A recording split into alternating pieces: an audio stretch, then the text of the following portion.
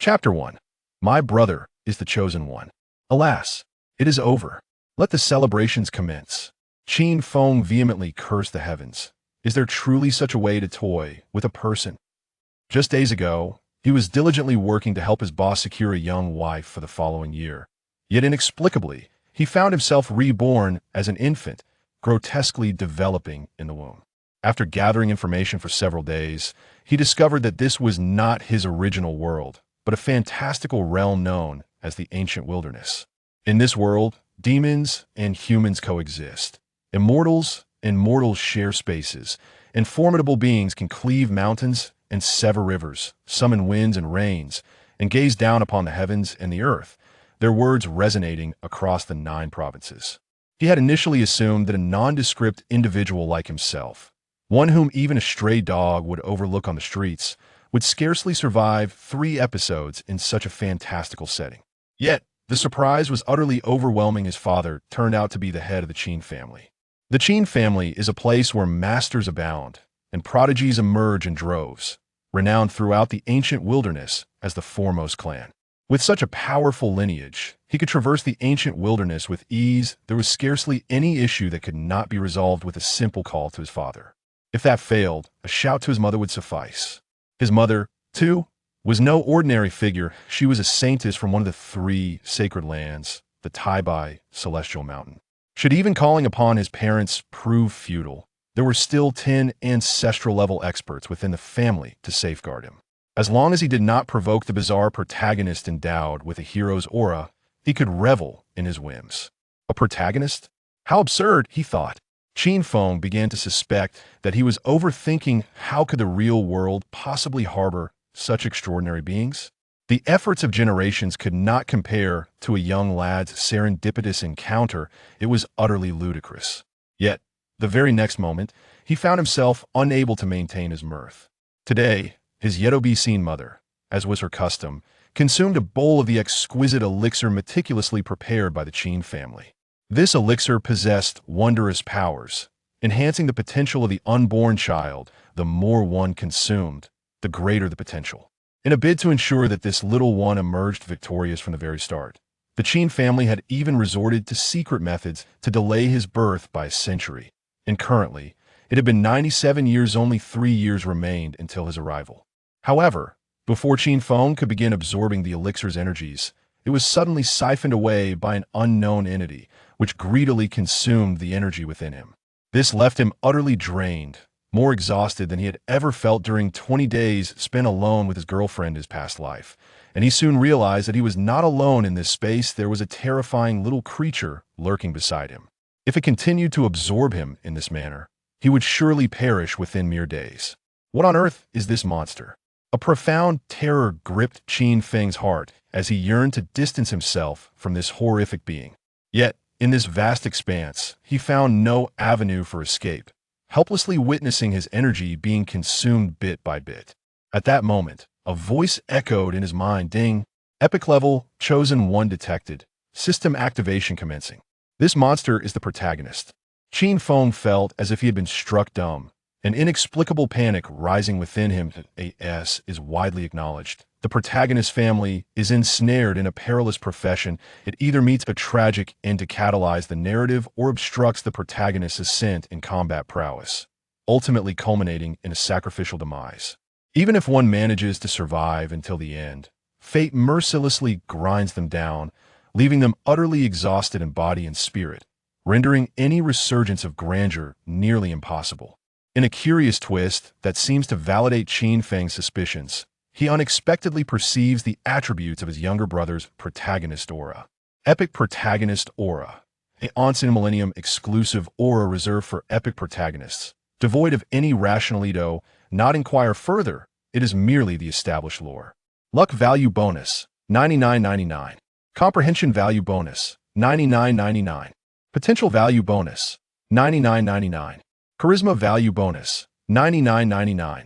Reincarnation rate of relatives, 50. Note: in the event of a life and death crisis, the aura will activate additional bonuses. Additional bonus effects are as follows. Luck Value Additional Bonus, 99.99. Comprehension Value Additional Bonus, 99.99. Potential value additional bonus, 99.99. Charisma value additional bonus, 99.99.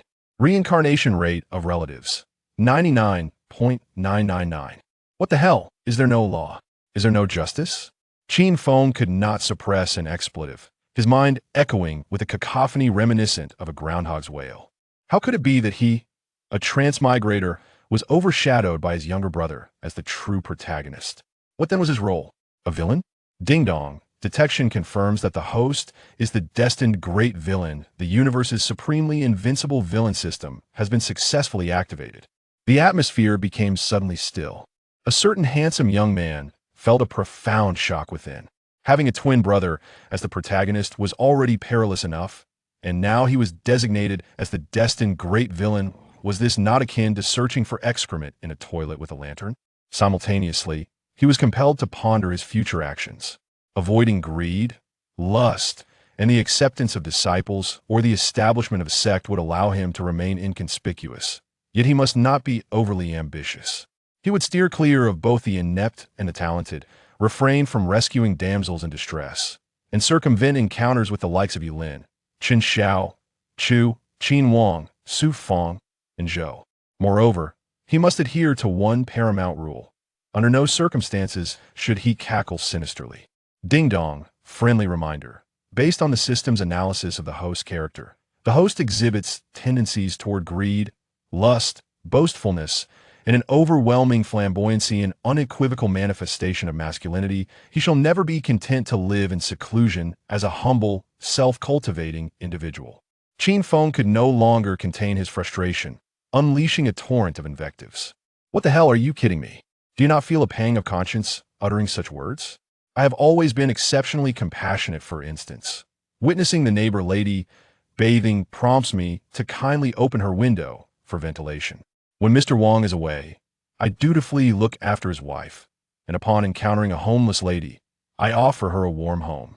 My friends often remark that I possess the qualities of a statesman, yet all I desire is to be the amiable boy next door, quietly assisting my neighbors with their plumbing. However, no sooner had Qin Feng enumerated a fraction of his virtues than the system's voice chimed in once more. Ding dong, the villain's novice gift pack has been successfully distributed. Ding dong, congratulations to the host for obtaining a divine aura, the essence of an emperor. Ding dong, congratulations to the host for acquiring a divine cultivation technique, the 33 Heavens Transformation Sutra. Ding dong, congratulations to the host for receiving a mythic epic item, a full-level experience voucher for the red-haired old monster, the endowment of the great emperor, a mythical aura that, upon activation, bestows a tenfold enhancement to all attributes. Note: the tenfold enhancement will adjust in accordance with the amplification of the original attributes. The 33 Heavens Transformation Sutra, a divine technique born from the cosmic explosion, possessing the power to manipulate creation itself. Max-level red-haired elder experience scroll, an epic mythical item that, when utilized, allows one to experience the profound joy of being a max-level red-haired elder, suppressing all who dare to claim invincibility or assert their undefeated status. Note: the effect lasts for 24 hours, with a cooldown period of 10 years. Qin Feng stared blankly at the attributes of the item, suddenly feeling that there might be some merit in playing the role of villain. If you are truly my brother, then come at me. No, that cannot be. Having been raised under Confucian ideals and nurtured on the teachings of the Analects, how could he willingly descend into the depths of villainy? Absorb, absorb, absorb. I know you just want to absorb. Qin Feng realized his younger brother was still siphoning his energy and swiftly delivered a sharp kick to his face. Confucius remarked, "A gentleman does not impose his weight unless he is to be respected." Note: a gentleman must act decisively, otherwise he cannot establish his authority. Chapter 2. My son possesses the qualities of an emperor with a decisive step forward. My second brother not only failed to behave, but also retaliated with a punch. Alas, this brother should not linger here for long. Qin Feng's rage surged to its peak, prompting him to activate the aura of imperial endowment. Ding! The aura commenced, bestowing a tenfold enhancement to all attributes. Qin Feng could distinctly perceive the transformation within his body, each part infused with newfound strength. With a thunderous crash, Qin Feng advanced and delivered another kick, the impact incomparable to before. The second brother seemed to sense the formidable force behind this strike. realizing that Qin Feng was not to be trifled with, and promptly began to behave, refraining from siphoning energy from him any longer. What a so-called chosen one. A coward who fears the strong. Qin Feng felt an immense disdain in his heart and could not resist delivering another kick to his second brother. Ding! The system detected the host's kick against the chosen one, awarding 10 villain points. 10 villain points. Drawing upon his years of experience reading novels, Qin Feng attempted to summon the system shop in his mind. In the next moment, a system shop materialized in his consciousness, revealing treasures that shimmered with golden light, dazzling enough to blind the eyes of even the most discerning. The aura of the tortoise, divine level, with a mere tilt of its mouth. It radiates an overwhelming presence that compels men to brave fire and water without hesitation. It makes women unwaveringly devoted, embracing polygamy. It drives spirit pets to madness, vowing eternal companionship. Even tool spirits would unconditionally recognize it as their master, priced at 999 villain points. The heart of corruption, divine level, capable of multiplying battle power based on rage levels, priced at 999 villain points. The heavenly sacrifice law, divine level, a passive divine skill that, when a beloved one is slain, ignites the heavenly sacrifice law, granting supreme power to annihilate gods and Buddhas alike. Disregarding levels, priced at 999 villain points. Each item appeared remarkably powerful, yet the price was daunting. It would be disingenuous to claim Qin Feng was not intrigued, although the numerous ellipses spoke volumes. As a gentleman well-versed in Confucian thought, he understood the necessity of overcoming obstacles.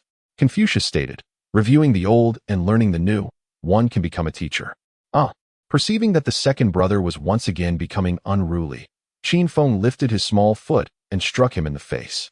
Ding! The system detected the host's kick against the chosen one, awarding another 10 villain points. Due to Qin Feng still being in a state of immature development, he soon found himself fatigued and could only call upon the system to prepare for the cultivation of the 33 days of creation technique to restore his energy. Ding! The 33 days of creation technique commenced its infusion. With a resounding roar, a torrent of immense information surged into Qin Feng's mind, and the meridians within his body materialized in his consciousness. The secrets of the technique's operation etched indelibly in his thoughts, impossible to forget. Is this technique truly formidable?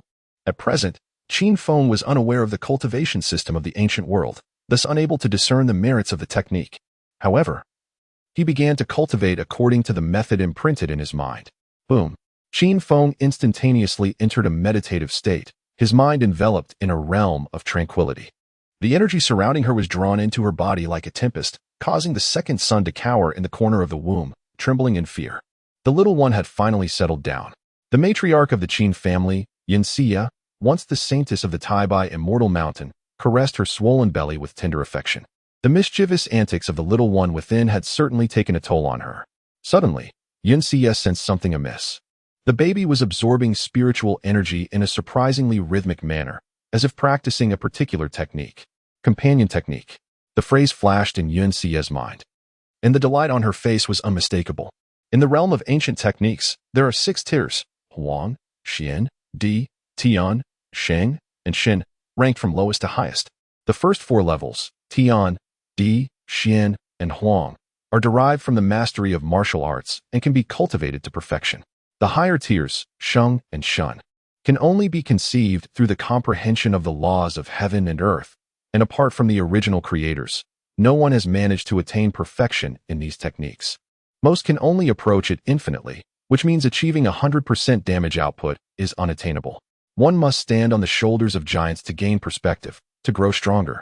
One must create a personal technique to reach the pinnacle of perfection. The unborn child, in a state of innate awareness, is said to perceive the existence of the laws of the universe.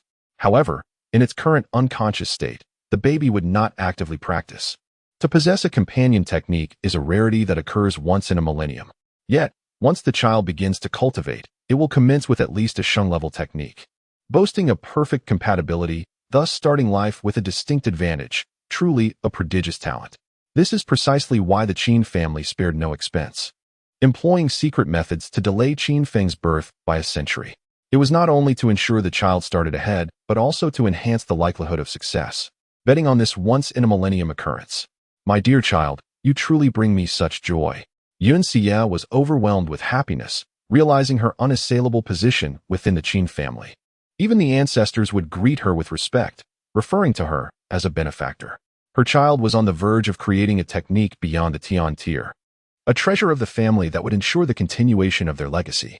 Soon, several elders of the Qin family received the news and hastily ceased their meditative retreats to offer their congratulations. "Xie, you are a great benefactor of our Qin family. Do not feel burdened. Whatever you require, do not hesitate to ask. The heavens and the seas pose no challenge to us. Are you comfortable? If not, I will immediately command the construction of a replica of the Tai Bai Immortal Mountain to give you a sense of home. And why is it only one bowl of immortal liquid per day? If the Wang family sees this, they might think we can't afford it. Have another bowl, 1 bowl per hour." Just as the elders were chattering incessantly, a cold scoff rang sharply in their ears. "Return to your cultivation at once. If you startle the little one, I shall hang you from the crooked tree at the entrance of the Qin family." The elders scattered like frightened birds, resembling unruly children confronted by their teacher, despite their advanced age, with the youngest among them being several thousand years old. This individual stands as the second elder of the Qin family, rendering them mere children in his presence. Should he choose to discipline them by hanging them from the gnarled tree at the entrance, what dignity would they have left to face the world? "Greetings, esteemed ancestor." Yun Xie hurriedly prepared to kneel in reverence, yet to her astonishment, even the second elder was stirred. However, before she could lower herself, a gentle force halted her. "You are with child. Such formalities are unnecessary. Focus on nurturing your pregnancy. The cultivation derived from the laws this child has comprehended is extraordinary, brimming with boundless potential. I perceive in him the qualities of a great emperor." The second elder did not manifest physically, leaving only his commanding voice in the air. Simultaneously, the entire Qin family sprang into action, with numerous elite disciples and masters mobilized, forming layers of protection around Yun Xie. Not even a mosquito could pass without scrutiny regarding its gender. "My son possesses the potential of an emperor." Beside Yun Xie stood a robust man who could not stop grinning foolishly. He was Qin Tian, the current patriarch of the Qin family and also the father of Qin Feng. How foolish! Yun Xie cast a charming glance at him, nearly causing Qin Tian to lose himself in thought, wishing to teach his son the essence of filial piety through discipline. Yet, considering the significance of this little one to the family, he had to suppress his stern demeanor, hoping the child would understand the challenges of parenthood and emerge soon. However, Qin Feng showed no intention of coming out, continuing his daily routine of eating, sleeping, and playfully tormenting his younger brother. Chapter 3. A Traitor Within, Trading Forbidden Madam. Exert yourself.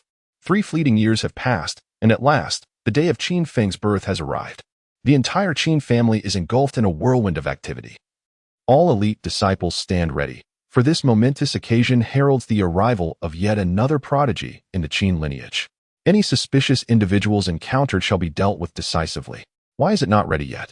Qin Tian paces anxiously outside the door, his heart aching at the anguished cries emanating from within. Do not be alarmed. All is well.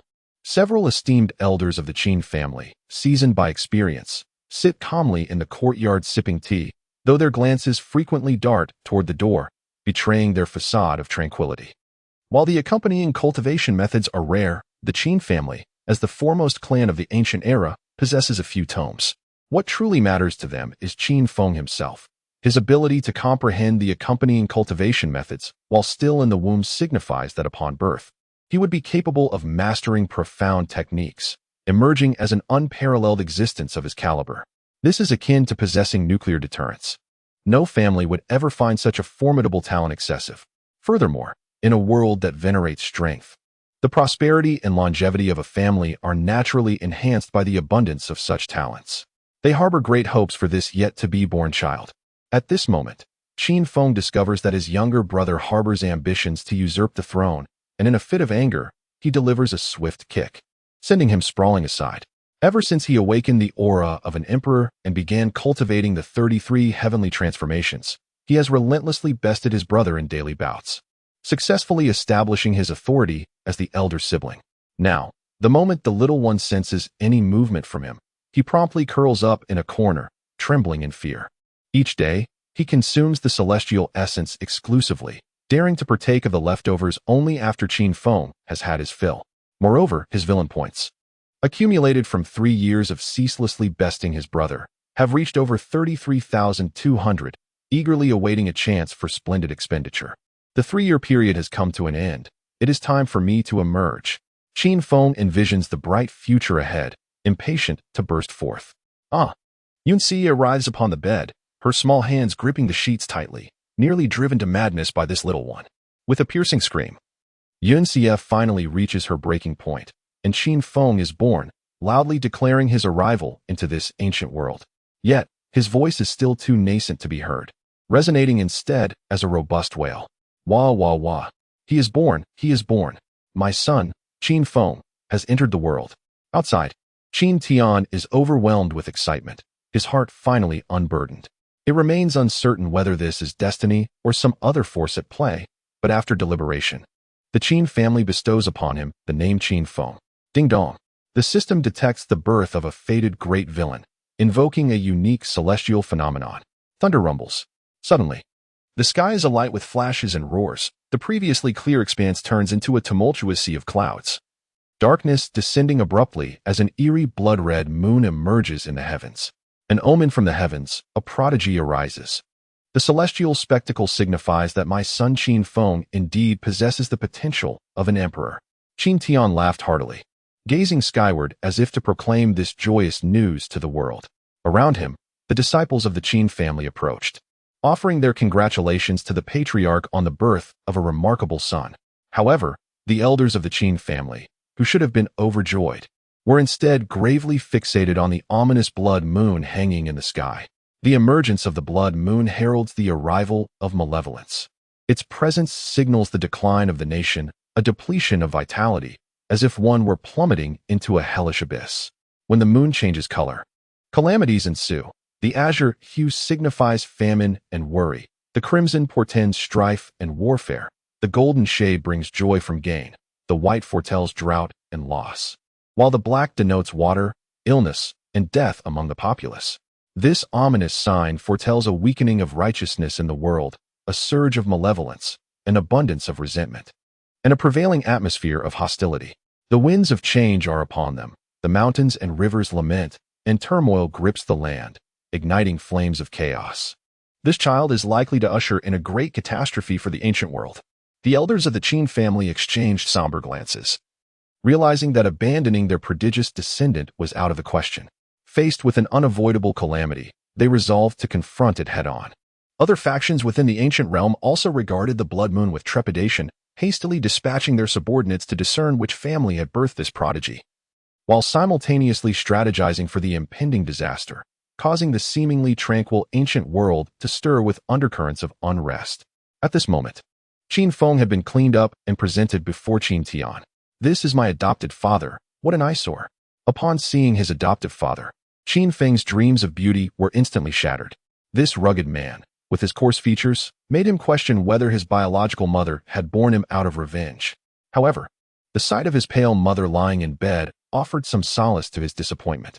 With brows like emerald feathers, skin as fair as snow, a waist as slender as silk, and teeth like pearls, she was undoubtedly the most exquisite ancient beauty he had ever encountered.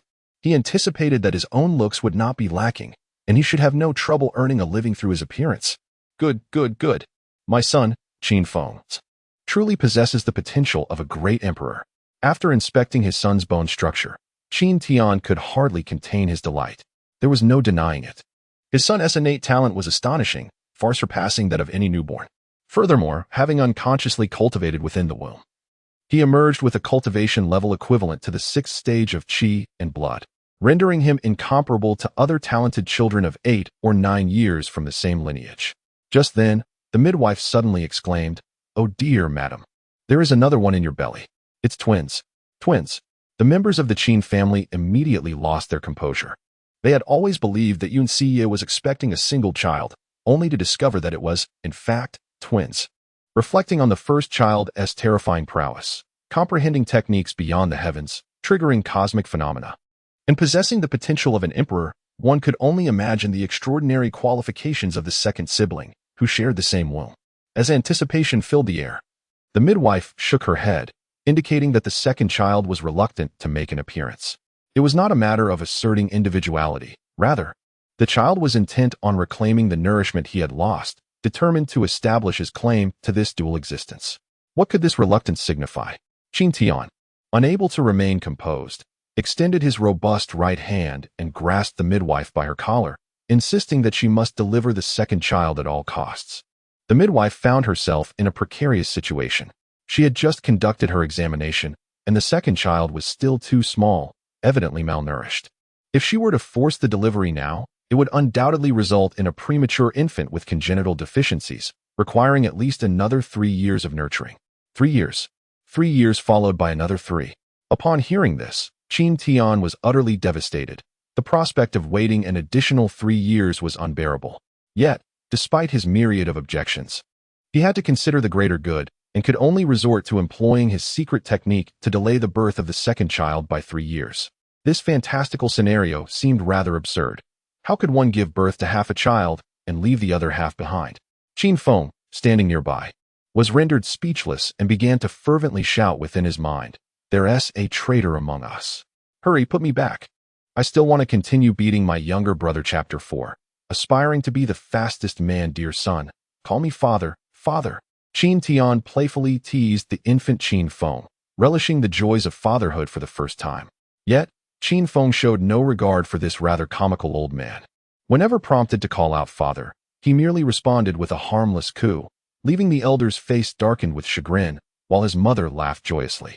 Nevertheless, the old man remained undeterred, insisting on repeating the call dozens of times each day.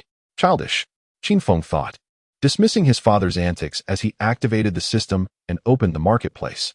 Since his birth, he had noticed a deceleration in his cultivation speed. According to the system, the rapid growth he experienced in the womb was attributed not only to the infusion of celestial liquid but also to the guidance of his skilled mother. Now that he had entered the world, all progress would depend solely on himself. However, with merely over 30,000 villain points, he found himself unable to acquire any effective methods for swift advancement in his cultivation. The system suddenly chimed in. It is advisable for the host to purchase the Enlightenment Halo, which can significantly enhance one's comprehension. By grasping the first layer of the 33 Heavens Transformation Sutra, one's cultivation efficiency will be greatly increased. Enlightenment Halo increases the host comprehension by 100-fold. Exchange price, 30,000 villain points. Effect lasts for 1 month. 100-fold comprehension? Even a mere pig would become a genius with such an enhancement, let alone a super prodigy like him, steeped in celestial liquid for a century. After a moment of contemplation, Qin Feng nodded in agreement to the exchange. Rather than seeking rapid cultivation, he yearned to swiftly comprehend the 33 Heavens Transformation Sutra. According to the knowledge within his mind, mastering the complete set of this sutra would render one immortal and indestructible. Even if killed, one could resurrect from a drop of blood. It was indeed an essential skill for a villain bent on murder and theft, coveting other spouses. Bah! He was a dignified Confucian gentleman, well-versed in the analects. How could he willingly descend into villainy? Ding! Congratulations to the host for spending 30,000 villain points to successfully exchange for the 1-month Enlightenment Halo. Thunderous sounds erupted in Qin Feng's mind, leaving him in a state of ethereal clarity. The many aspects of cultivation that had previously eluded him now became effortlessly comprehensible. Seasons changed, and 3 years swiftly passed. Qin Feng, now 3 years old, had blossomed into a charming little figure. With his innocent demeanor and the social skills acquired from his past life, he greeted everyone with a smile, thriving within the Qin family.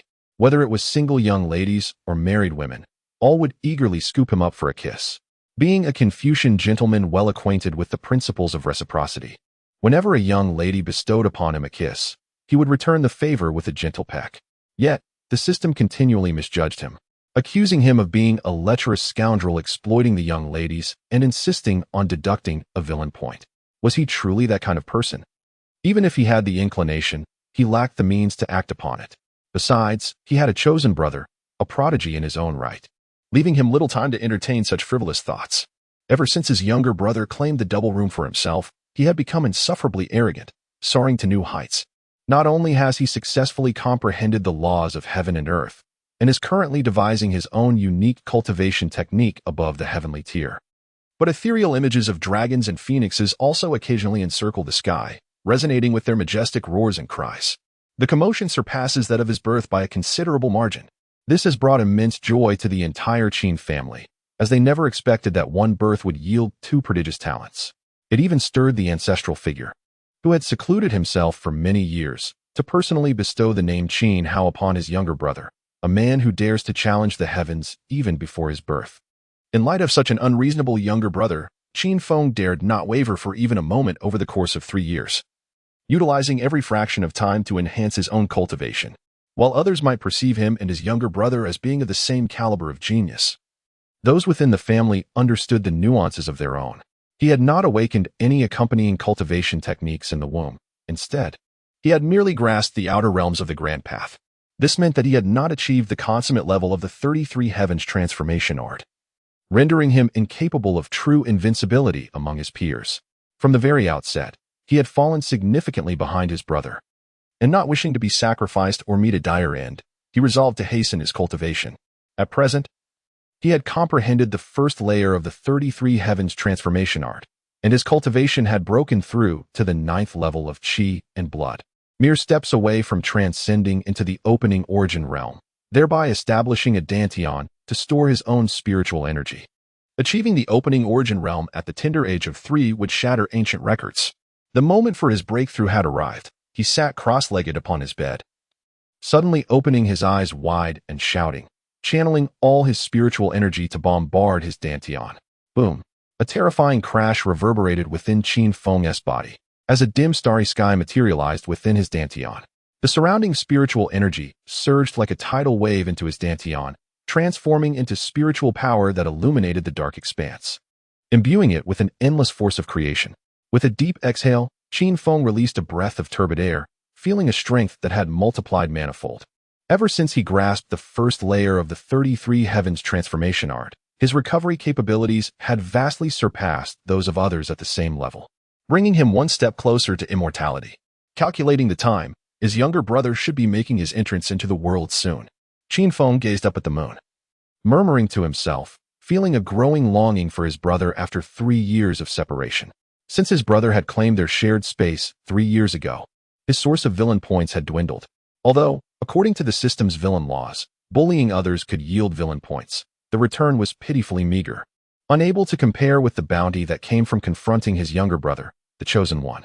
For instance, despite being taken advantage of by the young ladies of the Qin family for 3 years, he had amassed only a little over 1,000 points, far less than what he could have earned from a single confrontation with his brother. Oh, foolish Adu. Do you know how your brother has endured these 3 years? Qin Feng looked at the system displaying 300 villain points, which he had painstakingly accumulated without daring to use, fearing that his brother's halo of destiny might suddenly activate, leading to catastrophic consequences. However, fortunately, his brother was about to be born, and it was time for him to strengthen himself. Qin Feng eagerly opened the system mall, his eyes fixated on a divine movement technique known as Phantom's Carefree Dance. However, due to his limited points, he could only purchase the first volume. As for why he did not opt for the family's martial arts for cultivation, having activated the system, why squander time on learning? Wouldn't it be wiser to directly exchange for it? The Phantom's Carefree Dance, Volume 1, upon mastery, would grant him the agility of a swallow, leaving no trace upon the snow. Exchange price, for 1,000 villain points. One must sharpen their teeth like a wolf and strengthen their legs like a sheep. Faced with his unreasonable younger brother, a chosen one of destiny, he could only aspire to become the fastest man of the ancient era. The moment he sensed something amiss, he could flee without hesitation. Ding! Congratulations to the host for expending 4,000 villain points and successfully exchanging for Volume 1 of the Phantom's Carefree Dance. Instantly, a figure materialized before Qin Feng, executing intricate footwork with remarkable speed, its shifting form dazzling and elusive.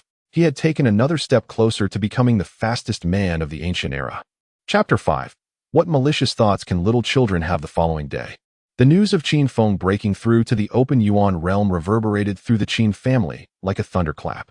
A 3-year-old achieving such a feat was truly unprecedented. Splendid. Splendid, splendid. My son, Qin Feng, indeed possesses the potential of a great emperor. Qin Tian's exuberant laughter echoed throughout the Qin household, as he could hardly contain his excitement, eager to proclaim his son's extraordinary talent to anyone who would listen. Witnessing this scene, Qin Feng felt a wave of panic wash over him. In his memories, There was a villainous father who incessantly boasted about his son's imperial potential, ultimately drawing the attention of the protagonist. Fenger, you are remarkable. Yunxia, her belly round with child, approached with tenderness, affectionately ruffling Qin Feng's hair. She adored her diligent and considerate eldest son immensely. Since Qin Feng's birth, he had never caused her a moment's worry. While other children might wail and drive their parents to despair, her son remained calm, even reminding her when he was hungry or needed changing. As he grew, he dedicated himself to rigorous training, embodying the ideal child. Qin Feng couldn't help but roll his eyes, his mind racing with frantic thoughts. Was it a dream or a responsibility for a 3-year-old prodigy to endure 3 years of relentless practice to break through to the first level of the open Yuan realm? Shattering ancient records? Neither.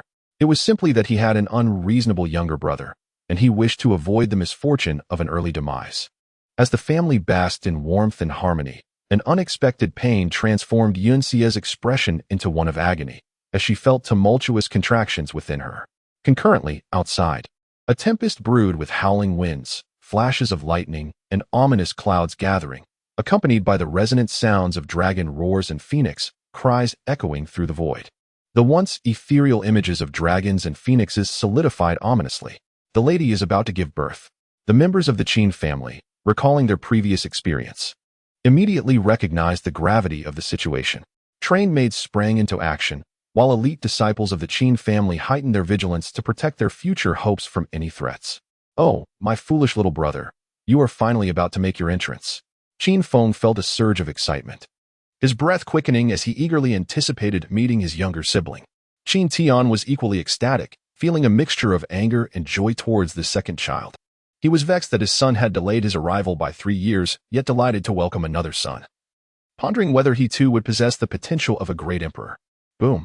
The sky crackled with thunder, while within the room, Yunxia's cries of distress filled the air. And the second child showed no signs of emerging.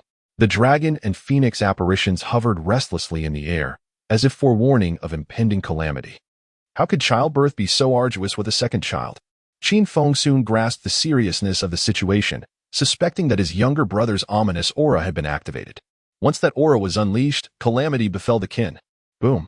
Another clap of thunder resonated, accompanied by a terrifying pressure descending upon them, as if a colossal mountain were bearing down, intensifying the difficulty of the delivery. Who dares? Qin Tian erupted in fury, a torrent of energy surging from within him. As the disciples of the Qin family were instantly filled with rage, uniting their strength to withstand the overwhelming pressure. The oppressive force was utterly terrifying. Even the combined strength of the Qin family was no match for it. Just as they were on the verge of collapse, the Qin family unleashed 7 or 8 terrifying pressures. The cold voice of the second ancestor rang out. Old mudfish, do you wish to engage me in battle? Haha. I merely wish to test the cultivation of my esteemed nephews. A white-haired elder draped in a dragon robe appeared in the sky. Had one not witnessed his earlier prowess, his benevolent demeanor would make it difficult to associate him with any ulterior motives. A dragon robe? The emperor of the Great Xia. Qin Feng was no longer a novice. Over the past 3 years, in addition to his training, he had garnered some understanding of the ancient era.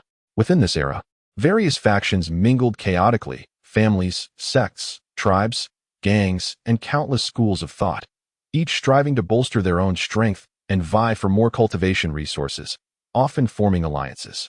For instance, the Great Xia dynasty, the largest nation of the ancient era, was composed of numerous families, with the Qin family standing as the most formidable, hence being dubbed the foremost family of the ancient era. This was reminiscent of the aristocratic families during the Sui and Tang dynasties, viewed as thorns in the ruler's sides. Understanding the identity of the individual before them elucidated their earlier actions, with 2 prodigies emerging from the Qin family. The imperial family of Great Xia could hardly remain oblivious to the threat. Is this the eldest son of the Qin family? The emperor of Great Xia seemed unfazed, descending from the sky with a smile, unable to resist the urge to reach out and touch Qin Feng. With a swift motion, Qin Feng activated his shadowy movement technique, retreating rapidly to maintain a safe distance. Given the emperor's earlier murderous intent towards his younger brother, he dared not approach. Should he fall under the influence of his brother's aura, it would spell his doom. What? Finesse and movement. The emperor's expression shifted dramatically, his heart unsettled. For a master of his caliber, Qin Feng's agility was inconsequential. No matter how he dodged, A mere slap could extinguish him. Yet, the boy was merely 3 years old. To break through to the opening realm at such a tender age was unprecedented, and to master a movement technique so fluidly was remarkable. This child possesses the potential of an emperor. Simultaneously, he recalled the blood moon from 3 years prior, heralding the birth of a prodigy. It was said that the emergence of such a being foretold the decline of a nation, an omen of impending doom, a latent threat to the great Xia dynasty. Could that prodigy be the eldest son of the Qin family? When did he Qin Tian was momentarily stunned before feeling an overwhelming joy. He had not anticipated his precious son had mastered the movement technique. Although this technique did not originate from the Qin family, he could immediately recognize its profound nature. Undoubtedly derived from the laws of heaven and earth, a movement technique of the celestial tier. Apologies, my child is shy. The elders of the Qin family appeared, casually dismissing the situation while protectively encircling Qin Feng. It is of no consequence, no consequence. The Emperor of Great Xia gazed deeply at Qin Feng, lost in thought. At that moment, seeing that he had support, Qin Feng immediately revealed his true self. Is that all you are, your majesty? I have long heard of your majesty's unparalleled wisdom. Extraordinary martial prowess, noble integrity, selflessness, unwavering perseverance, relentless striving, steadfast resilience, and your capacity to embrace all that is noble while exuding righteousness. All while facing peril with unflinching courage, truly a figure without compare. Today, upon meeting you, I find these accolades to be entirely justified. Qin Feng, with an expression akin to that of an idolater, showered you with a series of extravagant compliments. However, he then shifted the topic, saying, Your Majesty, as a person of such remarkable wisdom and might, surely you would not arrive as a guest empty-handed. With that, Qin Feng blinked his innocent large eyes, embodying the essence of a child, as if to imply that he harbored no ill intentions. Chapter 6. Great Talent Selection. All children are required. The Emperor of the Great Xia felt an involuntary twitch at the corner of his eye, realizing that this little rascal was exceedingly mischievous. Claiming he was not visiting the Qin family? Wasn't that tantamount to admitting he had come to stir up trouble? With so many ancestors of the Qin clan present, was there truly any difference from courting death? Yet, if he were to assert he came as a guest, he had no gifts prepared. Surely he wouldn't present his divine artifacts as offerings. Upon seeing the emperor's lack of response, Qin Feng immediately exclaimed in exaggerated disbelief, No way, no way. The illustrious emperor of the Great Xia has actually come empty-handed to visit us. The elders of the Qin family felt a sense of satisfaction, showing no inclination to intervene. Given the emperor's reckless display of pressure earlier, which nearly caused Yun Xie to suffer complications during childbirth, it was evident that the imperial family had begun to target the Qin clan. If not for the potential consequences of rashly provoking a conflict, they might have rushed to confront him without a second thought. Simultaneously, this incident served as a stark reminder. Some matters must be meticulously planned in advance. Otherwise, when the imperial family truly raised the slaughtering knife, the Qin clan would find itself in peril. Of course, one brings gifts when visiting. The Emperor of the Great Xia felt embarrassed by Qin Feng's remarks, and upon noticing that no one from the Qin family was willing to offer him assistance, he could only muster a smile more grotesque than a frown. With great reluctance, he produced a small wooden box. Upon opening it, 9 exquisitely crafted swords, each the size of a finger and infused with a formidable sword aura, were revealed. The Long Sky 9 swords. The elders of the Qin family were visibly moved, instinctively recalling the origin of the 9 swords. These swords belonged to the legendary Long Sky Sword God, a paragon from a millennium ago. The swords were divided into 9, slaying immortals, killing gods, annihilating Buddhas, subduing demons, vanquishing monsters, decapitating saints, pursuing souls, seizing spirits, and breaking armies. Each sword was a rare divine weapon, and when united, they ranked among the top 10 ancient divine arms. They could also be separated to form a sword formation, capable of rivaling thousands of troops. However, following the demise of the Long Sky Sword God a millennium ago, the 9 swords had dispersed across the ancient world, and it was unexpected that this old slippery eel had managed to gather them all. The emperor's expression grew conflicted. He was reluctant to part with any of them.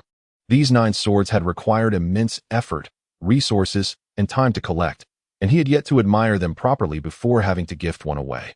But if he refrained from gifting even one, he would have to relinquish one of his divine artifacts. In the face of such a dilemma, he resolved to close his eyes and offer one. The Emperor of the Great Xia, resigned to his fate, prepared to let Qin Feng select one for himself. Furthermore, He believed it would not be long before this sword returned to his possession, for the Qin family had produced two extraordinary talents, posing a threat to imperial authority and disrupting the balance among the noble families. The world is bustling, all for the sake of profit. The world is tumultuous, all motivated by gain. The resources available were finite, and should these two prodigies grow stronger, the resources obtained by other noble families would inevitably be squeezed. How could the other clans possibly accept such a fate? Yet, before the emperor could even suggest that Qin Feng choose for himself, Qin Feng, wearing an innocuous smile, snatched the small wooden box containing the 9 swords and cheerfully declared, "Thank you, Your Majesty, for bestowing the 9 swords." Although Qin Feng is currently unaware of the origins of the 9 swords, the expressions of several elders from the Qin family reveal much. Such treasures. Only remarkable individuals would choose them. Naturally, the children would claim them all. The Emperor of the Great Xia hastily interjected, eager to bestow one as a reward. However, the elders of the Qin family appeared equally devoid of restraint, immediately showering him with flattery. "Your Majesty is truly generous. A gift of the Long Kong 9 swords. Your attention to my Qin family deeply moves me to tears. I would gladly transform into a daughter to express my gratitude. Such a precious gift. Surely my Qin family cannot reciprocate. Your Majesty is a true dragon among men, wealthy beyond measure. How could you concern yourself with these trifles? Indeed, to discuss money with your Majesty would be an affront. As the saying goes, a goose feather sent from 1,000 miles is light in weight but heavy in sentiment. Our intentions are clear. Your Majesty understands. My Qin family will always heed your Majesty's command. Any who dare speak ill of you shall find the Qin family the first to oppose them. You rascal, where are your manners? Quickly bow and express your gratitude to His Majesty." Qin Feng complied, offering 3 bows, akin to the rituals of a festive tomb visit. Ding dong. Congratulations to the host for embodying the spirit of a villain, boldly seizing rare divine weapons, the Long Kong 9 swords, and earning 1,000 villain points. Boldly seizing. Who did that? Do not slander the innocent. It was a gift bestowed upon him. Qin Feng vehemently condemned the system, advising it to remain silent if it could not articulate properly. This family, the Emperor of the Great Xia, was nearly beside himself with anger, realizing the Qin family had no sense of propriety.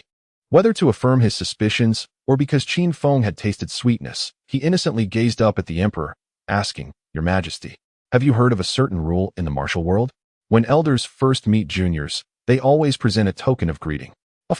The emperor nearly sputtered out a mouthful of vintage blood, declaring he had never encountered such unabashed audacity. It seems there is indeed such a rule.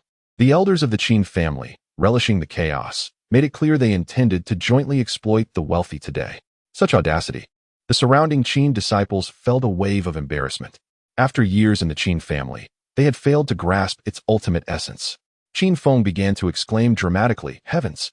The foremost power of the ancient world, the Great Xia dynasty's ruler, cannot bear to offer a token of greeting to a junior. What the hell? Can this little rascal not possess an ounce of shame?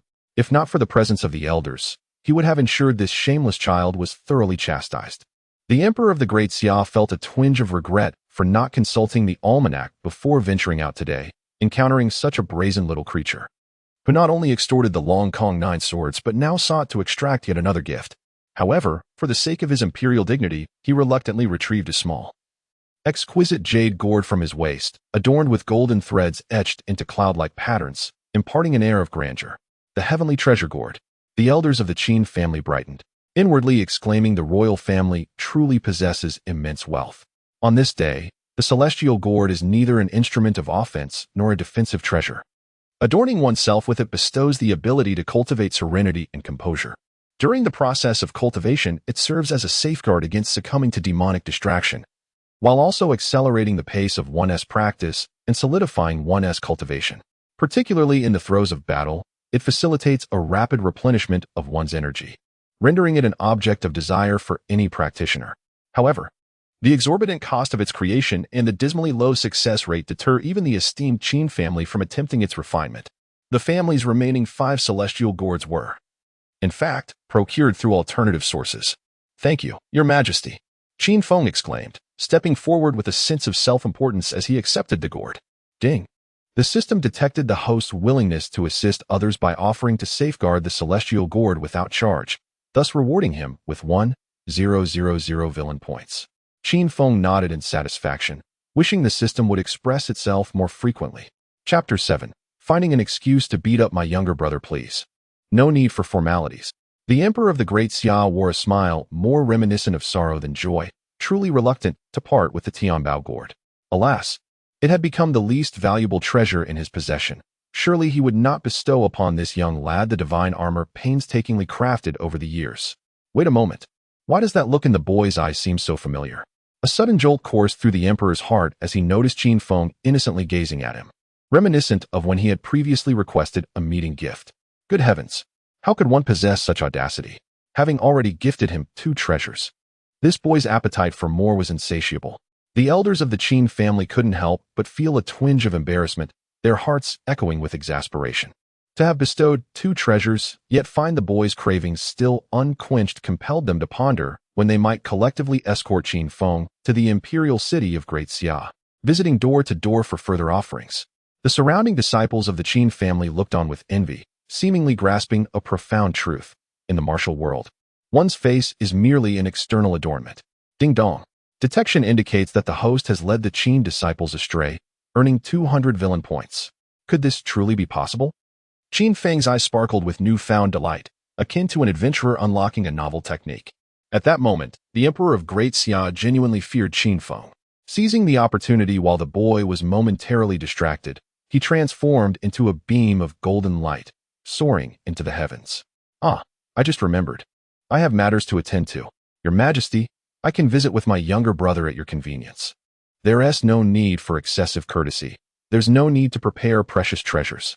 A few volumes of saint-level or divine-level techniques will suffice, and please, a dozen of those Tianbao gourds will do. I assure you, I wouldn't need more. As a child, possessing so many fine treasures serves no purpose. Qin Feng called out towards the direction of the Emperor's departure, and it seemed that the golden light momentarily faltered, nearly losing balance and plummeting from the sky. What audacity! The crowd was left feeling quite embarrassed, collectively thinking, we can hardly bear this. What are you all staring at? Have you never seen the most handsome man of the ancient era? Qin Feng tossed his head back with pride, embodying the essence of an idol. Child, you are still young. This sword shall be safeguarded by your father. Qin Tian approached with a mischievous grin, snatching the small wooden box from Qin Feng's hands. As one of the top 10 divine weapons of antiquity, no one could remain indifferent to the Chong Kong 9 swords. Not even the head of the foremost family of that era. The surrounding disciples of the Qin family felt a wave of embarrassment. They hadn't anticipated Qin Tian to be such a head of the family. Was that truly safeguarding? He was merely coveting his son's prized possession. He professes love yet seizes my treasure. Qin Feng, embodying the spirit of a thespian, leapt into the arms of an elder, seeking solace. Such a disgraceful act. Even snatching away your own son's treasure. The elder, filled with sympathy, embraced Qin Feng to comfort him, not forgetting to kick Qin Tian as a gesture to reclaim the Chang Kong 9 swords, thereby solemnly declaring to all that the swords rightfully belonged to Qin Feng. Regardless of how aggrieved Qin Tian, this rather lenient father, felt, the surrounding disciples of the Qin family gazed upon him with palpable envy. A mere 3-year-old child grasped a divine weapon ranked among the top 10 in the primordial era, adorned with the exquisite Tianbao gourd, a supreme auxiliary treasure. Should this news circulate, it would undoubtedly incite the envy of countless cultivators. Thunder rumbled ominously in the sky once more, and the ethereal visage of a dragon phoenix surged downwards, bursting into the chamber where Yun Xie gave birth. Instead of hearing the wails of a newborn, a young maid emerged, her face alight with joy. It's a boy. Both mother and child are safe. Qin Feng felt a weight lift from his chest. The sudden oppressive aura had nearly terrified him, fearing that his younger brother's ominous familial aura might suddenly activate. Soon enough, the second brother was cleaned up and presented. Qin Feng leaned closer for comparison. He bore an uncanny resemblance to their lenient father, unlike himself, who had inherited their mother's stunning beauty. However, such details seemed trivial now. What mattered was that his younger brother was now in his possession, and unlike in the womb, he was free to play with him for an entire day. To his dismay, the little one appeared to sense Qin Feng's presence, instinctively becoming somewhat fidgety and restless. If he could articulate his thoughts at that moment, he might have pleaded, "You cannot see me. Please do not approach." The elders of the Qin family furrowed their brows, sensing an extraordinary and enigmatic aura emanating from the second brother. Despite having lived for millennia, they found themselves at a loss for explanations. realizing that they would need to consult ancient texts for clarity. As the group gathered around the second brother to investigate, Qin Feng finally found a reason to engage with his sibling. Why isn't he crying? Could something be amiss? The others also took note of the silence. They had not heard the typical cries accompanying a birth, which was decidedly unusual. Just as they were preparing to examine the child, a tiny hand reached out. With a sharp clap, the resounding sound echoed within the room. Qin Feng had raised his small hand and delivered a firm smack to his younger brother's bottom. The bright red imprint left no doubt that it was indeed a brotherly act, and it was not a gentle one. The moment the second brother felt the sting, he let out a wail that resonated throughout the room. How could you strike your brother? Qin Tian admonished Qin Feng sternly, hastily lifting the second brother to soothe him. I was only concerned for his well-being. Qin Feng protested, his expression a portrait of innocence, though internally he was elated. Ding! The system detected the host slapping the Chosen One's rear, awarding 100 points. Ding! The system noted that the host's action caused the Chosen One to cry, resulting in the release of innate ancestral energy equivalent to 3 years of arduous cultivation, granting 30,000 points. Ding! The system recognized the host's interference with the Chosen One's destiny, awarding a lottery chance. Qin Feng was momentarily stunned, bewildered by the concept of innate ancestral energy. The system elucidated, humans are imbued with the essence of heaven and earth at birth, having undergone a period of primordial energy cultivation before conception. This is known as innate ancestral energy. Refining it is tantamount to 3 years of rigorous training. Upon grasping this knowledge, Qin Feng felt an overwhelming sense of astonishment. Had I known the extraordinary innate aura that this individual possessed, he would not have resorted to pretense, bellowing, and boasting at the moment of his birth. Perhaps this distinction delineates the protagonist from the antagonist. Yet, how could the second brother be aware of such matters? Qin Feng gazed curiously at his weeping younger sibling, pondering whether he might be the reincarnation of a great being. However, after several days of observation, he found no signs of wisdom in the second brother, who behaved like any ordinary infant, eating, sleeping, and incessantly crying. This incessant wailing nearly drove their indulgent father to madness, prompting him to abandon any thoughts of a third child. Not every infant is named Qin Feng, yet the gaze of his mother towards their father was unmistakably peculiar, as if to convey that her reason for marrying him was solely to bear him more sons as a form of retribution. That night, the flickering candlelight occasionally crackled, and from the adjacent courtyard, Qin Feng, the eldest son, seemed to hear someone reciting poetry about geese. Chapter 8. Ignoring the words of the elder. Joy for years on this day, Qin Feng was seated in meditation within his modest courtyard. Ever since he ascended to the first level of the Kaiyuan realm, his cultivation speed had significantly decelerated, primarily due to the inadequacy of the 33 Heavens Creation Sutra. It was akin to acquiring a new vehicle, more formidable than the previous one, yet hampered by an outdated engine that lacked power. He needed to swiftly comprehend the second level to progress. Fortunately, with the birth of my foolish Odo, I could now act without reservations. Qin Feng accessed the system, which displayed 32,400 villain points along with a single opportunity for a lottery draw. According to the system, one could only obtain a chance to draw by disrupting the fortunes of the Chosen One, with the prizes being exceptionally remarkable, including divine physiques, unique supernatural abilities, and extraordinary martial techniques. What would he draw? Qin Feng was filled with anticipation and called upon the system to commence. With a clang, a spinning lottery wheel materialized before him, adorned with a plethora of prizes: Supreme Body, Celestial Titan Body, Battle Saint Body, Chaos Saint Body, Heavy Pupil, Supreme Bone, True Dragon Treasure Art, and the art of transforming into the unfettered sky. Ding dong! Congratulations, the host has drawn the Celestial Severing Sword technique. Boom! A thunderous sound echoed in Qin Feng's mind, as if his soul had transcended into another realm. A cloaked figure appeared, dispensing with frivolities. With a nod, he unsheathed his sword. A crisp, resonant sound of the sword being drawn reverberated through the heavens and earth. A breathtaking sword light emerged, and an icy aura engulfed the world. The sword light danced like a startled swan, agile as a soaring dragon, seemingly intent on cleaving the sky asunder. That terrifying sword technique etched itself deeply into Qin Feng's consciousness, ensnaring him in a trance from which he could not extricate himself. How formidable! Upon returning to his senses, Qin Feng found himself drenched in cold sweat. True swordsmanship requires no flamboyance. A sword drawn can cleave the heavens and extinguish the earth, determining victory and defeat. Yet, despite the might of the celestial severing sword technique, with Qin Feng's current cultivation and age, even if he understood its use, he would be unable to execute it. He needed to enhance his cultivation and improve his physical condition. Time was of the essence for his training. Qin Feng internally summoned the system, exchanging for a month of enlightenment aura. Ding dong. Congratulations, the host has successfully exchanged 30,000 villain points for a month of enlightenment aura.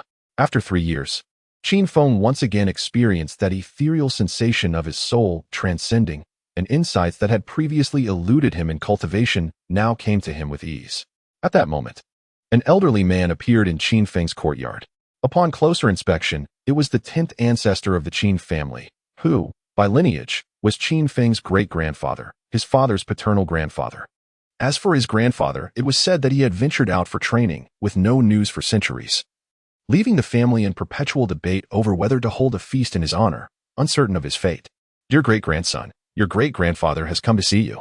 The 10th ancestor, with a face full of affection, lifted Qin Feng into his arms, expressing immense fondness for this obedient, understanding, and diligent great-grandson.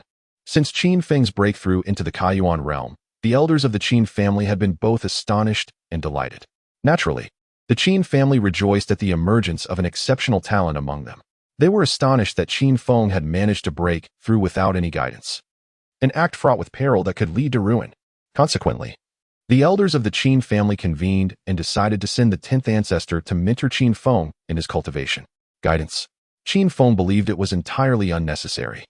He possessed the complete version of the 33 Heavens transformation technique, which clearly outlined the precautions to follow. As long as he adhered to its teachings, no mishaps would occur. Regarding the instruction of martial techniques and agility, he would rather borrow his younger brother's behind for 2 days, regardless of how challenging the techniques might be. He was confident he could master them within that time. Cultivators must remember, pride must not take root. The 10th ancestor sensed a hint of arrogance in Qin Feng and resolved to deliver a stern lesson to instill in him the understanding that there are always greater heights beyond one's own achievements, and that in the path of cultivation, stagnation equates to regression. With a deep breath, the 10th ancestor firmly planted his foot, sending a few leaves dancing into the air. And then, with his fingers poised, he pointed forcefully at a nearby 10-meter-high rockery. Whoosh, whoosh, whoosh. The leaves transformed into formidable projectiles, slicing the rockery into fragments. The 10th ancestor imparted his wisdom earnestly. Do you see? This is the first martial technique I mastered at the heavenly tier, the falling leaves technique. After years of diligent practice, I achieved perfection and made my name known across the world upon stepping into the realm. Before he could finish his proud recounting, he observed Qin Feng imitating him. He too took a deep breath, stomped his foot, causing a flurry of leaves to take flight, and then, with fingers aligned, he pointed decisively at a stone table nearby. Whoosh, whoosh, whoosh. The leaves, akin to steel blades, embedded themselves in the stone surface.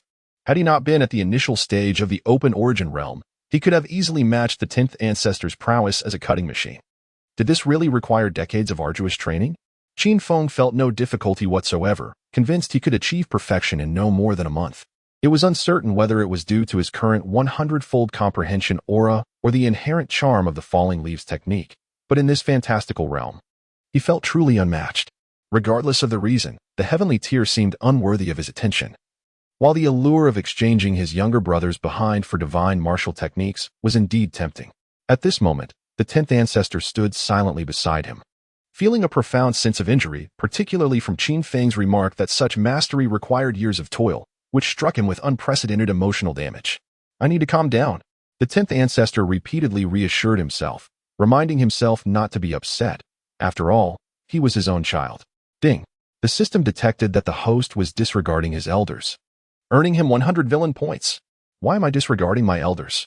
Qin Feng was momentarily bewildered, questioning whether there was an error in the system. Soon after, the system provided clarity, ignoring the words of the elderly equated to disrespect. Qin Feng sighed in exasperation, recalling a previous incident. In this modern age, should one still treat the advice of the elderly as gospel? Is every word they say infallible? Whatever. It's the system, it must be right. Disregarding the wisdom of the elders may seem trivial, yet one must understand that ignoring their counsel can lead to years of unbridled joy. At that moment, Several venerable ancestors of the Qin family approached Qin Feng with solemn expressions, making their way towards the adjacent courtyard where his parents resided, without a backward glance. What could be the matter? Qin Feng, intrigued, followed closely behind. Upon entering, he found the elders gathered around his younger brother, comparing ancient texts with fervor. Moments later, the elders could no longer contain their excitement, erupting into hearty laughter that echoed to the heavens. The Supreme Bone indeed. That enigmatic aura was unmistakably the legendary Supreme Bone. A rarity among thousands, this child is a natural-born sovereign, truly a blessing for our Qin family. The brilliance of this revelation. Qin Feng felt a wave of despair wash over him, for the so-called chosen one was indeed beyond reason. Ding dong. Congratulations, host. You have triggered the epic mission of the fated villain, to uncover your brother's Supreme Bone. Reward, the invincible. Chapter 9. A heart full of anxiety, Qin Feng nearly spat out a mouthful of blood from 1982, increasingly convinced that this was no ordinary system. After all, these were his cherished friends and brothers. The system enticed him, stating that the Supreme Bone could be shattered and then reborn. Shattered and reborn. It would be disingenuous to say he wasn't tempted at that moment, but he quickly shook his head in denial. If he were to truly extract his younger brother's Supreme Bone, his father and mother would surely flay him alive. And the image he had painstakingly built over the years would be utterly ruined. Inflicting 1,000 points of damage on the enemy while suffering 800 in return simply wouldn't do. No, I need to calm down. Shaking off thoughts of the Supreme Bone, Qin Feng returned to his courtyard to begin his cultivation. He had initially thought that after dispelling his brother's innate ancestral energy, he would enjoy a period of ease. Little did he know, his brother stubbornly manifested another piece of Supreme Bone. It was imperative that he cultivate without respite, lest his own life be jeopardized. In the courtyard, Qin Feng sat cross-legged in meditation, swiftly entering a state of tranquility. Unlike the first layer of comprehension, the second layer was evidently much more intricate. However, the results were exceedingly apparent. In addition to an accelerated cultivation speed, his recovery rate had also significantly improved.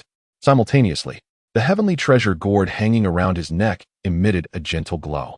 Not only did it assist him in focusing his mind and preventing him from going astray, but it also fortified his cultivation at the first level of the opening Yuan realm, hastening his breakthrough to the second level. With this heavenly treasure gourd, his cultivation speed had at least doubled. What remarkable speed of meditation!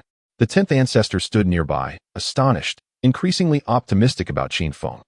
He did not become arrogant due to the potential gain from a century of gestation, nor did he bask in the pride of having comprehended techniques beyond the innate level. Remaining diligently committed to his training, this young man's future is indeed promising. As spring gave way to autumn, 5 years elapsed. At 8 years old, having grasped the second layer of comprehension, Qin Feng's cultivation soared like a rocket, breaking through to the 9th level of the opening Yuan realm in just 5 short years. A mere step away from the extraordinary realm. Unlike the opening Yuan realm, which involved the opening of the dantian and a lightness akin to a swallow, the extraordinary realm allowed for the outward projection of spiritual energy, capable of striking foes from a distance of 1,000 meters. At this moment, Qin Feng was seated in a medicinal bath, specially prepared by the Qin family to aid him in refining his physique and solidifying his foundation. A privilege that came with his noble lineage. Qin Feng winced involuntarily, attempting to project his spiritual energy. With a resounding bang, a deep sound emanated from within, and as his body trembled, a terrifying gust of energy burst forth, scattering everything in the room in disarray. Had he actually broken through? The 10th ancestor stood by, utterly astonished, gazing blankly at Qin Feng in the bath. An 8-year-old in the extraordinary realm, once again shattering ancient records. However, the 10th ancestor regained his composure quickly, not due to a heart cultivated over a millennium, but rather because Qin Feng's younger brother, Qin Hao, was even more extraordinary. The record for the fastest breakthrough in the opening Yuan realm set by Qin Feng at 3 years old had been eclipsed by Qin Hao at the tender age of 2. Though merely 5 years of age, he has already attained the 5th level of the opening Yuan realm. By the age of 8, he is poised to shatter the record for the fastest breakthrough to the extraordinary realm set by Qin Feng, a feat he seems to accomplish with remarkable ease. It is evident that neither of these brothers is particularly ordinary. The 10th ancestor's self-esteem has suffered a severe blow. In comparison to these two, he feels as though he has lived as a mere dog. With a thunderous roar, Qin Feng rises, unleashing his spiritual energy to shatter the bathtub. Although he is but 8 years old, his stature rivals that of a 12 or 13-year-old, and at such a tender age, he possesses a perfectly sculpted eight-pack, exuding an untamed vitality. The first order of business post-breakthrough is to confront his younger brother. Despite their shared lineage, father, mother, and ancestors, this does not deter him from delivering a thorough thrashing. Over the past 5 years, he has often used their sparring sessions as an excuse to repeatedly pin his younger brother to the ground, accumulating a wealth of villain points in the process, now exceeding 240,000. However, it must be noted that his younger brother has become increasingly formidable. It is becoming more arduous to engage in combat.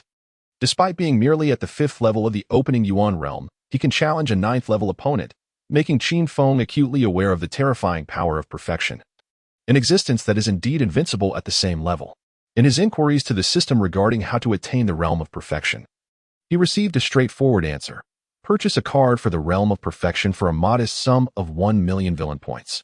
To expedite this goal, he must strike his brother sooner rather than later. This child, the 10th ancestor, massages his temples, fully aware that chaos is about to ensue. Yet, he harbors no intentions of intervening. His younger brother has not lost heart in the face of defeat. Rather, he is training with renewed vigor. Even if the elder brother emerges victorious, it will only serve to inspire further effort. Such a virtuous cycle is indeed delightful to witness. Young master. The disciples of the Qin family greet Qin Feng with warm smiles. However, upon sensing the unstable aura surrounding him, they are instantly engulfed in waves of astonishment. Surely, this is no jest. He has truly broken through to the extraordinary realm. In their understanding, even prodigies typically achieve this milestone at the age of 15 or 16, when they may begin to make a name for themselves in the ancient wilderness. Yet, here stands Qin Feng, having accomplished this at 8 years old. Were it not for their own eyes witnessing this miracle, who would dare to believe it? A genius indeed. The disciples of the Qin family swallow hard, taken aback by Qin Feng's exceptional talent. Unperturbed by their astonishment, Qin Feng's singular focus lies in swiftly locating his younger brother for a well-deserved thrashing. Ultimately, drawing upon 5 years of experience, he successfully spots his younger brother at the entrance of the Qin family estate, where a small figure is perched atop the crooked tree. Sound asleep. Just as I suspected. Qin Feng circles the tree in contemplation. He recalls that his younger brother often dozes off in this very spot. Were it another child, he might attribute it to mere playfulness, but with his unreasonable younger brother, he senses that there is something extraordinary at play. The inconspicuous often serves as the pivotal turning point for the protagonist. Could it be that I am overthinking this? Qin Feng gazed for a prolonged period, yet discerned no underlying mystery. His gaze inadvertently drifted towards his slumbering younger brother. While others might perceive a tranquil and idyllic scene, he could not shake the feeling that his brother was luring him into unearthing the supreme bone. Initially, his aspiration was to lead a life of debauchery, indulging in extravagant pleasures and revelry. Yet it was this little one who compelled him to diligently cultivate for self-preservation. The more Qin Feng pondered, the more his frustration mounted, and he raised his hand high. With a resounding slap, his palm struck the small backside of Qin Hao, rousing the child from his slumber. Upon seeing Qin Feng's face, far from being angry, he joyfully called out, "Brother."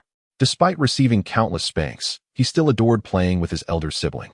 This left Qin Feng in a state of inner turmoil. It is widely acknowledged that the more heartwarming the childhood memories, the more tragic the fate in adulthood. Apart from the female protagonist, anyone who interacted with the main character seemed to meet their swift demise. As the halo of time opens and the King of Hell smiles, the inevitable approaches. Dear brother. Chapter 10. The promising prodigy. Brother, let us venture outside. Qin Hao gazed at Qin Feng with eager anticipation, yearning for a day of merriment. Venture outside. Qin Feng could not suppress a roll of his eyes, feeling somewhat underestimated. As the future hope of the Qin family, both he and his younger brother were afforded comprehensive protection, leaving the 8-year-old never having set foot beyond the family's vast estate. However, he felt no pressing need to leave. It was not that the family's ancestors forbade him from venturing out. Rather, the Qin estate was so expansive that it rendered any excursion unnecessary. The Qin family had ascended to the status of the premier clan of the ancient world not only through the guardianship of their forebears, but also due to their overwhelming lineage. Boasting a population exceeding 10 million, all residing within a singular city, coupled with a family ethos steeped in martial tradition, every member possessed a degree of martial prowess, solidifying their title as the foremost family of the ancient realm. In the absence of extraordinary circumstances, there was truly no need to leave the Qin estate. Furthermore, Due to the formidable power of the Qin family, they were the de facto rulers of the eastern territories of the Great Xia dynasty. Those who eked out a living in the region might be oblivious to the imperial family, but they were undoubtedly aware of the Qin clan, illustrating the inherent flaws of a world shared between royalty and nobility. Brother, Qin Hao whimpered, tugging at Qin Feng's arm, attempting to elicit sympathy to achieve his desire. Unfortunately, Qin Feng remained impervious to such tactics. Had it been a younger sister, he might have faltered. Nevertheless, wishing to ensure his brother enjoyed a wholesome childhood, he acquiesced to the request, instructing him to await outside the city while he informed their mother. Splendid. Qin Hao, oblivious to the treacherous nature of the world, skipped away in delight. Mother, my younger brother has run away. Qin Feng transformed from a gentle older brother into a cunning boy, dashing into the house to report to Yanxia. Ding dong. The system detected the host's slander against the Chosen One, awarding 200 villain points. The surrounding guards remained expressionless, accustomed to such antics over the past 5 years, as Qin Feng had continually devised schemes against his brother. If their intuition served them right, the young master would soon offer their mother a feather duster. Before long, Yanxia appeared, resembling a hen carrying its chick, fuming as she brought Qin Hao back. Qin Feng reverted to his gentle demeanor, stepping forward to explain, Mother, do not be angry. It was I who promised to take my younger brother out to play. Not that he wished to run away. Indeed, indeed. Qin Hao nodded fervently, his eyes brimming with gratitude for his elder brother. Yet, the more Qin Feng insisted, the less his mother believed him, perceiving it as the elder brother's concern for his sibling, thus shouldering the blame himself to spare his brother from punishment. She found it utterly perplexing. Despite being identical twins born of the same parents, the disparity between them was stark. The elder brother had always been sensible and obedient, while the younger was a perpetual source of mischief, the kind of child who would wreak havoc if left unchecked for even 3 days. Why can't you learn from your brother? All you do is cause trouble. Yanxia engaged her strict maternal mode, lecturing Qin Hao with fervor. However, she was oblivious to the mischievous grimace that Qin Feng had made at his younger brother, provoking laughter in a 5-year-old child that was beyond his tender years. Finally, he could no longer contain his laughter, causing Yanxia's previously waning irritation to surge anew, prompting her to engage in a cycle of self-justification. This is my son. I am his mother. I must not express anger towards him, let alone strike him. If he were to cry, I would be the one to comfort him. If he were to be harmed, I would be the one to tend to his wounds. Raising him has been no simple task. After all, I nearly faced peril during his birth. His transgressions must surely stem from my own shortcomings. I must not have educated him properly. My ability falters, my methods are deficient. It is said that a devoted child arises from discipline, while a rebellious one emerges from leniency. If I endure this moment, the horizon will seem vast. Yet, if I take a step back, the frustration only grows. I can bear it no longer. I must either erupt from the silence or perish within it. I can feel the overwhelming power within me surging uncontrollably. Observing Qin Hao still chuckling foolishly, Yanxia declared her attempt at self-justification a failure. Mother, elder brother is just a child. Qin Feng hurriedly stepped in to play the peacemaker, albeit with a willow branch in hand. Step aside. I must teach him a lesson today. Yanxia, in her exasperation, seized the branch, feeling that only a couple of swats at this mischievous child could quell her ire. The sight of the willow branch caused a stir among the surrounding guards, who had anticipated something akin to a feather duster. Just as Qin Feng awaited the villain's reckoning, a delightful melody suddenly filled the air.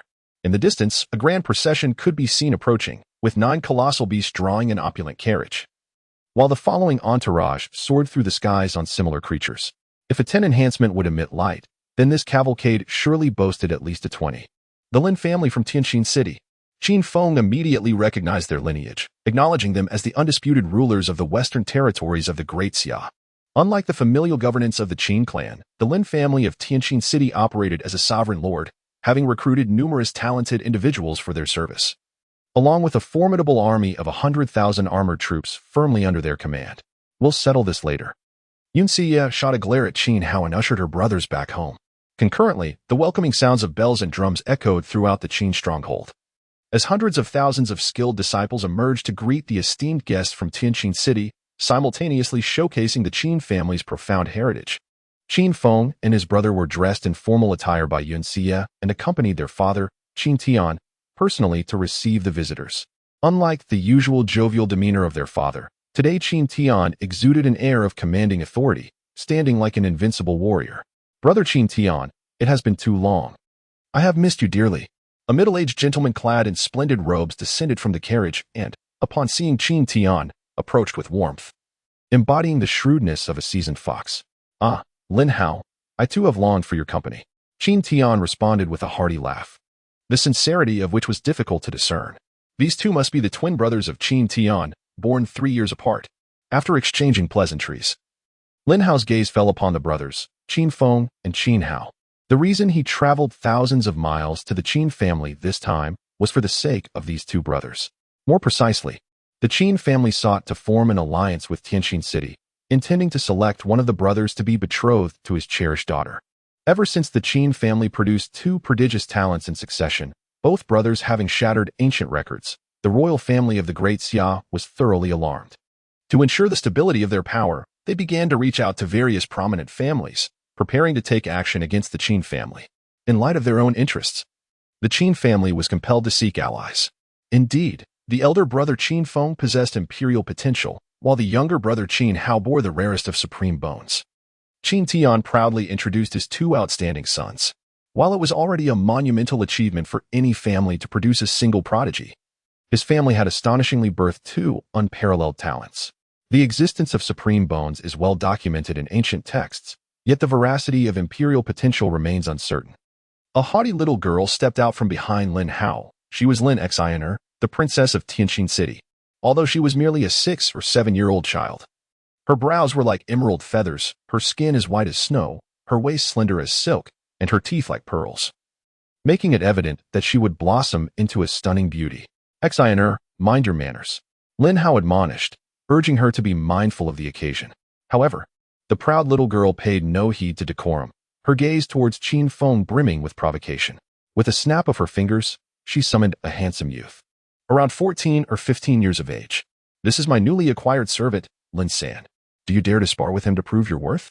Lin Xiner cast a challenging glance at Qin Feng. "Lin San?" Qin Feng curiously appraised the young man, recognizing that he possessed a remarkable presence, clearly no ordinary character. Chapter 11. The Age of Great Strife. Is he Lin San from the City of Heavenly Heart? Immediately, whispers filled the air, revealing that Lin San was indeed a figure of some renown. It was said that his innate talent was exceptionally formidable, and his swordsmanship was equally remarkable. Experts had even commented that he would be the foremost swordsman in a century. Ding dong. The Chosen One has been discovered, with an epic-level ranking. Qin Feng's eyes brightened, and his heart swelled with joy. Due to the fact that Qin Hao was his younger brother, he had never been able to unleash his full power, fearing he would have to answer to their parents for any mishaps. Thus, it had taken him over 5 years to accumulate 240,000 villain points. Now, encountering someone unrelated, he could finally indulge himself. If memory served him right, his second brother was also an epic-level Chosen One. At that moment, both sets of parents exchanged awkward smiles. Yet there was no indication of halting the impending contest. Although Lin Hao had come to forge an alliance, he was reluctant to see his daughter marry a worthless individual. Qin Tian, eager for a successful alliance, naturally wished for his eldest son, Qin Feng, to showcase his prowess. Defeat would not be a disgrace. Considering Qin Feng was merely 8 years old, while his opponent was already 13 or 14, with a cultivation level reaching the 3rd tier of the extraordinary realm. However, should he triumph, it would indeed bring great honor. Very well, let us engage in this contest. Qin Feng grasped his father's intentions and was in complete agreement. A profound aura surged around him, causing the fallen leaves on the ground to gently levitate. Extraordinary realm, 1st tier. The expression on Lin Hao and the other experts from the City of Heavenly Heart shifted dramatically. They silently acknowledged that this boy possessed the potential of an emperor. An 8-year-old in the extraordinary realm was unprecedented. Particularly, his ability to make leaves float was reminiscent of the renowned technique of the 10th ancestor of the Qin family. The flurry of leaves. If not witnessed firsthand, who would dare believe that such a young child could master such a remarkable skill? At the same time, Lin Hao finally understood why the royal family of the Great Xia had been targeting the Qin family lately. If these two young prodigies were allowed to mature, they could easily usurp the royal family at any moment. "Please, do instruct me." Lin San, a paragon of martial ethics, reminded Qin Feng before the bout commenced. However, he had clearly overestimated Qin Feng's sense of honor. In the face of a Chosen One, he dared not be careless, nor did he adhere to martial decorum. especially given that his opponent was 2 levels higher. Before Lin San could react, Qin Feng pointed decisively, and the leaves transformed into sharp blades, hurtling towards Lin San from all directions. Hey, do you have no sense of martial ethics? Lin Xiner admonished Qin Feng vehemently. It was one thing to engage without warning, but to unleash his full strength right from the start was utterly despicable. With a clang, Lin San, unhurried, drew his sword and thrust it forth. The blade shimmered lightly, creating a delicate sword shadow as he gracefully deflected the incoming leaves, which shattered into fragments. Another thrust followed, unleashing a fierce gust of sword wind that caused the approaching leaves to lose their momentum and spiral downwards. Lin San's figure, wielding the sword, flickered in and out of sight amidst the chaos. With a resounding bang, Lin San swept forth a beam of sword light, shattering Qin Feng's flurry of leaves. Although his entire set of movements exuded an air of arrogance, the numerous scratches adorning his body and the heaving of his chest attested to the considerable energy expended by that singular strike. What an opportune moment! Adhering to the principle of striking when one is vulnerable, Qin Feng deftly employed the enigmatic shadow stealth, propelling himself swiftly before Lin San, denying him the chance to react, and landing a colossal punch squarely upon his visage. Ah!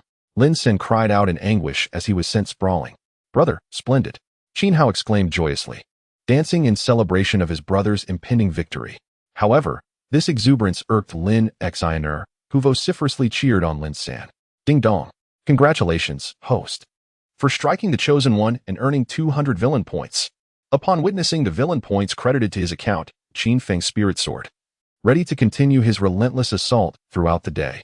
Yet, he had grossly underestimated Lin San's combat prowess. Before he could initiate his combo, Lin San swiftly regained his footing, darting forward like a shooting star across the sky, his hand emanating a dark, fluid sword light.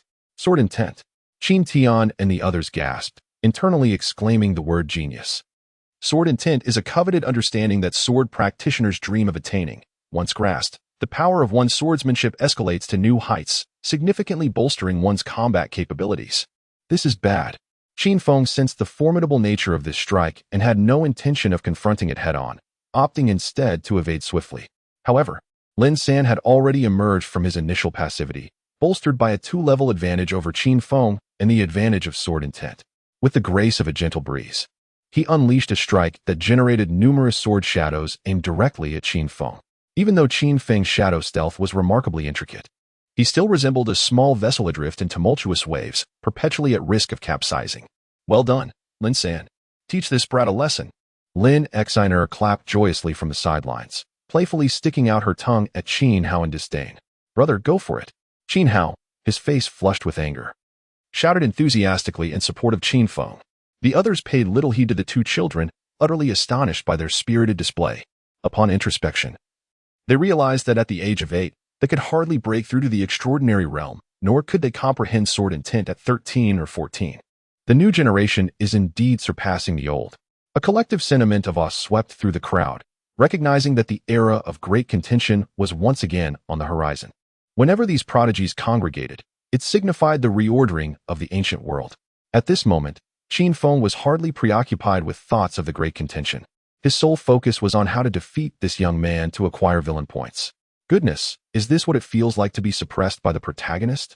Qin Feng found himself retreating under relentless blows, clearly at a disadvantage, utterly incapable of countering. There was no alternative. The atmosphere had reached a critical juncture. He could not afford to lose to this individual. He had no choice but to unleash his ultimate technique, calling upon the system to exchange for the second volume of Shadow Stealth. Ding dong. Congratulations, host, for spending 10,000 villain points to exchange for the second volume of Shadow Stealth. 10,000 points. In Qin Feng's heart, the pain was palpable. How many days must he endure to accumulate 10,000 points? Each step further from redeeming the ultimate perfection. No. Today, he must reclaim his dignity from that scoundrel Lin San. Qin Feng's body danced in rhythm with the figures in his mind, transforming into a gentle breeze, swaying gracefully amidst the shadowy sword light, effortlessly soaring hundreds of meters with ease. What? The expressions of everyone present shifted dramatically, recognizing that Qin Feng's agility had undergone a breakthrough in combat. His speed was markedly swifter than before, and his footwork had taken on a more profound intricacy, deftly evading the heavy sword light swung by Lin San. Excellent, excellent, excellent. My son Qin Feng possesses the potential of an emperor. Qin Tian could not contain his joy, almost wishing to shout through a loudspeaker into Lin Hao's ear. Remarkable! Lin San exhibited an unprecedented seriousness, realizing that without revealing his true prowess, he could not hope to defeat his opponent. His clothing fluttered as if stirred by a wind of its own, resonating with a sharp sound, while the dark, flowing sword light in his grasp danced in the air, the atmosphere tearing apart with haunting, mournful wails. Qin Feng sensed that Lin San was about to unleash his full power, raising his hand and calling out into the void, "Sword, come forth." Chapter 12, Love Him, and strike at his heart buzz. The crisp sound of swords resonated throughout the city where the Qin family resided. As 9 beams of sword light streaked through the void like shooting stars, the long sky 9 swords, Lin Hao and the others, being well informed, immediately recognized the origin of the 9 swords.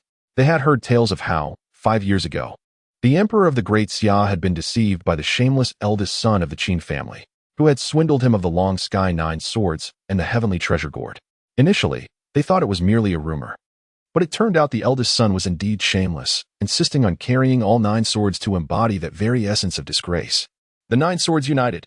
Qin Feng swiftly formed a hand gesture and pointed at the approaching 9 swords. Buzz! The sword wind surged forth, swirling dust and amplifying the momentum of the 9 swords, as echoes of a roaring tempest reverberated through the air. When the sword wind subsided, a long sword gleaming with a cold light hovered before Qin Feng. This was the sword wielded by the long sky sword god a millennium ago, a divine weapon ranked among the top 10 of ancient times, the long sky divine sword. Since acquiring the long sky 9 swords, Qin Feng had successfully refined them over the past 5 years with the assistance of the 10 ancestors.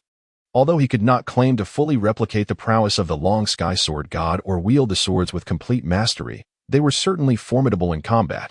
The long sky 9 swords. Lin San's eyes sparkled with fervor, his breath quickening. It was inevitable. The sword techniques he employed were derived from the long sky sword god of a millennium past. To be precise, he had inherited the legacy of the sword god. If he could obtain the long sky 9 swords, he would surely be able to revive the glory of the sword god from those bygone days.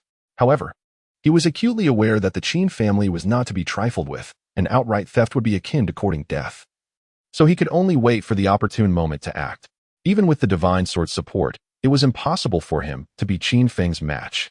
Lin San held absolute confidence in the inheritance of the long sky sword god.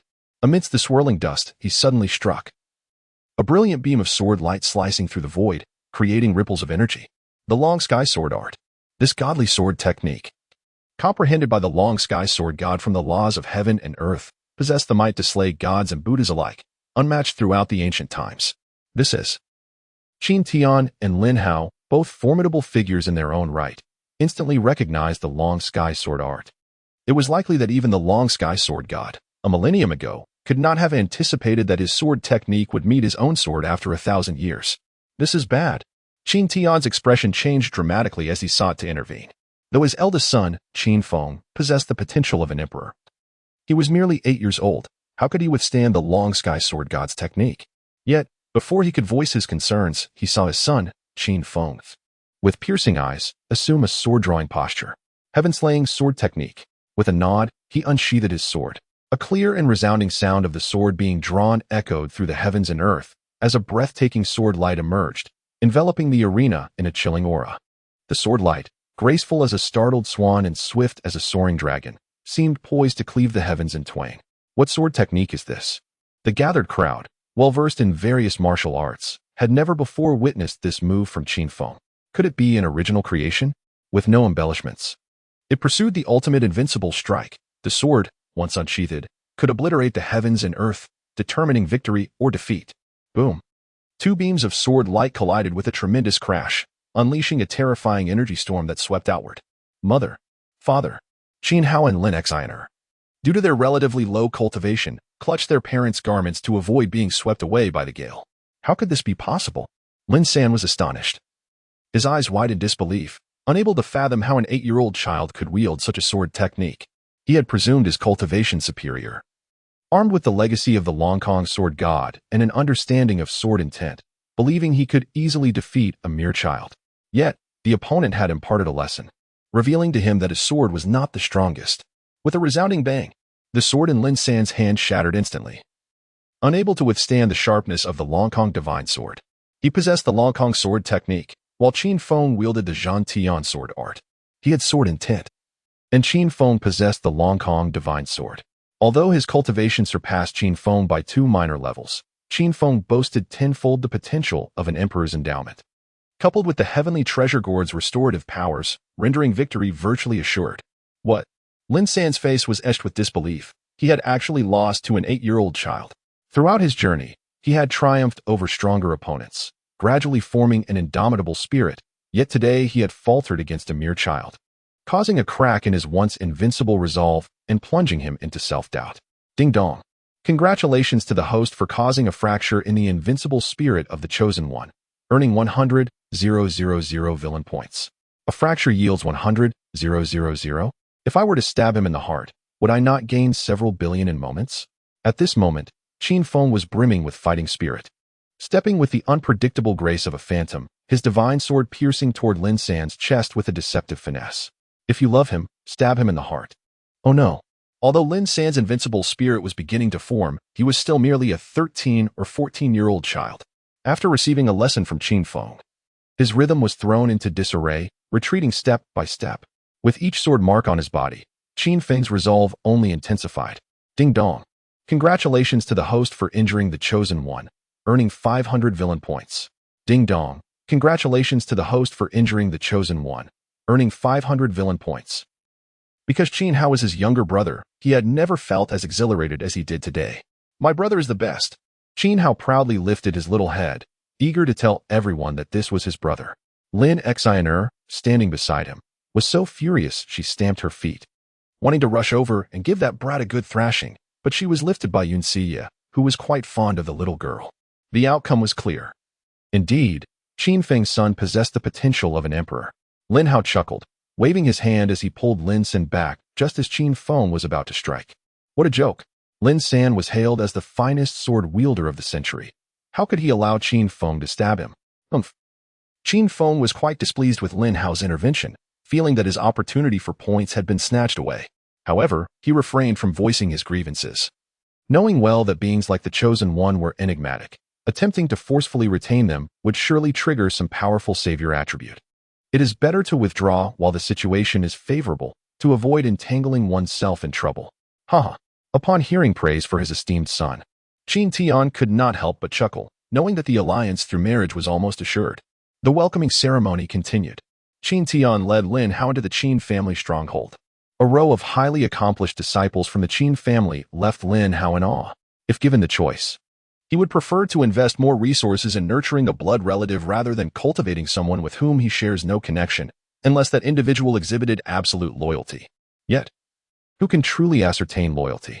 Soon, the parents from both sides began to discuss the matrimonial prospects of their children. It was anticipated that Lin Hao would select Qin Feng, who had just displayed the demeanor of an emperor, but to everyone's astonishment, he chose Qin Hao, who had been merely observing the proceedings, as his son-in-law. What a shock! Upon learning this, Qin Feng erupted with an exclamation, gaining a fresh perspective on the absurdity of the Chosen One. A battle may be fierce as a tiger, yet matters of marriage and courtship are beyond comprehension. Chapter 13. The New Use of the Chosen One. Hair. Qin Tian and Yun Xie exchanged surprised glances. Logically speaking, Qin Feng had just demonstrated his formidable strength. What 8-year-old child could possess such terrifying combat prowess? In contrast, while Qin Hao boasted the rare supreme bone, his true capabilities remained unknown, as he had yet to awaken it. Lin Hao merely smiled, offering no explanation. His choice of Qin Hao was far from arbitrary. It was a decision made after careful consideration of the pros and cons. It is well known that Qin Feng and Qin Hao are twins, their talents unlikely to differ significantly. The fact that as soon as elder brother Qin Feng shattered numerous records, younger brother Qin Hao was poised to surpass them, indicated that Qin Hao's innate gifts were indeed slightly superior to those of Qin Feng. Given that both received the same education and came from similar backgrounds, Lin Hao naturally leaned towards the brother with the supreme bone. Most importantly, there had been recent rumors in the ancient wilderness that the Blood Moon prodigy born 8 years ago was none other than Qin Feng, a grave concern for the Dixia royal family. Investing in Qin Feng posed substantial risk, whereas supporting his brother Qin Hao seemed far more prudent. Should calamity befall the Qin family, Qin Hao would undoubtedly align himself with them in Tianqin City. Well then, Qin Tian refrained from further inquiries. His aim was to forge an alliance through marriage. As long as the two major powers of Eastern and Western Xia joined forces, the royal family, alongside other clans, would have to consider the repercussions. If they could secure time for the two young ones to grow, the Qin family would deem it a victory. Ultimately, amidst the silent understanding of both parties' parents, a union founded on mutual interest was thus established. However, at that moment, the two parties involved remained blissfully unaware that Lin Shiner was exploring the Qin family's territory, accompanied by the two brothers and Lin San. Why do I feel like I could lose my life at any moment?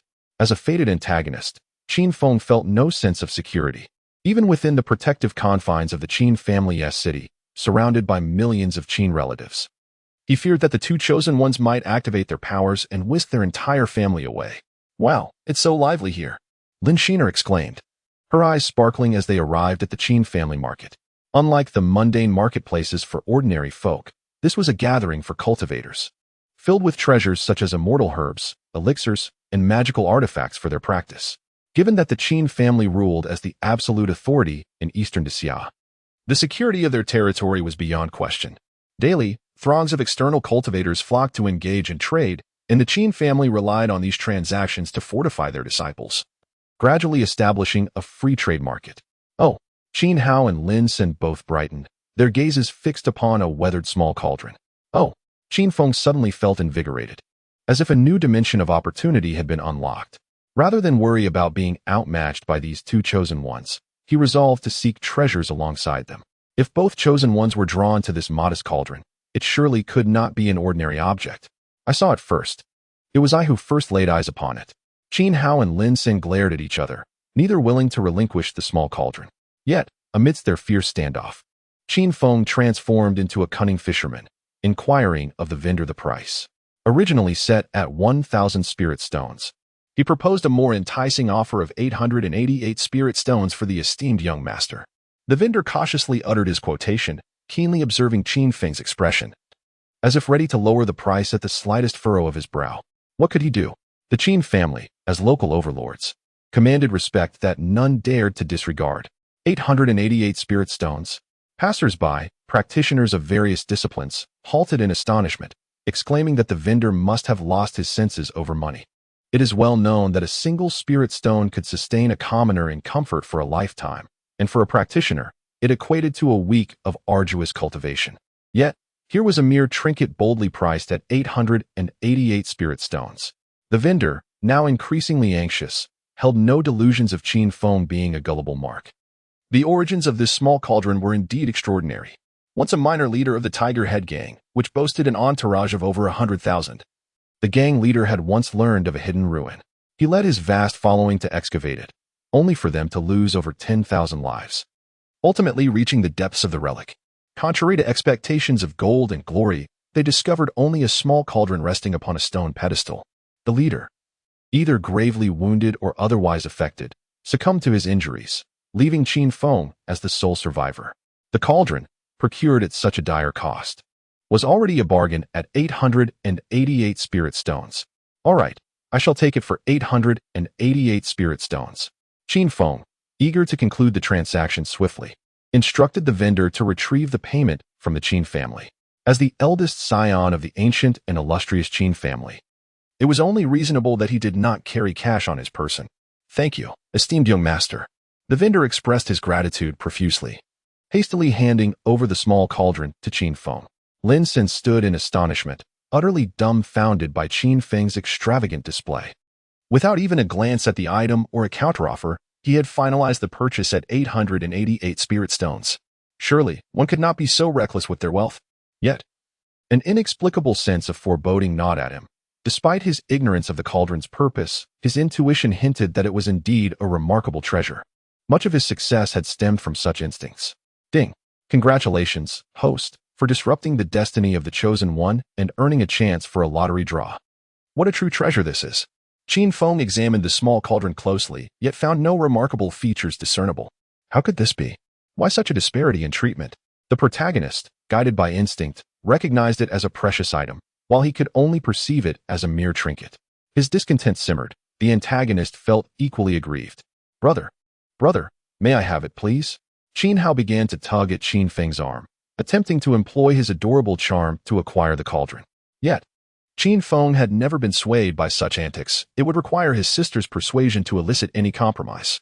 However, unable to discern any extraordinary attributes of the small cauldron himself, he considered activating its potential through his younger brother, the Chosen One. Very well, Qin Feng, with utmost seriousness, declared, I just spent 888 spirit stones on this little broken tripod. As your elder brother, I shall contribute 2 eighths. If you pay the remaining 8, I shall lend it to you for a few days. What do you say? You are so kind, brother.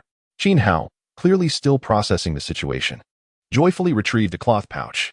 It was a storage bag commonly used by cultivators, containing the pocket money he had saved over the years. Qin Feng had long coveted it. Soon enough, under Qin Feng's persuasion, Qin Hao produced an aid, equating to 800 spirit stones. The onlookers surrounding them were utterly speechless. One would expect that anyone with a kindergarten diploma would not fall for such a trick. Chapter 14. The Joy of the Villain Ding Dong. The system detected that the host deceived the naive Chosen One and awarded 500 villain points.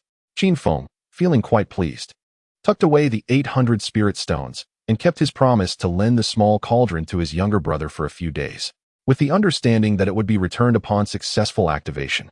In response, Qin Hao felt no sense of loss. Rather, he believed he had profited. His elder brother spent 88, while he only spent 8, a full 8, less than his brother. Truly, what a foolish Odo. Qin Feng gazed at his dim-witted younger brother, utterly perplexed as to why a villain of such high emotional and intellectual quotients would ultimately find himself at the mercy of the very naive one he had outsmarted. What purpose does this small cauldron serve? Lin Shiner, curious as ever, approached and reached out to inspect the small cauldron for its peculiarities. Yet, Qin Hao, like a thief guarding his treasure, hastily hid the cauldron in his embrace, showing no regard for his future sister-in-law, which infuriated Lin Shiner to the point of stomping her feet.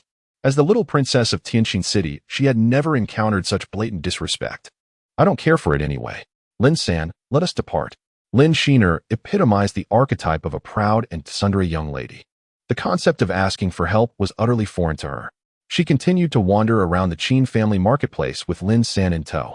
After tasting the sweetness of success, Qin Feng shamelessly followed, ever attentive to the subtle shifts in Lin-san's expressions. Why does this young master of the Qin family keep stealing glances at me? Lin-san felt a chill run down his spine, panic surging within him. As the servant of the little princess of Tianqin City, he had certainly heard tales of certain aristocrats with peculiar tastes who favored delicate servants like him, especially those noble scions of exceptional merit, whose wild behaviors behind closed doors were truly astonishing. Could it be that Qin Feng was such a person? As if to validate his suspicions, any item upon which Qin Feng lingered for more than a fleeting moment was purchased with unabashed extravagance. It was akin to a domineering CEO shopping with his beloved wife, purchasing everything within her line of sight to showcase his wealth. Unbelievable! Qin Feng gazed perplexedly at the pile of items he had acquired, none of which could rival the small cauldron in value. Ding dong! Congratulations to the host for seizing the Chosen One's celestial herb, earning 300 villain points. Ding dong! Congratulations to the host for seizing the Chosen One's medicinal pill, earning 300 villain points. While these treasures were indeed rare and yielded villain points, it was evident that Qin Feng yearned more for the opportunity to participate in the system's lottery. I refuse to believe that I cannot unearth genuine treasures in such a large Qin family marketplace. For the next several days, Qin Feng persistently dragged Lin San through the marketplace, regardless of the weather. Lin San was terrified, his skin crawling at the thought that Qin Feng was lusting after him, leaving him sleepless through the nights, ever vigilant with a sword in hand, fearing that a single misstep could cost him his innocence. He was determined to be an exceptional servant, not a mere object of desire. Is this truly the eldest son of the Qin family? The patrons of the Qin family marketplace whispered and pointed, for the name of this young master was indeed well known throughout the land. Previously, they had merely heard whispers of the eldest scion of the Qin family possessing the potential of an emperor.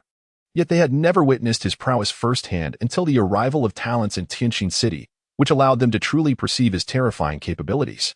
At the tender age of 8, he broke through to the transcendent realm, and in the midst of battle, he achieved a breakthrough in his agility. He created the heaven-slaying sword art, defeating the successor of the sword god of the long sky with a single stroke. It is likely that throughout the vast antiquity, no other prodigy can boast such remarkable achievements. His imperial potential is indeed well-deserved. Simultaneously, discerning individuals noted the items purchased by Qin Feng, recognizing them as rare treasures, with not a single misjudgment among them. Remarkable. The audience was profoundly astonished, their admiration for the eldest son of the Qin family reaching unparalleled heights. Accurately distinguishing such an array of treasures is not merely a matter of high cultivation. It necessitates extensive knowledge and years of genuine practice. The fact that an 8-year-old child could attain such a level is truly astonishing. A few days later, the Qin and Lin families publicly announced their engagement, signifying the formal alliance between the Qin family and Tianjin City. Lin Hao, accompanied by a large entourage, prepared to return to Tianjin City. Brother Qin, it is time to part ways. Lin Hao clasped his fists, his expression filled with reluctance. Take care on your journey, Brother Lin. Qin Tian also expressed his sorrow, accompanying him for several hundred miles, wishing to continue the farewell. As they departed, Qin Feng cast a lingering glance at Lin San, his eyes brimming with reluctance. His dual-core treasure-hunting device now bore only one core. Although the dual-core device had only yielded an unknown small cauldron, the other treasures had nonetheless provided him with considerable profit. Now, tales of his exploits filled the entire Qin family marketplace, and everyone was eager to learn of his methods for discerning treasures. Alas, Lin San, sensing the reluctance in Qin Feng's gaze, felt overwhelmed, longing to distance himself from this man, fearing that remaining any longer would lead to an irreversible change in his disposition. That night, Qin Feng found himself unable to sleep. The appearance of Lin San had allowed him to experience the thrill of playing the antagonist. In just a few days, he had extracted 150,000 villain points from him, along with an opportunity for a lottery draw, a joy that his younger brother could never provide, making him yearn to run away from home in search of Lin San. Perhaps I should draw first. Qin Feng shook his head, summoning the system to commence the lottery. With a clatter, the spinning lottery wheel reappeared before him, still densely populated with prizes: the Supreme Physique, the Celestial Overlord Body, the Fighting Saint Body, the Chaos Sacred Body, the Reincarnated Eye, the Supreme Bone, the True Dragon Treasure Technique, and the Transformation of the Unfettered Heaven. Ding dong! Congratulations to the host for drawing the Divine-Level Buddhist Technique, the Great Might Heavenly Dragon. Thunder rumbled in Qin Feng's mind, as if his soul had transcended into another realm. A colossal golden dragon, 100 feet long, soared through the sky, emitting a dragon's roar that stirred the very air, causing the earth to quake in its wake, showcasing the majesty of the king of all beasts.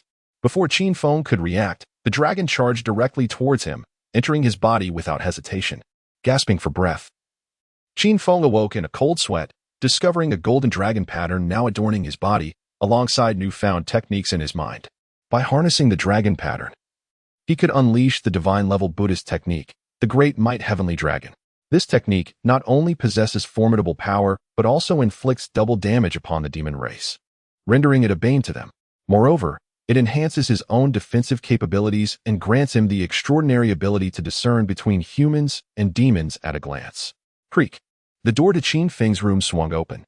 His younger brother, Qin Hao, peeked in, and, upon seeing that Qin Feng was still awake, joyfully clambered onto the bed with his little pillow, barefoot, declaring that he wished to sleep with his brother tonight.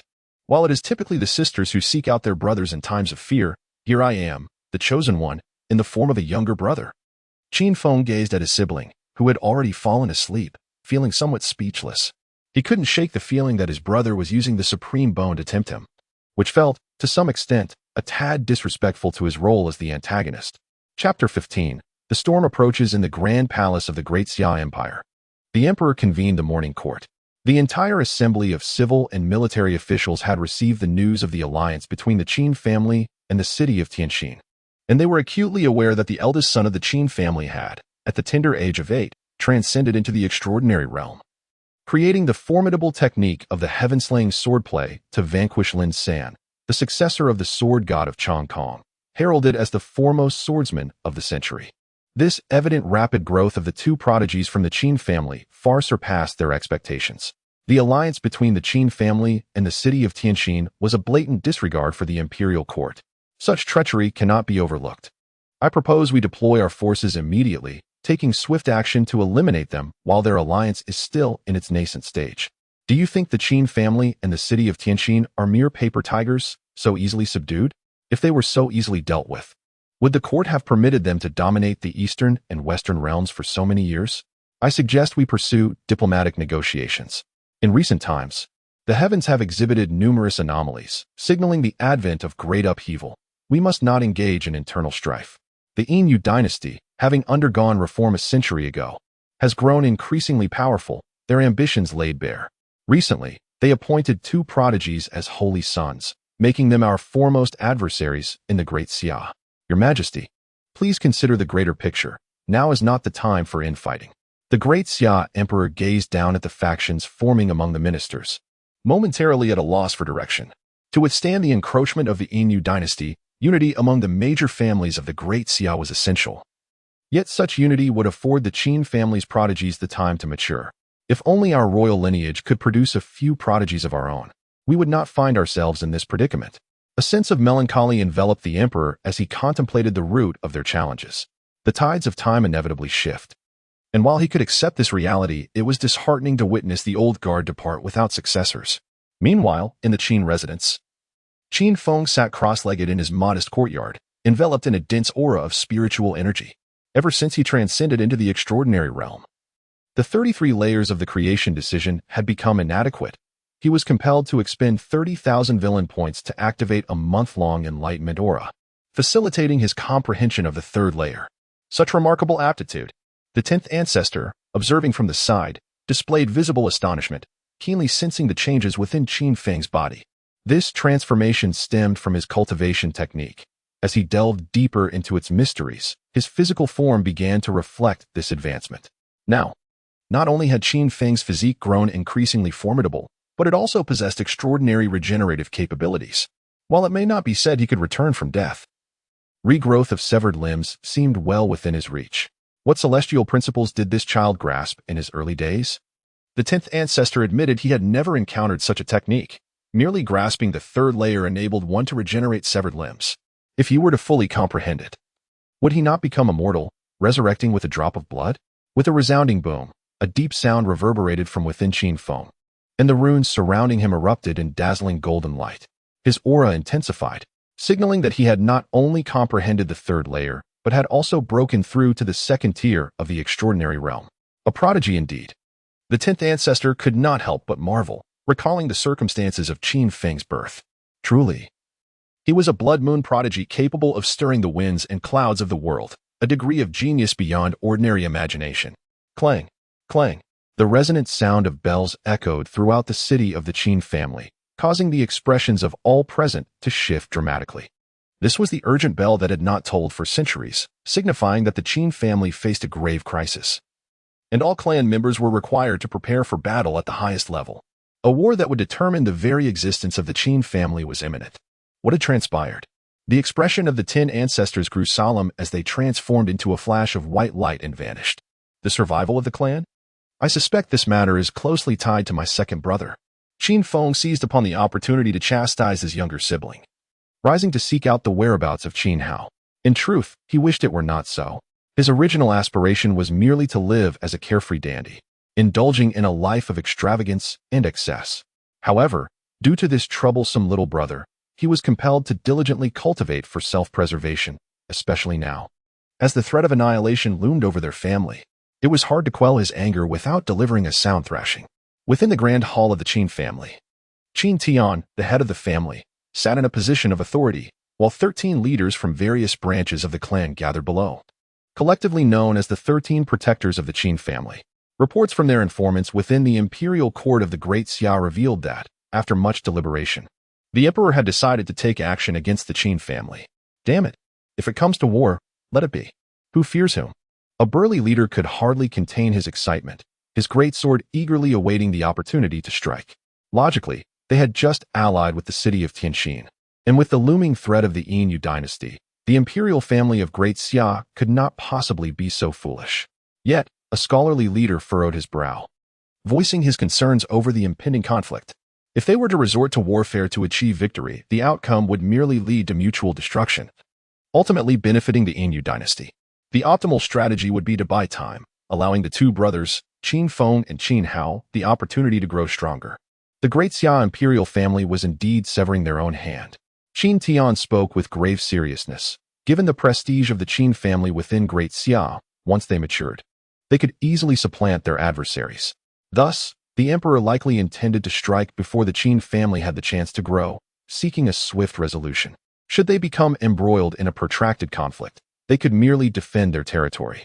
To claim the throne, they were truly prepared to sacrifice everything. The 13 leaders bore expressions of profound seriousness, recognizing that this battle was unavoidable. However, warfare could not commence merely at the emperor's command. It required securing the support of influential families and promising them certain benefits. Otherwise, who would willingly risk their lives? This implied that war would not break out in the immediate future, granting them ample time to prepare. Was war truly on the horizon?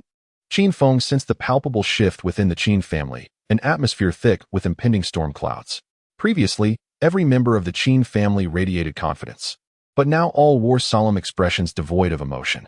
The streets that once boasted the graceful figures of young ladies and brides were now lined with armored warriors. Could they prevail in this conflict? Qin Feng, no longer a child, was fully capable of discerning the current situation. Although the Qin family has allied with the city of Tianjin to seize half of the vast territory of the Great Xia, the prominent clans led by the Emperor of Great Xia are not to be underestimated.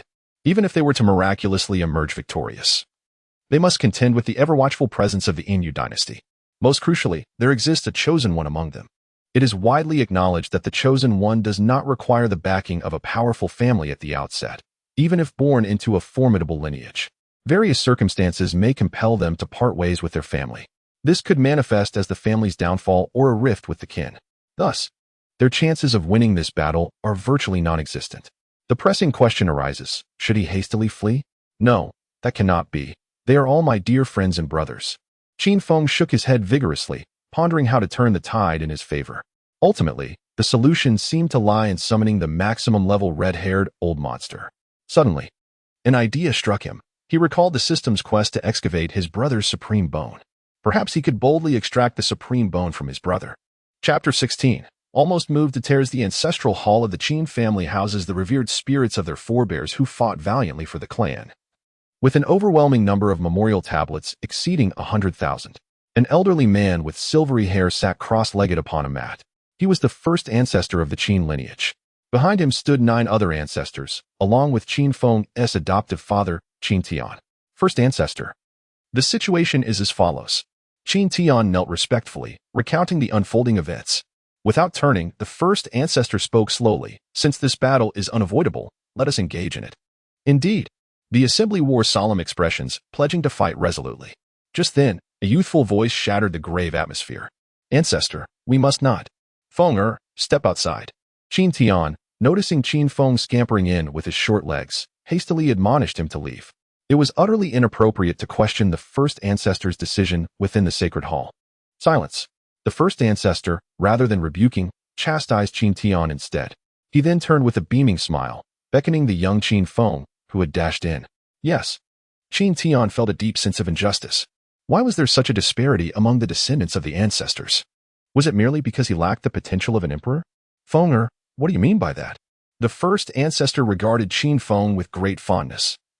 He adored this young descendant who had always been considerate, often bringing delightful treats to him, unlike other ungrateful descendants who only sought to challenge him. Qin Feng's little face was serious as he stated, only a fool would think to achieve victory through war. Winning would deplete our vitality, while losing would spell disaster for the Qin family. Fool. The ancestors present collectively turned their gazes toward Qin Tian, as if to convey that they would not take the blame for this. You are the head of the Qin family. Qin Tian's eyelids twitched involuntarily, as a profound exclamation of disbelief arose within him. Pray tell, do you possess a method to achieve victory without warfare? The first ancestor's interest was piqued. He was eager to hear the insights of this 8-year-old child. The current predicament was not one initiated by the Qin family, but rather a conflict instigated by the imperial family of the Great Xia, a battle concerning their own interests, devoid of right or wrong, with no possibility for negotiation. Indeed, Qin Feng declared confidently, the root of the matter lies in the emergence of my second brother and me, disrupting the balance and instilling a sense of threat within the imperial family. If we can find a way to conceal ourselves, the war will lose its justification. Is that all? They regarded his reasoning as the naive thoughts of a child. Even if they managed to hide the 2 brothers, the Great Xia royal family would certainly not relent unless they were either dead or incapacitated. Precisely. Incapacitated. Qin Feng's face was grave as he produced a weathered tome. It was an ancient text he had exchanged from the system, detailing rare physical constitutions, which included comprehensive information about the supreme bone and its proper utilization. Extract the bone, break it, and then rebuild. The venerable elders present could not suppress their astonishment, taken aback by the audacious method of utilizing the supreme bone. In most households, the supreme bone is revered as a treasure, so who would be cruel enough to excavate the supreme bone from their own child, only to subsequently rely on immense willpower to rise to the pinnacle of supremacy? After a prolonged silence, the ancestor finally spoke. This method is indeed feasible. What? The elders gasped in disbelief, astonished that the ancestor had acquiesced. I oppose. Qin Tian exclaimed urgently. Howard is merely 5 years old. He is still a child. And this is a burden far beyond his tender age. The ancestor, unhurried, replied, to achieve the status of supreme, one cannot rely solely on a fragment of the supreme bone. It also necessitates great will and tremendous ambition, for fate has its own design. Fate has its own design? The elders exchanged incredulous glances, pondering whether the ancestor had glimpsed some celestial secret. Yet, Qin Tian understood the rationale, but when it came to his own son, he found himself at a loss. The ancestor disregarded Qin Tian's protests and turned his keen interest toward Qin Feng, asking, Howard may conceal himself by sacrificing his bone and eventually rise to attain the supreme position.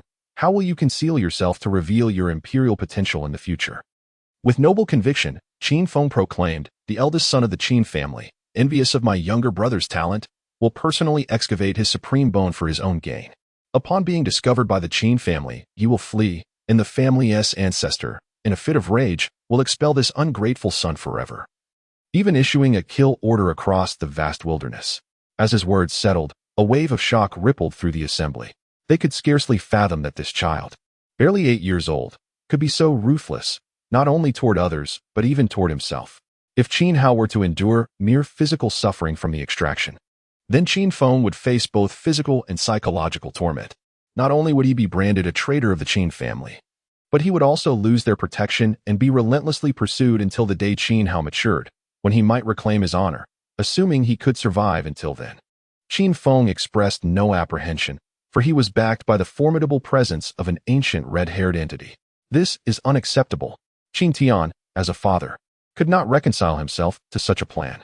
His eldest son would bear the weight of the family's expectations while struggling for survival, and his youngest would endure unimaginable suffering to grow stronger. No parent would wish such agony upon their child. To perform heroic deeds and bear the scorn of eternity for the sake of the family, I am willing. Qin Feng stood tall with righteous pride, nearly moved to tears by his own resolve. In just a few words, he rendered the ancient elders, who had lived for millennia, momentarily speechless. He was but 8 years old. He was still a child. To selflessly risk everything for the family's peace, even at the cost of eternal disgrace, was truly remarkable. With such a descendant, how could the Qin family fear for its future prosperity? Ding dong. For such a hypocritical villain, applause is warranted here. Congratulations to the host for acquiring a personal space. Qin Feng immediately sensed the personal space, approximately 1,000 square meters in size, a quintessential asset for daily life, travel, and even for more nefarious deeds. The ancestral figure struggled to maintain composure, yet his voice trembled as he spoke. The ancestors recognize you as a good child. But do you comprehend the consequences of your actions? You shall not have the opportunity to regret. I have no regrets. The edge of a sword is honed through grinding, and the fragrance of plum blossoms emerges from bitter cold. Without weathering the storm, how can one behold the rainbow? Qin Feng's eyes shone with clarity, his gaze resolute. Yet, within the depths of his mind, he thought, 5 years. Do you know how I have endured these 5 years? Stop your incessant prattling. Let me excavate the supreme bone. I must fulfill my mission. I seek the invincibility of the. I refuse to remain a docile child at home. I yearn to venture beyond the novice village in search of beautiful maidens and a lovely wife. Very well. The ancestral figure struggled to utter a single word, as if expending every ounce of his strength. He understood that Qin Feng's proposal was the most prudent, capable of minimizing the losses to the Qin family. Even in the direst of circumstances, it would only result in the sacrifice of Qin Feng alone. However, should he endure until that day, the Qin family would emerge even more formidable because of him. Ancestor, I beg you. Qin Tian, desperate, hastily knelt and bowed his head. His eyes filled with a humble plea. He could not bear to watch his beloved son pursued by enemies while he maintained a facade of indifference. Such a burden was unbearably painful and cruel for a father. "Do not worry, father. I shall return safely." Qin Feng earnestly helped his adoptive father to his feet. Calling him father for the first time in 8 years, a heartfelt promise that he would return to personally remove the oxygen tube. Chapter 17, The Supreme Bone. I have accepted it. As twilight descended, the Qin family was enveloped in an eerie silence. With the urgent tolling of war bells, all nocturnal activities were suspended, as each member devoted themselves to enhancing their cultivation. Only the strongest would survive the impending conflict. Creak. The door to Qin Hao's chamber was gently pushed open, and Qin Feng sauntered in leisurely. Through the faint moonlight filtering in from the window, he beheld his younger brother cradling a small, broken cauldron in slumber, his innocent visage rendering it impossible to act against him. "Little brother, I do this for your own good," Qin Feng repeatedly reassured himself in his mind. Feeling trapped in his own resolve, only by extracting his brother's supreme bone could he safeguard the vital essence of the Qin family, allowing them to retreat into the shadows and enabling his brother to endure trials that would hasten his growth, all while aiding himself in fulfilling his mission. Most importantly, their father would no longer proclaim, "My son Qin Feng possesses the potential of an emperor." A fourfold gain. "Forgive me, my foolish little bean." "Brother." Qin Hao woke groggily, rubbing his eyes, only to find Qin Feng standing before him. Yet, before he could joyously leap into his brother's embrace, an excruciating pain pierced his chest. Looking down, he was horrified to see Qin Feng's hand plunged deep within him. "Brother." Qin Hao's eyes widened in disbelief, no longer gazing upon the smiling visage of his elder brother, but instead confronting a cold and unfeeling figure. "I have accepted the supreme bone." Qin Feng, steeling his heart, finally extracted the supreme bone from his brother's being. Ding. Congratulations to the host for injuring the chosen one, with their life hanging by a thread, and for earning 800,000 villain points. Ding. Congratulations to the host for extracting the supreme bone of the chosen one, disrupting their fortune, and receiving a chance for a lottery draw. Ding. Congratulations to the host for excavating the supreme bone of the chosen one, completing an epic mission of the destined villain, and acquiring the invincible dual pupils. A flurry of rewards left Qin Feng momentarily dazed. Simultaneously, an extraordinary transformation occurred in his eyes, as his pupils split into two, seemingly capable of perceiving the essence of the world, while also allowing him to revert to normalcy at will. Crash! The small cauldron slipped from Qin Hao's grasp, and he collapsed onto the bed. "Is this the invincible dual pupils?" Qin Feng's gaze fell upon the cauldron. Unlike his previous observation, he now discerned a frail soul within, presumably the protagonist's exclusive elder.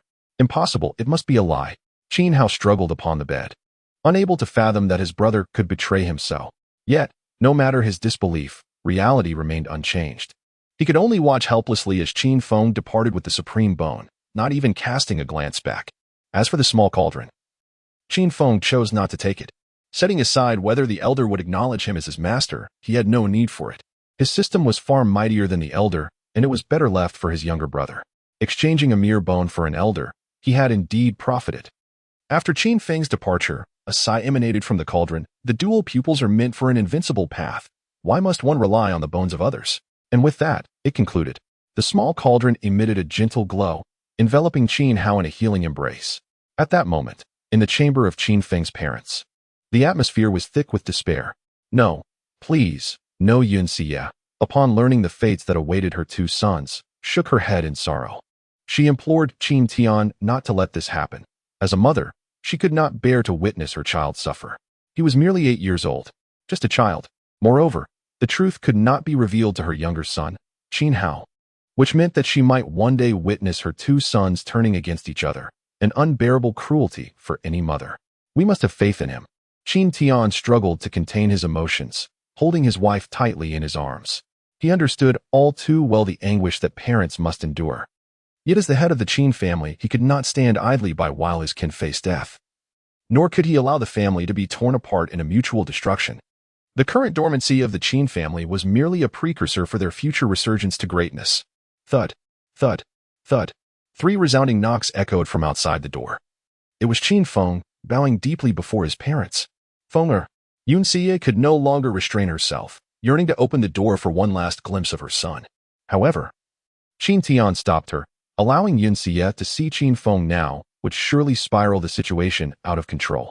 It would attract the attention of others, jeopardizing all their efforts. Father, mother, I am leaving.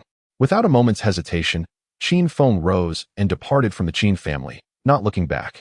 My son, Yun Xia. In Qin Tian's embrace, sobbed heart-wrenchingly, pounding her fist against his chest. He was a piece of her heart, and now she was to watch him endure suffering. Hunted by all manner of foes, how could she possibly bear it? Arriving at the gates of the Qin family, Qin Feng felt the cool night breeze and turned back for one last look at his home. After 8 years in this world, he had felt the warmth of family and the affection of relatives and friends. To protect this home, he must now leave. Ancient times. Little sister, dear wife, Qin Feng, have arrived. Suddenly, Qin Feng froze in astonishment at the sight of the crooked tree at the entrance. Like the small cauldron, it had previously seemed unremarkable. But now, with the aid of his profound vision, he perceived an overwhelmingly terrifying energy within it, desolate and ruinous. It felt as though it did not belong to this world, having traversed countless epochs. Goodness, the Chosen One truly defies reason. Qin Feng gazed in disbelief at the supreme bone in his hand, realizing that compared to the old cauldron and the mysterious crooked tree, the supreme bone appeared to be the least significant. At that moment, the voice of the ancestor resonated in Qin Feng's ears. Child, dawn is approaching, and the Qin family's decree for your pursuit will soon spread throughout the ancient realm. Where do you intend to go?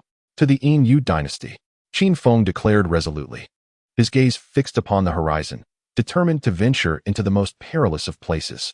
Ever since the reforms of the Yin dynasty a century ago, it had become distinct from other dynasties, resembling a presidential system rather than an inherited monarchy, with governance resting in the hands of the capable.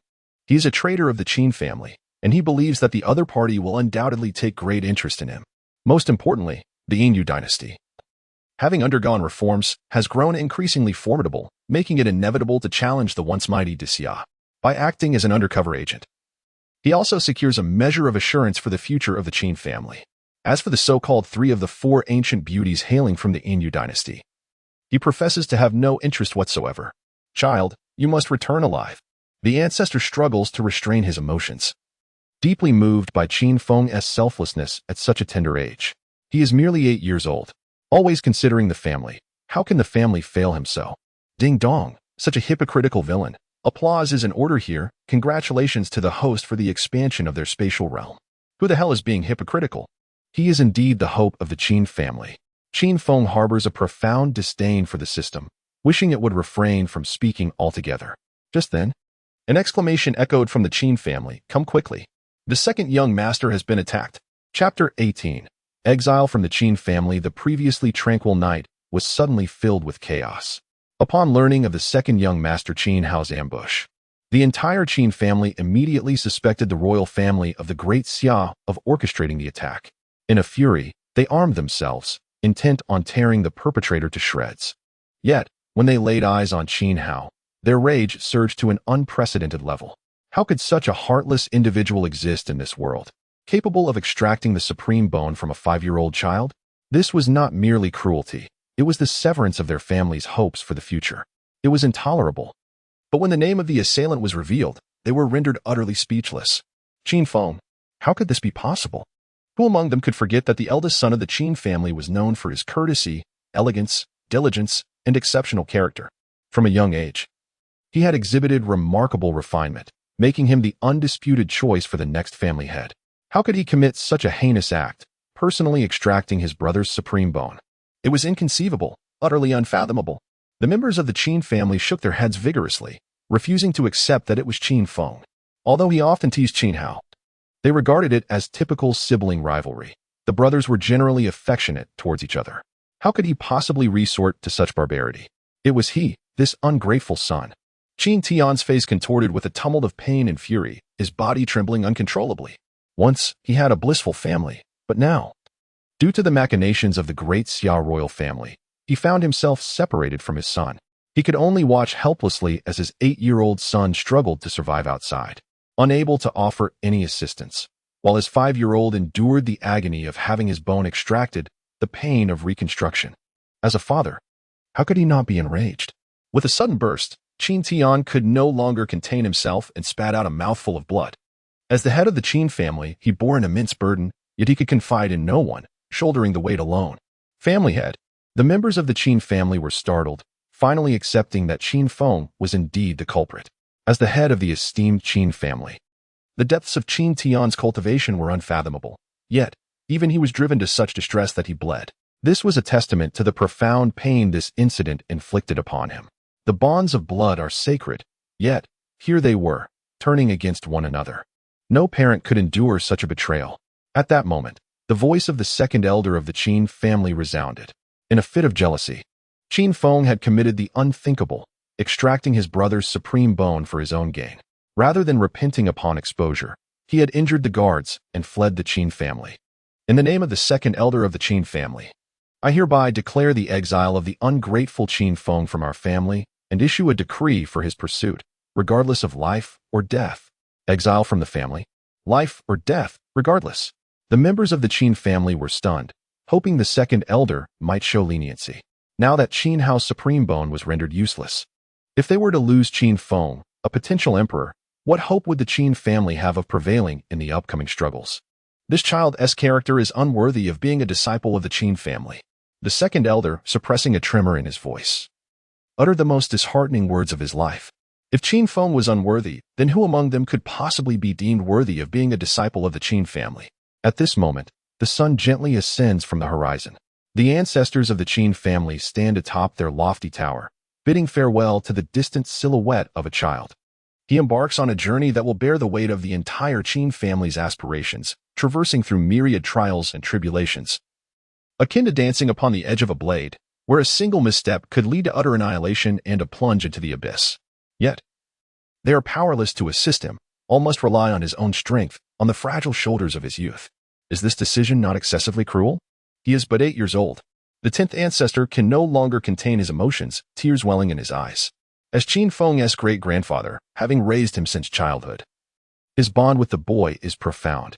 Witnessing the child struggle to survive in the outside world is akin to a knife twisting in his heart. History has shown that great talents often emerge from adversity. True, he is 8 years old, but his intellect and cultivation are not those of an ordinary child.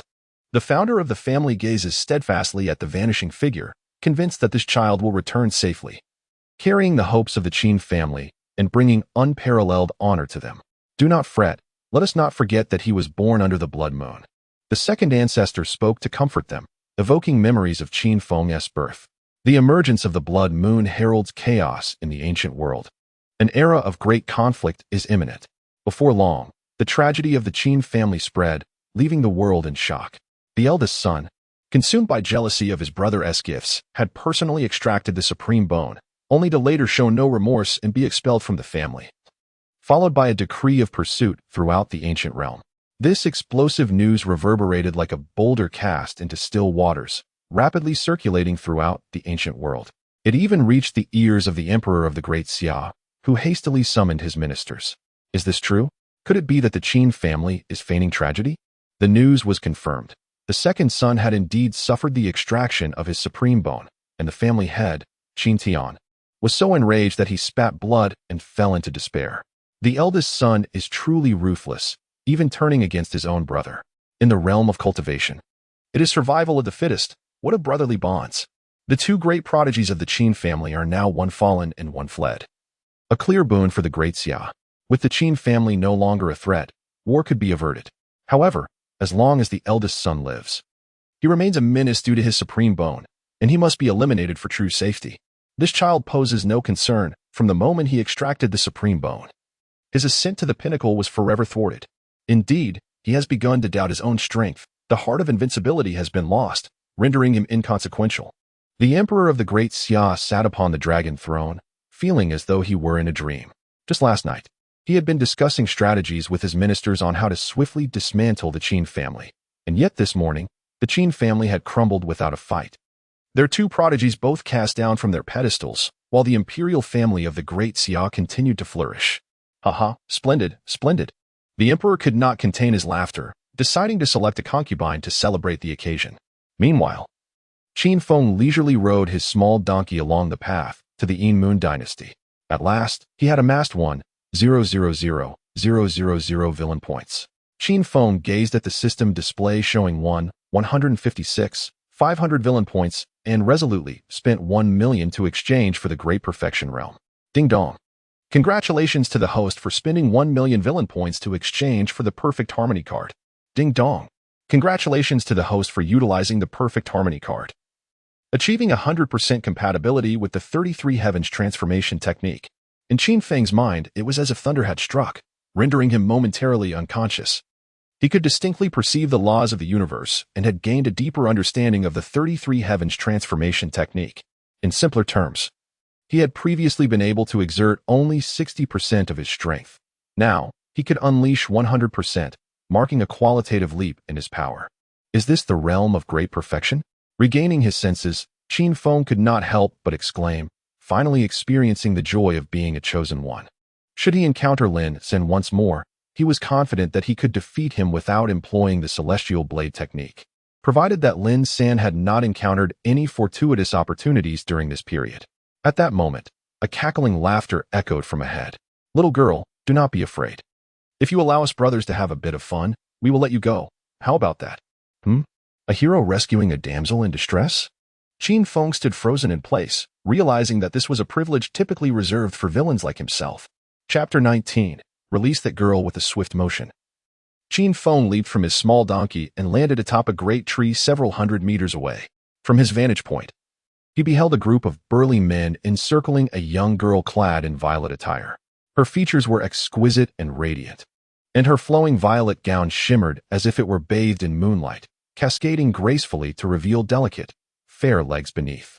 A wave of nostalgia washed over Qin Feng, nearly bringing him to tears. It had been years since he had encountered such a charming ensemble. Ever since his arrival in this fantastical realm, he had not laid eyes on a lady dressed in such an enchanting manner reminiscent of the lively characters from his previous world. As the scene unfolded, the girl initiated her attack, employing a palm technique reminiscent of Tai Chi. However, the impact was far less formidable than anticipated, merely causing one of the burly men to stagger back a couple of steps without inflicting any substantial harm. Third stage of the extraordinary realm. One of the men sneered, his massive frame charging toward the girl. Panic seized the girl. She was clearly too young and lacked practical experience. Faced with the onslaught, she faltered, momentarily unsure of her next move. Just as Qin Feng was preparing to intervene with a cry to release that girl, a sharp sound pierced the air, a sword unsheathing, accompanied by a fierce wave of sword energy. That sound was hauntingly familiar. A vision of Lin San flashed in Qin Feng's mind, the resonance of the sword's release echoing the same as Lin San's. Yet, it was puzzling. Hadn't Lin San accompanied Lin Xiner back to Tianqin City? How could he still be in the eastern regions of Daxia? Suddenly, a shadow surged through the air, and where the sword's light passed, hot blood splattered. A burly man, caught off guard, met his demise instantly. As the shadow descended, it revealed none other than Lin San. Indeed, it was him. Qin Feng's eyes sparkled with delight, internally exclaiming his affection for Lin San. He had anticipated a prolonged period of desolation after departing from the Qin family, as a chosen one was not as easily found as a cabbage in the field. Yet, under the influence of the antagonist's aura, the protagonist had arrived unbidden. Wait, this sentiment sounded rather peculiar. In broad daylight, amidst the vast heavens, how dare they bully a young girl? Lin San, brandishing his 3-foot-long sword, struck a pose of righteousness, standing atop the moral high ground to denounce the scoundrels before him. Dare to harm my brother? The fury of the other men surged, and without hesitation, they charged forward to avenge their fallen comrade.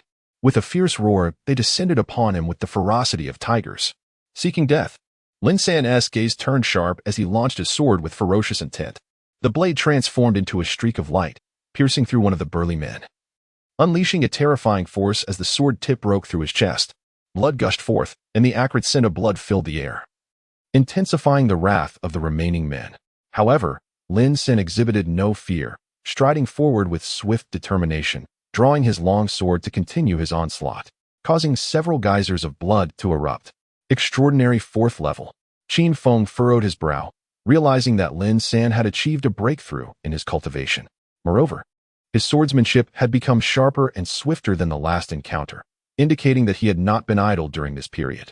Yet, Qin Feng found himself perplexed as to why Lin San had not returned to Tianqin City with Lin Xiner, pondering what his intentions were by remaining on the territory of the Qin family. Young man, we truly underestimated you. The remaining 3 burly men finally reacted. Recognizing that they had encountered a prodigy, one who could challenge foes of higher realms with the ease of drinking water. Without a moment's hesitation, they each consumed a pill. It was a fury pill. Lin San's expression abruptly changed as he rushed forward with his sword. He was well aware of the fury pill's effects. Consuming it would double a person's combat prowess, albeit at the cost of 10 years of lifespan. These men were only slightly stronger than him, and defeating them without the aid of the protagonist's aura would have been manageable. However, if they consumed the fury pill, even a victory would be a Pyrrhic one. He had to eliminate them before the effects took hold. Just then, a sword energy sliced through the air as if it could sever the very heavens. A fierce gust striking Lin San's face. Before he could react, Qin Feng's figure darted past, like a solitary swan gliding across the sky. His long sky divine sword emanating a dark, fluid-like radiance. In a flash, Qin Feng's sword was sheathed. You. The 3 burly men's pupils constricted sharply as their imposing forms collapsed to the ground. Ding dong. Congratulations to the host for slaying 3 foes, earning 300 villain points. What a terrifying sword technique. A bead of sweat slowly trickled down Lin San's forehead. Even though it was not his first encounter with the heaven-slaying sword technique, he still felt the overwhelming dread it invoked. Had Qin Feng directed that strike at him, he likely wouldn't have had a moment to react. In truth, Qin Feng had considered executing Lin San for a significant reward, but the likelihood of unforeseen complications was too high. Thus, he preferred to linger nearby, occasionally giving him a nudge as a safer alternative. Brother Lin, what a coincidence.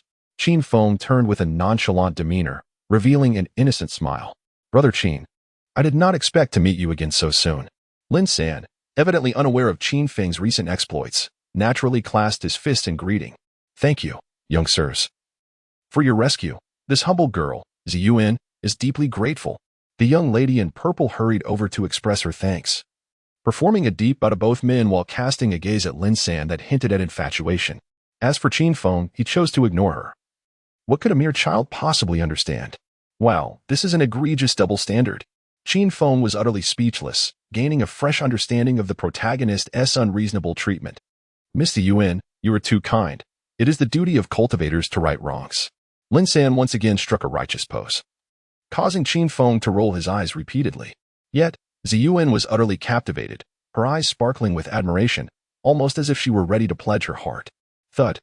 A robust man, barely clinging to life, unleashed an arrow that pierced the heavens, causing a colossal character for Tiger to explode in the sky, visible for hundreds of miles. This was the emblem of the Weihu gang. As the future hope of the Qin family, Qin Feng was acutely aware of the forces within his family's territory. The Weihu gang was a minor faction in the realm of the Qin, boasting a following of several thousand. With a leader who had attained a remarkable level beyond the extraordinary realm, the spirit martial realm. Since they paid tribute to the Qin family annually, the Qins had little interest in addressing them further. As the man spat blood, he laughed wildly, declaring, Our leader has reached the 3rd level of the spirit martial realm. No matter who you are, all shall meet their demise. The 3rd level of the spirit martial realm. Ziyuan's eyes were filled with concern as she yearned to flee the scene. Fear not, Miss Ziyuan, we shall come to no harm. Lin San assured her with unwavering confidence. Had he not encountered Qin Feng, he might have hastily taken Ziyuan and fled. However, now that he faced the eldest son of the Qin family, retreat was out of the question. They would simply await their arrival, ready to kneel in supplication for guidance. Do you possess courage? Then press on. Qin Feng resolutely denied the Chosen One any opportunity to boast, seizing Ziyuan's hand as they hastily made their escape. Chapter 20. My achievements are solely my own. Lin San stood awkwardly, at a loss as to what to do. If he chose not to follow, it would be seen as boasting, yet if he went, it could lead to his demise. Ultimately, after weighing the pros and cons, Lin San decided that his life was of utmost importance, and with a heavy heart, he chose to flee alongside Qin Feng. Witnessing this scene, Ziyuan was filled with disappointment. Every young girl harbors dreams and admires heroes. She had thought she had encountered her fated prince, only to discover he was merely a boastful youth. Ding dong. Congratulations to the host for interrupting the Chosen One's pretense, preventing him from garnering the goddess's favor, and earning 500 villain points. To Qin Feng, this was a delightful surprise, as if he had unlocked a new skill. Lin San sought to salvage his image and asked, Brother Qin, I don't understand. Given your status, why are you running away? It's quite simple. Qin Feng replied earnestly. I am not a wealthy scion who relies on family connections. Living off ancestral glory does not make one a true man. Everything I have today is due to my own efforts. I intend to carve out my own path. Brother Qin. Lin San began to feel a sense of admiration for Qin Feng, a second-generation individual unlike any he had encountered before. Zi Yuan's beautiful eyes sparkled with an unusual light. She had not anticipated that this young lad harbored such lofty aspirations. Meanwhile, in the Qin family, the elders convened. Since Qin Feng's departure, they discovered that 30 million spirit stones had vanished from the storeroom. These were not ordinary spirit stones, but premium ones, each worth 1,000 ordinary stones. Even the prestigious Qin family would require 5 years to amass such wealth. The 10th ancestor reported, according to the storeroom manager, only Feng visited the storeroom that day. It must be him. The founding ancestor's expression revealed little, as he had already suspected the culprit. But how could he possibly carry away 30 million premium spirit stones? That is an immense quantity, requiring hundreds of storage bags. The 10th ancestor questioned. If he lacked the capability, he wouldn't dare to devise such an audacious plan. The founding ancestor chuckled and waved his hand dismissively. It matters not. After all, it is for our own child's use. There is no need to make a fuss about it. Yes. The 10th ancestor nodded in understanding but hesitated before adding, there is another matter. After Xiao Tian coughed up blood, he has been in poor spirits, and she has been crying incessantly. Alas, it is challenging to be a parent. The founding ancestor sighed and contemplated. Given Xiao Tian's current condition, he may be unfit to assume the role of family head. We should find someone to take over his responsibilities, allowing them to live in peace without disturbances, and hope they recover soon. I will take care of it right away. The 10th ancestor nodded and departed. Before long, the Qin family announced the selection of a new family head, leaving everyone with the impression that it was somehow related to Qin Feng.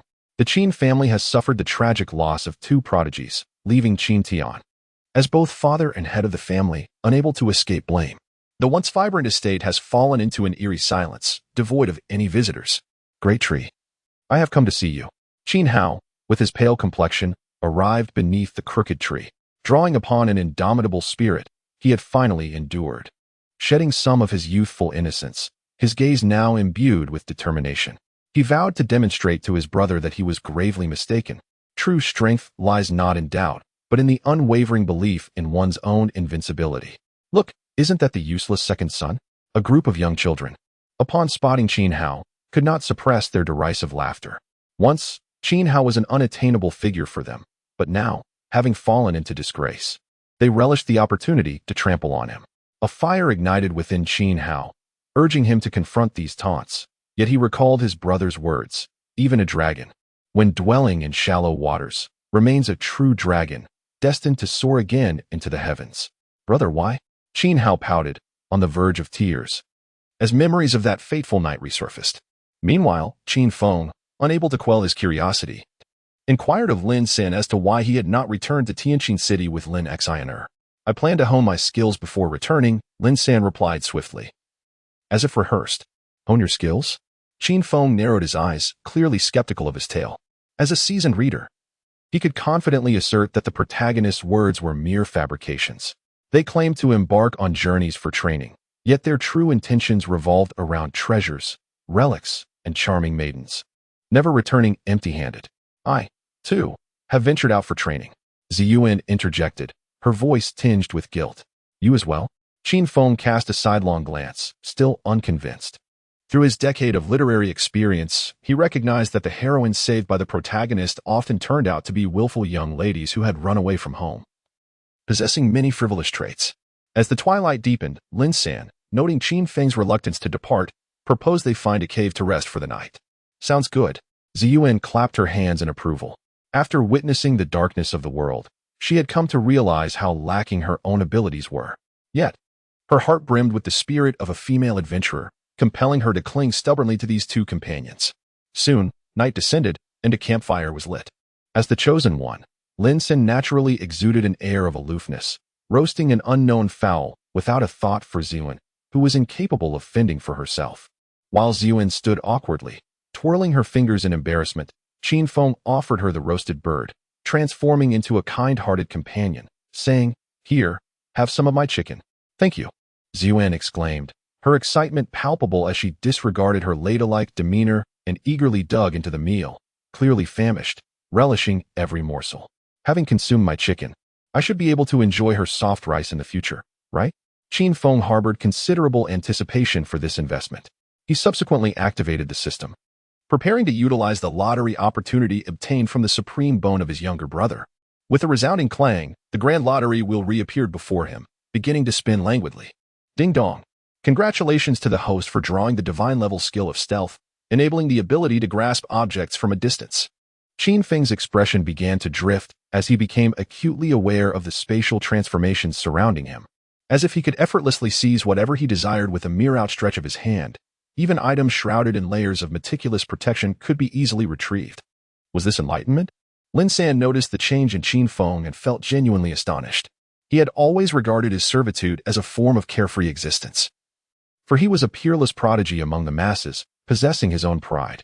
However, since becoming acquainted with this young master of the Qin family, he recognized how utterly ludicrous his pride seemed. Ding dong! Congratulations to the host for undermining the confidence of the Chosen One, earning 10,000 villain points. Qin Feng appeared oblivious to these announcements, remaining in a daze until he finally regained his senses, only to discover that Lin San and Zi Yuan had finished their meal and were now seated on the ground in meditation. Whether driven by curiosity or the desire to test his newfound skill, he extended his hand towards Zi Yuan, and instantly, a red apron adorned with a duck appeared in his grasp, still warm to the touch. Chapter 21. First, eliminate the correct answers. Instantly, Qin Feng perked up, eager to assert that he was not one to act frivolously. At that moment, Zi Yuan's body trembled slightly, as if sensing a loss of something significant. Concerned about maintaining his image as a respectable gentleman, Qin Feng casually stowed away the little duck into his personal space, then feigned a dazed expression, as though he were in deep contemplation. Upon opening her eyes, Zi Yuan's countenance turned frantic as she clutched her chest. What in the world? Why had her intimate garments vanished without a trace? In the cave, apart from her, only Qin Feng and Lin San remained, which allowed her to immediately dismiss Qin Feng from suspicion. After all, he was merely an 8-year-old child who understood nothing of such matters. Moreover, since Qin Feng was currently lost in thought, it was even more implausible for him to be involved, leaving Lin San as the sole suspect. Still pretending, Zi Yuan's face flushed with indignation as she glared at Lin San, who was seated in meditation, her anger escalating rapidly, beyond the shyness typical of a young lady. Her fury was palpable. She had never anticipated he would stoop so low. Shameless, rogue, return what you have taken from me. At last, Zi Yuan's little universe erupted, and she stood up, raising her hand to deliver a resounding slap to Lin San. What is happening? Lin San awoke, bewildered and utterly confused about why Zi Yuan had struck him. Sister Zi Yuan, what has Brother Lin taken from you? Qin Feng, too, awoke in a state of innocence, inquiring with a bewildered expression. Zi Yuan found it difficult to articulate that it was her undergarment that was missing. Frustrated, she stomped her foot and fled the cave, disappearing into the night.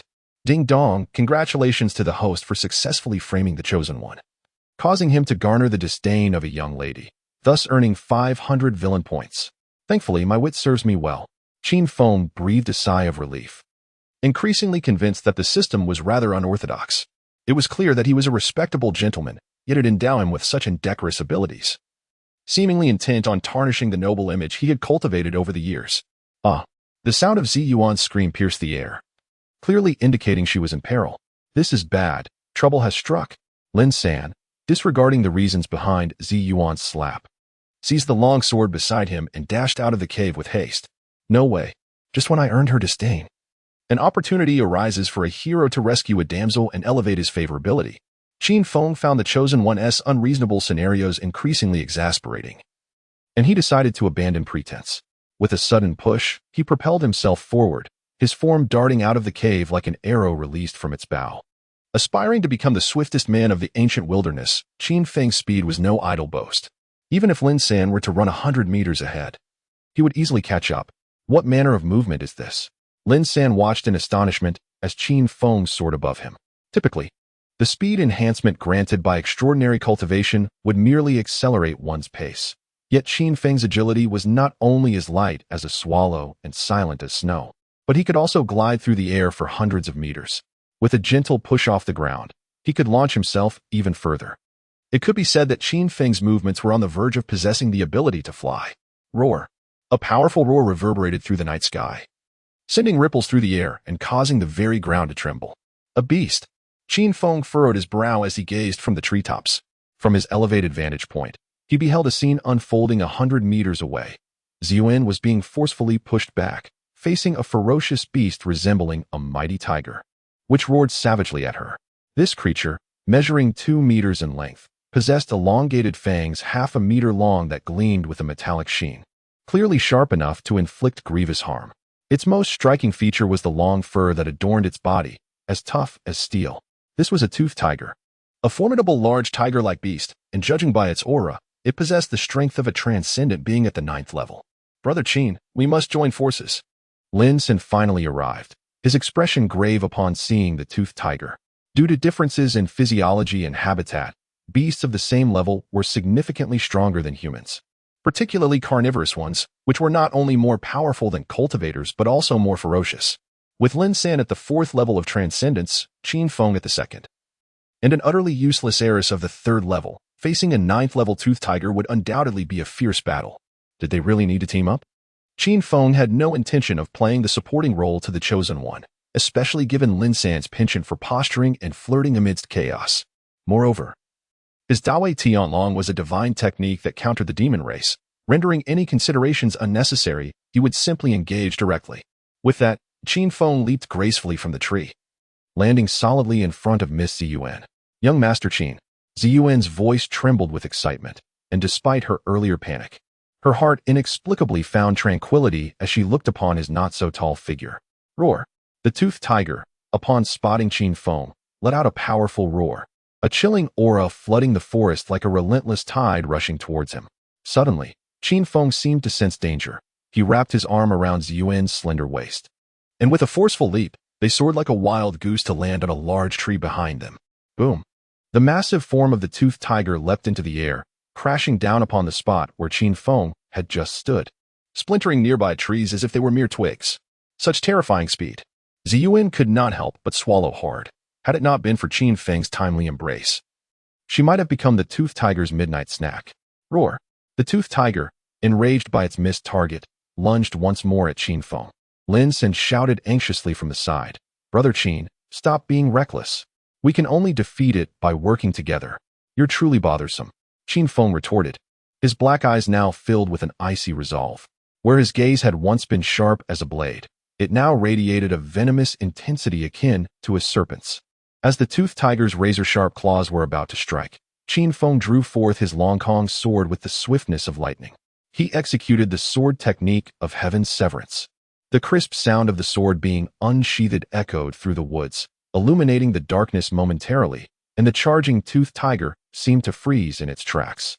Gasping for breath, Qin Feng could not help but inhale deeply, his arms beginning to tremble uncontrollably. Before one's eyes, a deep wound, revealing bone, appeared on the body of the toothy tiger beast, from which blood gushed forth as if it were free of cost.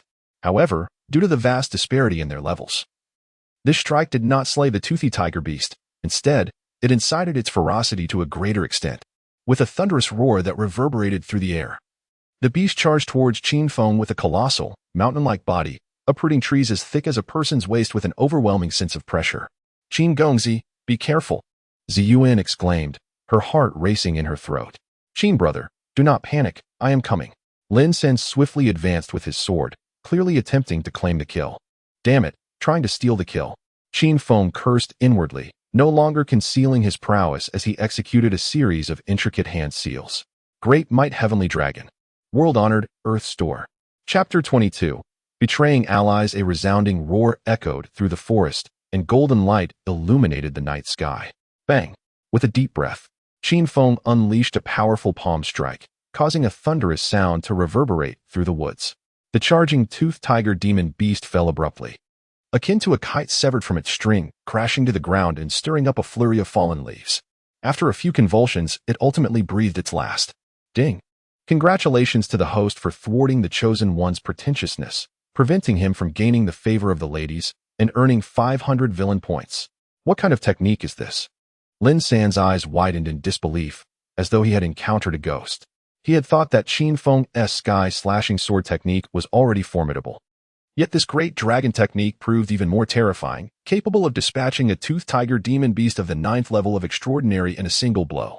Even though the beast was already gravely injured, the ability to annihilate a 9th level creature with mere 2nd level prowess was an extraordinary shock to him. The foremost swordsman of a century later. Qin Feng is truly impressive. Ziyuan's eyes sparkled with admiration, her feelings for Qin Feng intensifying. Ding! Congratulations to the host for obstructing the Chosen One's arrogance, thus preventing him from winning the goddess's favor and earning 500 villain points. Phew, these 500 points were hard-earned. Qin Feng let out a deep sigh, collapsing exhaustedly to the ground. The great dragon technique inflicted immense damage to demonkind, yet its consumption was equally terrifying. Akin to enduring a series of cold wars with an ex-girlfriend, leaving his legs weak and unsteady. Clap, clap, clap. A round of applause erupted, and the three immediately grew vigilant. Emerging from the woods was a scar-faced man accompanied by a group of henchmen, unmistakably members of the Weihu gang by their attire. Young hero, you possess remarkable skill. The scar-faced man coldly surveyed the trio and inquired, if I'm not mistaken, you are the ones who killed my Weihu gang's disciple. If you do not provide an explanation today, you shall find it difficult to leave. Explanation. Before Lin San could respond, Qin Feng arrogantly declared, You wish to seek an explanation from my elder brother Lin San? You must be mistaken. Let me tell you, this is how we operate. Pfft. Lin San nearly spat out a mouthful of blood, indicating that he was hardly acquainted with Qin Feng. Elder brother, I will take my leave to rest for a while. These few insignificant foes are yours to handle. Qin Feng took Ziyuan's hand and turned to depart, not forgetting to raise a middle finger in a show of defiance. Such audacity. The scar-faced man's expression darkened instantly, feeling his inner rage boiling over. Having witnessed Qin Feng's battle with the toothed tiger demon beast, he recognized the latter as an unparalleled genius. He merely needed to play along to save face, allowing Qin Feng to provide an explanation before his subordinates. However, not only did Qin Feng refuse to show him respect, but he also slapped him in front of his men. This is intolerable. Misunderstanding. Lin San hurriedly clarified. Actually, my brother here is known to you. He is your master, the eldest son of the Qin family, Qin Feng. Qin Feng. He is Qin Feng. The members of the Weihu gang exclaimed in shock. As a minor force in the eastern region of Daxia, it is only natural that one lacks the privilege to behold the visage of the esteemed young master of the Qin family. However, tales of Qin Feng's exploits have long reached our ears. The legendary potential of an emperor. The hope of the Qin clan, he broke through to the extraordinary realm at the tender age of 8, creating the unparalleled heaven-slaying sword technique to vanquish the disciple of the sword god of the void. Each of these feats attests to his formidable potential. Perhaps the most notorious incident involves his betrayal of the Qin family, wherein he excavated the supreme bone of his brother. Now, the Qin family has issued a death warrant for him. Whoever succeeds in slaying Qin Feng may claim a reward of 1 million top-grade spirit stones for his corpse, and an additional celestial treasure gourd for capturing him alive. Upon the release of this news, the ancient lands erupted with fervor. Anyone who deemed themselves capable was swiftly making their way here, though they hardly anticipated that such a plump target would fall into their grasp. What does this signify? Lin San felt a sense of unease brewing within him. Upon hearing the illustrious name of Qin Feng, they exhibited no inclination to kneel and beseech for guidance. Instead, their eyes sparkled as if they had encountered a breathtaking beauty. This individual is mine. You pursue Qin Feng. The scarred man's gaze bore into Lin San with gravity. Having witnessed Qin Feng's terrifying prowess in slaying extraordinary 9th-tier beasts, he dared not underestimate these unparalleled prodigies. Moreover, considering he was referred to as brother by the Qin family's monstrous young master, one could only imagine how formidable his combat abilities must be. To hunt a lion, one must employ all their strength. Indeed, the disciples of the Weihu gang acknowledged their orders and swiftly set off to pursue Qin Feng and his companion. A chilling aura surged around the scarred man, causing the air to ripple around him, and a phantom of a roaring tiger materialized behind him. By heavens! He is at the 3rd level of the spirit martial realm. He is the leader of the Weihu gang. Lin San exclaimed in disbelief, realizing the gravity of the situation.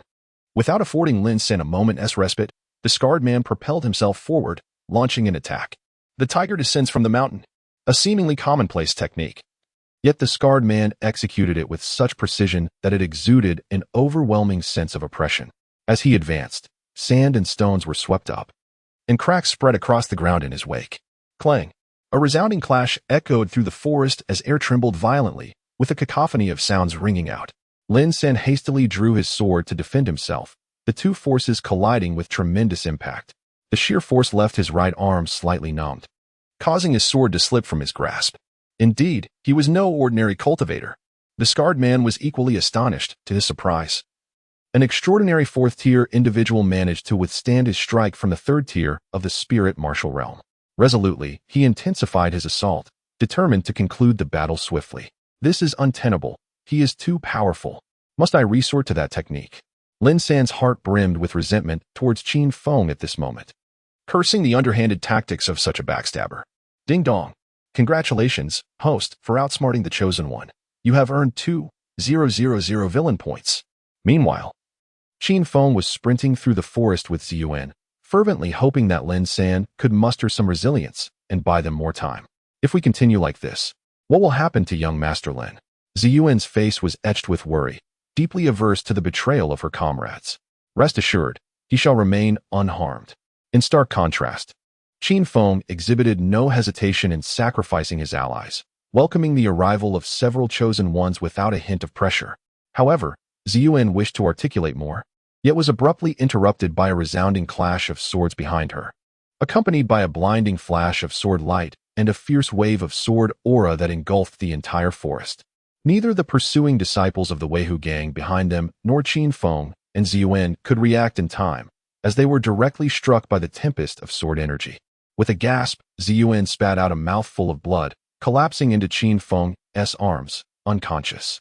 To employ this as a test for the cadres, Qin Feng gazed at the unconscious Ziyuan in his embrace, feeling that he had reached his limit, lying on the ground, unwilling to stir. Soon, the forest was once again shrouded in darkness. The grass beneath the trees began to teem with vibrant life, as little creatures frolicked and tumbled, producing faint rustling sounds. By morning, a few delicate white flowers would emerge, and as the wind blew, one might occasionally catch a glimpse of the tender red petals at their heart. A testament to the colors of life. Chapter 23. The Supreme Bone Transplant. The following day, sunlight filtered through the branches, casting its warm glow upon the delicate face of Ziyuan. With a soft smacking sound, she stirred, rubbing her eyes awake. Yet, in the next instant, she froze, grappling with an overwhelming sense of disbelief. Lying in the embrace of Qin Feng, the position was undeniably intimate, and his hand rested inappropriately. If her memory served her correctly, her little duckling was not clad in any attire. A piercing scream shattered the serene morning, startling the birds and beasts of the forest. Why such a loud outcry? Qin Feng jolted awake from his dream, entirely oblivious to the implications of the situation. What could a mere child understand or harbor in terms of ill intentions? You. Ziyuan struggled to articulate her thoughts, feeling utterly vexed and helpless before the young boy. Ding dong. Congratulations, host, for taking advantage of the girl. Earning 200 villain points. Qin Feng raised an eyebrow, sensing an approaching presence. He quickly covered Ziyuan's mouth with his hand and pulled her swiftly into the underbrush. The memory of the sudden sword light from the previous night still sent shivers down his spine, imbued with an unnerving and terrifying sword intent, seemingly otherworldly. Could it be Lin San's trump card? Qin Feng mused, an inexplicable feeling suggesting it was indeed Lin San. It was well known that Lin San had inherited the legacy of the Longkong sword god, and it was only reasonable for him to retain some means of protection for his disciples. Thud, thud, thud. A flurry of hurried footsteps approached. 5 underlings from the Weihu gang rushed toward the sound, visibly wounded, a testament to the sword she storm they had endured the previous night. The leader among them spoke. It must be that girl from last night. They likely haven't gone far. We should hurry back and call for reinforcements. Before he could finish his sentence, Qin Feng burst forth from the bushes like a bolt of lightning. After a night of recovery, his energy was fully replenished, and he was ready to unleash his prowess once more. Nodding, he drew his sword. The crisp sound of the blade being unsheathed resonated through the woods, a chilling aura enveloping the surroundings. Whoosh! A dark sword light sliced through the air ahead, the fierce wind of the blade cutting past with lethal precision. Splurt! Blood gushed forth as the 5 assailants collapsed to the ground like kites severed from their strings, their eyes widening momentarily before gradually fading to a lifeless pallor. Ding dong. Congratulations, host, for slaying 5 individuals, earning 500 villain points. Is he truly just a child? Ziyuan watched in shock as he effortlessly dispatched 5 foes without so much as a flutter of his eyelids. We must leave at once. Qin Feng grasped Ziyuan's hand, urging her to flee, fully aware that the Weihu gang would soon launch a thorough search for them. At that moment, on a nearby hillside, the leader of the Weihu gang, the scarred man, wore an exceptionally dark expression. His right sleeve billowed in the wind, revealing its emptiness. He had lost his most trusted right-hand man. As Lin San unleashed that sword strike, he finally comprehended the essence of a prodigy. Had he not decisively sacrificed his right hand, he would have surely met his demise. The prowess of these prodigies was utterly terrifying. The scarred man felt a lingering dread.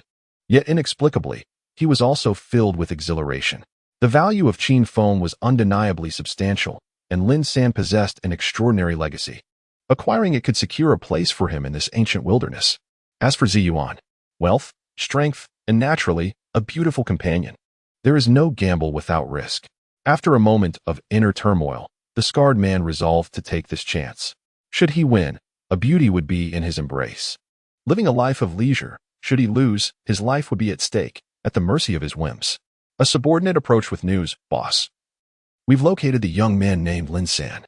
Some brothers witnessed him activating a relic, and he has since entered. A relic here. The scarred man was momentarily bewildered. He had been the Mountain King for decades and had never heard of such a relic. Why had Lin San discovered it upon his arrival? Did he not deserve to possess it? Soon, the scarred man summoned all the thousands of disciples of the Weihu gang, taking a portion with him to investigate the relic, while the rest were dispatched to search the forest for Qin Feng and Ziyuan. Why do I feel like they somewhat look down on me? Qin Feng and Ziyuan journeyed forth, encountering only a series of insignificant opponents. The highest cultivation among them barely reached the 8th level of the extraordinary realm. Lacking any prodigious attributes, even the sky-slaying sword technique was unnecessary, as the 10 ancestors' falling leaves could effortlessly dispatch them. Ziyuan remarked, "It must be due to young Master Lin's sword strike last night that they diverted their main forces to confront him." Lin San. Qin Feng raised an eyebrow, recognizing a flaw in the situation. Logically, the scarred man should have been fully devoted to capturing him for the Qin family's bounty. Yet now he was allocating his main forces to deal with Lin San, which was somewhat illogical. Unless, at this moment, Lin San was deemed more valuable. A sly smile crept across Qin Feng's lips as he murmured, "If I am not mistaken, Lin San's aura must have activated. The reason he remained behind instead of returning to Tianxin City with Lin Shiner is likely to pursue these treasures." "What are you mumbling about?" Ziyuan inquired curiously. "Nothing. Let us proceed." To validate his hypothesis, Qin Feng grasped Ziyuan and began retracing their steps. He needed to locate Lin San swiftly, before his aura fully manifested. "Hey, are you mad? Knowing they're hunting us, you still want to go back?" Ziyuan urgently cautioned, but Qin Feng disregarded her concern. Wrapping his arms around her slender waist and employing Shadow Mirage to glide through the forest. With no power to resist, Ziyuan could only acquiesce to the whims of this mischievous youth. Before long, they arrived at the site where they had encountered the scarred man the previous night. The trees within a 1,000-meter radius had all been severed at the waist, and a sword scar several dozen meters deep marred the ground, showcasing the terrifying might of Lin San's hidden strength. This truly is the masterpiece of young Master Lin? Ziyuan could not help but swallow hard, unable to fathom the magnitude of such power. The Chosen One is far more terrifying than I had anticipated. Qin Feng felt a sense of relief that he had not confronted Lin San head-on. Otherwise, even with the advantage of his, he might not have been able to match him, unless he resorted to the experience scroll of the red-haired old monster. No, I must find a way to strengthen myself. Qin Feng retrieved the supreme bone of his second brother from his spatial pocket. It was adorned with mysterious runes, and he could faintly sense the power of the cosmos contained within. By transplanting it into himself, he could harness this celestial force. This is... Ziyuan gazed curiously at the supreme bone, eager to inquire of Qin Feng what it was. But before she could voice her question, she saw Qin Feng's gaze sharpen like a blade as he unsheathed the Longkong divine sword and plunged it into his chest, extracting his original bone to implant the supreme bone. Despite the relentless flow of blood, he gritted his teeth and remained silent. You.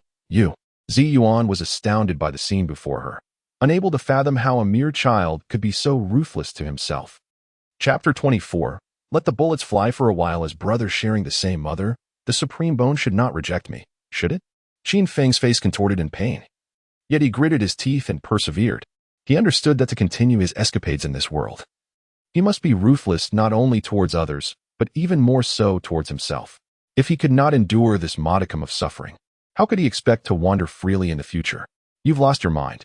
Who would stab themselves with a sword? Ziyuan finally snapped back to reality from her shock and hurried to tend to Qin Feng's wounds. However, before she could take action, the wounds on Qin Feng's body began to heal at a visibly rapid pace. Within 10 minutes, they had completely mended, leaving no scars behind. Ever since he comprehended the third level of the 33 Heavens creation technique, Qin Feng's self-healing ability had become increasingly monstrous. While he might not claim to achieve the regeneration of severed limbs, the revival of severed fingers was certainly within his capabilities. What manner of creature are you? Ziyuan was left dumbfounded, her mind racing with turmoil. A mere 8-year-old child not only challenged those of higher rank, but also wielded fearsome techniques such as the sky-slaying sword art and the great heavenly dragon's might. Now, he possessed an extraordinary self-healing ability as well. Goodness, each of these abilities, if exhibited individually, would leave even the ancient monsters of the primeval era in awe. Yet, all of them were concentrated in the form of an 8-year-old child. Reflecting on Lin San's terrifying sword strike from the previous night, it was evident that a great upheaval in the world was truly upon them. The current generation of extraordinary talents was excessively formidable. You are the true monster. Your entire family is monstrous. Qin Feng rolled his eyes in frustration, beginning to trace Lin San's escape route from the previous night. Wait for me, Ziyuan quickly pursued. Unwilling to venture alone, she needed to remain close to Qin Feng, ready to cling to his coattails at any moment. Not long after, the two evaded the searching members of the Tiger Wolf gang and arrived at a stone wall in the forest. There, they beheld a black vortex on the wall, resembling a black hole that could consume everything. An ancient relic. Qin Feng's eyes brightened, his heart racing with excitement. He had heard the 10 ancestors speak of such relics. Realms crafted by powerful beings, often containing their legacies and the magical artifacts they once wielded. Even in the absence of legacies or artifacts, these places could still nurture rare treasures of heaven and earth. Ding! Congratulations, host, for triggering a villainous quest. Seize the chosen one's opportunity and treasure. Reward, 1 golden treasure chest. No wonder they disregarded me and rushed to Lin San. Qin Feng could not help but reflect that the chosen ones truly had no sense of fairness. It was as if the heavens were feeding them with a silver spoon, while he, as the villain, could only rely on his own efforts to complete tasks. What are we waiting for? Let us enter at once. Ziyuan was unusually exhilarated. As a female hero venturing into the world, how could she resist the allure of an ancient relic? Now is not the time. Qin Feng glanced at the time, seeking a discreet location to sit and cultivate. As a seasoned bookworm of 10 years, he could responsibly assert that accompanying the protagonist into a dungeon was far more challenging than enduring the trials of the heavenly tribulation. Teammates are easily sacrificed, while enemies merely serve as pawns. Once the aura is activated, distinctions between friend and foe vanish. It is prudent to let the bullets fly for a while. One cannot hasten the consumption of hot tofu. What does this mean? Ziyuan hurriedly pursued to inquire. However, Qin Feng showed no intention of responding and had already entered a meditative state, allowing the surrounding spiritual energy to gradually flow into his body. The supreme bone previously implanted within him showed no signs of rejection, and the mysterious runes surging within began to circulate throughout his being, giving rise to a divine ability known as the Celestial Calamity Light. Is this the divine ability contained within the supreme bone? Qin Feng, still under the influence of the 1-month wisdom aura he had exchanged for earlier, began to attempt understanding the celestial calamity light within the supreme bone. Bang! The void trembled as the vast, oceanic force of heaven and earth surged towards Qin Feng. In the face of this cosmic power, everything in the world appeared minuscule. Qin Feng struggled to breathe, akin to a climber striving upwards. With each step forward, he felt an exponential increase in pressure, his footing precarious, his form swaying. Yet, this struggle deepened his comprehension of the celestial forces, and the clarity of his insights grew ever more pronounced. While the celestial calamity light of the supreme bone was indeed remarkable, it could only serve as an auxiliary means. Qin Feng chose not to expend excessive energy on the supreme bone, redirecting his focus towards his formidable eye of invincibility. Currently, due to his limited cultivation, Many abilities of the eye remained dormant. Aside from perceiving the essence, he had only developed the abilities of action decomposition and speed reduction. Do these prodigies have nothing else to attend to but cultivation? Ziyuan, dissatisfied, rested her chin on her hand, seated to the side. She longed to embark on an adventure within the ruins, but dared not, waiting for Qin Feng to awaken and take her inside. Gurgle. Her stomach protested, and she found herself yearning for more of Qin Feng's chicken. Within the ruins, Lin San cautiously wielded a sword in one hand while holding a map in the other. Initially, he intended to return to Tianqin City with Lin Xiner, but en route, he stumbled upon a fragmented map that fortuitously complemented the one he possessed, leading to a target ruin located within the Qin family's territory. What a stroke of luck! Adhering to the principle of finders keepers, he resolved to venture alone in search of the ruin depicted on the map. However, he encountered Qin Feng along the way. And considering the Qin family's influence in the east, he hesitated to enter the ruins, fearing monopolization by the Qin clan. Fortunately, last night, Qin Feng had fled with Ziyuan, granting him time to explore the ruins. Ah! From a distance came a series of anguished cries. Lin San merely glanced back, aware that members of the Weihu gang had already entered the ruins. Unlike the Qin family's absolute dominance in the east, the Weihu gang posed no threat to him. The traps within the ruins would be ample challenge for them. He needed to hasten. If discovered by the Qin family, it would spell trouble. Following the map's guidance, Lin San successfully avoided numerous traps, heading straight for the treasure within the ruins. Outside the ruins, Qin Feng had been meditating for an extended period, and the spiritual energy within him had reached a critical point. Bang! A dull sound resonated within, accompanied by a wave of energy that surged forth. It was over. The cultivation had come to an end. The previously listless Ziyuan instantly regained her spirit, eagerly anticipating the roasted chicken that Qin Feng promised to prepare for her. With a deep exhalation, Qin Feng expelled a breath of turbid air, acutely aware of the transformation within his body. Where he once could project his spiritual energy a mere 5 meters beyond his form, having ascended to the third tier of the extraordinary realm, he could now extend it to 10 meters, with a potency far exceeding his prior capabilities. It was akin to a middle-aged man, soaked in his own misfortune at 40, suddenly transformed into an 18-year-old youth capable of defying the wind with his vigor. Suddenly, a flurry of hurried footsteps echoed around them, as thousands of disciples from the Weihu gang surged forth from all directions. This was dire. They had been discovered. Ziyuan, her face awash with panic, grasped Qin Feng's hand, urging him to flee.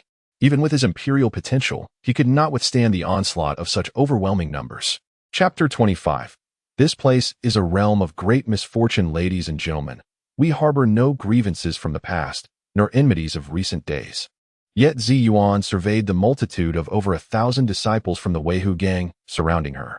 She realized that the odds of escape were non-existent, and thus she endeavored to maintain a smile, asserting that they bore no ill will towards the Weihu gang, attributing all mischief to Lin San's machinations. Yet, this was of little consequence. Our objective remains Qin Feng. The throng of Weihu gang disciples was electrified, gazing at Qin Feng with an intensity akin to that of a lovesick fool besotted by an unparalleled beauty. Why do they target you? Ziyuan, concealed behind Qin Feng, felt perplexed. It was one thing to slay the Weihu gang's minions, yet quite another for them to mobilize such a vast force against Qin Feng. Qin Feng pondered for a moment, then remarked, "Perhaps it is due to my striking appearance." Ziyuan could not suppress an eye roll, taken aback by the child's unabashed vanity. The leading squad captain spoke up. "Young Master Qin, you find yourself encircled with no avenue of escape. I advise you to surrender promptly to avoid the peril of unseeing blades." "Are you certain it is you who surrounds me?" Qin Feng remained unfazed in the face of 1,000 adversaries, a peculiar thrill coursing through him. Ever since he had refined the Chong Kong 9 swords with the aid of the 10 ancestors, he had wielded the Chong Kong Divine sword against foes, neglecting the fact that it could also be divided into 9 blades for combat in a multitude. Is this child unwell? The 1,000 Weihu gang disciples could not help but erupt in laughter, deeming the young master of the Qin family somewhat deranged. Did he truly believe he had ensnared them all? Since he refused to surrender, then let us advance. The squad captain issued his command, and the dark tide of humanity surged towards Qin Feng. This is disastrous. Ziyuan, overwhelmed with despair, closed her eyes, her heart heavy with sorrow. Especially as her stomach grumbled, she feared she would not even have the chance to savor Qin Feng's chicken before her demise. Buzzing. A cacophony of piercing sword cries suddenly erupted. Qin Feng swiftly formed a series of hand seals, causing the Chong Kong divine sword before him to fragment into 9 diminutive blades, which floated around him like a protective aura. 9 swords, unleash. Qin Feng executed another hand gesture and pointed towards the advancing throng. Whoosh, whoosh, whoosh. A relentless barrage of slicing winds followed as the 9 blades streaked through the air like meteors, executing their grim harvest with unadorned efficiency, claiming heads without flourish. What manner of sorcery is this? The onlookers soon sensed the gravity of the situation, their fear burgeoning as they beheld their comrades falling one after another. The diminutive size and elusive nature of the 9 blades rendered them nearly impossible to defend against, and in mere moments, they had claimed over 100 lives. With none able to approach Qin Feng. Ding dong. Congratulations, host, for slaying one, earning 100 villain points. Ding dong. Congratulations, host, for slaying one, earning 100 villain points. As the heads continued to fall, the system's notifications chimed incessantly. Run. He is a demon. At last, someone could no longer withstand the encroaching dread. Turning in terror to flee, realizing that the ferocity of the Qin family scion was in no way diminished by his youth. The swift and efficient speed of the swordplay renders the number of opponents inconsequential. Once the first individual escapes, a second and third follow suit. As the pervasive emotion of fear begins to spread, no one contemplates the Qin family's bounty anymore. Their sole focus is on fleeing from this formidable entity. Oh my goodness! Exclaimed Ziyuan, covering her mouth in astonishment at the scene before her. Is this truly the legendary prodigy? Even when besieged by thousands, he remains an unmatched adversary. Taking a deep breath, Qin Feng summoned back the 9 small swords with a wave of his hand. Despite the ease with which he dispatched these minor characters, the exertion required to control the 9 swords was considerable, even with the rapid replenishment from the heavenly treasure gourd. Such endurance could not be maintained indefinitely. Ding dong. Congratulations, host. You have slain a total of 232 individuals, earning 200 villain points. Qin Feng exhaled again, striving to calm his emotions. While the rewards of slaughter were indeed substantial, the addiction to killing can easily lead one astray, tempting practitioners to descend into darkness. Thus, most cultivators exercise restraint to avoid falling into the abyss. Of course, some individuals, in pursuit of power, willingly choose to embrace such darkness. Yet, with a solid background and ample advantages, there is no need to paint oneself in a villainous light, becoming a grotesque caricature of humanity. At that moment, a dozen figures emerged in the sky, their feet gliding upon flying swords. Immortal Path cultivators. Ziyuan could not help but exclaim, bewildered by their sudden appearance. These cultivators, superior to those of the spiritual martial realm, had evidently grasped the essence of the Tao, marking their true entry into the realm of cultivation and the pursuit of longevity. We found you, Qin Feng. The group of Immortal Path cultivators regarded Qin Feng with the same gaze one might reserve for a breathtaking beauty. Why is it always you they seek? Ziyuan quickly concealed herself behind Qin Feng, acutely aware of the hostile intent emanating from the newcomers. It was evident. Lin Sin had been using his name to deceive others. From the perspective of a seasoned reader, Qin Feng was all too familiar with the shameless tactics of protagonists, who often resorted to slander when faced with defeat, utilizing the villain's name to foster animosity. He would never admit to being a wanted criminal. To think that young Master Lin could be such a person. Ziyuan, still naive to the cruelties of society, had fallen for the words of this great antagonist. We must leave. As Qin Feng observed the advancing Immortal Path cultivators, he grasped Ziyuan's hand and swiftly dashed into the ruins, intending to complicate matters for Lin San. Or rather, to equip the protagonist with several formidable swords. The ruins. The eyes of the dozen Immortal Path cultivators brightened, their curiosity toward the ruins overpowering any resistance. They swiftly urged their flying swords into the depths of the ruins. As the world spun around them, Qin Feng and Ziyuan entered the ruins, encountering a realm not unlike the outside world, replete with mountains, rivers, forests, and the cycle of day and night. Is this the space crafted by a powerful being? Qin Feng was utterly astonished by the sight before him, struggling to fathom the level of cultivation required to create such a miniature world. We must hasten our steps, for those individuals are on the verge of catching up. Ziyuan was not overly surprised by this urgency. She grasped Qin Feng's hand and swiftly darted into the depths of the forest. Simultaneously, the cultivators pursuing the bounty on the Qin family arrived in succession. They easily gleaned Qin Feng's whereabouts from the fleeing members of the Weihu gang and discovered the ruins. The news of the ruins spread like wildfire, attracting countless treasure-seeking cultivators. Upon calculating, I discerned that this is a place of great peril. Qin Feng observed the throngs of individuals entering the ruins in search of treasures, and without a doubt, he knew the difficulty level of this dungeon would be exceedingly high. Coupled with Lin San's protagonist aura, the chances of survival were slim, perhaps 1 in 10. You can predict fortunes? Ziyuan inquired with curiosity. Not at all. Qin Feng shot her a sidelong glance. This is indeed a place of great peril. Chapter 26. Do not show mercy, are you still pretending? Ziyuan shot a glance at Qin Feng, her youth already radiating an air of captivating charm. You simply do not understand. Qin Feng possessed unwavering confidence in himself. In every instance where the protagonist entered a subquest, the more companions that accompanied them, the greater the unforeseen dangers that would arise. Ultimately, only a scant few would manage to escape, haunted by the memories of the protagonist's audacious exploits. Ding, ding, ding. A sudden flurry of combat echoed nearby, unmistakably indicating a fierce struggle for treasures. Given the prolonged seclusion of this ruin, it had become a haven for numerous rare materials. Upon entering the forest, Qin Feng and Ziyuan had indeed stumbled upon a few, albeit of ordinary quality, far from warranting any conflict. Shall we take a look? Qin Feng ventured tentatively, eliciting an enthusiastic nod from Ziyuan. To ensure they went unrecognized, he smeared some dirt across his face and clothing, presenting himself as a weary traveler rather than the scion of a wealthy family. Before long, the duo stealthily approached the scene, where multiple factions were engaged in a frenzied battle, leaving dozens of corpses strewn across the ground, the earth stained crimson with blood. Not far from them stood a vine adorned with dozens of small, tomato-like fruits, shimmering with a radiant red glow. It was blood Bodhi, Ziyuan nearly exclaimed in delight, only managing to restrain herself by pinching Qin Feng's arm to temper her excitement. Her reaction was hardly surprising. Blood Bodhi was exceedingly rare. If one were to categorize rare materials into 4 grades, heaven, earth, mysterious, and yellow, blood Bodhi would undoubtedly belong to the heavenly tier, and a rare variety at that. Consuming it not only healed wounds, but also enhanced one's abilities, fortifying the essence and promoting vitality. Remarkably, it could be consumed without limit, devoid of the typical diminishing returns that accompany such treasures, making it the aspirational goal for any cultivator.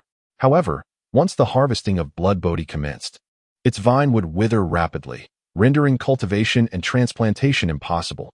Only those with extraordinary fortune could encounter it, which contributed to its extreme scarcity. How outrageous, Qin Feng remarked, glancing at his arm, now reddened from Ziyuan's pinch. He was not one to harbor grudges, typically repaying any slight in kind immediately. Ouch, that hurts. Be gentler. Ziyuan, caught off guard, felt the sting on her thigh from Qin Feng's response. With several groups engaged in fierce combat ahead, she could only stifle her cries. Casting a pitiful glance at Qin Feng, silently apologizing and vowing never to pinch him again. Consider yourself spared. Qin Feng released his grip, acknowledging the pleasant sensation of her grip. Ahem, back to the topic at hand. The combatants ahead were remarkably formidable, comprising not only Spirit Martial Realm practitioners, but also those at the Dao Entry Realm. Even with his recent breakthrough to the 3rd level of the Transcendent Realm, utilizing his Supreme Bone and Invincible Heavy Eye, he would still be no match for them, unless he resorted to the high-level experience scroll for the red-haired old monster. But that would be akin to using a sledgehammer to crack a nut against this motley crew. What a bothersome little brother, Ziyuan muttered in frustration, tears nearly spilling from her eyes due to the pain. Yet, in an instant, she forgot her discomfort. Before Qin Feng stood the blood Bodhi, his gaze unwavering. With an outstretched hand, he grasped the air, astonishingly retrieving a blood Bodhi. How did you accomplish that? Ziyuan exclaimed, hastily rubbing her eyes to confirm her vision. Once she realized it was indeed real, her bright eyes sparkled with admiration as they turned to Qin Feng. It's a secret. Qin Feng had no intention of elaborating. After verifying the efficacy of his telekinetic abilities, he eagerly continued to seize the blood Bodhi, visibly depleting the once lush vines at an observable pace. However, Ziyuan felt an unsettling familiarity with the scene unfolding before her. Suddenly, a realization struck her, and her cheeks flushed crimson. This incident bore a striking resemblance to the mysterious disappearance of her undergarment that night. In other words, the perpetrator was not Lin San, but rather the mischievous Qin Feng. What she had initially perceived as a naive child now appeared to possess knowledge far beyond her own. What a mischievous little brother, she mused. recalling her aunt's words that all men were no good. Flustered, she lightly scoffed, her mind drifting to her aunt's subsequent remark about a man's redeeming qualities, the meaning of which eluded her. What are you talking about? Qin Feng turned to inquire. Nothing, Ziyuan replied, her face still flushed. Is it really all right to take so many? Don't be too merciful. With an attitude of seizing every opportunity, Qin Feng had no intention of leaving any behind. Wait. Stop. The onlookers, who had been embroiled in combat, finally recognized something amiss. The once bountiful vines of blood Bodhi were now nearly stripped bare, showing no signs of cessation. Before their very eyes, the fruits diminished until the last one vanished, causing the vines to wither. Who did this? Who was responsible? The assembled crowd seethed with rage, their tempers flaring. After such a prolonged struggle, with brothers sacrificed, they had emerged empty-handed, unable to tolerate the indignity. Who are you? Realizing that Qin Feng and Ziyuan were attempting to flee, the group surged forward, encircling the duo. So they were merely two prodigies of the extraordinary realm. Disappointment washed over the faces of the crowd, who dismissed the notion that such a lowly rank could deplete all the blood Bodhi right under their noses. Wait, one among them squinted, scrutinizing the disheveled Qin Feng. Something about him seemed strikingly familiar. What are you staring at? Do you know who my elder brother is? Qin Feng retorted, brimming with confidence. Let me tell you, it will shock you. My elder brother is none other than the renowned Lin San, the heir of the illustrious Sky Sword God. We are brothers, though of different mothers. Lin San. The crowd gasped in unison, clearly familiar with the name. Renowned as the foremost swordsman of the century, he was also the heir to the Sky Sword God. Recently, he had clashed with the extraordinarily gifted Qin Feng, making him a celebrated figure of the age, backed by the formidable city of Heavenly Heart. Such a formidable lineage. We dare not provoke you. Ziyuan could not help but roll her eyes, realizing that Qin Feng was indeed a master of fabrication. Seizing the moment, Qin Feng, feigning intimidation, added fuel to the fire. I must tell you, this relic was opened by my elder brother 3 days ago. The blood Bodhi is something my brother deemed unworthy. Should you offend me, you may ponder the consequences yourself. The crowd exchanged glances, promptly disregarding his final remark. They had learned from the disciples of the Weihu gang that it was indeed a certain Lin San who had uncovered the relic, thus lending credence to Qin Feng's claims. In other words, it could be interpreted that Lin San had discovered extraordinary treasures within the relic, deeming even the blood Bodhi insignificant. With a sudden commotion, the crowd scattered like startled birds, fervently searching the entire relic for Lin San. Chapter 27. I can tell at a glance that you are not human. What a wicked younger brother. Ziyuan watched in utter disbelief, unsure of what offense Lin San had committed. Soon, news of Lin San acquiring an extraordinary treasure spread throughout the ruins, prompting all cultivators to seek him out, causing Lin San to curse in frustration, wondering who had the audacity to speak the truth. Achoo! Qin Feng couldn't help but sneeze, suspecting someone was speaking ill of him behind his back. However, his attention was swiftly captivated by the blood Bodhi. Having obtained a total of 32, he consumed one, and an immense energy erupted within him. The effects of consolidating his foundation and nurturing his essence immediately stabilized the somewhat shaky footing he had just achieved upon breaking through to the 3rd level of the transcendent realm. Truly, as expected of a rare heavenly treasure, it was indeed formidable. After Ziyuan consumed one as well, she too was astonished by its effects. At that moment, a woman clad in ancient white attire appeared, casting a complex gaze upon the blood Bodhi in Qin Feng's hand. Sister, do you need something? Ziyuan inquired curiously. Sister, Qin Feng exclaimed, seizing Ziyuan and coldly admonishing, monstrous being. I can tell at a glance that you are not human. Not human? Then that makes you a monster. Ziyuan was startled, hastily retreating behind Qin Feng. Unlike the ferocious toothed tiger beasts they had encountered previously, this shape-shifting beast was undoubtedly a formidable creature among its kind. Its power could only be described as terrifying. Indeed, she was a monster. Since mastering the great might heavenly dragon technique, Qin Feng had acquired the ability to distinguish between humans and demons, and he was certain that the woman before him was a transformed great demon. Do not misunderstand. I harbor no malice. The white-clad woman was taken aback, astonished that Qin Feng could discern her true nature at a glance. Do you think we would believe you? Qin Feng remained vigilant, fingers poised in the great, might heavenly dragon gesture. He had heard from the 10 ancestors that in the ancient world, the conflict between the human and demon races was the fiercest. It was certainly not a matter that could be settled over drinks simply by claiming no ill intentions. After a moment of hesitation, the white-clad woman finally spoke. In truth, I entered the ruins to seek heavenly materials for my newborn child. However, I am weak after recently giving birth and cannot compete with others for the blood bodhi. I do not need many, just 10 will suffice. Upon finishing her plea, her eyes were filled with earnest longing as she gazed at Qin Feng as a transformed great demon. Revealing her recent childbirth was an exceedingly perilous act. One must understand that great demons are treasures in themselves. If outsiders learned of her vulnerability, they would surely seize the opportunity to capture her, skinning her alive to forge treasures or concoct elixirs. If she were to encounter beast tamers, her fate would be even more dire, bound by a beast collar, losing her freedom. Thus, she was gambling, betting that Qin Feng was not that kind of person. Looking into the earnest eyes of the white-clad woman, Qin Feng momentarily saw the reflection of his mother. Over the past 8 years, Yunxia's care for him had been meticulous, and now, as he chose this path, it was perhaps she who would suffer the most. In the name of the great maternal love, I can, in the spirit of humanitarianism, offer you 10. However, Qin Feng deftly shifted the conversation, stating, as a mother, I believe you would not wish for your child to cultivate the notion of unearned gains. A mere gesture would suffice. I shall accept 1 blood bodhi in exchange for 100,000 exquisite spirit stones. Zi Yuan nearly spewed a mouthful of blood, realizing just how cunning Qin Feng truly was. While espousing humanitarianism, his heart was solely focused on commerce. I have no spirit stones.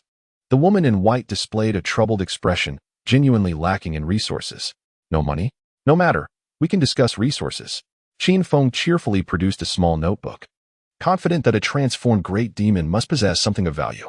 For instance, there are places rich in heavenly treasures, sites of powerful relics, and secrets that certain individuals would prefer to keep hidden.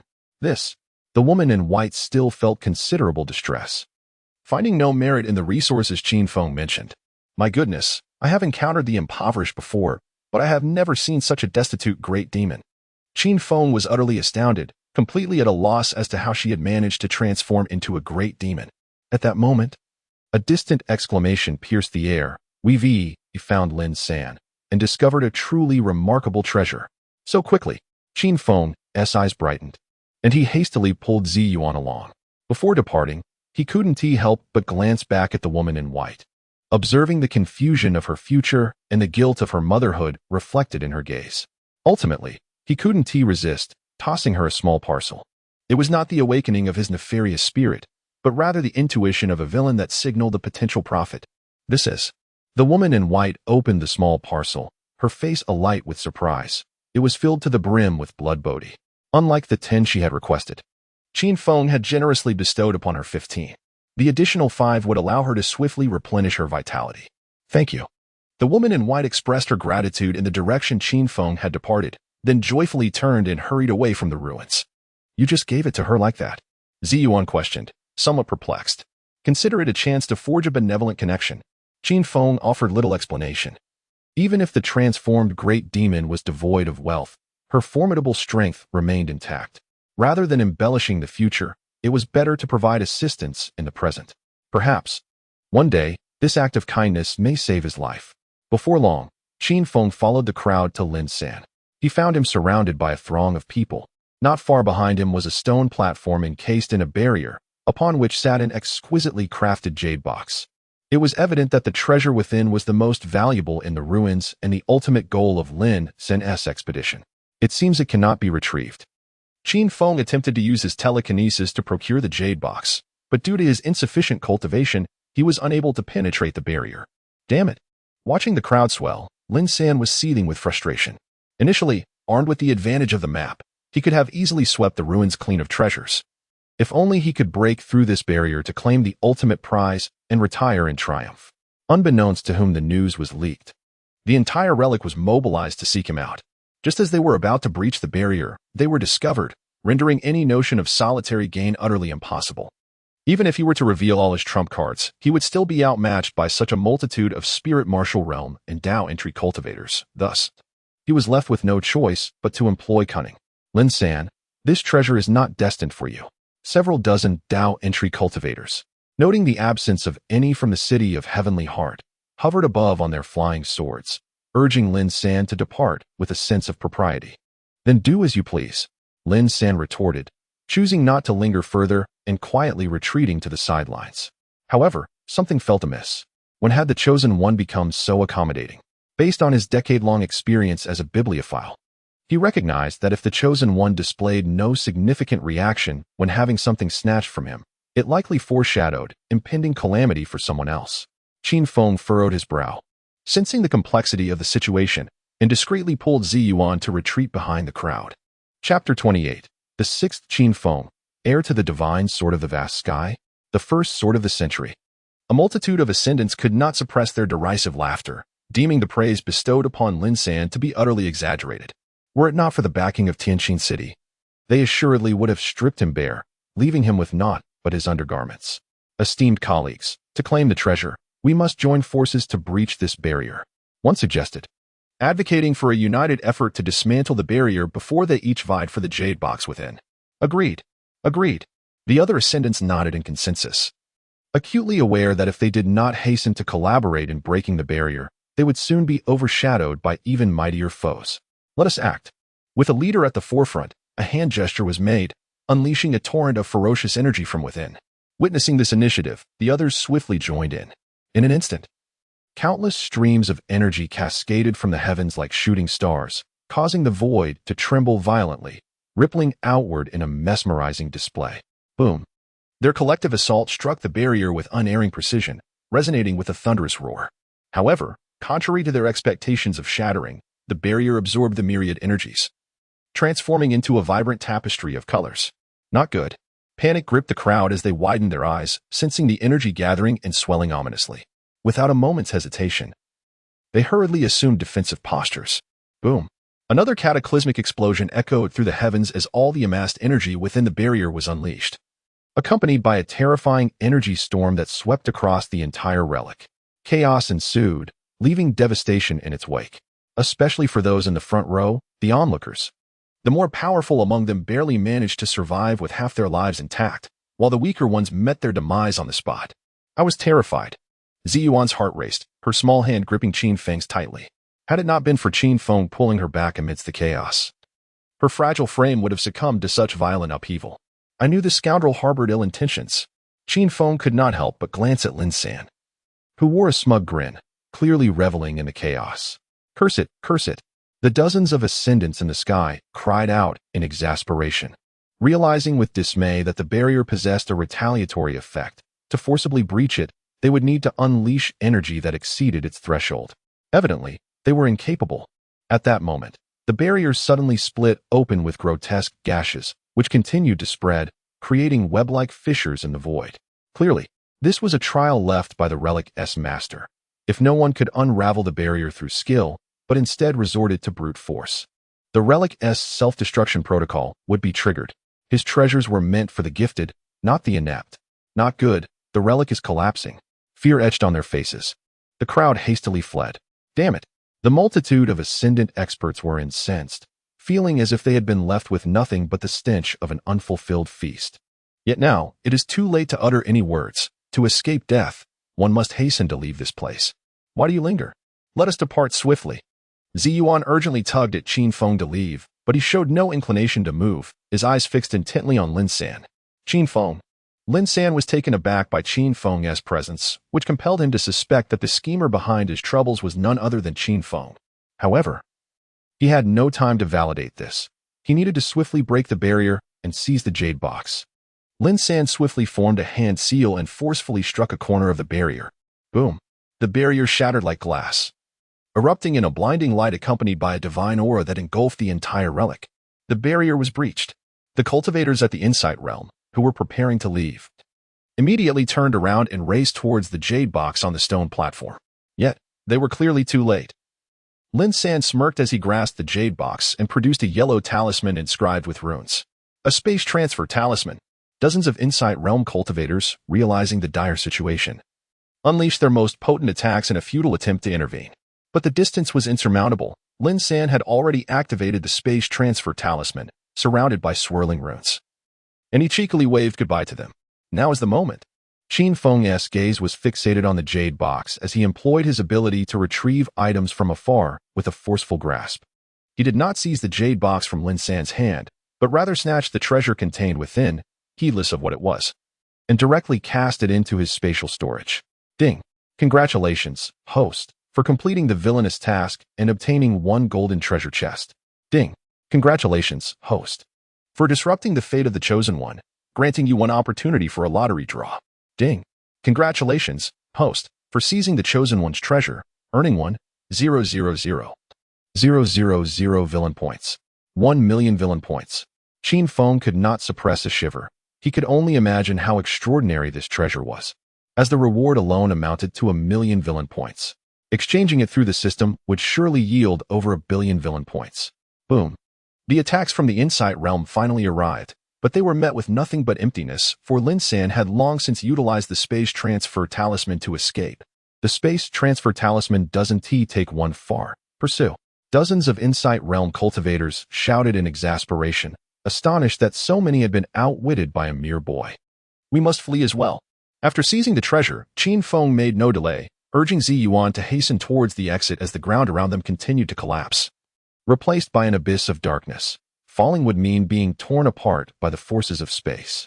Help! The entire relic echoed with cries of despair as countless individuals, unable to escape in time, were consumed by the void. Indeed, his words rang true. This place was indeed a sight of great peril. Zi Yuan swallowed hard in terror, witnessing the trials of humanity along the way. Some sacrificed their companions as stepping stones for survival, while others chose to perish alongside their loved ones. And couples desperately fled from impending doom, each seeking their own escape. Boom. Just as Qin Feng and Zi Yuan were nearing the exit, the ground beneath them suddenly caved in, causing them to lose their balance and fall into the abyss below. Zi Yuan immediately let out a piercing scream, hiding in Qin Feng's embrace, too frightened to open her eyes. Goodness! Qin Feng could not help but utter a curse, utilizing the charm of the Shadow Wanderer to its fullest as he climbed over the fallen stones. Unfortunately, the surroundings had collapsed entirely, leaving him with no avenue of escape. Such a scene was too regrettable not to be used for wooing a lady. Qin Feng forcefully hurled Zi Yuan towards the exit, while he himself wore a smile as he plummeted downwards, prepared to transform into the formidable crimson-haired elder at any moment for self-rescue. Qin Feng! Zi Yuan cried out with a heart-wrenching voice, yearning to grasp Qin Feng as he fell, but the distance between them only grew, stirring within her a peculiar sentiment towards this young lad. Whoosh! Suddenly, a white figure dashed into the ruins, swiftly pursuing the descending Qin Feng. Chapter 29. Purely circumstantial. It is you. The delight on Zi Yuan's face was impossible to conceal. The one who had arrived was none other than the formidable, shape-shifting demon. You truly are my sister from another mother. Your timing is impeccable. Qin Feng was so moved that tears streamed down his face, almost leading him to use the experience scroll from the red-haired elder, which would mean he could not roam freely for the next decade. With a whoosh, the woman in white soared through the air without the aid of any magical artifacts, swiftly grasping Qin Feng and darting out of the entrance of the ruins, which then collapsed with a thunderous crash, vanishing into the void. You scared me to death, little brother. Zi Yuan rushed over, tears glistening in her eyes, and enveloped Qin Feng in a tight embrace, having shared so many experiences with him, and in moments of peril selflessly granting him the chance to live. Their bond had transformed entirely. Ding! The system detected the host deceiving the goddess's affections and taking advantage of her, earning 1,000 villain points. Who took advantage of her? Qin Feng vehemently condemned the system's absurdity. It was Zi Yuan who was taking advantage of him, holding him so tightly that he could hardly breathe, his head nearly buried within her embrace. At that moment, Qin Feng inexplicably felt a chill run down his back. He looked up to see that only a few hundred had survived. Some were expressing gratitude for their narrow escape, while others regarded him with peculiar gazes. Indeed, he was Qin Feng. Someone shouted his name, instantly attracting the attention of the crowd. By now, the images of Qin Feng had spread far and wide, and their true objective in coming here was to capture him, nearly coinciding with the opening of the ruins. Although Qin Feng appeared disheveled, a closer inspection confirmed his identity beyond doubt. You want to capture me? Come on, come on. Qin Feng flaunted himself, standing confidently before the woman in white, relishing the moment. Just moments ago, everyone had witnessed her descending to rescue him. Not only were they incapable of summoning such a powerful ally, even if they tried, it would be as futile as calling upon a distant star. Damn! Observing Qin Feng's arrogant demeanor, The survivors could not help but curse. They had thought that surviving the disaster would enable them to seize Qin Feng for a reward, only to discover that he was under the protection of a powerful entity, making their demise as effortless as crushing ants. Enough of this. Let us leave quickly. Ziyuan urged Qin Feng, signaling him to cease his antics. Leave? Qin Feng turned back. Disgruntled, realizing that his sister's forehead was already beaded with sweat, she was evidently still weak after giving birth. No wonder she had not spoken a word for so long. Merely watching him show off in silence. Some survivors also noticed her condition and began to stir with intentions of their own. Their brother, I do not desire this either. It is purely circumstantial. In his heart, Qin Feng silently apologized to Lin San, yet remained unabashedly arrogant, declaring, What are you staring at? Let me tell you. Dealing with you does not even require my sister's intervention. I have an elder brother, Lin San, who is not of the same father or mother. He has already seized the treasure amidst the chaos, and his strength will undoubtedly ascend to new heights. Lin San has acquired the treasure? After a swift assessment of the situation, some individuals turned without hesitation to seek Lin San. They were uncertain of Qin Feng's sister's combat capabilities, but they were certain that Lin San had no sister to assist him in battle. Upon witnessing others depart, the remaining individuals grew increasingly indecisive. No one dared to risk their lives as the first to confront Qin Feng, especially considering that he had already paved a path to fortune for them. This implied they had an escape route. How could they recklessly engage Qin Feng in battle? Let us leave. Qin Feng dismissed them, turning to exit the vicinity. After a moment of internal conflict, none dared to impede him, and they could only watch helplessly as Qin Feng and his companions departed. Just as the crowd prepared to disperse, a figure plummeted from the sky, obstructing Qin Feng's path. With a resounding thud, the descent stirred a cloud of dust. It was him. Qin Feng furrowed his brow. They were old acquaintances. The scarred leader of the Weihu gang, once brimming with confidence, now bore the marks of defeat. His right hand was gone, his left eye blind, and he was riddled with numerous wounds. It was evident that he had fared poorly both at Lin San's hands and within the ruins. Young Master Qin, you shall not escape today. The scarred man glared fiercely, clearly prepared to fight to the bitter end. He had anticipated that entering the ruins would be a treasure hunt. But little did he know that Lin San had led him into traps, resulting in the loss of many lives without any treasure to show for it. Having recently encountered a collapse within the ruins, he had lost even more companions. Now, seeing Lin San filled him with dread, leaving him no choice but to gamble everything on Qin Feng. In your current state, you think you can capture me? Qin Feng scoffed, dismissing the scarred man entirely. Had he been in peak condition as a third-tier spirit martial practitioner, perhaps he would have considered asking his brother for assistance. But as it stood, he was merely a broken shadow of his former self, severely injured and entirely unworthy of his brother's intervention. You were more than sufficient to deal with. The scarred man's gaze sharpened suddenly, emanating a terrifying aura that rippled through the surrounding air, conjuring the faint illusion of a roaring tiger behind him.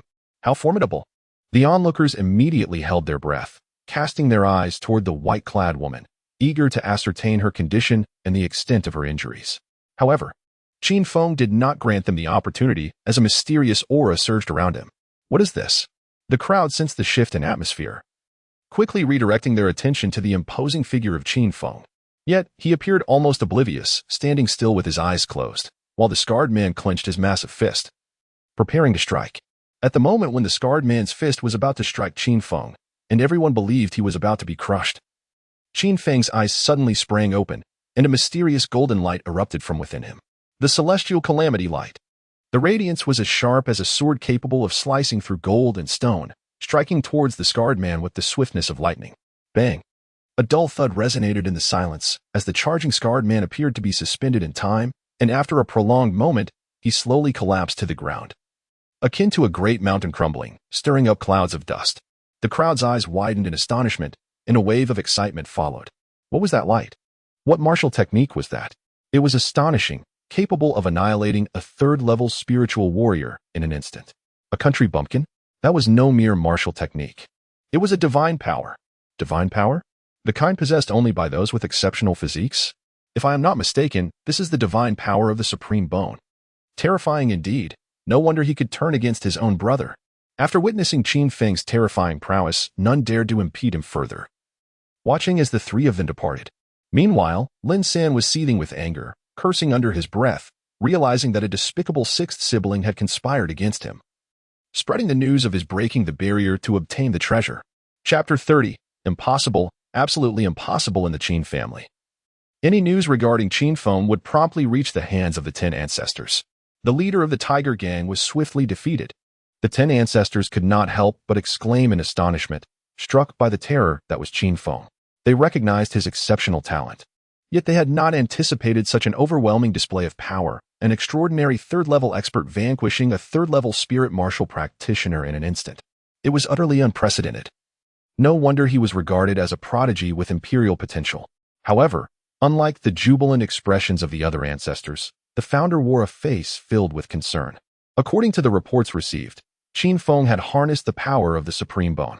Should he become enamored with this power that did not inherently belong to him, it could significantly affect his character. That should not be the case, pondered one of the 10 ancestors. Having mentored Qin Feng for so many years, I know this child possesses a unique pride and firmly believes he is the strongest. He will not be easily swayed by the allure of the Supreme Bone. Let us hope that is indeed the case, the founder thought, still troubled. After all, Qin Feng was merely an 8-year-old child, and his mindset could change at any moment. Yet, having already set this course, they could only choose to trust in the boy. At that moment, Qin Feng and Ziyuan, following the elder demoness, arrived at a secluded thicket. The elder demoness gently parted the grass to reveal a bamboo basket containing 3 newly born pure white rabbits. Unlike the rabbits from Qin Feng's memories, these creatures resembled anthropomorphic cartoon rabbits, walking on 2 legs with adorably round heads and large, sparkling eyes. What adorable little rabbits! Ziyuan exclaimed, her eyes brimming with affection as she could not resist picking one up. They are my children, the elder demoness declared with a radiant smile. Watching the little one seemed to shed all fatigue. Children. Qin Feng was taken aback to discover that the creature before him was a rabbit demon. Uncertain if she could transform into a rabbit-eared maiden. If you like, you may adopt one, the elder demoness implored as she selected the plumpest rabbit and placed it in Qin Feng's hands. Both Qin Feng and Ziyuan were rendered speechless. They had merely complimented the cuteness of the little ones, and now they were unexpectedly offered a child. Was it their ignorance of local customs? Or did the rabbits not fear, knowing they could reproduce? Before either could decline, the elder demoness hoisted the bamboo basket and took flight. As she glanced back at the little one in Qin Feng's hands, her expression was filled with reluctance, yet she ultimately steeled herself to depart. As a mother, who would part with their child unless absolutely necessary? It was only by giving away this one that she could ensure the survival of the other 2 children and herself. The little one seemed to sense its abandonment, calling out towards the direction of its departing mother. However, when Qin Feng presented it with a blood bodhi, the rabbit immediately forgot its maternal ties and began to relish the treat with delight. What is happening? Qin Feng found himself utterly confounded, inexplicably transformed into a caretaker. He had heard tales of individuals who fed stray cats to gain children, and of those who nourished stray dogs for the same purpose. Yet he had never encountered anyone who fed a formidable rabbit to acquire offspring. Ding dong, the system detected that the host had acquired a young beast of epic quality. And the binding was successful. Although this rabbit lacked the fate of a protagonist, its potential astonishingly matched that of his second brother. Qin Feng immediately felt invigorated. Even if the elder sister of the great demon returned, he would not relinquish it. Yet, he soon regretted this decision, for this little creature was no ordinary beast, but a rare variant among demon beasts, seldom seen in a millennium.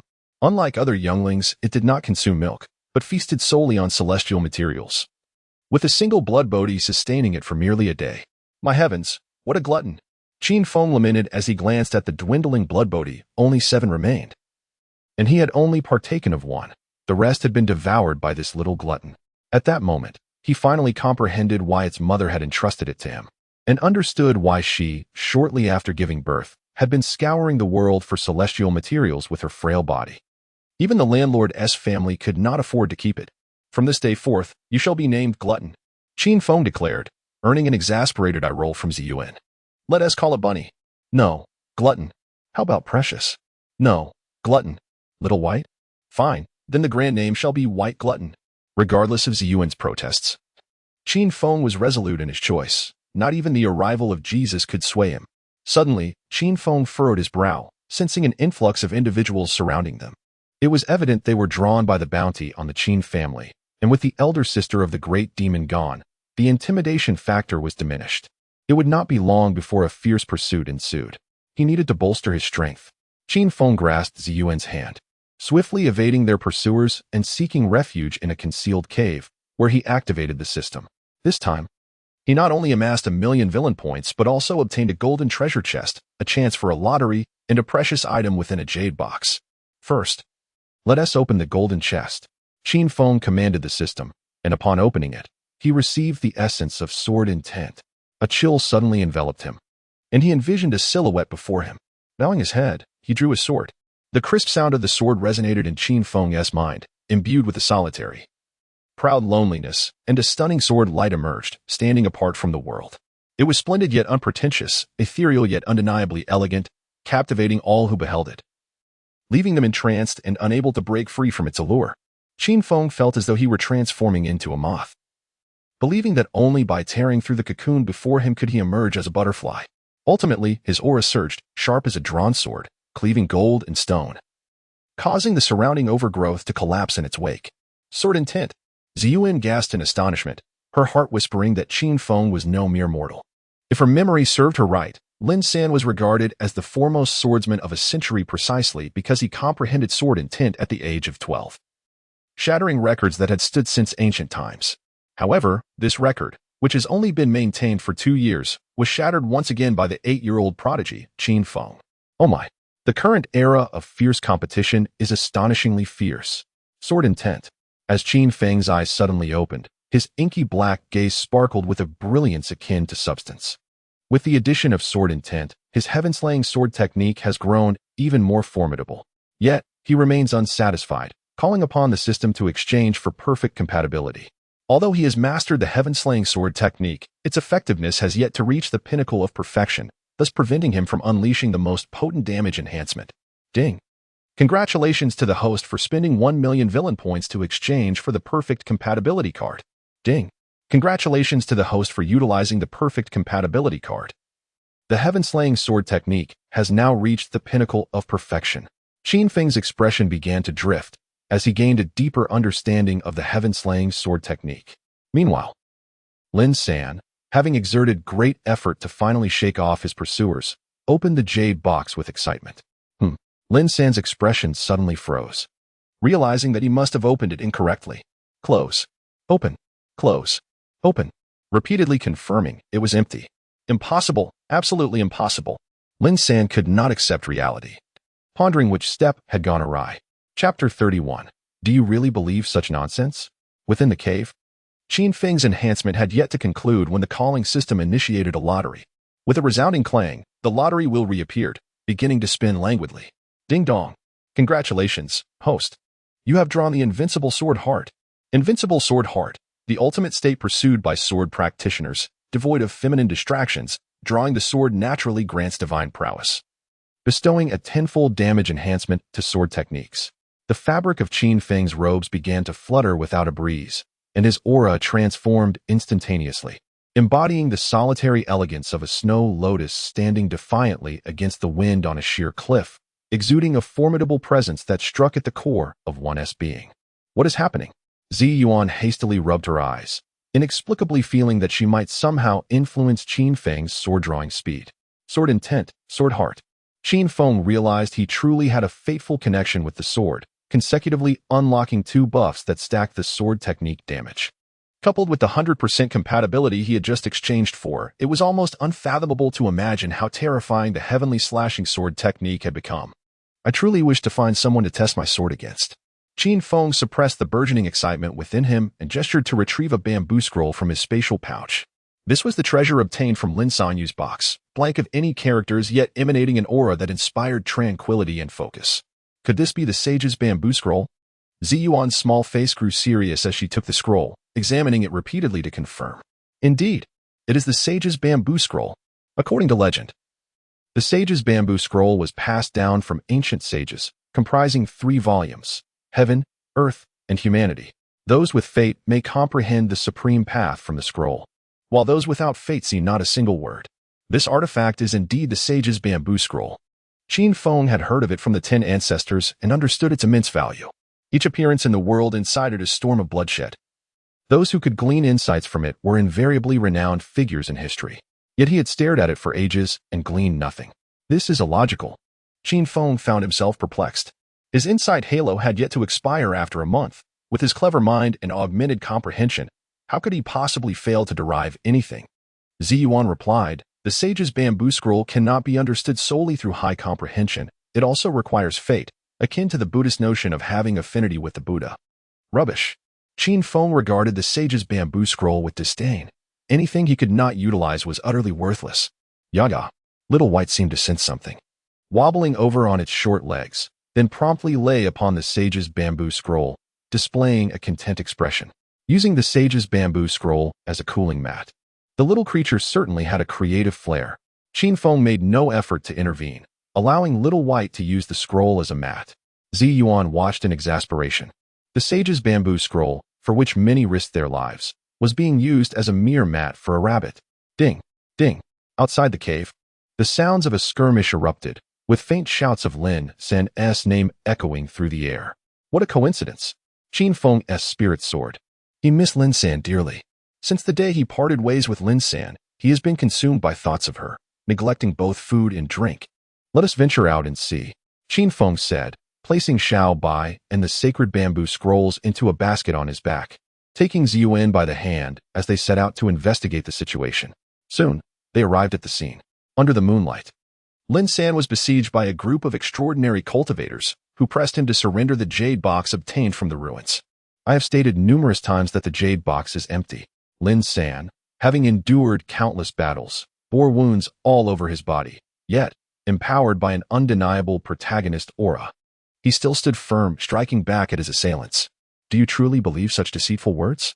One of his opponents scoffed, intensifying his attacks. This young Master Lin is indeed a master of fabricating nonsense. Ziyuan shook her head in disbelief, lamenting that he was risking his life for a mere treasure. Qin Feng replied solemnly, I find Lin San's words to be sincere. The jade box is indeed empty. You actually believe such drivel? Ziyuan could not help but roll her eyes, realizing just how naive Qin Feng was. Suddenly, the situation shifted with a loud crash. Two figures charged into the fray, one delivering a straight punch, the other executing a sweeping kick, sending Lin San flying and crashing through 4 or 5 trees before finally halting. It was the Shiman brothers, De Lang and Erlang. The surrounding extraordinary cultivators were filled with frustration, having finally cornered Lin San. They were on the verge of victory when these two unexpected challengers appeared. Both were at the 3rd level of the spirit martial realm, left helplessly watching the prize slip away. Damn it! Qin Feng could not restrain himself from cursing as Lin San landed beside him. It's Qin Feng. The Shiman brothers' eyes sparkled with excitement, realizing they had struck gold today. Having sent Lin San flying, they had inadvertently revealed Qin Feng, who had been lurking nearby. I must clarify that I am not well acquainted with him. I was merely passing by. Do you believe me? Qin Feng asked weakly. What do you think? The Shiman brothers approached with the fervor of admirers beholding a rare beauty. Brother Lin, let us join forces. Qin Feng proposed sincerely. I fear being sold out. Lin San, rising and wiping the blood from his lips, harbored a suspicion that the scheming old six was none other than Qin Feng. Qin Feng exclaimed in protest. This is an injustice. Brother Lin, I have always regarded you as a brother from another mother. What benefit would I gain from betraying you? This reasoning inexplicably resonated with Lin San, who realized that bullying him would yield no rewards. With a whoosh, the Shiman brothers thrust themselves forward, their feet propelling them swiftly towards the two. Having heard of the achievements of these two prodigies, the brothers dared not underestimate them, unleashing their signature moves right from the start. How unprincipled! Qin Feng could not help but curse again, mirroring the grace of a wild goose as he darted several paces away. If it is battle they seek, then let it be battle. Lin San's eyes gleamed with a wild fervor, as the long sword in his hand shimmered with a blinding brilliance. Suddenly, a fierce and unyielding sword energy surged through the forest like a torrential flood, turning the falling leaves into mere dust. Dozens of formidable sword strikes swept towards the second son of the Wu family. Is this the sword from that fateful night? Qin Feng's heart involuntarily raced, acutely aware of the terror embodied in this strike. Swish, swish, swish. The piercing sword energy enveloped the surroundings, as if the very air were being torn apart, leaving devastation in its wake, a spectacle of unparalleled grandeur. This is bad. The second son of the Shiman family's expression changed drastically as a terrifying energy surged around him. Boom. The two forces collided violently, unleashing a storm of sword energy throughout the forest. Splutter. The second son of the Shemin family coughed up blood, instantaneously losing all combat capability.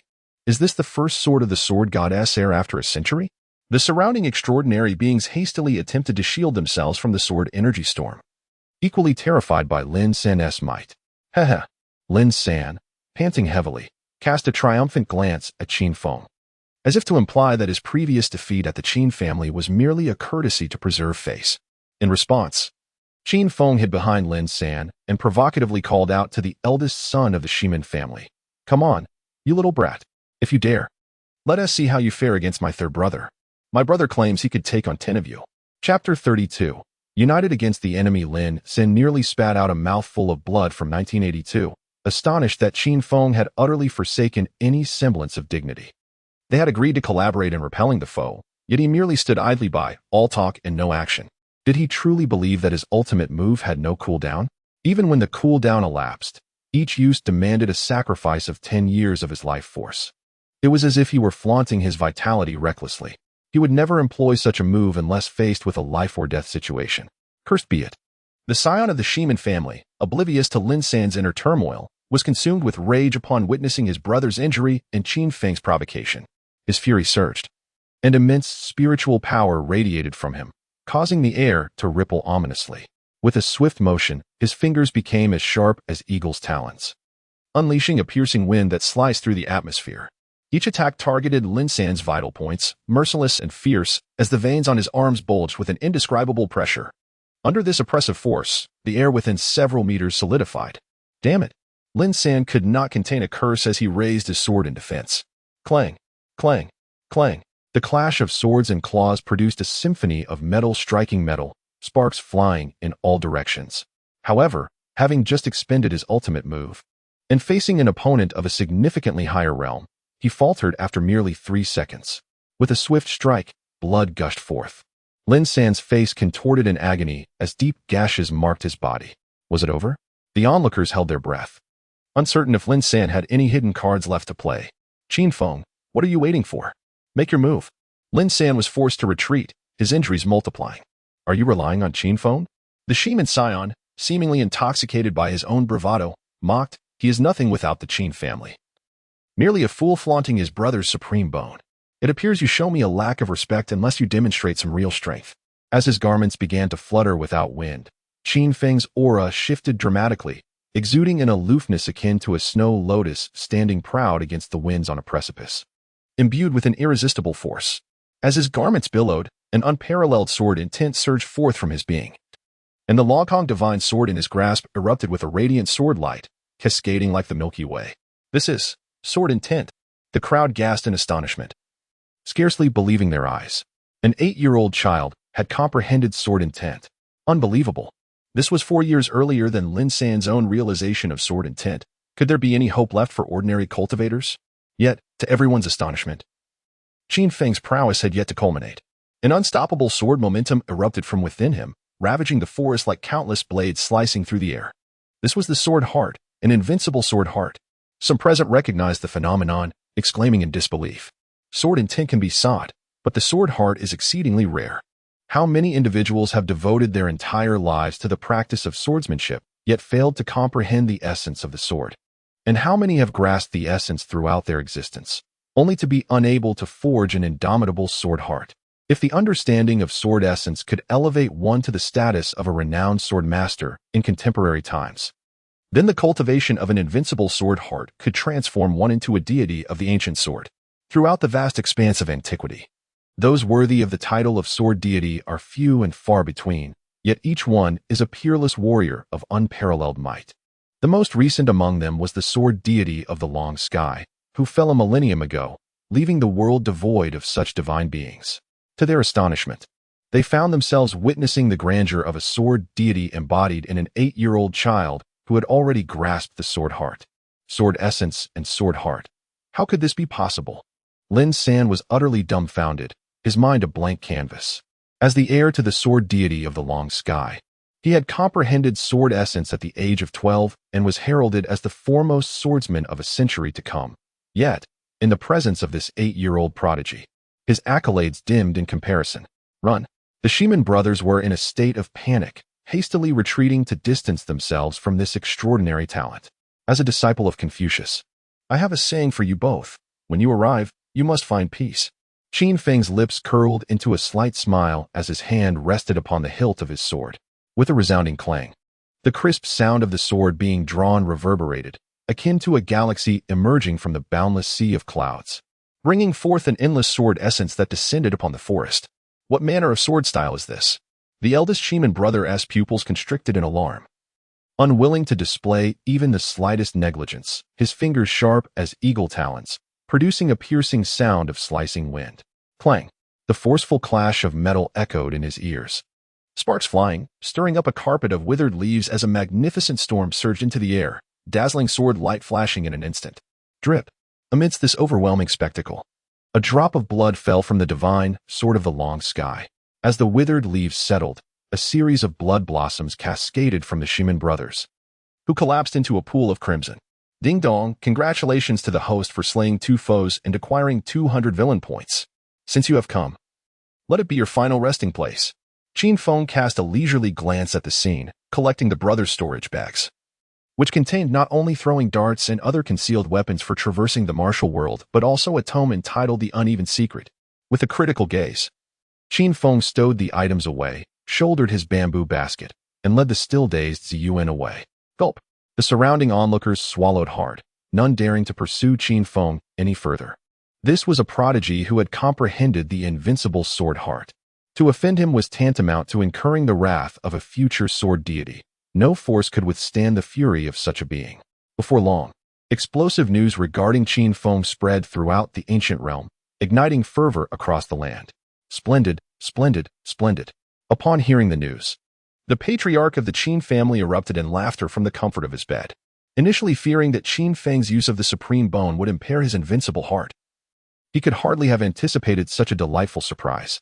The invincible sword heart, a hallmark of the sword deity, an emblem of unparalleled supremacy in the present age. Now, only Qin Hao remains. The venerable ancestors of the Qin family no longer harbor concerns for Qin Feng. Instead, they are apprehensive about whether Qin Hao can emerge from the shadows, rebuild himself, and ascend to the exalted position of supremacy. In the grand palace of the Great Xia, the emperor is issuing edicts to bolster his harem, convinced that he still possesses youth and vitality.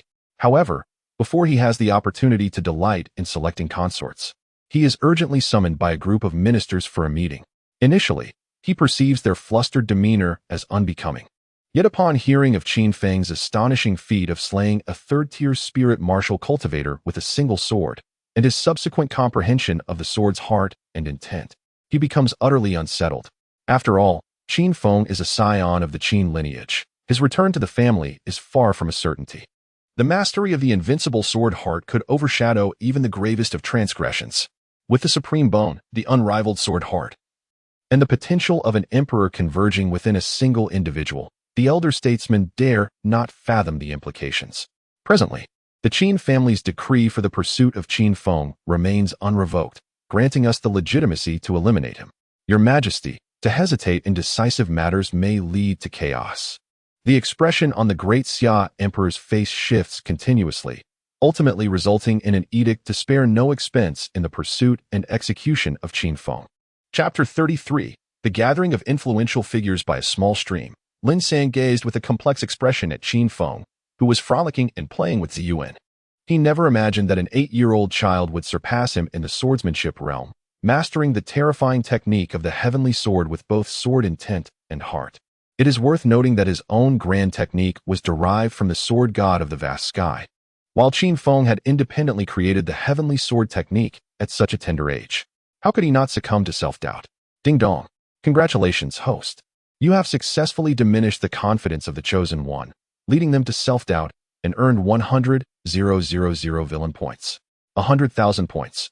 Qin Feng instantly perked up, turning with a beaming smile to ask, Brother Lin, your swordsmanship is so formidable. Could you teach me the foundational techniques? Foundational sword techniques. Lin San immediately flared up, shouting, Qin Feng, enough. You've even grasped the invincible sword heart, and yet you ask me to teach you the basics? Is this not a humiliation to me? Ziyuan. He is being mean to me. Qin Feng pouted, tears welling in his eyes as he leaped into Ziyuan's embrace, feeling utterly aggrieved. I truly don't know any foundational techniques. I only know how to draw my sword. Drawing the sword? The heavenly sword technique. Lin San's eyes twitched involuntarily, his heart echoing with the wails of a groundhog. Good heavens! Is it necessary to strike someone down like this? A person who only knows how to draw their sword, without even a grasp of the foundational techniques, has managed to comprehend the legendary invincible sword heart. Ding dong. Congratulations, host. You have successfully diminished the confidence of the Chosen One, leading them to self-doubt, and earned 100,000 villain points. Lin San, why are you so fierce? He is merely a child. Ziyuan glared at Lin San with increasing disdain. It was one thing to lack gentlemanly conduct. It was another to refuse to acknowledge the treasures acquired and to ruin relics, causing the demise of so many. All while bullying the future husband she intended to nurture herself. Did he truly believe that the support of the Heavenly Heart City allowed him to act with impunity? While others feared the Heavenly Heart City, she had never regarded it with such reverence. That is not my intention. Lin San realized his words had been excessive and felt quite vexed. I simply did not expect him to comprehend the invincible sword heart while lacking even the foundational techniques. It is truly hard to believe.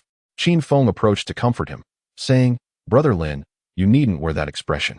You are destined to be the foremost sword master in 100 years. I believe you will surely grasp the invincible sword heart as well. Just look at me. I only had to let out a fart last night to comprehend it. So that's why you had such an expression last night. You were merely concealing a fart. Ziyuan's face reflected her disdain as she began to playfully tussle with Qin Feng once more, completely disregarding Lin San's feelings. Their display of affection seemed to mock the single and lonely. Why did they feel the need to console him? And why bring up the notion of being the greatest sword master in a century? Did he even deserve it? To equate the comprehension of the invincible sword heart with a mere fart was utterly outrageous. Good heavens! How could one be so cruel, practically pouring salt into his wounds? Ding dong. Congratulations to the host for striking a blow to the Chosen One's confidence, instilling self-doubt, and earning 100,000 villain points. By the way, Lin brother, Qin Feng turned his head and said, Last night, I first comprehended the essence of the sword, followed by the invincible sword heart. It is actually quite simple. Ding dong. Congratulations to the host for striking a blow to the Chosen One's confidence, instilling self-doubt, and earning 100,000 villain points. Lin San picked up his long sword and silently turned away. He needed to distance himself from this troublesome child if he stayed any longer. He feared his heart would not withstand it. Lin brother, where are you going? Qin Feng hurriedly ran ashore, put on his shoes, and chased after him. What a joke.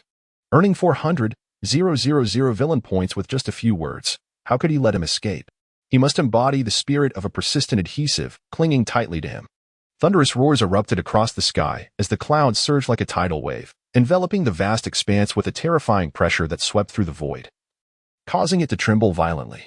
Under the command of the Emperor of the Great Xia, Duke Changri, Chang Kuan, came specifically to claim Qin Feng's head. A towering figure rode an unknown beast, floating in the air, accompanied by thousands of well-trained armored guards, their imposing presence commanding respect and awe. Duke Changri, Chang Kuan.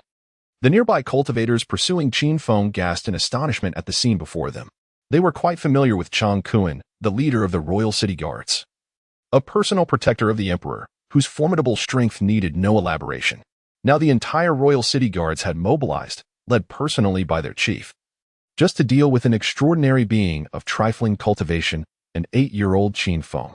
Truly, it was like a small cow atop a steamer, impressively audacious. Goodness, what a grand display.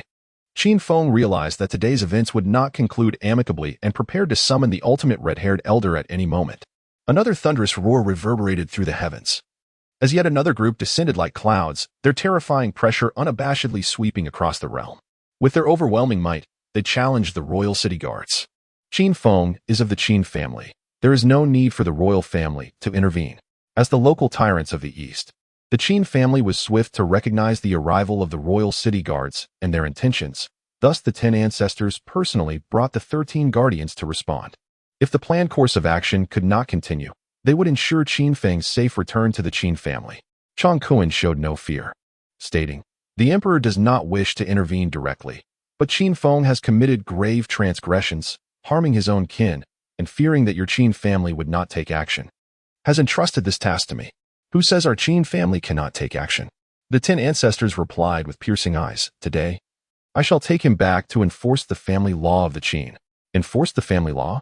Chang Kuan openly mocked. If your Qin family truly had that resolve, Qin Feng would not have survived to this day. It appears that either you are nurturing a hidden agenda or harboring some unspeakable secret. Say what you will. The 10th ancestor ceased his incessant chatter and reached out to seize Qin Feng. You shall not succeed. Chang Kuan's gaze suddenly turned fierce, and in his hand appeared a war spear as he urged the beast beneath him to dive forward. With a thunderous roar, the two forces collided violently, unleashing a powerful tempest of energy that swept across the land, causing the earth to tremble violently as grotesque fissures began to spread uncontrollably. Run! The nearby crowd fled in terror, as if caught in the crossfire of celestial beings. I had long anticipated that your Qin family would not capitulate easily, and fortunately, I was well prepared. A cold smirk graced Chang Kuan's lips as he produced a piercing arrow and shot it into the sky. With a resounding boom, the arrow exploded mid-air, revealing a large character for Kuan. Thunderous pressure descended relentlessly as banners representing various formidable factions emerged: Eastern Factory, Western Factory, Imperial Guards. And numerous prominent clans had also arrived, numbering at least tens of thousands. What? The 10th ancestor's expression shifted dramatically, taken aback by the sheer number of arrivals. The atmosphere signaled that if Qin Feng did not perish today, a war was imminent. Qin Feng, today you shall meet your end. It matters not who comes. Chang Kuan, exuding an aura of dominance, brandished his war spear, pronouncing Qin Feng's death sentence to all of the ancient realm. Chapter 34. I acknowledge my gambler's nature, alas. The surrounding crowd trembled in fear, expressing their astonishment at such a grand spectacle. To eliminate a single Qin Feng, the Emperor of the Great Siam mobilized such formidable forces, revealing the extent of his trepidation towards this heir of the Qin family, endowed with the potential of an emperor. What an impressive display! The clouds in the sky churned ominously, and a chilling laughter echoed from afar, growing ever closer. On the distant horizon, a mass of over 100,000 individuals advanced relentlessly, causing the earth to tremble with each step. At the forefront waved a black flag emblazoned with the character Qin, exuding an aura of impending doom. Simultaneously, 5 more figures joined the 10 ancestors of the Qin family, identified as the 5th, 6th, 7th, 8th, and 9th ancestors. The scene before Lin San was utterly daunting. He had prided himself on creating quite a stir, yet now, compared to the tumult surrounding Qin Feng, his efforts seemed like mere child's play. In an instant, both sides were on the brink of conflict, swords drawn. Chang Kuan sneered. It appears that your Qin family is determined to protect Qin Feng at all costs. Having violated family rules, Qin Feng must be brought back for punishment. The highest-ranking ancestor. The 5th, replied coolly, dismissing Chang Kuan and his imperial authority with disdain. As for the Eastern and Western censors and the embroidered uniform guard, they were mere trifles. They were institutions established by the imperial family of Great Xia, which, under the dominion of noble families, were hardly regarded by any of them, serving only as a means for the common folk to feel a sense of importance. Only the noble families present were worthy of their true apprehension. What need is there for a trial against such a beast that harms its own kin? It would be better to eliminate him directly. One family spoke up, their intentions and plans regarding the Qin family shrouded in secrecy. They understood that this was the opportune moment to eliminate Qin Feng, lest they miss their chance.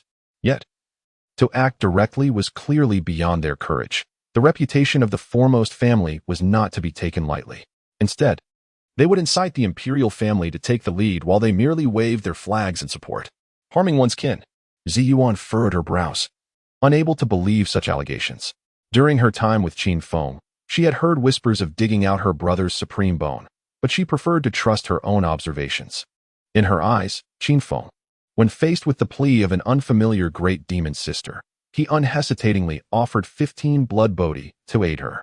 In a life-or-death moment, he had chosen to grant her the chance to survive. Furthermore, when the great demon sister entrusted her child to him, he bore no complaints, instead caring for the little one with utmost tenderness. Each instance reaffirmed that Qin Feng was a pure and kind-hearted soul. She was convinced that he had been wronged and felt compelled to devise a plan to rescue him. She could not allow him to fall into the clutches of the Great Xia imperial family and the Qin clan. You need not concern yourselves with this. The 5th ancestor displayed an unusual assertiveness, preparing to forcibly take Qin Feng away. If Qin Feng were to survive today, A confrontation between the two factions was inevitable. Chang Kuen's gaze shimmered with a chilling brilliance, as a terrifying energy surged around him, causing the surrounding void to tremble. The battle spear in his hand erupted with a blinding cold light. "Fight! Fight! Fight!" shouted the thousands of Imperial City guards behind him in unison, unleashing a palpable murderous aura that enveloped the arena, evoking a sensation akin to plunging into an icy abyss. Perhaps influenced by Chang Kuen and his comrades, masters from the Eastern and Western workshops, as well as the Imperial Guards, entered a state of battle readiness, poised to charge at a moment's notice. In contrast, the experts from the major clans exchanged glances, each recognizing the unspoken notion of biding their time. They decided to let the royal forces take the lead. Should they manage to eliminate Qin Feng, it would be a cause for celebration, and they would subsequently join hands to partake in a feast at the Qin residence. Conversely, if they failed to vanquish Qin Feng, the responsibility would fall to them, and they would then march side by side to the royal banquet. It was a gamble they had to take. The elders of the Qin family sharpened their gazes, bracing themselves for an all-out confrontation. Initially, they had intended to follow Qin Feng's strategy of concealing their two prodigies until they possessed absolute strength to reveal themselves. However, they had not anticipated the extent of the emperor's wariness towards their family, compelling them to mobilize such a formidable contingent of masters to eliminate the threat posed by Qin Feng. No way. No way. Observing both sides gearing up for battle, Qin Feng felt an overwhelming sense of frustration. Having been the obedient child for 8 long years, he had finally managed to break free and embrace his independence. Now, if war were to erupt, it would mean facing the wrath of the formidable red-haired old monster, forcing him to return home and resume his role as the dutiful child for another decade. Then let the battle commence. Chang Kuen urged his beast steed forward, charging towards Qin Feng. Kill! Kill! Kill! The deafening roar of slaughter echoed across the heavens and earth as both armies surged forward, each imbued with a savage spirit. In the midst of it all, Lin San and the others trembled, already cursing their fate inwardly. While Qin Feng was indeed a harbinger of trouble, they were innocent bystanders. "I dare any of you to harm Qin Feng," cried Ziyuan, resolutely positioning herself before him, tightly clutching a purple jade token. The two factions gasped in unison, abruptly halting their assaults. The token, known as a life token, was bestowed by a powerful figure to their descendants, akin to a golden seal granted by an emperor to his subordinates, symbolizing a presence as if the emperor himself were present. The key distinction was that while the golden seal relied solely on imperial authority, the shattering of a life token would alert the powerful figure, allowing them to rip through the void and arrive directly. "I admit there is an element of gamble involved, but I never expected to strike gold," Qin Feng mused internally. Feeling fortunate, henceforth, he would have a reliable source of sustenance. Yet, it was merely a life token. Chang Kuen remained defiant, dismissing Ziyuan's threat. Although life tokens could only be crafted by formidable beings, it did not imply that the Great Xiao lacked such masters. Their current sovereign, along with the reclusive Grand Emperor and the first and second ancestors of the Qin family, all belonged to that echelon of power and were indeed among the elite. Is that so? Ziyuan was unyielding, directly hurling the life token to the ground. With a resounding crack, the token shattered. "What the hell?" Chang Kuen erupted with a curse, expressing his disdain for the opponent's unconventional tactics. Though they were adversaries, it was only reasonable to sit down and engage in dialogue, rather than resorting to hostility at the slightest disagreement. Was this not a tad too hasty? A deep, thunderous roar suddenly reverberated through the air, as an imposing claw emerged from the void, casting an ominous shadow.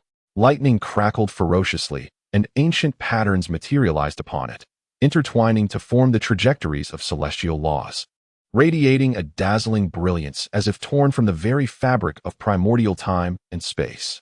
Boom! A cataclysmic sound echoed throughout the heavens and the earth, a magnificent force capable of overwhelming the vast expanse and crushing all existence. When the true form of the colossal claw became visible, the onlookers collectively held their breath. A gigantic tortoise, enveloping the entire realm, stood before them, specifically the legendary divine beast, Xuanwu. Perched upon the great creature's head was an ethereal maiden of striking beauty, clad in resplendent red. Her eyes sparkled with an enchanting allure, her lips slightly parted in a beguiling manner, and with every smile and frown, she exuded an irresistible charm. Chapter 35, The Fateful Confrontation in the Realm of the Moon Dynasty. The moon goddess appeared. Chang Kuen and his companions were taken aback, their pupils constricting in disbelief at the identity of the newcomer. The moon goddess ranked among the top 5 experts of the Moon dynasty. And with her ancestral divine beast, the black tortoise, even the emperor of the dynasty would approach her with utmost respect. Additionally, she was one of the 4 great beauties of ancient times, attracting numerous suitors, many of whom were formidable masters. This exemplified the pinnacle of combat prowess in the ancient world. Lin San was overwhelmed by the moon goddess's terrifying strength, realizing the arduous journey that lay ahead of him. With her singular power, she exerted pressure over tens of thousands, including formidable experts of the Qin family. The elders of the Qin family exchanged astonished glances, bewildered by how Qin Feng had befriended such an extraordinary girl capable of summoning the moon goddess. However, this aligned perfectly with their intentions, as it provided a legitimate opportunity to send Qin Feng to the Moon dynasty for further studies. What a lively scene it was! Observing the vast multitude below, the moon goddess gently parted her crimson lips, her sultry voice sending shivers through all the male beings present. Moon goddess, this is the territory of the great Xia. You have no right to act so recklessly. Chang Kuen's thunderous voice jolted the assembly back to reality, leaving them breathless. Recognizing the legendary charm of the 4 great beauties of ancient times, one sultry sigh nearly led them to perdition. I am frightened. The moon goddess feigned a delicate demeanor, raising her slender hand to lightly flick at Chang Kuen. With a sudden gasp, Chang Kuen coughed up blood, crashing heavily to the ground, his breath fading, teetering on the edge of life and death. The crowd gasped, shaken by the moon goddess's overwhelming display of power. A mere disagreement had escalated to violence, and even the leader of the Royal City Guard could not withstand her casual strike. Lord! The members of the Royal City Guard rushed forward in a frenzy to assist Chang Kuen. It's hopeless, the various noble families murmured, contemplating their upcoming feast at the Royal City Guard. Ziyuan, where are you going? The moon goddess cast her gaze downward, noticing Ziyuan attempting to sneak away with Qin Feng. With a flick of her delicate finger, the two immediately levitated off the ground. It was over. Ziyuan realized escape was futile. Like a child caught in wrongdoing, she nervously fidgeted with her clothing, exclaiming, Auntie. What do you mean, Auntie? This is clearly elder sister. Qin Feng couldn't help but scrutinize the moon goddess, internally lamenting his lack of ambition. He thought to himself, I must extend my line and catch the attention of the elder. You still recognize me as your elder? The moon goddess playfully tapped Ziyuan's head, her tone filled with mock indignation. You left home without a word, and to avoid me, you came to the great Xia dynasty? What if something were to happen to you? How would I explain it to my sister and brother-in-law? I'm sorry, Auntie. Please don't hit me. Ziyuan hurriedly pleaded, pulling Qin Feng closer to divert attention. This time, my gains are substantial. His name is Qin Feng. Not only has he comprehended the essence of the sword, but he has also grasped the invincible sword heart. Qin Feng. The moon goddess's hand paused in midair, her interest piqued as she gazed intently at Qin Feng. The exceptional talent of the Qin family, a prodigious figure of imperial potential, has long been known to the Moon dynasty. Recently, news of Qin Feng's audacious act of extracting the supreme bone from his younger brother has reached them, resulting in a decree for his assassination. Initially, they believed the boy to be a failure, devoid of his indomitable spirit, and thus a negligible threat. To their astonishment, he has comprehended an even more terrifying concept of the invincible sword heart. With utmost seriousness, Qin Feng inquired, Sister Moon Goddess, do you believe in love at first sight? Such a young lad understands the notion of love at first sight? The Moon Goddess chuckled, unable to suppress her laughter. It seems you are merely infatuated with beauty. How could you know? Qin Feng replied earnestly, Indeed, I am enamored. I have resolved to grow up and marry you. A bright future awaits. The elders of the Qin family fervently urged Qin Feng to win the Moon Goddess's affection. Ideally, they hoped he would secure the ancestral divine beast, the black tortoise, as a bridal gift. If that proved unfeasible, they were even willing to consider him as a son-in-law delivered to their doorstep. With laughter that resembled the blooming of flowers, the Moon Goddess found herself unable to contain her amusement. As one of the 4 great beauties of ancient times, she had countless suitors. Yet a declaration from an 8-year-old boy in public was a first for her. The male audience was utterly captivated, feeling as though they had no regrets in life. Meanwhile, Ziyuan, beside them, puffed her cheeks in frustration, wishing she could kick Qin Feng away. How foolish she had been to worry so much for this insufferable little brother. Even using her precious life token, while he had his sights set on her aunt. The Moon Goddess playfully remarked, Little brother, I see you may be small in stature, yet your confidence is quite grand. With a serious demeanor, Qin Feng responded, A man's confidence does not stem from his height, but from the depths of his shamelessness. And whether he possesses the skills that descend from the heavens. What a little rascal, but I find it appealing. The moon goddess smiled knowingly, growing increasingly intrigued by this young lad. At that moment, the aged voice of the ancestor of the Qin family echoed from afar. The moon goddess graces us with her presence. It is most regrettable that we cannot extend a proper welcome. However, given that Qin Feng has harmed his kin, I hope you can show some consideration for our Qin family and surrender him. And if I refuse? The moon goddess narrowed her beautiful eyes, clearly unwilling to release him. Setting aside Qin Feng's questionable character, his innate talent alone was enough for any faction to roll out the red carpet for him, including the Yin Moon dynasty. Then do not blame me for my lack of hospitality. The ancestor suddenly appeared at the scene, devoid of any flashy effects that typically accompany the entrance of powerful figures. He appeared as an ordinary old man nearing the end of his days, yet none dared to underestimate him. The ancestor of the Qin family was one of the founders of the Great Xia dynasty and its foremost powerhouse. Had it not been for the inadequacy of the Qin family's foundation, the royal family of Great Xia would undoubtedly have belonged to them. Just as the moon goddess was eager to witness the prowess of the greatest warrior of Great Xia, her eyes sparkled like lightning, and her garments began to flutter without wind. A deep roar erupted from the divine beast Black Tortoise, a terrifying pressure enveloping the heavens and earth, leaving the faces of the tens of thousands below pale, as if they were on the brink of death. At that moment, a tender voice rang out, "Wait, ancestor." The crowd turned with curiosity to see a pale little figure accompanied by Qin Tian, the other protagonist of the Qin family's tragic event. Qin Hao. "Ancestor, I wish to fight this battle on my own." Though young, Qin Hao's gaze was fierce as he looked up at his elder brother, believing that even without the supreme bone, he could triumph over him. "Are you certain?"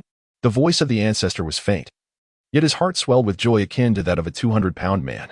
Not only had he successfully sent Qin Feng abroad for study, but he had also ignited Qin Hao's fighting spirit, thereby averting a conflict and laying a solid foundation for future ambitions of usurpation. "I am certain." Qin Hao nodded vigorously, declaring, "I want my brother to understand what true strength is." Ding dong. Congratulations to the host for triggering a fateful duel.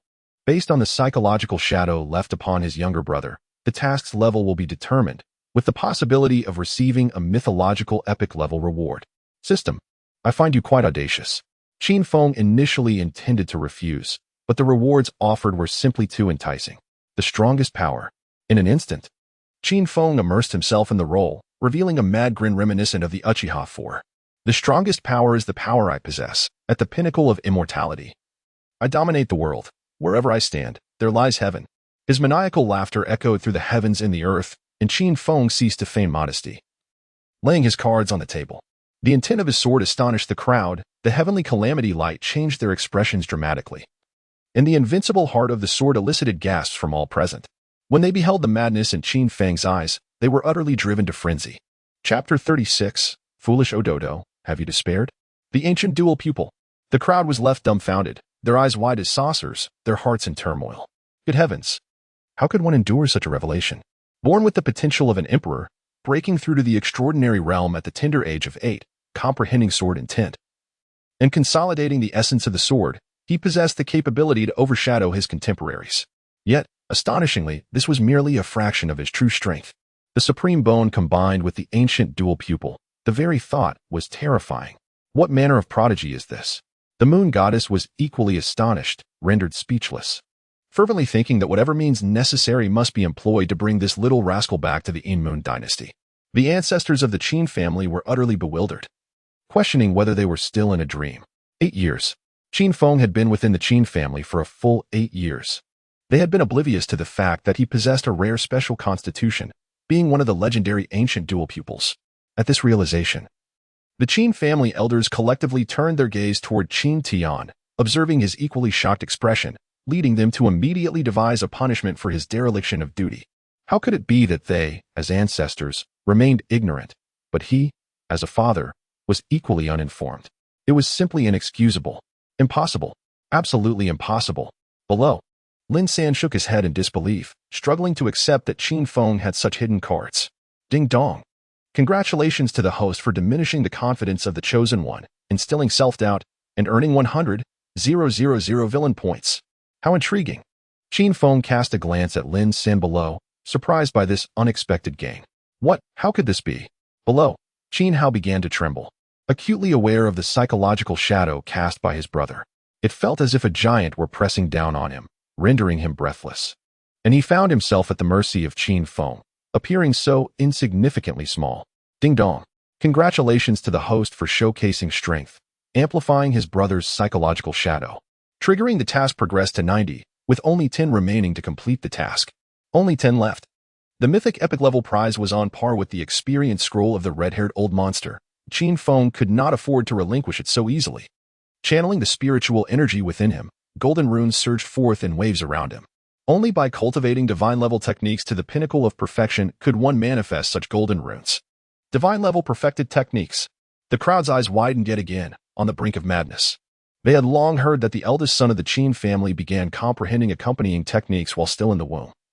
But little did they expect it to be the most powerful divine-level technique. They fought fiercely over a single heavenly-level technique. While he had grasped a divine-level accompanying technique before even taking his first breath, what they had spent their lives striving for was merely the starting point for him. How could the chasm between individuals be so vast? Once more, Qin Hao was struck with shock, his body trembling even more violently. Though he had comprehended the accompanying techniques even in the womb, his current level remained at the holy rank, necessitating further refinement to ascend to the divine rank. In stark contrast, his elder brother emerged with innate divine techniques, creating an insurmountable disparity between them. Ding dong. Congratulations, host, on achieving a task completion rate of 95. What the hell? They are leaving me with no trump cards. Qin Feng could not help but curse inwardly, fully committing himself and unleashing a golden sword imprint. This golden imprint, only attainable through the cultivation of the divine-level perfected swordsmanship, signified that his sky-slaying sword technique also belonged to the divine tier. The crowd fell into a profound silence, rendered speechless. Is this truly an 8-year-old child? While others desperately sought a single divine technique, he had independently created two, supplemented by various enhancements. Not only could he dominate his contemporaries, but he could also suppress those from ancient times without any difficulty. Oh, foolish Adudu. Do you feel the weight of despair? A devilish smile curled at the corners of Qin Feng's mouth, nearly unable to suppress a sinister laugh. Ding dong. Congratulations, host, for instilling an indelible psychological shadow in your brother's mind, achieving 100 task progress. Reward, an epic mythological treasure chest, to be claimed upon victory in the fated duel. How could this be? Qin Hao gazed at Qin Feng with terror etched across his face, instinctively retreating a few steps. So powerful, strong enough to extinguish any flicker of resistance, leaving no glimmer of hope for victory. With a resounding clap, Qin Tian placed his hand on Qin Hao's shoulder, saying nothing, but conveying a smile that expressed his unwavering belief in him. I can do it. I will definitely overcome you. Qin Hao, feeling the warmth of paternal love, flushed crimson and declared to the world, his voice small yet imbued with unyielding determination. However, the onlookers shook their heads, harboring little faith in Qin Hao. Not only had his supreme bone been extracted, but even without that setback, the prospect of defeating a monster like Qin Feng seemed exceedingly dim. Yet, the ancestors of the Qin family expressed profound relief, finally igniting this child's fighting spirit, validating their collective efforts in this charade. Especially Qin Feng's performance, which was nothing short of remarkable. Those unaware might genuinely believe him to be a nefarious villain. Qin Feng. Ziyuan looked at him in disbelief, feeling a sense of unfamiliarity. The Qin Feng she knew was talented yet innocent and kind-hearted. Now, however, he seemed willing to resort to any means necessary for power, even against his own brother. What kind of person is he? This ignited a fierce curiosity within her, prompting a desire to delve deeper into Qin Feng's true nature. Rumbling. Another wave of terrifying pressure descended, tearing the fabric of the void as two elder men clad in dragon robes emerged, the current emperor and the grand emperor of the Daxia dynasty. These two ancient ones have arrived as well. The moon goddess, with a raised brow, sensed trouble brewing. If it were solely the progenitor of the Qin family, her desire to take away Qin Feng would be as effortless as a game. However, with the addition of the two imperial sovereigns from the royal lineage, even with her divine beast, Xuanwu, she would be compelled to kneel and lament her fate. Old Qin, is this younger generation of your clan prepared to betray the great Xia? The Supreme Emperor's words fell like a heavy mantle, instantly thickening the atmosphere with tension. The ancestor of the Qin family replied coolly, Qin Feng has harmed our kin and is no longer one of us. Whatever he wishes to do has no bearing on the Qin clan. Excellent. That is precisely what I wish to hear.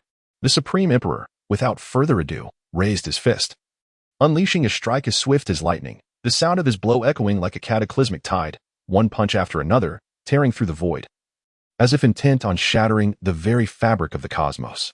Thunderous roars erupted, shaking the earth to its core, and the surrounding void seemed to collapse.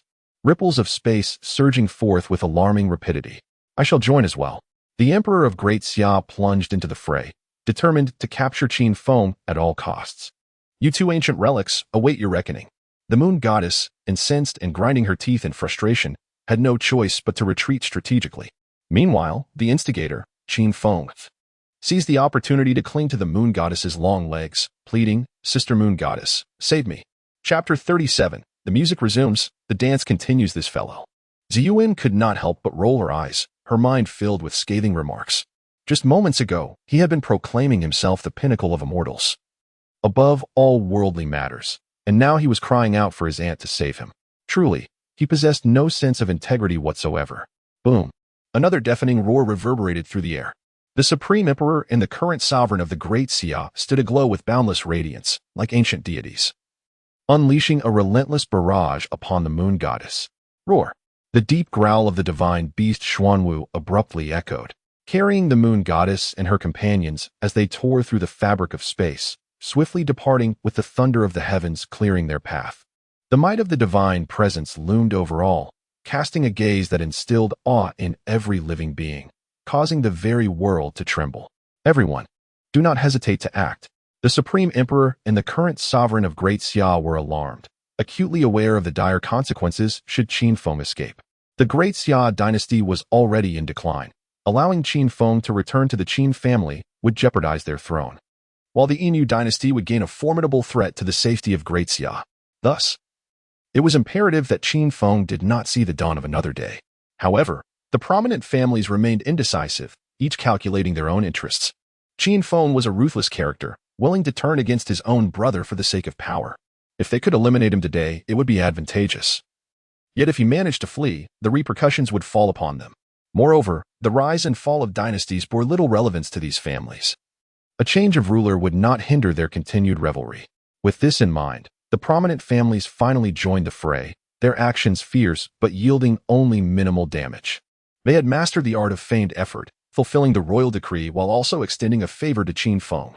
Those cunning old foxes. The elders of the Qin family, though aware of the charade, chose silence, clearly having indulged in similar tactics in their time as heads of their respective families. What do these old geezers mean? The Moon Goddess cast a glance at the elders of the Qin family, noting their complete lack of intent to engage. Yet this did alleviate some of her pressure. Confronting 3 formidable opponents would be daunting, but facing only 2 would be manageable. Damn it. Though the 2 emperors fought valiantly to obstruct her, they remained somewhat powerless against the Moon Goddess, primarily due to Xuanwu's formidable defenses, which withstood their relentless onslaught, and with a cadre of feckless allies. It would indeed be a rarity if they managed to hinder her escape. Ultimately, they could only watch helplessly as Xuanwu tore through the void, vanishing with effortless grace. Let us depart. The expression on the Great Xia Emperor's face was one of deep consternation as he, along with the personnel from the Imperial City Department, Dong Chong and Shi Chong, made their exit. Though he longed to issue an immediate declaration of war against the Qin family, he understood that the likelihood of such a conflict was negligible. Setting aside the lack of justification, even if they fabricated an accusation, the prominent families might not be inclined to lend their support. Previously, they could have cited the emergence of 2 prodigies from the Qin family as a pretext for division of interests. But with the second son rendered incapable and the eldest pursuing opportunities abroad, the prospect of sharing benefits was now non-existent. It would indeed be peculiar for them to risk their lives for him. Let us take our leave as well. The ancestral figure cast a reluctant glance back at the direction in which Qin Feng had departed. From henceforth, he must navigate the path of the Inu dynasty alone.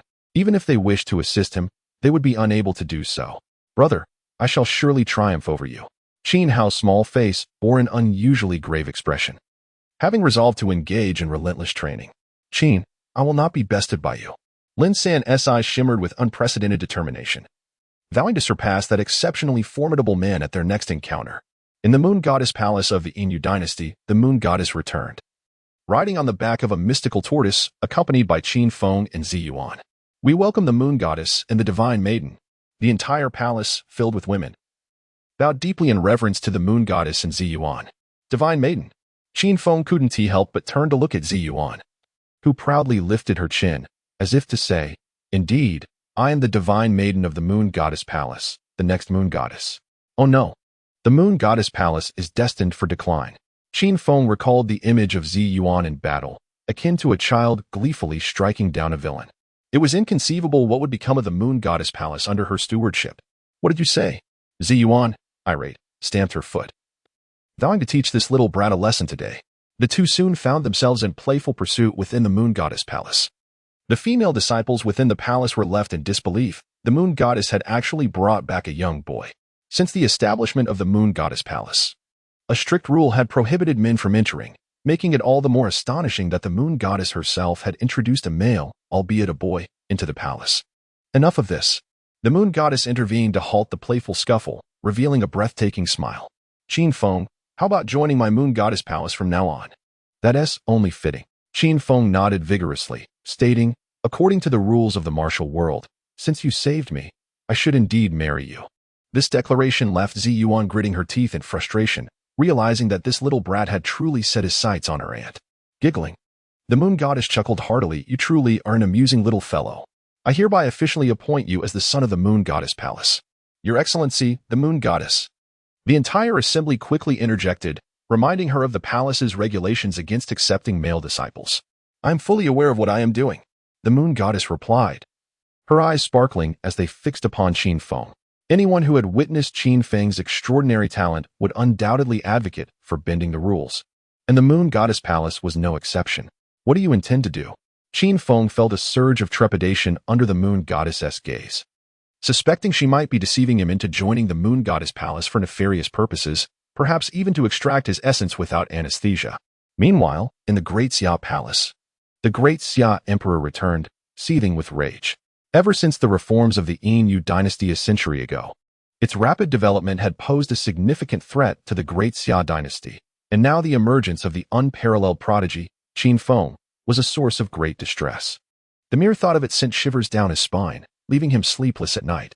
Below, the ministers began to deliberate. The moon goddess's ability to escape with Qin Feng places the primary responsibility on the Qin family. The Qin family clings to the sentiment of ancestral lineage, hoping for Qin Feng's eventual return to the fold. However, the Qin family is a bane that must not be permitted to persist. It is easier said than done. Extinguishing the Qin family is no simple task. The old minister, risking his life, sought an audience with the emperor, urging him to widely recruit talented individuals from humble backgrounds to cultivate extraordinary talents from the common folk, thereby strengthening our Great Xia. While the notion of recruiting from the masses is appealing, it undermines the very foundation of the noble families, which will undoubtedly oppose such measures. The harm inflicted by these noble families is deeply ingrained. A rigorous remedy is essential for the hope of the Great Xia. Your Majesty, the common people have long suffered under the yoke of these noble families. The Emperor of the Great Xia, observing the loyalty of his venerable ministers, acknowledged the validity of their words. Yet, dealing with the noble families is no easy endeavor. Their allegiance stems from the benefits they derive from your rule. Should you deprive them of their gains, they would not hesitate to overthrow you in favor of a new regime. At that moment, a young eunuch arrived to report, "Your Majesty, Princess Neifeng has sent word that she has recently encountered an intriguing young man who possesses a method to dismantle the noble families." Chapter 38, A Man. Indeed, in the moon goddess palace, since Qin Feng's official induction, all the young ladies have been enraptured. A man. They now have a man in the moon goddess palace. Why do I feel they are more excited than I am? Qin Feng found himself experiencing a sensation akin to stepping into a web of intrigue, repeatedly checking the door locked before retiring for the night. Suddenly, Xiaobai leaped onto Qin Feng's shoulder, nuzzling against him like a kitten. The message was unmistakable. It was time for a meal. Even the landlord's home could not withstand such an appetite. With a sigh, Qin Feng retrieved a small pouch, which contained but a single blood body. Upon consuming it, he would need to purchase more or venture into the wilderness to seek them out. However, the wild forests were the domain of fierce beasts, and even if one found rare treasures, formidable monsters would guard them, making acquisition a daunting challenge. At that moment, the system chimed in. The host can exchange for spirit pet food from the system. Spirit pet carrot. Exclusive food for rabbit-type spirit pets. Long-term use can enhance various attributes. Exchange price, 10 villain points. 10 points for a single carrot. Qin Feng inwardly lamented the exorbitant prices, feeling as though he were being robbed. Given Xiaobai's voracious appetite, he would need at least 4 or 5 carrots daily, amounting to 40 or 50 points, translating to 400 or 500 points in 10 days, and upwards of 20,000 points in a year. He had never treated his own parents so lavishly. The circumstances had changed, until he encountered the next chosen one. He needed to conserve his villain points. Opening the system interface, he noted he still had 692,500 villain points, as he had not yet reached 1 million. He could not exchange for the Great Perfection card to elevate his other divine martial arts to their utmost potential. However, spending 30,000 points each month for a 100-fold comprehension halo was still feasible, sufficient to last him a year or two. He hoped that within this time, he might cross paths with the chosen one. Seizing the last blood bodhi from Xiaobai, he tossed it a carrot obtained from the system at the cost of 10 villain points. I don't want to eat this, Xiaobai protested, speaking in human tongue, clearly upset. Though the carrot was edible, it paled in comparison to the blood bodhi, much like dog food versus succulent ribs. A picky eater is often a product of indulgence. Brandishing the long sky divine sword menacingly near Xiaobai's neck, the little creature quickly devoured the carrot, leaving nothing behind, not even the greens. Well done. Satisfied, Qin Feng sheathed the long sky divine sword and swallowed the last blood bodhi in one gulp. Boom. Qin Feng's body trembled violently, hastily settling into a meditative state upon the bed. The energy emanating from the blood bodhi surged through him like a torrent, flooding his very flesh and blood. Xiaobai let out a plaintive sound, retrieving the sage bamboo scroll and innate personal space it possessed, curling up beside Qin Feng as it drifted into slumber. In the city of heavenly hearts, after enduring numerous trials, Lin Xin finally returned safely, bringing with him the complete form of Qin Feng, his sword intent, sword heart, supreme bone, ancient, and self-created divine-level martial arts and sword techniques. Upon hearing this, City Lord Lin Hao could only lament, filled with regret. Had he chosen Qin Feng as his son-in-law back then, considering his current predicament of being cornered by the Qin family, he would have found himself embraced by Qin Feng. Alas, it is too late to say anything now. Qin Feng has already been taken back to the Inu dynasty by the moon goddess. Moreover, his originally favored son-in-law, Qin Hao, has been rendered a useless shell after having his supreme bone extracted, and it is said that the head of the Qin family has also been stripped of his position, leaving the family in disarray. I married off my daughter for profit, but how can I proceed with the marriage now? Lin Hao felt an immense headache.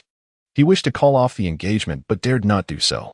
The Qin family, being the foremost clan of the ancient era, would perceive a withdrawal from the engagement as a slap in the face, and for a prominent family, face is valued even more than life.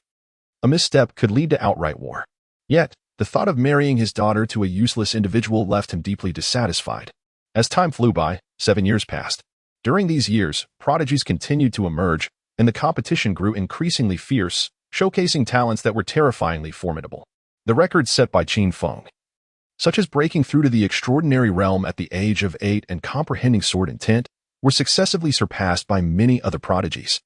Since being appointed as the son of the Moon Goddess Palace 7 years ago, Qin Feng had maintained a low profile, rarely appearing in public, and no news of his battles had emerged.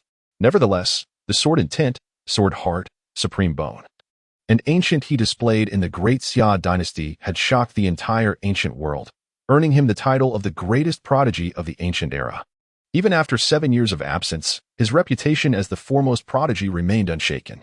At this moment, behind the Moon Goddess Palace, a magnificent waterfall cascaded like a silver river. A young man with clear eyes and slanted sword-like brows, strikingly handsome, sat cross-legged beneath the waterfall, his bare torso adorned with a golden dragon tattoo, allowing the torrent to crash down upon him, the sound echoing around him. This young man was 15-year-old Qin Feng, whose cultivation had risen to the 9th level of the extraordinary realm.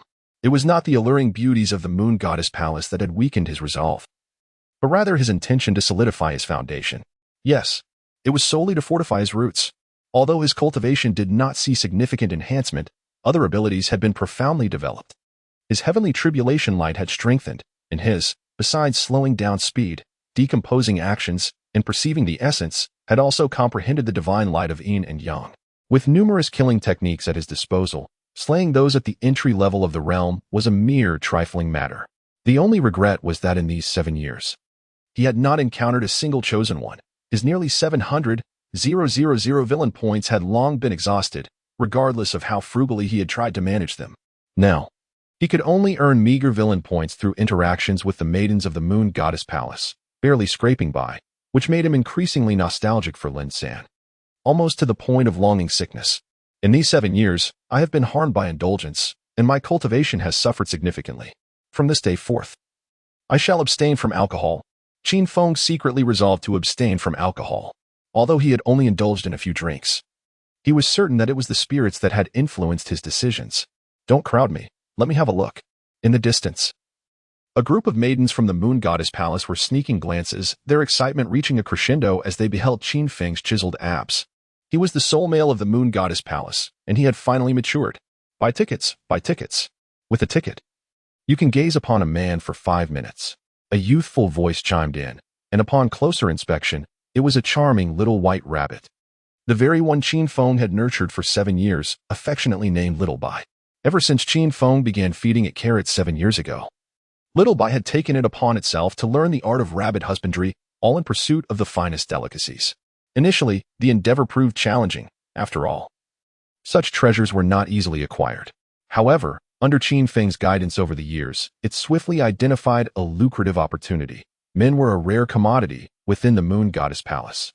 Hence, whenever Qin Feng descended to the waterfall for training, Little Bai would gleefully sell tickets. 5 minutes for a single spirit stone, with honesty upheld for both young and old. Of course, Qin Feng did not frequently display his physique by the waterfall, so Little Bai would often auction off his worn underwear to supplement their household income. Chapter 39. The son of the emperor. Ah, what a diligent and frugal rabbit I am. Xiao Bai gleefully counted the spirit stones she had earned, taking out the original flavor underwear she had stealthily acquired the previous night. Once auctioned, it would surely afford her the means to purchase some heavenly treasure.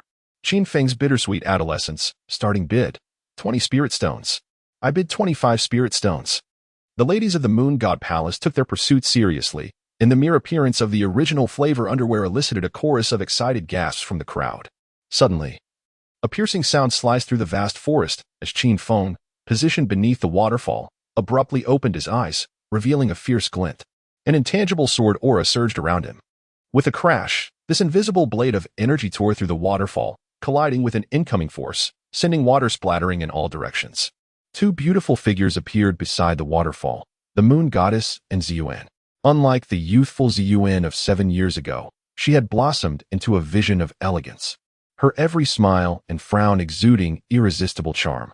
It was said that over the years, she had trained alongside the Moon Goddess, mastering formidable techniques exclusive to women. Indeed, your understanding of sword intent and heart has deepened, the Moon Goddess remarked, her gaze towards Qin Feng filled with satisfaction. It was not in vain that she had defied palace regulations to appoint him as the divine child of the Moon God Palace. This boy would undoubtedly strengthen their lineage.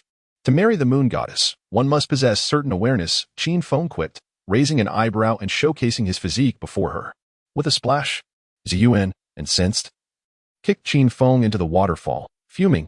You've had your eye on my aunt since childhood. Have you not noticed this stunning beauty beside you? Quite impressive. Qin Feng surfaced, scrutinizing her. Bemused by what Ziyuan had consumed over the years, she could easily draw the attention of a referee for foul play. Rogue. Ziyuan's face flushed with indignation as she playfully wrestled with Qin Feng once more. Enough of your antics. The Moon Goddess, accustomed to Qin Feng's mischief, spoke coolly. Qin Feng. In a few days, the decennial death elimination tournament of the Yin Moon dynasty will commence. Are you interested in participating? The death elimination tournament? Qin Feng furrowed his brow. He had heard of this tournament. Since the reforms of the Yin Moon dynasty a century ago, it had become pivotal to its rise. It could be likened to an entrance examination, where various factions sent their most talented individuals to compete. Those who succeeded would be groomed for prominence within the dynasty. With an exceptional faculty and abundant cultivation resources, it was the epitome of opportunity. However, unlike a typical examination, where one could retake if unsuccessful, this tournament was as its name suggested. Only those who survived would emerge from the single-plank bridge, while many would remain forever in the arena. Qin Feng was not overly concerned with life and death. What mattered to him was the possibility of encountering his destined beloved. At that moment, Jubilant cheers erupted nearby, as if a lady was celebrating her acquisition of underwear for 100 spirit stones. Rice bucket. Qin Feng lightly touched the surface, drifting down behind Little White. Upon hearing this name, Little White immediately became agitated, exclaiming in frustration, "I am the rabbit known as Qin Xiaobai. If anyone dares to call me a rice bucket again, I shall surely bite them to death." "Very well, rice bucket." Qin Feng nodded in acknowledgement, yet he showed no intention of altering his habit. He lamented about the disappearance of his unwashed underwear, which had evidently been brazenly auctioned off by this rabbit. "It's the moon goddess." A group of young ladies, akin to frightened elementary students encountering their strict teacher, hurriedly fled the scene. "Little White, you have gone too far." Ziyuan, fuming nearby, vehemently condemned Little White's actions. "I don't wish for this either, but I am starving." Little White displayed a woeful expression, lamenting the hardships of life. Although there were no rare treasures to consume, there had at least been a steady supply of carrots until recently, when, for reasons unknown, that supply had ceased. If he didn't procure something to sell soon, the rabbit would surely starve to death. Sighing in resignation, Qin Feng expressed his helplessness. It wasn't that he didn't want to feed the rabbit, but rather that he lacked the means to do so. His own life was particularly arduous, and if he couldn't find a suitable victim, or the chosen one, he was contemplating a career change to become a flower thief. Though the earnings might be meager, it could at least sustain his existence. Just then, a young lady approached with news. "Your Excellency, a prodigy outside wishes to challenge you." "Here we go again." Qin Feng felt utterly exasperated. Ever since he was deemed the foremost prodigy of the ancient era, challengers had continually sought him out at the Moon Goddess Palace. However, none of these individuals were the chosen ones he was searching for, rendering him utterly uninterested. The young lady continued, "Your Excellency, this individual is no ordinary contender. He hails from the imperial lineage of the Great Xia dynasty. An imperial disciple." Qin Feng's brow furrowed. He was familiar with the term. If memory served him correctly, during the Tang dynasty, it was through the imperial examination system and the establishment of imperial disciples that the era of aristocratic dominance was brought to an end, significantly strengthening the central authority. What was the Great Xia Emperor up to now? Did he intend to exploit this opportunity to diminish the power of the aristocracy? Soon enough, Qin Feng found the relevant documents. 7 years prior, the Great Xia Emperor had suddenly announced his intention to take disciples, proclaiming that all selected prodigies would become imperial disciples. The news set the entire Great Xia abuzz. The thought of being an emperor's disciple was seen as an unparalleled honor. Even the prominent families found it hard to resist the allure of being associated with the title of imperial disciple. Consequently, a grand selection for imperial disciples commenced, and unsurprisingly, the aristocratic prodigies triumphed, albeit a multitude of talented commoners also emerged. The Great Xia Emperor honored his promise, accepting the aristocratic prodigies as disciples, while also not overlooking the commoners, granting them the status of prospective imperial disciples. This old fellow was indeed targeting the aristocracy. Qin Feng immediately discerned the ulterior motives of the Great Xia Emperor. The title of imperial disciple, while seemingly prestigious, was, in fact, merely a tool for the Great Xia Emperor. The scion of a humble family lacks support and can only rely on the emperor of the Great Xia in the future, becoming a sword wielded against the aristocratic clans. The talented offspring of these noble families, bound by the ties of master and disciple, face dire consequences should they refuse to comply. Morally, the emperor of Great Xia has already claimed victory.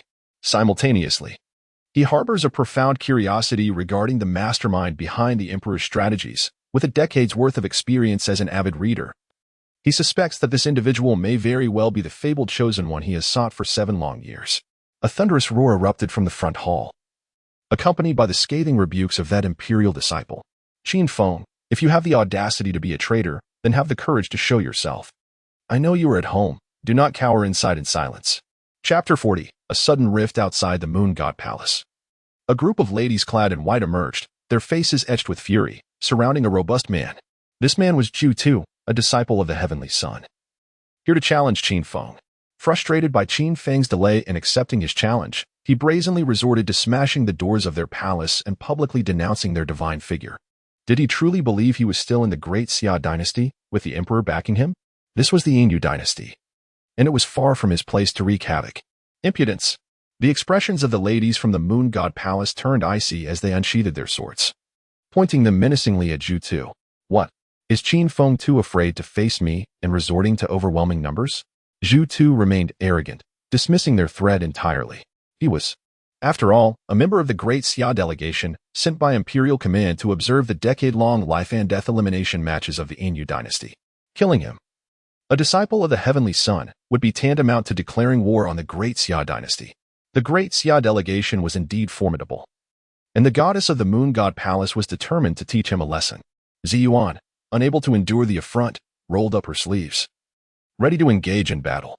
Wait. Qin Feng raised his hand to stop Ziyuan, pondering aloud, is it possible that he is merely a pawn in someone else's game? A pawn? Ziyuan, not lacking in wits, furrowed her brows. Are you suggesting someone is setting a trap for you? Not for me, but for the aristocratic families of Great Xia.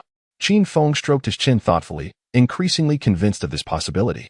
The Great Xia Emperor had introduced the disciples of the Heavenly Sun, ostensibly elevating the aristocratic families. Yet it was evident that he intended to support the commoners in their rise to power, thereby displacing the aristocracy. The conundrum of handling these aristocratic prodigies became the emperor's dilemma, perhaps by forming a delegation to observe the elimination matches in the Yin dynasty. Should any issues arise, the blame would fall squarely on the Yin dynasty, ideally igniting a conflict between the aristocrats and the dynasty, allowing the Great Xia royal family to reap the benefits. A trap for the Great Xia aristocracy?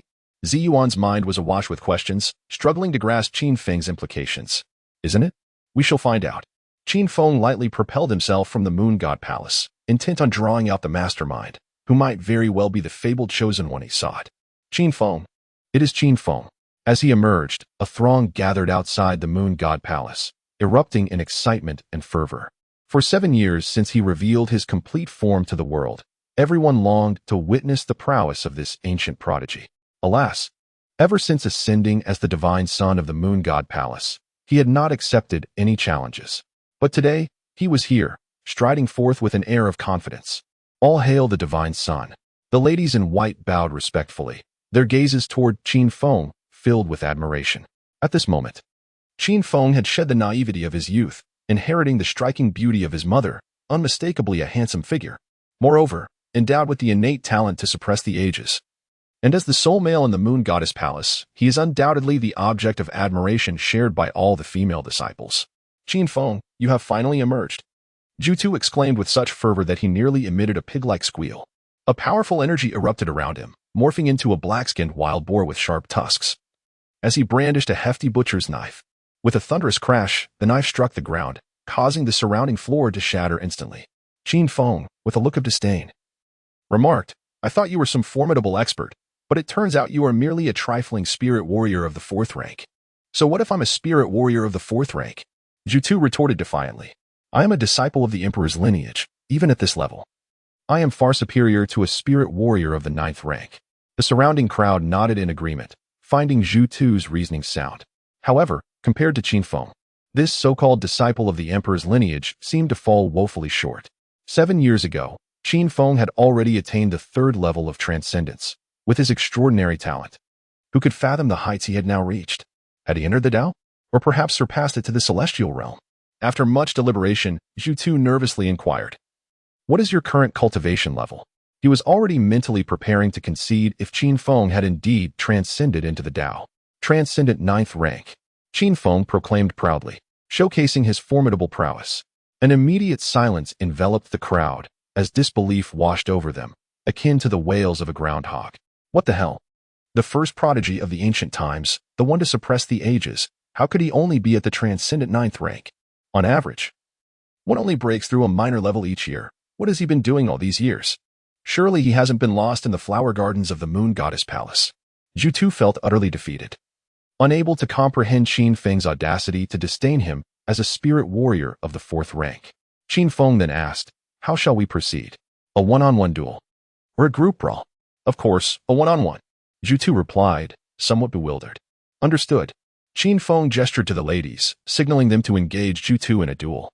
The onlookers were taken aback, spitting out blood in disbelief, as the reality of the situation diverged completely from their expectations of the first prodigy of ancient times. The ladies in white paid no heed to notions of fairness. They simply executed the commands of their master. Their swords shimmered with dark water like ripples as they lunged at Zhu Tu. Qin Feng, you shameless scoundrel. You promised a duel, now it's a group ambush. Zhu Tu fumed. Indeed, you are facing us all alone. Qin Feng feigned innocence, flashing a toothy grin as if to prove his humanity. The crowd was left utterly speechless, realizing that Qin Feng bore no semblance of the idolized first prodigy of ancient times. With a resounding thud, Zhu Tu found himself overwhelmed by the ladies in white. Swiftly brought to the ground. I refuse to accept this. Zhu Tu seethed in anger. What does your acceptance or refusal have to do with me? Qin Feng rolled his eyes, finding Zhu Tu's obstinacy rather peculiar. Subsequently, he produced a golden abacus, significantly larger than that of Xiaobai, and began to calculate the compensation owed to the Moon God Palace for the damages incurred, totaling an astounding 1 million premium spirit stones. Zhu Tu, incredulous, exclaimed 1 million premium spirit stones? When all is said and done, this barely amounts to a single spirit stone. With a face full of sincerity, Qin Feng replied, Indeed. I wish for you to compensate me with an additional 999 premium spirit stones. An immediate silence enveloped the room. Goodness, what an honest response. They were momentarily at a loss for words. This is robbery. I have no money. Zhu Tu vehemently protested, still clinging to his last shred of defiance. No money? That's quite all right. Qin Feng remarked with a playful smile, we can settle this in another way. Chapter 41. The ideal beauty lies in curves. The expressions of those surrounding him shifted to one of peculiar astonishment, perhaps contemplating the nature of the meat compensation being alluded to. In no time, Qin Feng had stripped Zhu Tu of his garments, binding him to a cart for a public display. A sign draped around him detailing his background as a disciple of the emperor's lineage and the future heir of the illustrious Zhu family. Qin Feng, you humiliate me so. The Zhu family shall not let this go unpunished, nor will his majesty. Zhu Tu had never endured such indignity and struggled desperately, yearning to confront Qin Feng. Yet, Qin Feng dismissed his threats entirely, parading through the streets, banging drums, and calling out with fervor. Come one, come all. Witness the authentic robust man from the Great Xia. Not for 998, not for 888, but for merely 98 spirit stones, you can take him home for a single breeding. The crowd, having never witnessed such a spectacle, flocked to observe the impressive man from the Great Xia. Oh, a disciple of the emperor, a true prodigy, a scion of a noble family, quite remarkable indeed. I have a friend who has long desired a healthy child, yet has not been fortunate. 98 is a fair price, certainly worth the investment. Just imagine, if a boy is born, he could inherit the family fortune. The Moon God Palace's son vouches for this. Trust me. As time progressed, the throng grew ever larger. In this realm where mortals and immortals coexisted, many were unable to cultivate. Consequently, affluent families, eager to enhance their lineage, often beseeched powerful cultivators to bestow upon them a celestial connection, which essentially meant an intimate encounter with their daughters. Naturally, such endeavors were only pursued if the daughters possessed enough beauty. Now, with Qin Feng openly pricing his services, wealthy men without comely daughters found themselves enticed. My lord, look at my daughter. A wealthy man trembled as he bowed before Qin Feng, presenting his daughter, weighing over 200 pounds, who was far from conventionally attractive.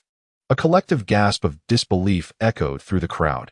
Any man with a shred of conscience would find such a proposition appalling. This is utterly excessive. Qin Feng could hardly bear to gaze upon the scene, swiftly altering his tone, but that will require additional payment. Not a problem. The affluent man eagerly nodded, expressing his willingness to pay any sum. After a lifetime of toil, what was the worth of his amassed wealth if he remained subservient to a cultivator? Like a mere dog? He learned the harsh truth. Only through strength could one safeguard their riches. Release me. Let me go. Zhu Tu struggled fiercely, declaring his unwavering defiance. Observing Zhu Tu's fierce resistance, Qin Feng attempted to placate him. Do not wear such an expression. This is a carefully selected curvy girl for you. Remember, a little extra flesh is the true gem. Curvy. The crowd's eyes twitched in disbelief, silently questioning, do you not feel the pangs of conscience? To secure this transaction, he audaciously referred to a 200-pound woman as curvy. Qin Feng, you shall not succeed. Zhu Tu summoned all his spiritual energy, rendering him unreachable to mere mortals. The wealthy man displayed an expression of disappointment, realizing that divine opportunities cannot be forcibly seized. Do not be concerned. I am a paragon of integrity in business. Qin Feng said with a smile, attempting to reassure the affluent individual. He produced a small jade vial, inscribed with the words "The sow goes wild." This concoction, derived from his studies of the art of transformation, was designed to expedite the practice of this mystical technique. The countenance of those present shifted dramatically, and they instinctively recoiled a few steps. Good heavens! It was none other than the legendary supreme aphrodisiac, the sow goes wild. It was said that a mere touch could render even a sow a vision of unparalleled beauty in the eyes of any man. Consequently, the way the crowd regarded Qin Feng transformed utterly. He was no longer merely the first prodigy of the ancient era, but had become the most notorious libertine, brazenly carrying such a substance.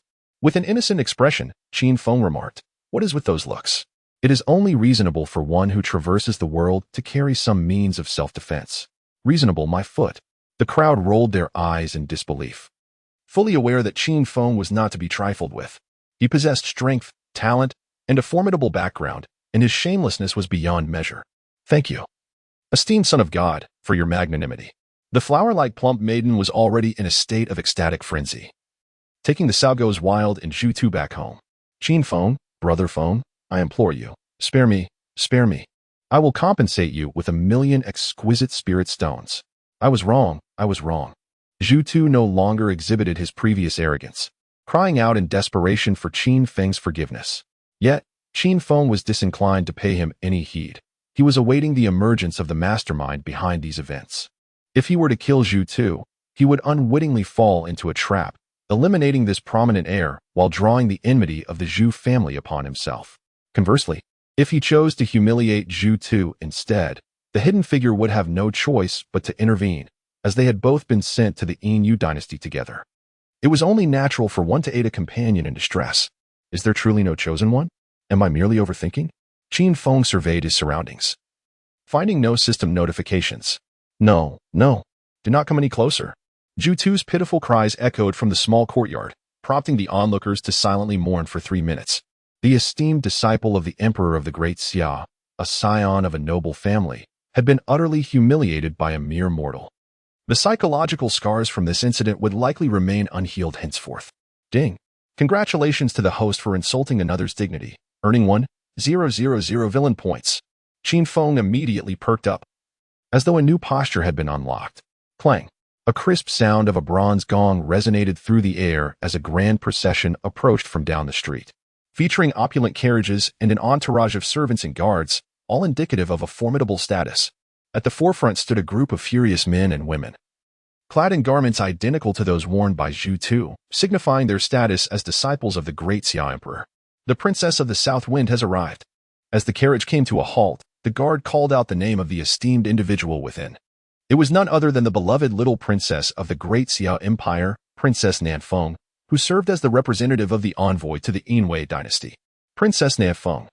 Qin Feng's gaze was fixed upon the opulent carriage, where he could distinctly sense the presence of more than one person inside. The heavy breathing indicated that a young man was likely among them. Ding dong! Congratulations to the host for discovering the chosen one, of epic rank. Qin Feng's eyes immediately sparkled with excitement, his heart racing with anticipation.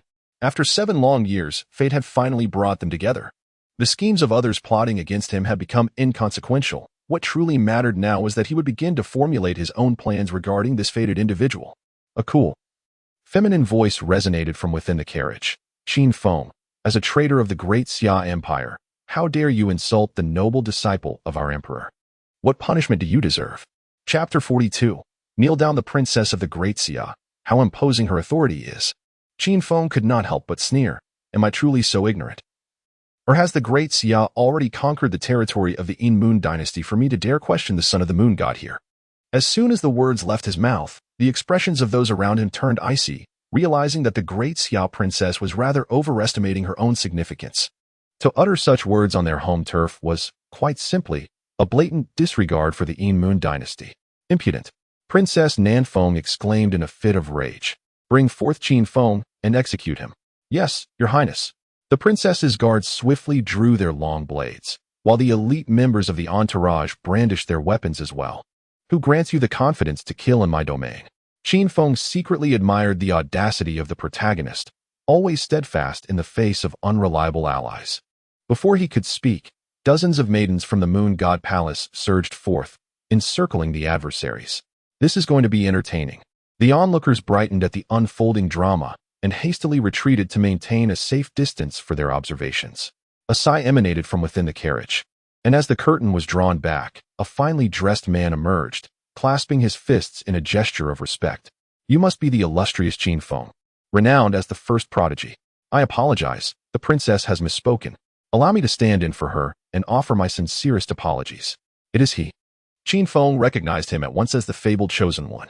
Based on his decade-long experience as an avid reader, he discerned that this individual differed from the likes of Lin San, an exemplary servant-type protagonist, and was not akin to Qin Hao, the fervent and aspirational type. He was a favored minister of the emperor, one who either weds the princess or cultivates her into a female emperor-type protagonist. This further solidified Qin Feng's suspicion that it was indeed this man orchestrating events behind the scenes against him. Without a hint of respect, Qin Feng unleashed his words like a torrent. "I once believed the great Xia princess to be a paragon of virtue, only to discover she is a wretched woman concealing a man in her carriage, living a life devoid of propriety." The crowd gasped, nearly choking on their own disbelief. Who would have thought that Qin Feng would be so audacious as to publicly declare the great Xiao princess a wretched woman? Doing so without the slightest veil of discretion before her very eyes? Have the audacity to say that again? Princess Na Feng, unaccustomed to such indignation, stormed out of her carriage. Clad in resplendent garments, she was truly a vision of grace, her brows arched like emerald feathers, her skin as fair as snow, her teeth gleaming like pearls. Indeed, she was a stunning beauty of unparalleled caliber. Good heavens! It had been years since he had encountered a woman of such exquisite beauty. Qin Feng could not help but marvel inwardly, affirming the protagonist's discerning eye. With utmost sincerity, Qin Feng replied, "I called you a wretched woman. Impudent." Princess Na Feng was now thoroughly enraged, drawing her personal sword to strike at Qin Feng. Yet, before her blade could reach him, it was deftly deflected by a white-clad maiden from the Moon God Palace, with several other swords poised threateningly at her throat. It seemed that at a mere command from Qin Feng, she would be mercilessly slain without hesitation. "Humph, if you have the capability, then go ahead and kill me." The gaze of Princess Na Feng was imbued with disdain, utterly disbelieving that Qin Feng would dare to take her life. She was, after all, representing the great Xia dynasty in her diplomatic mission to the Yin dynasty. Should Qin Feng attempt to kill her, it would undoubtedly instigate a conflict between the two nations, and even his status as the son of the Moon God Palace would offer him no protection. Such audacious demands were truly unprecedented. A flicker of murderous intent ignited in Qin Feng's eyes, and a fierce sword aura emanated from his being.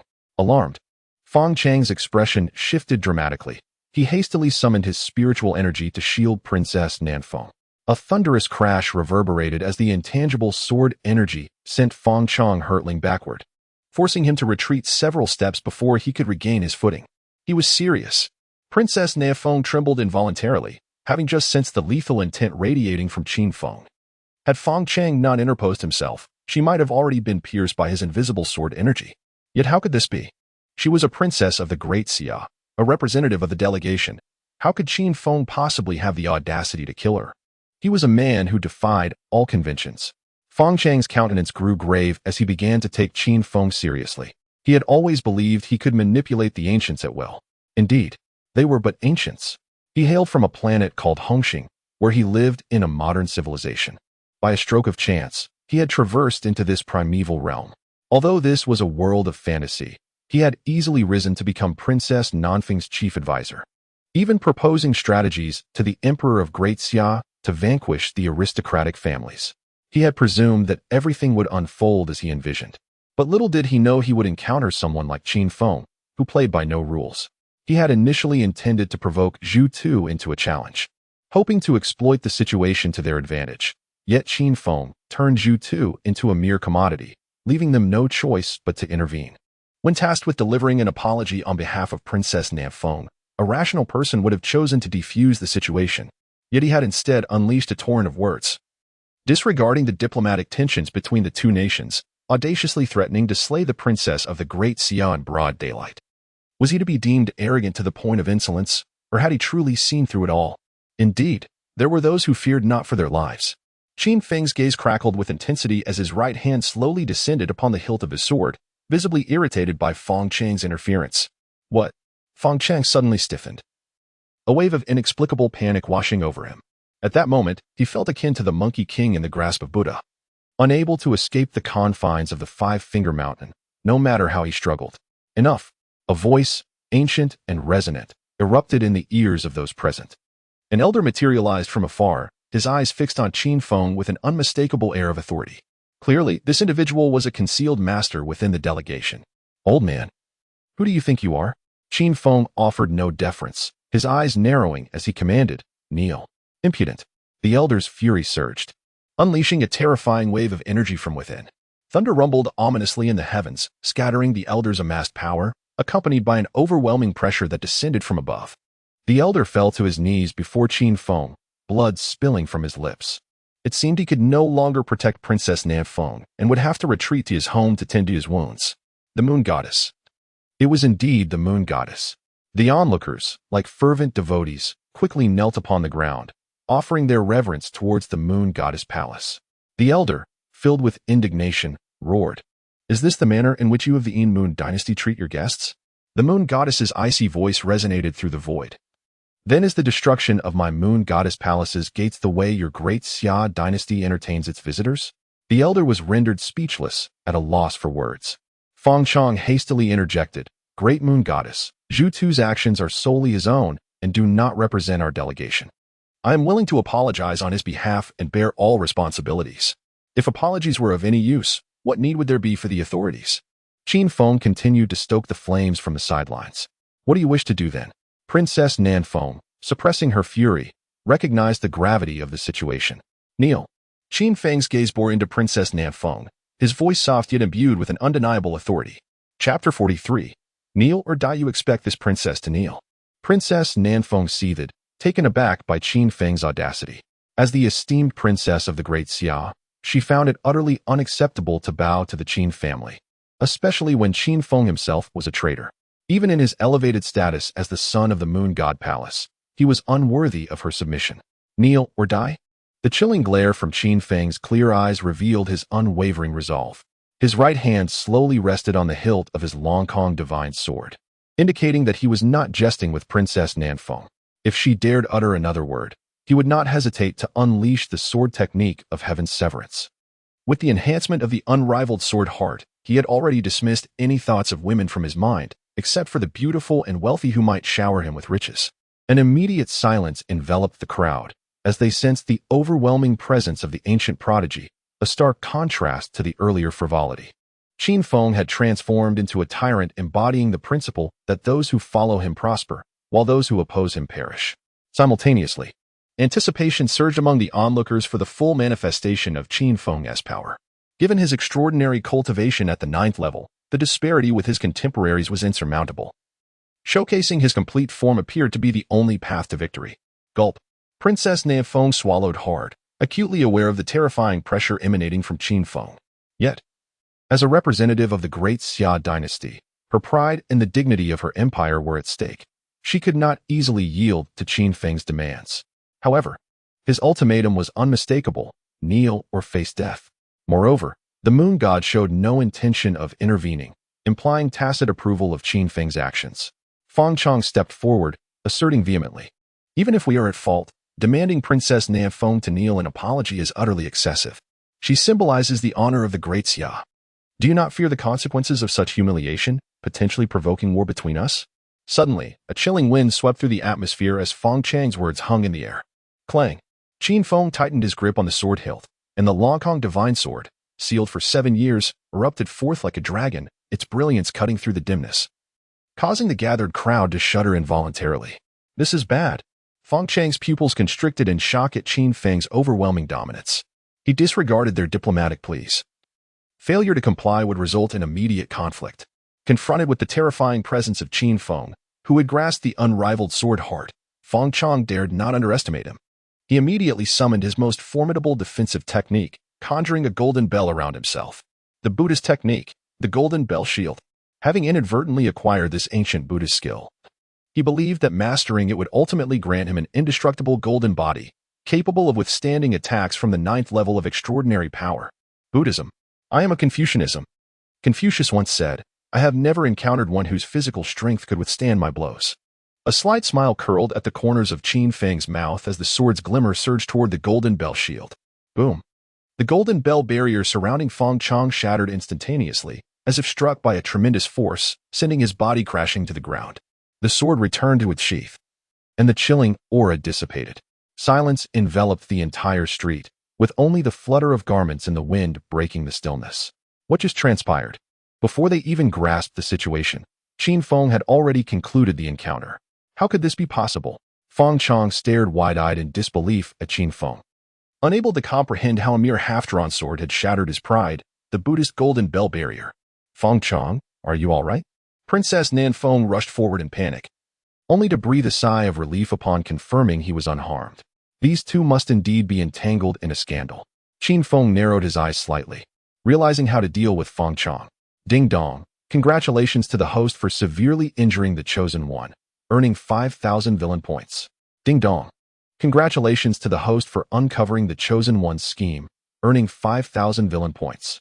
Ding dong. Congratulations to the host for thwarting the Chosen One's pretentious display, earning 5,000 villain points. Finally, a substantial influx of villain points had arrived. Qin Feng was so overwhelmed with excitement that he nearly shed tears. It had been 7 years since he had seen such a bounty of villain points. Remain low-key, remain low-key. His image as a male deity must not be tarnished. Although Qin Feng's heart was aflame with exhilaration, he maintained an outwardly cool demeanor. The maidens of the Moon God Palace gazed at him with hearts in their eyes, yearning to proclaim to the world that this was their divine son, whom they had watched grow. Qin Feng, you are too much. We are the great Xia envoy. The other prodigies within the envoy were equally furious, taken aback by Qin Feng's overwhelming arrogance. Kneel or perish. Qin Feng refrained from further dialogue, placing his hand once more upon the hilt of his sword. The palpable killing intent emanating from him intensified, warning that should anyone dare utter another defiance, it would not be merely a half-drawn sword, but the true technique of drawing the sword to cleave the heavens. The first prodigy of the ancient times lived up to his reputation. The onlookers trembled with excitement, astonished at how formidable Qin Feng was, possessing extraordinary prowess at the 9th level of cultivation. They could not help but fervently shout in their hearts, the great Xia envoy must stand with dignity. They could hardly believe that Qin Feng would truly dare to draw his sword. The princess's body is priceless. How could she kneel to you? I shall kneel in her stead. Feng Chang, with a loyal and valiant expression, knelt before Qin Feng, his eyes reflecting the indomitable spirit of a modern man who would not bow to heaven or earth. There was no alternative. He had discerned that Qin Feng would not relent today, and they were currently within the territory of the In Moon dynasty. Even with numerous hidden cards, he could not contend against the support silently backing Qin Feng, the moon goddess. Feng Chang, Princess Nan Feng, was moved to tears, her hatred for Qin Feng surging to 99999. Ding dong, congratulations to the host for forcing the Chosen One to kneel, earning 100,000 villain points. Capable of both submission and resilience, he was not merely a hot-blooded Chosen One, but one of cunning and strategy. Qin Feng's eyes narrowed further, growing ever more vigilant of Feng Chang. It was not the fervor of the Chosen One that he feared, but rather the possibility of the protagonist striking from the shadows like a serpent's fang. Just as Qin Feng was contemplating further mischief, a voice resonating with the gravitas of antiquity echoed forth. The farce must come to an end. Princess Nan Feng, manage your invoice conduct. Should there be any further breaches of decorum, do not blame me for my lack of courtesy. The term "me" startled the assembly. It was none other than the Six Paths Emperor of the Inyu dynasty, who within a mere century had propelled his realm to unprecedented glory. We pay our respects to the Emperor. The crowd fell to their knees in fervent adoration, their eyes alight with the zeal of devout followers. Qin Feng had long been aware of this formidable figure but had never had the opportunity to meet him. However, despite his might, interfering with Qin Feng's business was an egregious misstep. With this thought in mind, Qin Feng produced a small notebook, recording the date and noting that the Six Paths Emperor had obstructed his business dealings, warranting a compensation of 1 million premium spirit stones. Let us depart.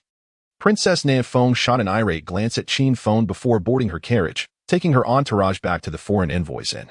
Simultaneously, several disciples of the great Xia swiftly entered the courtyard, rescuing their comrade Xu, who emerged in disarray, his expression vacant and bearing the weight of a significant emotional blow, as if he had lost all will to carry on. Oh dear, how cruel. The onlookers shook their heads in dismay, unable to fathom the horrific scene that had transpired. Chapter 44. Annulment of Engagement? Accursed Qin Feng, I shall ensure that you are utterly annihilated. Upon returning to the foreign envoy's lodge, Princess Nan Feng was consumed by fury, hurling objects in her path. Throughout her life, she had never endured such indignity or humiliation. How foolish was I to underestimate Qin Feng, who displayed such audacity. Fang Chang, seething with anger beside her, struggled to rein in his emotions as he reflected on the reasons for their failure. He had assumed that if Qin Feng dared to excavate the supreme bone of his own brother, he would undoubtedly execute Zhu Tu without hesitation in the face of provocation. If several scions from noble families could perish in the process, it would serve his purpose perfectly, allowing him to elevate a few talented individuals from humble backgrounds upon his return, thereby orchestrating a scheme to incite animosity towards Qin Feng among the aristocracy. However, he was utterly unprepared for the fact that Qin Feng, when it came to being arrogant, chose the most inappropriate moments to do so, even daring to kill the princess of the Daxia envoy in broad daylight, an occurrence beyond his wildest imagination. What shall we do now? After regaining her composure, Princess Nanfeng inquired about their next steps. Ever since Qin Feng revealed his complete form 7 years ago, her father had been restless, fearing that Qin Feng would mature and assist the Yinyu dynasty in obliterating the Daxia dynasty.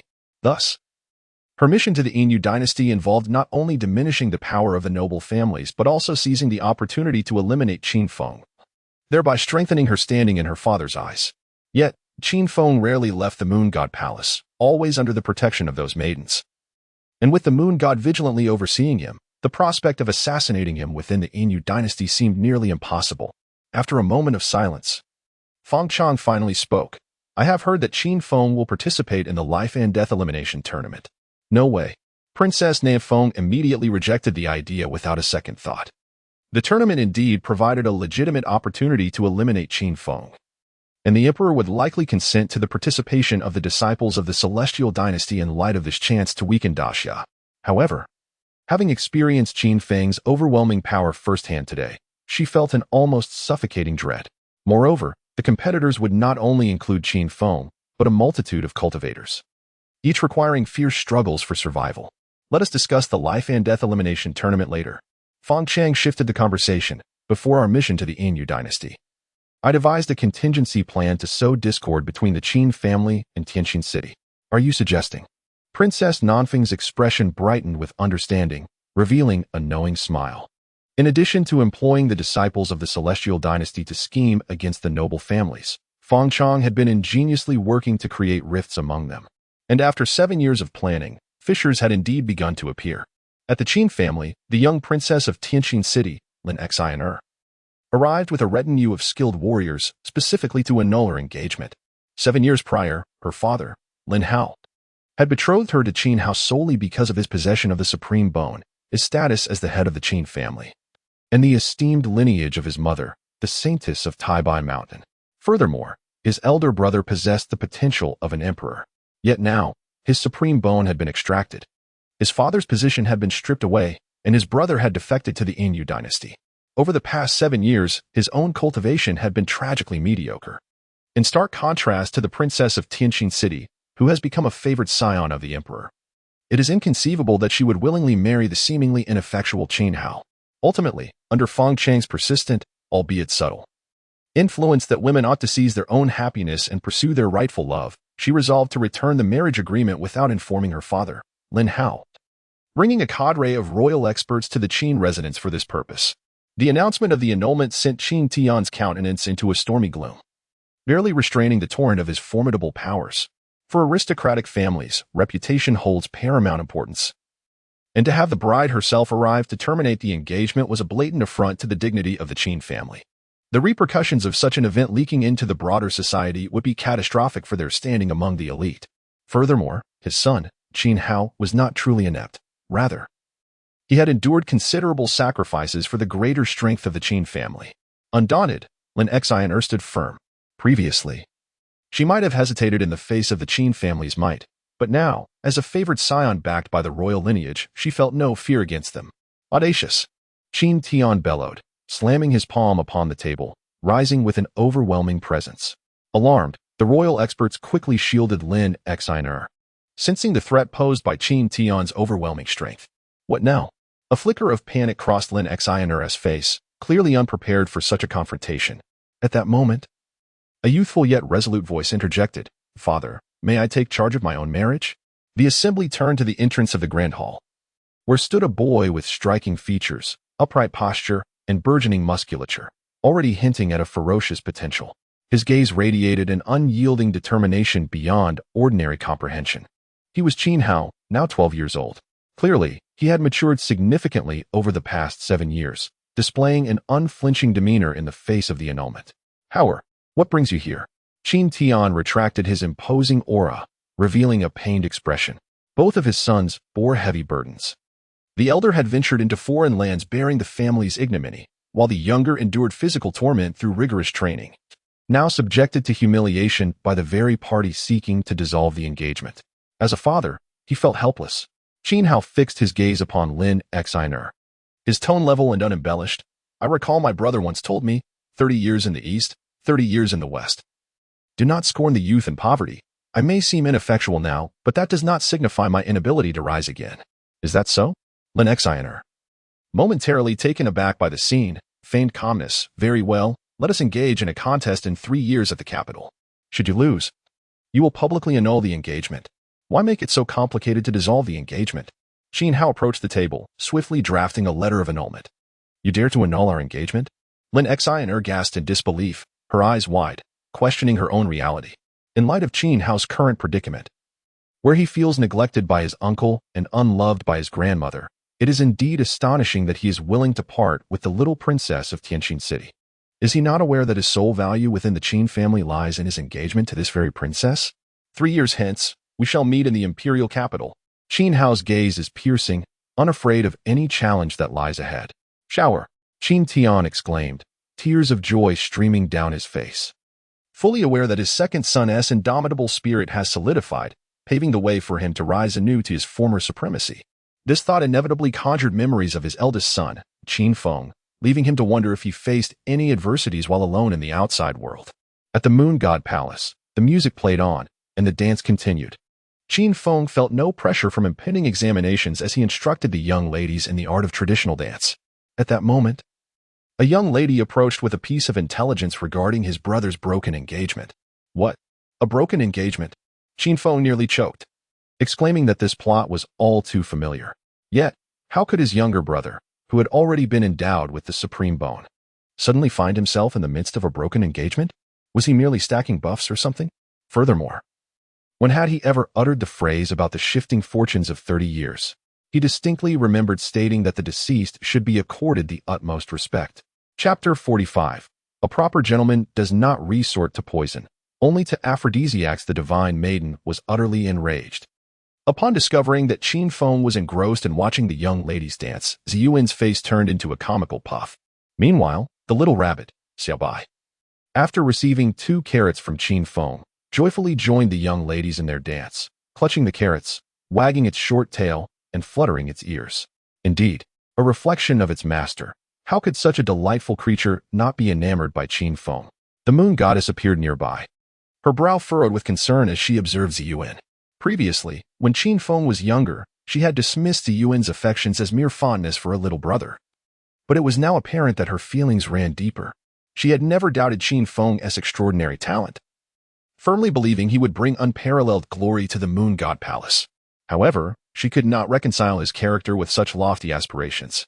A person willing to excavate the supreme bone of his own brother for power could hardly be deemed virtuous. He was certainly not a suitable match.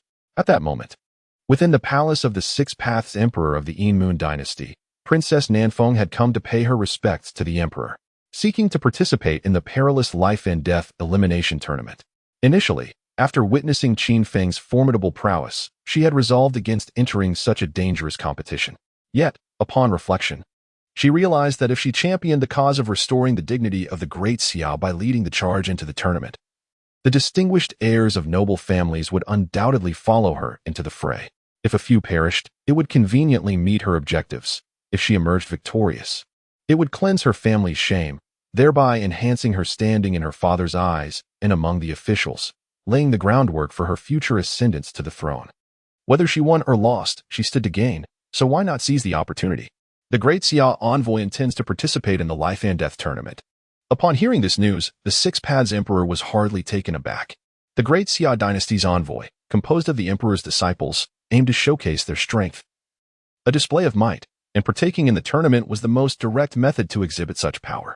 Without hesitation, the emperor nodded in agreement to their participation. As the leader of the Yin Moon dynasty, he held absolute confidence in his own champions, unafraid of any challenge. And the prospect of eliminating a few of the great Xia's disciples was indeed to his advantage. "Thank you, Your Majesty." Both parties exchanged smiles, their collaboration proving to be quite agreeable. Meanwhile, the heirs among the great Xia disciples remained blissfully unaware of their impending fate, eagerly preparing to overpower Qin Feng. In no time, the registration for the Yin Moon dynasty's life and death elimination tournament commenced. Given the exceedingly high mortality rate, participation was voluntary, with no coercion involved. Nonetheless, even those who registered were not guaranteed entry into the tournament. They first had to partake in a qualifying competition to demonstrate their capability for the life and death contest. The Yin Moon dynasty sought true prodigies, not merely impetuous cannon fodder. Due to the vast number of participants each year, the Yin dynasty has delineated over 10,000 battle zones, each selecting 10 representatives to compete. Ultimately, from the pool of more than 100,000 individuals, 1,000 will be meticulously cultivated through the art of nurturing Gu. Those exceptionally gifted prodigies may even be conferred the title of Saint Son of the Yin dynasty, akin to a prince of the Xia dynasty, with the potential to inherit the imperial throne and wield significant power within the dynasty. Saint Son? How is it that this title seems less noble than my own as the divine son? Qin Feng murmured to himself, only to be pulled over by Zi Yuan to register. Despite his esteemed position as the divine son of the Moon God Palace, he possessed no privileges and was required to participate in the selection competition to secure his eligibility. With a hint of pride, Zi Yuan tilted her head and declared, "Of course, in the Yin dynasty, the Moon God is revered as a guardian deity, and the divine maiden is destined to be the next inheritor of the Moon God's legacy. The saint's son is merely a prince. How could he possibly be compared to the divine son and divine maiden of my Moon God Palace?" Qin Feng was utterly bewildered, grappling with the contradiction. If his identity as the divine son was indeed so exalted, why then must he compete in a perilous elimination tournament for the title of Saint's Son? Was this not a demotion of status? Such a fool. Zi Yuan stole a glance at Qin Feng, her cheeks flushing with embarrassment as she said, "One day you shall reign as the emperor. While I will embody the Moon God, it will be more convenient for us to converse privately." "I understand," exclaimed the small white creature perched on Qin Feng's shoulder. "This is what they call collusion and mutual protection." "What absurd words!" Zi Yuan exclaimed, rolling her eyes in irritation as the previously tender atmosphere was shattered. At that moment, a wave of gasps erupted from the registration area, and all eyes turned to Qin Feng. "Look, it's Qin Feng from the Moon God Palace. Is he participating too? I recall he is only 15, too young. The death elimination tournament has an age limit of 25, and the age gap is significant. Rumor has it that this year there are over 1,000 individuals in the entry realm alone, and his mere 9th level of cultivation is hardly sufficient. Lacking both age and cultivation advantages, it seems he is too hasty. He should wait for the next tournament. In 10 years, he will be 25, and the first place will undoubtedly be his. Youth and low cultivation do not equate to weakness. Have they forgotten the terror of the half-drawn sword from days past? A reputation like his has no room for the weak. After all, he is the foremost prodigy of the ancient times." As many witnessed Qin Feng's registration, they hurriedly sought to enlist in other battlefields. His formidable presence cast a long shadow, deterring many from wishing to encounter such a monster in the selection. Yet, some remained undeterred, eager to confront Qin Feng directly. After all, participants in the death elimination tournament are all under 25, and the spirited fervor of youth often breeds a delusion of invincibility. Only in middle age do they realize they are merely filling space in the world. Crash! A crisp sound of a gong resounded as Princess Nanfeng's opulent carriage approached, accompanied by a dozen disciples of the Son of Heaven from the envoy. Yet the figure of Zhu Tu was conspicuously absent. What are they here for? Zi Yuan mused with suspicion. "We are here to register." The princess, eschewing her usual resplendent attire, had donned a pragmatic martial arts outfit today. "We are here to redeem our honor." The elite disciples of noble families echoed in unison, their eyes brimming with a concealed fury directed towards one individual. Their disdain intensified, especially when recalling the disgraceful state of Zhu Tu, igniting a palpable animosity towards Qin Feng. After all, the fates of these esteemed scions were intertwined, being used as pawns while pretending to be formidable. Qin Feng could not suppress his inner sarcasm, realizing that these noble heirs were still quite naive. With just a few words from Princess Nanfeng, they were stirred into a fervor, Did they not comprehend that the princess could withdraw from the contest at any moment? However, upon spotting Feng Chang's participation, he felt a surge of vigor. Clang! A thunderous gong silenced the arena, marking the end of registration and the commencement of the selection contest. A grim-faced man clad in black floated above, gesturing with his fingers forcefully towards the ground.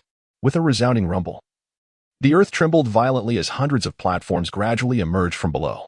The selection contest had begun. Countless practitioners flocked from all directions to witness the event. Some hovering mid-air on flying swords, others perched atop surrounding rooftops and trees, while some employed spells to project the scene across vast distances, creating an atmosphere akin to a live broadcast. Soon, thousands of candidates entered the arena, beginning the process of drawing lots for platform assignments. Is this truly the extent of the participants? The black-clad man furrowed his brow, his gaze settling on Qin Feng standing upon the platform. In previous selection contests, tens of thousands would compete in this region, yet this time, the presence of Qin Feng and the disciples of the Son of Heaven reduced the numbers to less than a tenth of previous years. After all, the disciples of the Son of Heaven were all elite scions, their prowess beyond question. Even those who remained were merely gambling on luck, hoping to avoid encounters with Qin Feng and the Son of Heaven's disciples, ready to concede at the first sign of conflict. I concede. Qin Feng was utterly speechless. This marked his 8th consecutive victory. While others engaged in back-and-forth battles, he had effortlessly triumphed without so much as moving, advancing directly into the top 16. It seemed as though the heavens had heeded his silent plea, for in his 9th match, he faced a youth named Wang Ping, a disciple from the Great Xia. Unlike the others, he did not choose to concede but instead charged at Qin Feng with an iron rod, truly worthy of a disciple of the Son of Heaven. This iron rod was formidable.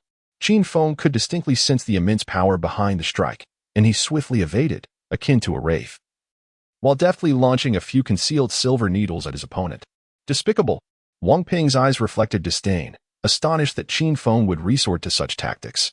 With no time to evade, he instinctively raised his arm to block, allowing several needles to embed themselves in his flesh, though they caused minimal harm. You have lost. Qin Feng stated coolly. Lost? You poisoned me. Wang Ping's expression shifted dramatically as he hurriedly removed the silver needles for inspection. I am a gentleman of utmost integrity. How could I possibly resort to poisoning? Qin Feng declared earnestly.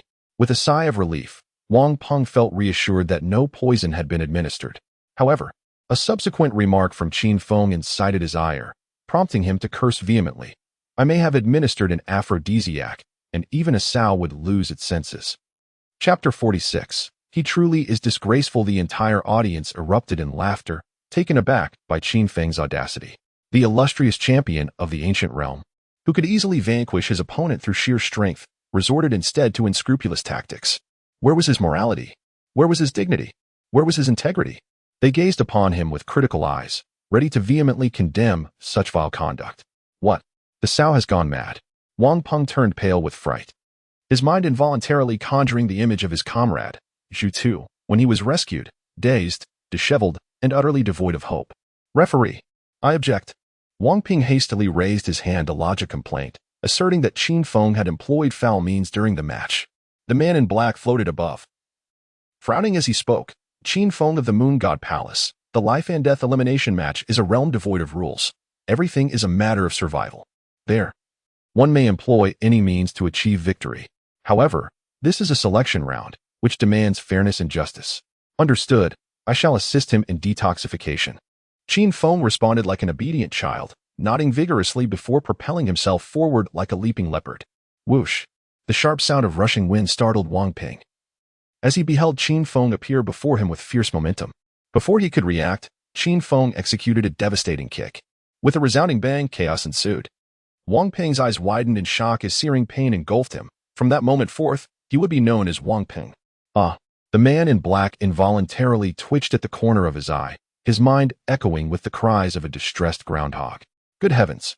Is there truly such a method of detoxification? This was a complete and utter cure. Yet, considering the backing Qin Feng had from the moon god, the referee could only turn a blind eye, pretending not to see, as the victim was not one of their own from the Yin Moon dynasty. Ah! Wang Ping's wretched cries reverberated through the arena, sending chills down the spines of all the males present. Ding dong! Congratulations, host, for rendering someone incapable of procreation, earning 1,000 villain points. Qin Feng's eyes lit up, as if he had discovered a new continent. Unlike the 100 villain points earned from killing, shattering an egg yielded an astonishing 1,000 villain points. Reflecting on the missed opportunities of past years, he felt a pang of regret. A tenfold increase. Princess Ninfeng, disregarding her image, bellowed like a shrew. Qin Feng, you shameless scoundrel, how dare you launch a sneak attack? Who is shameless? Who is sneaky? Qin Feng retorted immediately. I already said I was helping him detoxify. If you don't believe me, try feeding him a kilogram of mad sow and see if he still reacts. If he does, I will concede defeat. Here I am trying to help you. And you insult me, truly uncouth. The audience was left utterly speechless, gaining a fresh understanding of shamelessness. If he still reacted, would that not be a bizarre occurrence? Simultaneously, they silently vowed never to oppose Qin Feng. While others might be wealthy yet devoid of compassion, he was truly disgraceful. With a deep breath, Princess Ninfeng tried to steady herself, fearing that she might be driven to despair by Qin Feng. The man in black glanced at Wang Ping, who had transformed into Wang Ping, and expressionlessly declared, Wang Ping, disciple of the Emperor of Daxia, is unable to continue the battle. Victory belongs to Qin Feng of the Moon God Palace. As his words echoed through the arena, a wave of murmurs swept over the crowd.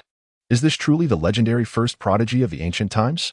After waiting so long, one would expect a grand clash. Yet, to our astonishment, what unfolded was beyond our wildest imaginings. The use of aphrodisiacs in combat has opened my eyes to a new realm. The subsequent antidote segment was nothing short of a masterstroke, completely unexpected. I now comprehend how he attained the title of the first prodigy. As the tales of Qin Feng's antics spread, doubts began to arise regarding his status as the foremost prodigy of the ancient era. Where were the legendary sword intents, the invincible sword heart, the divine tribulation light, the ancient, and the two self-created divine arts? All that was revealed was how he surpassed the shameless limits of humanity. Soon, the top 16 matches concluded, paving the way for the quarterfinals. Whether it was due to the limited number of contestants in this region or the undeniable prowess of the Daxia disciples, aside from Wang Ping, who had been transformed by Qin Feng, all others advanced to the top 16, including Princess Ninfeng. Qin Feng, just wait. The disciples of the Emperor of Daxia glared at Qin Feng, their eyes burning with a desire to devour him whole. In response, Qin Feng merely cast a casual glance their way, his gaze drifting downward before abruptly fixing on their vulnerable points, a wicked smile creeping upon his lips. The disciples shuddered, feeling an inexplicable chill run down their spines, prompting thoughts of conceding and fleeing from this devil. At that moment, the man in black floated above, his expression void of emotion as he announced, in the first match, Qin Feng of the Moon God Palace faces Princess Ninfeng of the Daxia dynasty. Surprise coursed through both combatants as they exchanged glances. Princess Ninfeng's eyes betrayed a hint of panic, despite her desire to vanquish Qin Feng. She dared not engage him in battle, contemplating conceding the match at any moment. Conversely, Qin Feng regarded her with a teasing glint, convinced that competing against this princess would yield ample opportunities for villainous points. Be careful, Feng Chang cautioned, urging Princess Ninfeng not to overestimate her abilities. I know, she replied obediently, having witnessed the arrogance and terror of Qin Feng. She understood that she was no match for him, especially considering his utter lack of shame. Go, Princess Ninfeng. The audience below the stage rallied in support of her, and despite knowing her royal status, not a soul cheered for Qin Feng, making him acutely aware of what it meant for beauty to embody justice. As the match commenced, the man in black observed both sides in position and immediately signaled the start of the duel. With a swift motion, Princess Ninfeng lunged towards Qin Feng like a leopard, her dagger gleaming with a piercing light as she aimed for his chest with fierce determination. She was acutely aware that she was no match for Qin Feng, and that if she were to strike, she must do so with utmost strength. What astonishing speed! Qin Feng's expression changed abruptly as he beheld Princess Ninfeng instantaneously materialize before him. Despite his lifelong ambition to become the fastest man in the ancient world, he was utterly astonished by the swiftness of the princess, which far surpassed his own. Should he resort to his heavy pupil technique? The thought barely crossed his mind before it was dismissed. His extraordinary ability had yet to be revealed and remained his secret weapon for the long journey ahead. It was imperative that he refrain from using it unless in a life-or-death situation. He resolved to withstand the blow. Instantly, he extended his arm to shield his chest. Thud. The dagger plunged in, and blood splattered. What? The crowd gasped in unison, taken aback by the scene unfolding before them. Princess Ninfeng had struck swiftly, wounding the illustrious Qin Feng, marking the first time he had ever been injured since his ascent. The ancient world's greatest prodigy was not invincible after all. Following her successful assault, a disdainful smile graced Princess Nanfeng's lips as she withdrew her dagger and retreated swiftly, poised to launch another rapid attack against Qin Feng. Is that so? The wound on Qin Feng's arm healed at an astonishing rate, and he found himself holding a pink little pouch adorned with an embroidered duck, which he proceeded to use to wipe the blood from his arm in front of Princess Nanfeng. The divine art of thievery, telekinetic acquisition. That cannot be. Princess Nanfeng immediately panicked, grasping her collar, bewildered as to when Qin Feng had pilfered it. With a wicked smile, Qin Feng taunted, "Does anyone wish to see what Princess Nanfeng is wearing beneath her garments?" Chapter 47. The Spirit of Chao Zihao Shameless. The audience erupted in a chorus of condemnation. Yet their eyes sparkled with anticipation. Simultaneously, they were filled with curiosity regarding how Qin Feng had managed to remove the bodice from Princess Nanfeng. From the expression on her face, it was evident that it indeed belonged to her. Truly, this rogue. Ziyuan felt a blush creeping onto her delicate cheeks as she recalled her first encounter with Qin Feng 7 years ago, when her own red bodice had vanished in a similar manner. However, the thought of Qin Feng employing such tactics on another woman ignited an inexplicable fury within her, prompting her to seize Xiaobai and squeeze him repeatedly. "Woe is me, I'm innocent." Xiaobai's round little face was contorted from the pressure, and with great difficulty, he produced a small notebook, noting down, "On this day, I, Xiaobai, was wronged on behalf of Qin Feng and demand compensation of 10 carats. Qin Feng, you are shameless." Feng Chang shouted vehemently from the audience, utterly unwilling to allow anyone to tarnish the image of his noble little princess. The man in black cast a casual glance and remarked, "Though the method is unscrupulous, it cannot be deemed against the rules." What the hell? This is not against the rules. The students of the Daxiao Imperial Court erupted in protests, expressing serious doubts about the impartiality of the black-clad judge, suspecting he merely wished to witness the spectacle. Ding dong. Congratulations to the host for sullying the goddess in the eyes of the chosen one, earning 10,000 villain points. Qin Feng, observing Feng Chang's anxious demeanor from below the stage, realized he had struck a nerve. "Princess, concede." Feng Chang, unable to bear seeing the noble princess being so mistreated by Qin Feng, recognized that Nanfeng was certainly no match for him. Therefore, conceding and withdrawing was her best option. "I understand."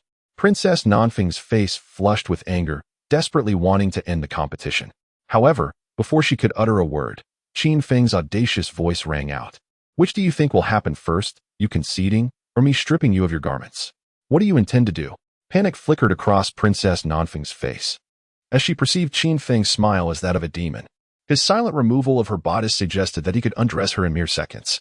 Thus, if she uttered the words of concession, she would be exposed before the world. This was utterly unacceptable for a lofty princess, especially one of the Daxia dynasty. As soon as the words left her lips, the crowd erupted in excitement. "Unbelievable. Qin Feng is utterly shameless. I refuse to believe he would dare strip her." "Indeed. Princess Nanfeng, you must have faith in yourself. Qin Feng would never dare to do such a thing. You are the princess of Daxia. What is Qin Feng in comparison? He is certainly just boasting. I would believe Qin Feng would kill, but I cannot believe he would strip you. If Qin Feng dares to strip me, I shall write my surname backwards. I, Wang Gang, vow this here and now. I have a friend who wants to know, where did Qin Feng learn such skills?" The entire assembly of men was exhilarated, cheering for Princess Nanfeng not to yield to the forces of evil. "Qin Feng, you dare." Feng Chang was utterly panicked, shouting as he prepared to confront Qin Feng. However, the man in black in the sky narrowed his gaze, and a terrifying pressure descended instantly, rendering Feng Chang immobile and preventing him from causing any disruption during the match. Ding dong. Congratulations to the host for tarnishing the image of the chosen one-esque goddess, earning 10,000 villain points. One should seize every opportunity to profit. Qin Feng cast a sidelong glance at Feng Chang, disregarding the murderous intent emanating from him, and boldly approached Princess Nanfeng. "What do you intend to do?" Princess Nanfeng feigned calmness as she observed Qin Feng drawing near, her heart longing to sink her teeth into this scoundrel. She, the noble princess of the great Xia, found herself repeatedly threatened by Qin Feng, with no means to counter him, which was utterly stifling. "What do you think?" A wicked smile curved Qin Feng's lips as he leaned in and kissed her in full view of the crowd. Gasping, Princess Nanfeng's beautiful eyes widened, her mind blank. Oh heavens! Her first kiss had been taken just like that, and by this scoundrel, no less. Wait, what is this rogue doing? He is actually using his tongue. He He is kissing that woman. Below the stage, Zi Yuan was completely beside herself, squeezing Xiao Bai in a fit of rage. Woo-woo, my rabbit is innocent. Xiao Bai's round little face was distorted from the squeezing, yet it painstakingly produced a small notebook, jotting down, on this day, Qin Feng recklessly plucked wildflowers. Subjecting my rabbit to hardships unbefitting its age, necessitating compensation of 15 carats. The surrounding audience erupted in condemnation. In broad daylight, under the clear sky, the morals of society have declined. Today's youth. According to the rules of the martial world, whoever kisses the girl claims her. The one provoked was not only Zi Yuan but also Feng Chang, the chosen one. Witnessing his goddess being violated ignited Feng Chang's inner cosmos, and with his formidable willpower, he gradually stood up under the oppressive aura of the man in black, unleashing the full force of his cultivation at the 5th level of the spirit martial realm. Qin Feng, I will kill you. Feng Chang bellowed, a terrifying golden light erupting from within him. What? The man in black's expression changed immediately. Finally realizing that Feng Chang was extraordinary, far from an ordinary prodigy, he was a paragon of immense fortune and indomitable spirit. Impressive. The audience gasped, recoiling in awe. If anyone in this battle zone could contend with Qin Feng, it would likely be this illustrious disciple named Feng Chang. Shameless. Princess Nan Feng, her face flushed with embarrassment, pushed Qin Feng away, wishing she could tear him apart. Ding dong. Congratulations to the host for tainting the image of the chosen one's goddess, sowing discord in her heart, and earning 100,000 villain points. Discord? Pfft, scoundrel. He knows that these chosen ones harbor a certain fixation. Qin Feng's expression was nearly overflowing with disdain. Convinced that the truest embodiment of a good man at home was none other than himself. Capable of adoring the lowly of Dongwu while possessing the prowess of a formidable minister of Wei. With a thunderous roar, Feng Chang directed his gaze skyward. And golden light coalesced above him, forming a majestic Buddha. The air resonated with the echoes of sacred chants. Is that all you've got? Do you truly believe I fear you? Qin Feng observed Feng Chang, who was teetering on the brink of losing his sanity due to rage. He brandished his Long Kong divine sword from his spatial realm, and his pupils underwent a transformation, becoming one large and one small black eye. The spectators around him erupted into excited screams upon witnessing the change in Qin Feng's eyes. Since the legend of Qin Feng as the foremost prodigy of the ancient era emerged 7 years ago, everyone has been eager to witness the full extent of his power. However, when he reappeared in the public eye after 7 years, he did so in a manner that defied expectations, showcasing not the terrifying prowess of the ancient prodigy, but rather the rise of the ancient rogue. Now, as he prepares to take this seriously, they are on the verge of witnessing the legendary ancient double pupil. Chapter 48, The Infatuation with Another's Wife. A thunderous roar erupted as Feng Chang unleashed an overwhelmingly powerful wave of energy, remaining as immovable as a mountain yet striking with the swiftness of lightning. His form surged forward, the golden Buddha behind him exuding an unstoppable force aimed at Qin Feng. How formidable! The audience around gasped in awe, recognizing the sheer might of the strike. It appears that it is time for me to upgrade my agility. Utilizing the ability of his heavy pupils to slow down movements, Qin Feng effortlessly tracked the rapidly advancing Feng Chang. However, the opponent's speed was exceedingly swift, making complete evasion a challenge. Thus, he decisively summoned the system to exchange for the 3rd volume of Shadowy Evasion. In truth, he had yearned to enhance his agility for 7 years, but had not encountered the Chosen One nor found opportunities for combat, which had temporarily shelved his dream of becoming the fastest man of antiquity. Now that he had the means, it was time to upgrade from a bird gun to a cannon. Ding! Congratulations to the host for spending 100,000 villain points to successfully exchange for the 3rd volume of Shadowy Evasion. Before Qin Feng, an ethereal figure materialized, embodying a level of agility akin to that of an otherworldly being. In a flash, Feng Chang's speed propelled him directly before Qin Feng.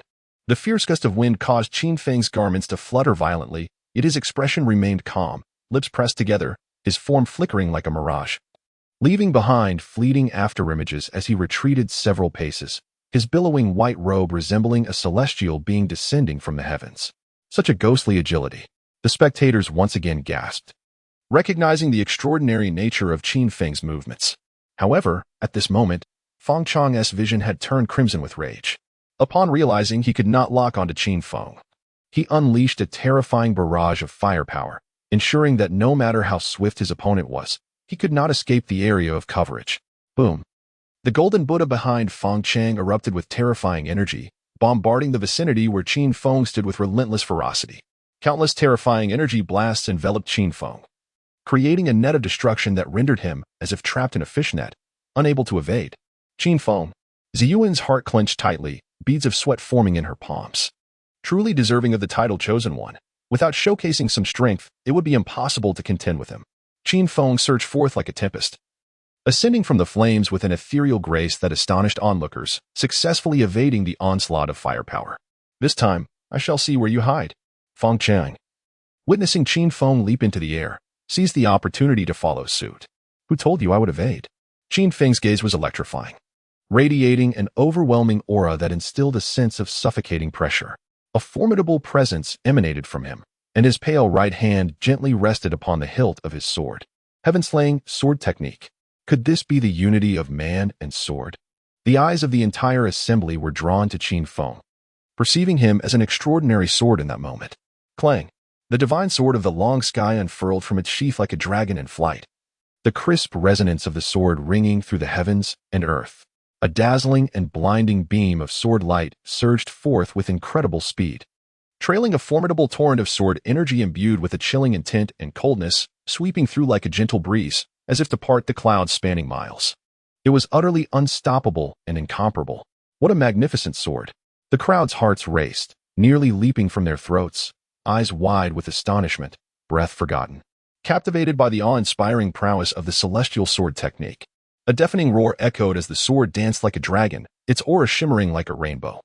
The golden Buddha statue succumbed to an invisible force, dissolving into nothingness amidst the blinding sword light. Fierce waves of energy surged forth, and the ear-splitting sound of slicing air sent shivers down spines. With a sudden gasp, Feng Chang coughed up blood, a deep gash marking his chest. Ding! Congratulations to the host for severely wounding the Chosen One, earning 20,000 villain points. Ding! Congratulations to the host for instilling a psychological scar on the Chosen One, earning 100,000 villain points. Impressive! Qin Feng could not help but exclaim, "You are the first to survive my celestial sword technique." As his words fell, the arena erupted in fervor. This was the legendary swordsmanship created by Qin Feng, the celestial sword technique. It had long been rumored to be terrifying, yet none anticipated its sheer magnitude. While many had claimed that Qin Feng, being young, was unfit for the life-and-death elimination matches, such assertions now seemed utterly absurd. Indeed, with Feng Chang's remarkable talent at the 5th level of spiritual martial arts, he still fell to the extraordinary Qin Feng of the 9th level. The prowess of this youth was truly formidable. Had they been of equal rank, Feng Chang, a disciple of the Heavenly Sun, would undoubtedly have perished. Agreement abounded. The crowd cast sympathetic glances at Feng Chang, not due to a lack of strength or capability, but rather the misfortune of sharing an era with the prodigious Qin Feng. Feng Chang, are you all right? Princess Nanfeng rushed forward, producing healing medicine to tend to his wounds. Yet, Feng Chang's demeanor had shifted. The warmth in his gaze towards Princess Nanfeng had transformed into a distant coolness, as if he were consciously avoiding something. He recognized that the princess was not to blame, yet he struggled to overcome the turmoil within him. Since arriving in this world, he had regarded Princess Nanfeng as his own, pouring the deepest of affections upon her, viewing her as the embodiment of his purest aspirations. Yet now, he had not even held her hand before being bested by Qin Feng, leaving him with an undeniable sense of resentment. It's fine, really. Princess Nanfeng forced a smile, attempting to convey that all was well, though a glimmer of disappointment betrayed her understanding that Feng Chang still harbored concerns about the earlier incident. Ding! Congratulations to the host for shattering the Chosen One's ideal, earning 100,000 villain points. Ding! Congratulations to the host for triggering a quest. Inherit the Chancellor's will, covet another's spouse. Qin Feng resolutely rejected the notion, asserting that he was not that kind of person. The system continued. Quest requirements. Successfully separate the two. Reward. Divine Treasure Chest X1. I shall give it a try. Qin Feng approached and inquired, Princess Nanfeng, did you just stick out your tongue? As his words echoed, an eerie silence fell over the assembly. All eyes turned toward the pair, the flames of gossip igniting fervently. You shameless cat. Princess Nanfeng's face flushed with indignation, wishing nothing more than to bite Qin Feng to pieces. Do you not know whether I have teeth? Qin Feng said with a sense of grievance. After kissing for such an extended duration, I would think you could easily count how many teeth I possess. How utterly shameless. They had never encountered someone so brazen. The audience around them turned their eyes in unison towards Feng Chang, eagerly anticipating his reaction. However, Feng Chang did not respond as they had envisioned. Instead of losing his composure and retaliating against Qin Feng, he cast a deep glance at him before turning away and leaving the scene. A barking dog does not bite. As Qin Feng watched Feng Chang's retreating figure, he realized that his opponent still had cards to play. Ding dong. Congratulations to the host for sowing discord between the two parties. The task has been completed by 5. Chapter 49. On a dark and windy night. Teasing the wife Amir 5. Qin Feng was evidently dissatisfied with the progress of the task. Yet it was apparent that Feng Chang was not as composed as he appeared. At that moment, the man in black, floating in the air, maintained an expressionless demeanor and calmly stated, "The princess of the southern wind of the great Xia faces off against Qin Feng of the moon god palace. Qin Feng prevails." And the competition continues. However, after witnessing the battle between Qin Feng and Feng Chang, the audience found the remaining matches utterly uninspiring. The two were simply not on the same level. Continue the competition. The disciples of the Emperor of Great Xia exchanged glances, hesitating over whether to proceed. Their participation was motivated by a straightforward desire to defeat Qin Feng and redeem the honor of their esteemed families. Yet, who could have foreseen the terrifying prowess of the extraordinary ninth realm Qin Feng? In truth, Qin Feng's formidable strength was not surprising. They, as distinguished heirs of noble families, were not mere pretenders. However, it was Qin Feng's shamelessness, devoid of any limits, that left them trembling with fear, dreading the prospect of joining Zhu Tu and Wang Peng. After much deliberation, the disciples collectively conceded defeat. Regaining their friend's dignity was of little consequence compared to preserving their own. TSK. A chorus of disdainful murmurs filled the venue, directed at the group of disciples. "Let us go." Princess Nan Feng was so enraged she almost lost her composure, harboring a deep-seated resentment towards Qin Feng. She had intended to enhance her influence through this life-and-death elimination round and eliminate a few noble heirs, but unexpectedly, Qin Feng not only stole her first kiss but also caused a rift in her relationship with Feng Chang. It was a case of losing both the lady and the soldiers. "My lady, are we leaving just like this?" Qin Feng flashed a mischievous grin, licking his lips. In front of Princess Nan Feng, he shamelessly pulled out a pink cloth and wiped his mouth. What a disgrace. The surrounding spectators could no longer bear the sight, wishing to slap Qin Feng across the face. "Qin Feng." Princess Nan Feng suppressed her boiling fury as she departed, vowing to ensure that Qin Feng would pay dearly for his actions. Ding dong, congratulations to the host for sowing discord between both parties. The task is now 10 complete. Qin Feng paused momentarily, surprised that animosity could arise unilaterally. Unlike the demure ladies he knew from his past life, the women here were also schooled in propriety. But they simply lacked martial prowess. Humph. Zi Yuan huffed, visibly irked, clutching Xiao Bai as she returned to the moon god palace. Was the goddess feeling jealous? The onlookers exchanged knowing glances, acutely aware of Zi Yuan's displeasure. According to the rumors, it was indeed because of Zi Yuan that Qin Feng chose to join the moon god palace. They had grown up together as childhood sweethearts, making her emotional response quite understandable.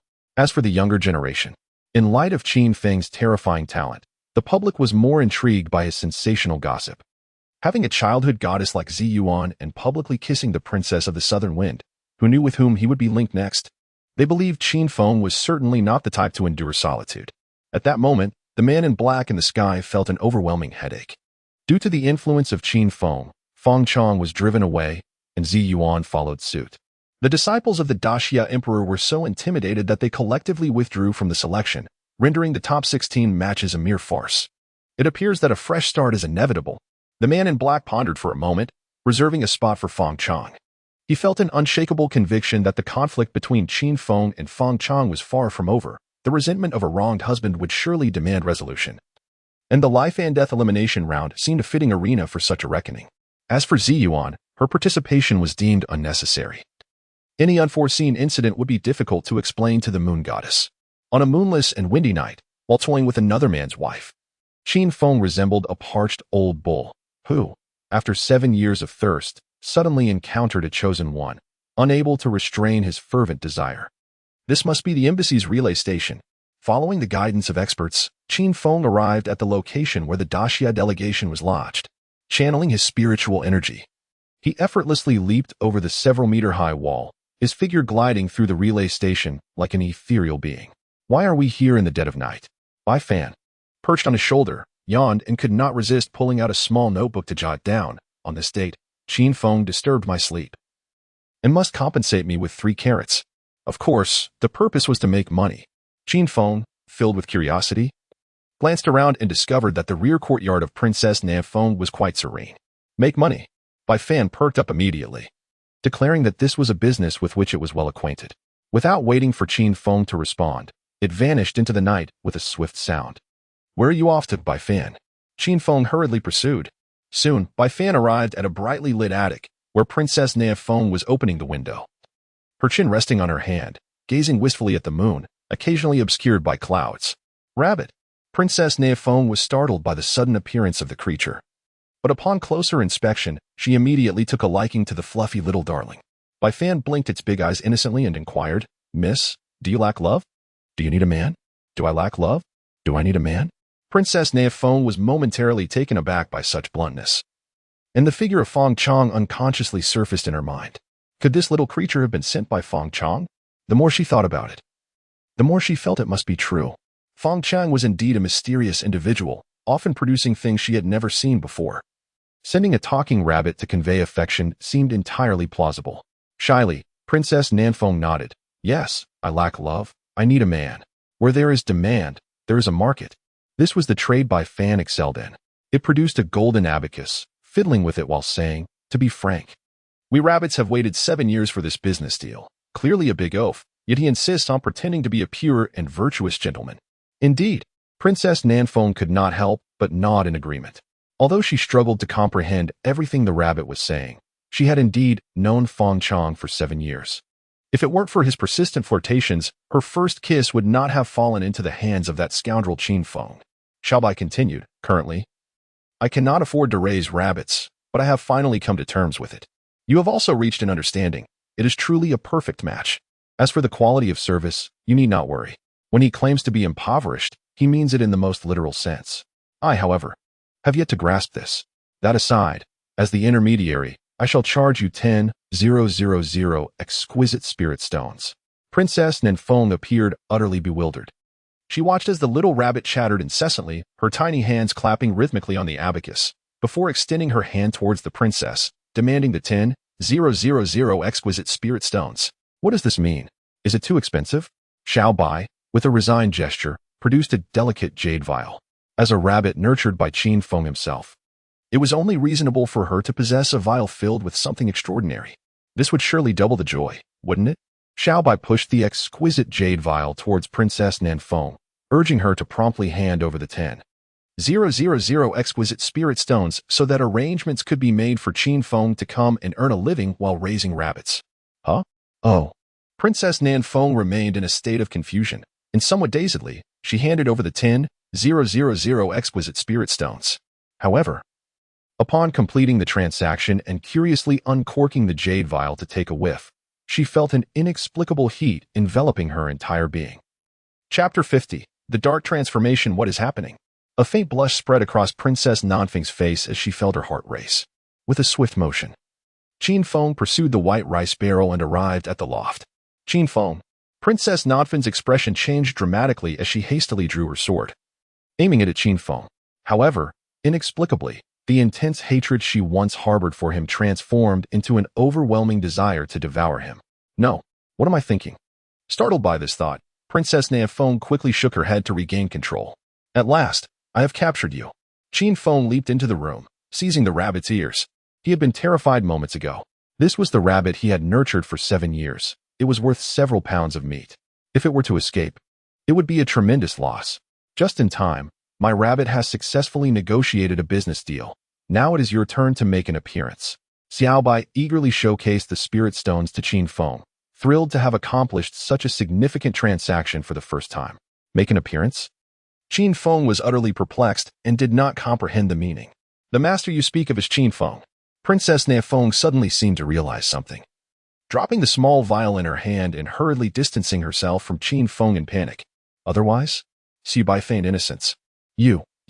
Princess Nan Feng, paralyzed by fear, hastily gathered her internal spiritual energy to suppress her emotions. She never anticipated that this rabbit was actually raised by Qin Feng, and she had been completely deceived by it. A mere 10,000 premium spirit stones seemed trivial, yet if she could not regain control, it would be better to perish. However, with her cultivation level, resisting this overwhelming wave was evidently futile. She barely held on for a few seconds before her demeanor transformed entirely. Qin Feng. Princess Nanfeng's eyes brimmed with affection, akin to a princess from a kingdom of daughters meeting her beloved brother. Hey, calm down. Qin Feng, half-heartedly, attempted to deter her, asserting that he was not that kind of person. At that moment, Feng Chong, holding a bouquet of red roses, arrived beneath Princess Nanfeng's balcony.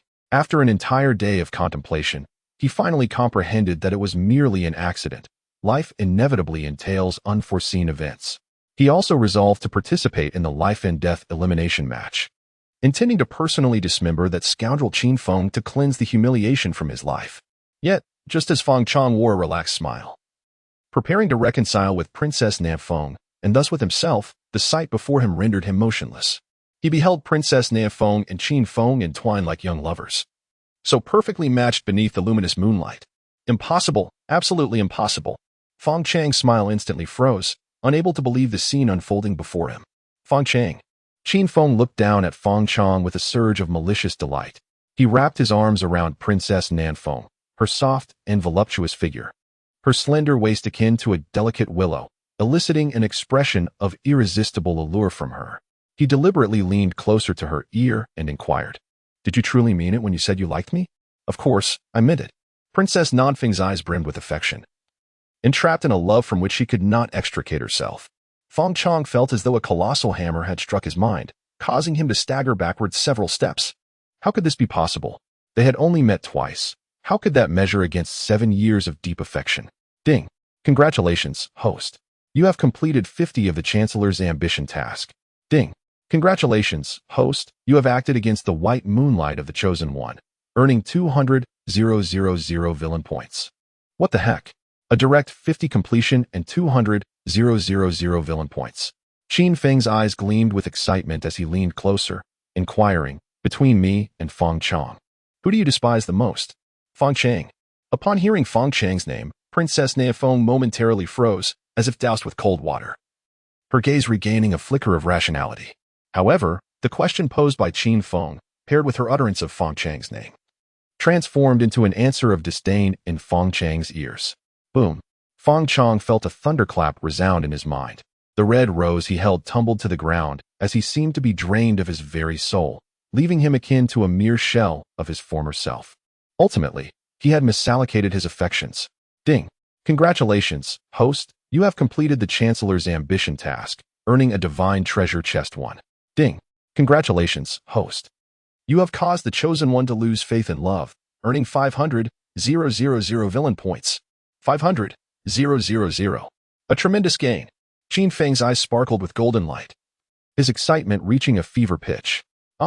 Feng Chong wandered away like a ghost, his former vigor extinguished, especially upon hearing Qin Feng's exultant cries from the attic.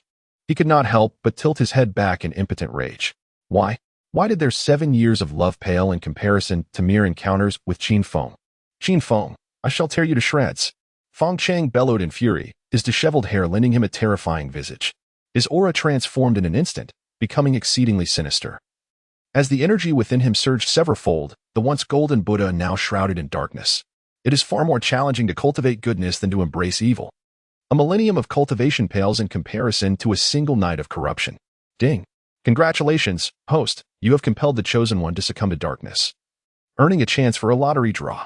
So, just like that, he fell into darkness. Qin Feng was utterly bewildered, a profound sense of disbelief washing over him. Previously, protagonists would only turn to darkness after being ground down by life's relentless trials. Yet here, a mere romance had led to such blackening, even threatening to plunge the world into ruin. Who, then, was the true villain? However, the darkened Feng Chong was indeed terrifying. One could sense a dreadful aura from afar. The transformation had amplified his menace tenfold. Qin Feng could not help but exclaim in admiration. As a veteran reader, he understood the true horror of a character's corruption. Next time he encountered Feng Chong, he would need to be on high alert. Qin Feng, you despicable wretch. After hearing Feng Chang's name, Princess Nanfeng finally broke free from the effects of the potion, forcefully pushing Qin Feng away, desperately suppressing her own descent into confusion. What does this have to do with me? Qin Feng felt utterly wronged as he grasped the rabbit's ears, his voice laden with grievance. It was you who insisted on trading with the rabbit. You took advantage of me so blatantly. I am the true victim here. Am I not? What does this mean? Has the deal fallen through? Xiaobai emitted a wail of despair, resolutely declaring that there would be no refunds, even unto death. Get away from me. Princess Nanfeng seethed through clenched teeth, wishing only for Qin Feng to distance himself from her. As if anyone would care for you. Qin Feng recalled an imposing elder from the great Xia envoy, and now that the mission was accomplished, it was best to hasten back to exchange his bird's gun for a cannon. Once upgraded, he would find time to return and teach Princess Nanfeng some manners. The rabbit, will not refund your money, but I am a rabbit that understands the rules. While benevolence may not govern our trade, I can assist you in alleviating your poison. Xiaobai, in pain, produced a carrot and placed it upon the table before vanishing into the night alongside Qin Feng. Can a carrot cure poison? Princess Nanfeng's expression twisted as she picked up the carrot, contemplating whether to take a bite and ingest it. Chapter 51. From shotguns to cannons in the Moon Goddess Palace, Ziyuan sat at the entrance, her demeanor radiating indignation. Earlier that day, she had been thoroughly vexed by Qin Feng and Princess Nanfeng at the arena, and now, to her dismay, he had ventured out again at night with the little rabbit. Undoubtedly to seek the company of that insufferable princess. It baffled her. She possessed beauty, a graceful figure, a distinguished identity, and a noble status, yet somehow she felt overshadowed by that wildflower, the Princess Nanfeng. Humph. This divine maiden would not forgive him this time. Ziyuan sat at the door, awaiting Qin Feng to approach her and speak. Hey, what are you doing here? Upon his return, Qin Feng was taken aback to find Ziyuan seated at the entrance. And in that instant, he realized how much she had matured. 7 years prior, she had been a budding flower. Now, she had blossomed into perfection. Her figure was soft and voluptuous, her waist as slender as a willow, her skin fair, and her legs long and delicate, fit for carrying burdens. While many sought poetry in distant horizons, they often overlooked the beauty that lay before them. As Ziyuan sensed Qin Feng's mischievous gaze, a blush crept onto her cheeks, diffusing much of her anger.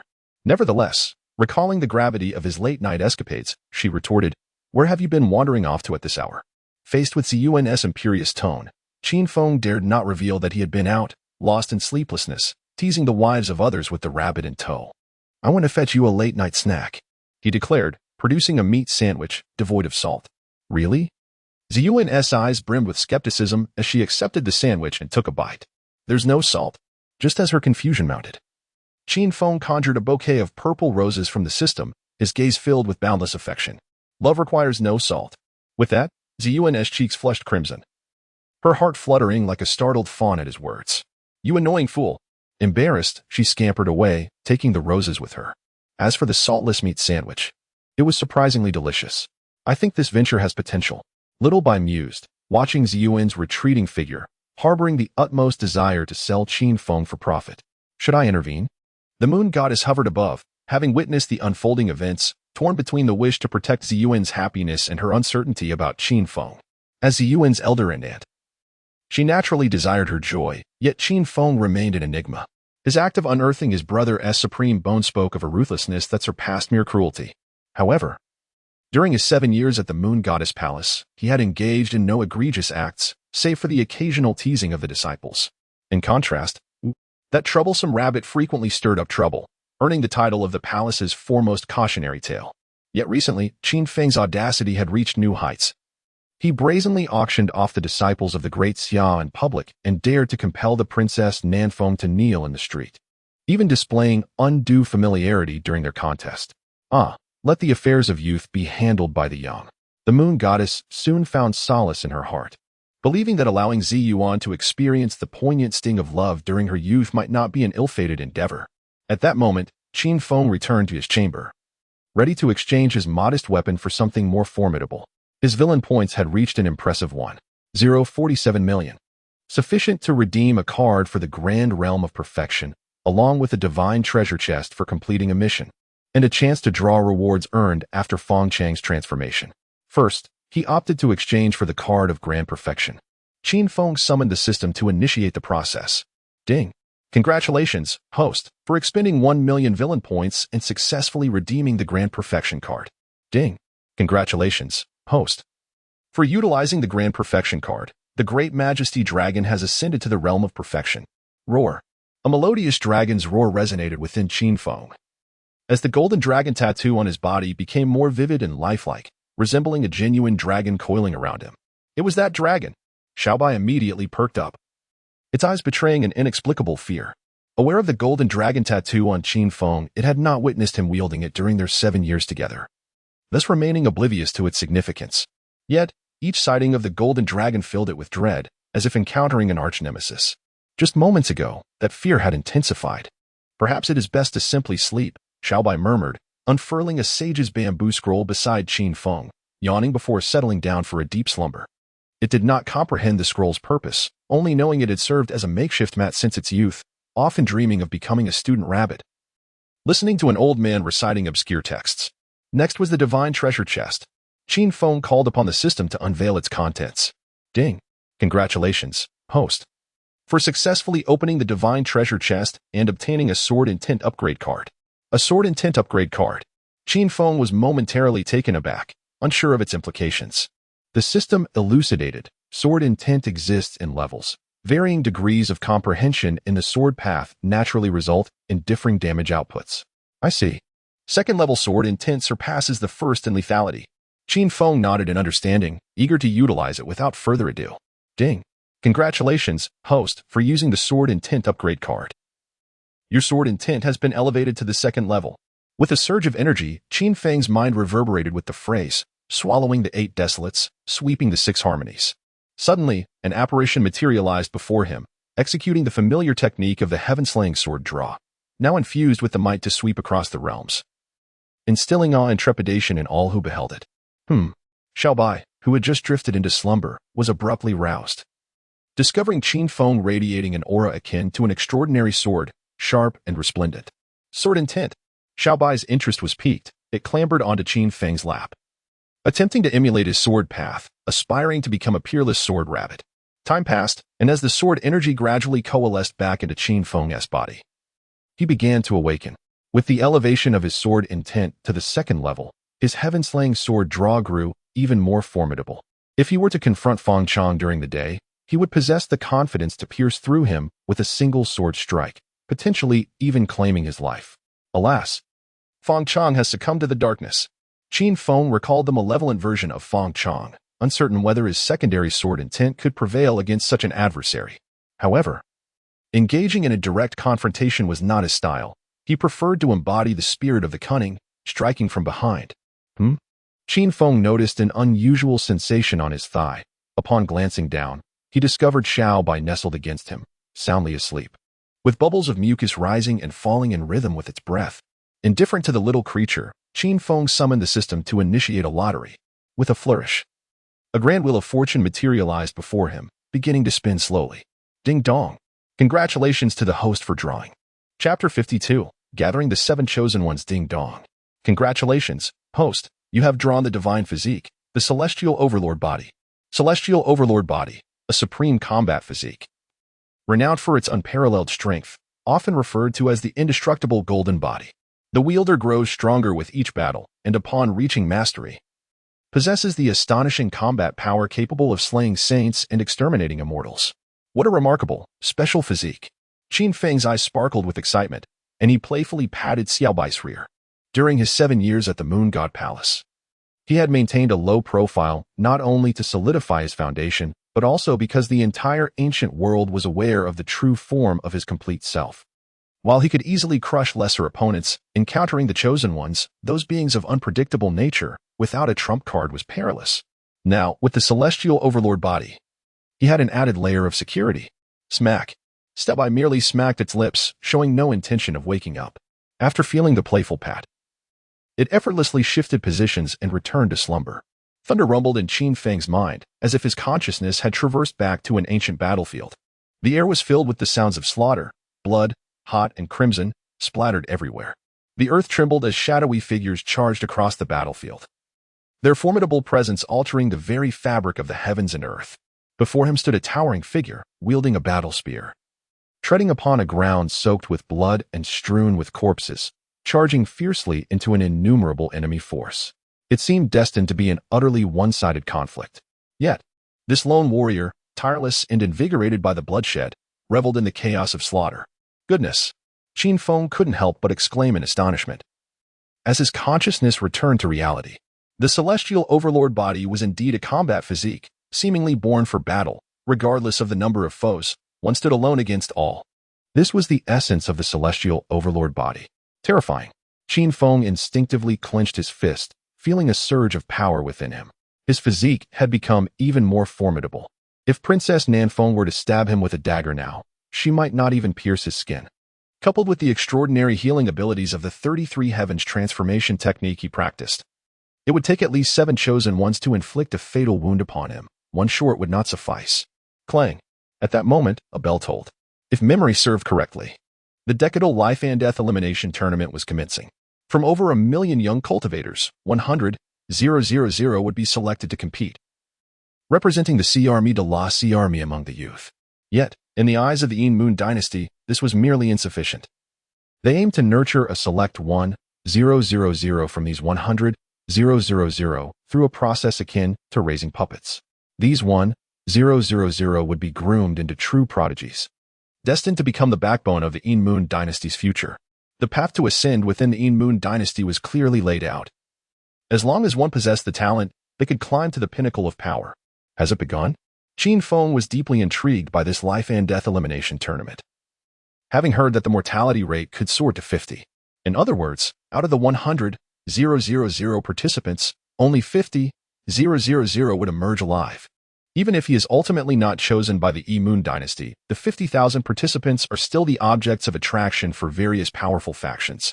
At this moment, as the bell tolls for the deadly elimination tournament, projections appear in the major cities of the Yin Moon dynasty, utilizing magic to broadcast the live scenes to all corners, akin to a direct telecast. Prior to the commencement of the elimination tournament, a comprehensive power ranking emerges, evaluated by several martial arts masters, with Qin Feng currently placed beyond the 30th thousand. Is it true that Qin Feng is ranked outside the 30th thousand? Gasps of disbelief reverberated as everyone struggled to accept their eyes. Even though Qin Feng had no remarkable achievements over the past 7 years and his age and cultivation level did not present advantages in the deadly elimination tournament, surely the prodigy of the ancient era should not be ranked so low. In the face of skepticism, a projection of a young lady appeared in various cities, accompanied by a white-haired elder named Ma Daigua, a renowned martial arts master in the Yin Moon dynasty.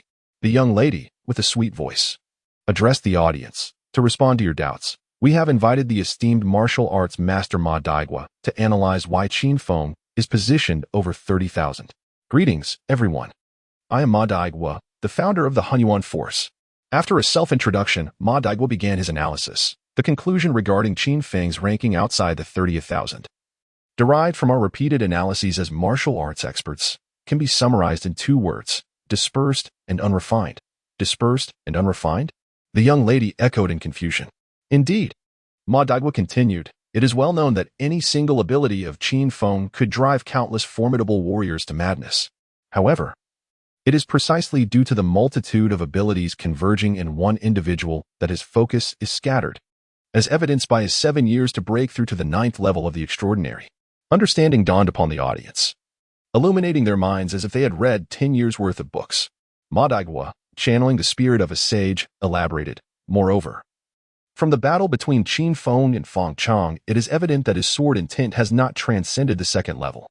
How can a peerless prodigy who comprehended sword intent and the invincible sword heart at the age of 8 not have grasped the 2nd level of sword intent in 7 years? This is clearly a result of his scattered focus. Nods of agreement rippled through the audience, who found his reasoning compelling. Ma Daigua continued, in this deadly elimination tournament, Qin Feng's age and cultivation level are both at a disadvantage, coupled with his dispersed and unrefined abilities. And considering that the number of participants in the light path realm exceeds 1,000, with those in the spirit martial realm reaching tens of thousands, it is entirely reasonable for Qin Feng to be ranked beyond the 30th thousand. The young lady couldn't contain her curiosity. Do you think Qin Feng could, like a dark horse, break through the ranks and ultimately triumph in the deadly elimination tournament? Absolutely impossible, Ma Daigua replied confidently, embodying the essence of expertise. With his current cultivation at the bottom and his age also at a disadvantage, alongside his scattered focus and limited combat power, how could he possibly stand out among so many elites? Nods of consensus echoed through the audience, affirming the wisdom of the expert. The elder from the martial arts realm solemnly advised, "I implore you all to understand that the essence of martial arts lies in depth, not in quantity. Take, for instance, my own creations, the Hunyuan Force and the 5 linked whips. They are sufficient to traverse the world with ease." The audience nodded in agreement, feeling as though they had gained the wisdom of a decade's worth of study. At this moment, in the battle zone where Qin Feng was present, 8 out of 10 participants had already arrived, while Qin Feng and Xiao Bai made their entrance belatedly. Qin Feng, Princess Nan Feng glared at him through gritted teeth, filled with a seething hatred that made her wish to see him suffer. The rabbit accompanying him was no better, despite its claims that carrots could counteract poison. Her own experience proved otherwise, leaving her in need of 2 maidservants to recover. Chapter 53. We are all adults, about last night. Qin Feng. It's Qin Feng. The audience erupted in astonishment. After the commentary from the representatives of the Mad Country, everyone had dismissed the possibility of Qin Feng participating in the life and death elimination match, yet he had surprised them all by showing up. What is happening? Qin Feng touched his face in confusion, unable to fathom why everyone was looking at him in such a manner. Had he perhaps become more handsome? Is this rabbit your spirit pet? A man clad in black approached Qin Feng, scrutinizing the little white creature perched on his shoulder. According to the rules of the life and death elimination match, there were no stringent regulations. Participants could bring spirit pets into battle, provided their levels did not exceed a certain threshold, or they would be deemed cheaters. Indeed, Qin Feng nodded affirmatively. A rabbit? The crowd exchanged bewildered glances, utterly perplexed by this so-called genius of the ancient world. It was one thing to secure victory through underhanded means, but to bring a rabbit to a life and death elimination match? Was he resigned to the fact that he would not achieve a commendable ranking? Transcendent level 9, eligible to compete. The black-clad man discerned the little white's cultivation level at a glance. It was also at transcendent level 9, just like Qin Feng. However, unlike the others, he did not underestimate this adorable rabbit, for he recognized it as a rare breed among demon beasts, possessing formidable potential and abilities, coupled with its deceptively cute appearance. Anyone who dared to underestimate this rabbit would likely face dire consequences. 9 have arrived. 1 remains. The man in black scanned the crowd, aware that they were still awaiting the final participant, Feng Chang. Would he make it? Princess Nan Feng anxiously searched for Feng Chang's figure. After holding her ground with the assistance of 2 maidens the previous night, she had intended to seek out Feng Chang to express her grievances, only to discover that he had already departed, with no one knowing his whereabouts. Was he still harboring feelings of resentment? Princess Nan Feng felt an overwhelming sense of despair, blaming it all on that scoundrel Qin Feng. Boom! A figure descended from the heavens, crashing heavily before the crowd. Feng Chang. The audience gasped in disbelief, hardly able to trust their own eyes. Feng Chang appeared disheveled, his eyes adorned with smoky makeup, emanating an exceedingly malevolent aura that starkly contrasted with his previous sunny demeanor. He has succumbed to darkness. Princess Nan Feng's eyes widened in disbelief, her mind swirling as she nearly lost her footing. She could hardly believe that Qin Feng's mere kiss had driven Feng Chang to the brink of madness. His character seemed utterly fragile. A millennium of cultivation, undone in a single night of madness. The crowd sighed collectively, lamenting Feng Chang's fate. While entering madness could grant one immense power in a short span, such strength often led to losing oneself entirely, ultimately becoming a true demon, a ruthless killer, and a pariah in the ancient world. He has truly fallen into madness. The black-clad man furrowed his brow, an ominous premonition creeping over him. According to the rules of the life and death elimination tournament, those who have succumbed to demonic influence are permitted to participate. However, considering that the opponent is a disciple of the Emperor of the Great Xia and has received special permission from the Six-Path Sovereign to compete, is it truly wise to allow him entry into the arena of slaughter? Yet, upon further reflection, Feng Chang's talent is undeniably formidable. Should he perish in this tournament, it would effectively diminish a formidable rival for the future of the Yingyu dynasty. What a sense of cheap melodrama this evokes. Qin Feng scrutinized Feng Chang, and the more he observed, the more he was struck by an impression of superficiality. Qin Feng, I shall tear you into a myriad of pieces. Feng Chang's gaze remained as tranquil as water, yet it was imbued with an air of lethal intent. In response, Qin Feng turned to Princess Nan Feng, adopting a serious demeanor as he remarked, "We are all adults here. Let us consider last night as though it never transpired. You, Princess Nanfeng exhibited extraordinary rage, yet her eyes betrayed a sense of evasion. The atmosphere in the arena erupted as the crowd clamored for Qin Feng to elaborate. They were eager to uncover the events that transpired between him and Princess Nanfeng the previous evening, particularly what warranted the reminder that they were all adults. Qin Feng. Feng Chang was nearly driven to madness by Qin Feng's provocations, and the malevolent energy surrounding him began to swell. "Do you think I fear you?" Qin Feng retorted boldly. Unfazed by Feng Chang's demonic nature or divine essence, "There is nothing that 100 bottles of my special elixir cannot resolve. For this life and death tournament." He had prepared over 1,000 pounds of it. With all participants gathered, the life and death tournament commenced. A man clad in black sensed the tension between the two and hastily announced the start of the tournament, quickly forming a hand seal and forcefully pointing into the void. Boom. Suddenly, a black hole tore open in the air, and a powerful gravitational force drew 10 individuals into its depths. When Qin Feng regained his senses and opened his eyes once more, he and Xiaobai found themselves in a dimension akin to a ruin, enveloped by an expansive forest, occasionally interrupted by the roars of ferocious beasts.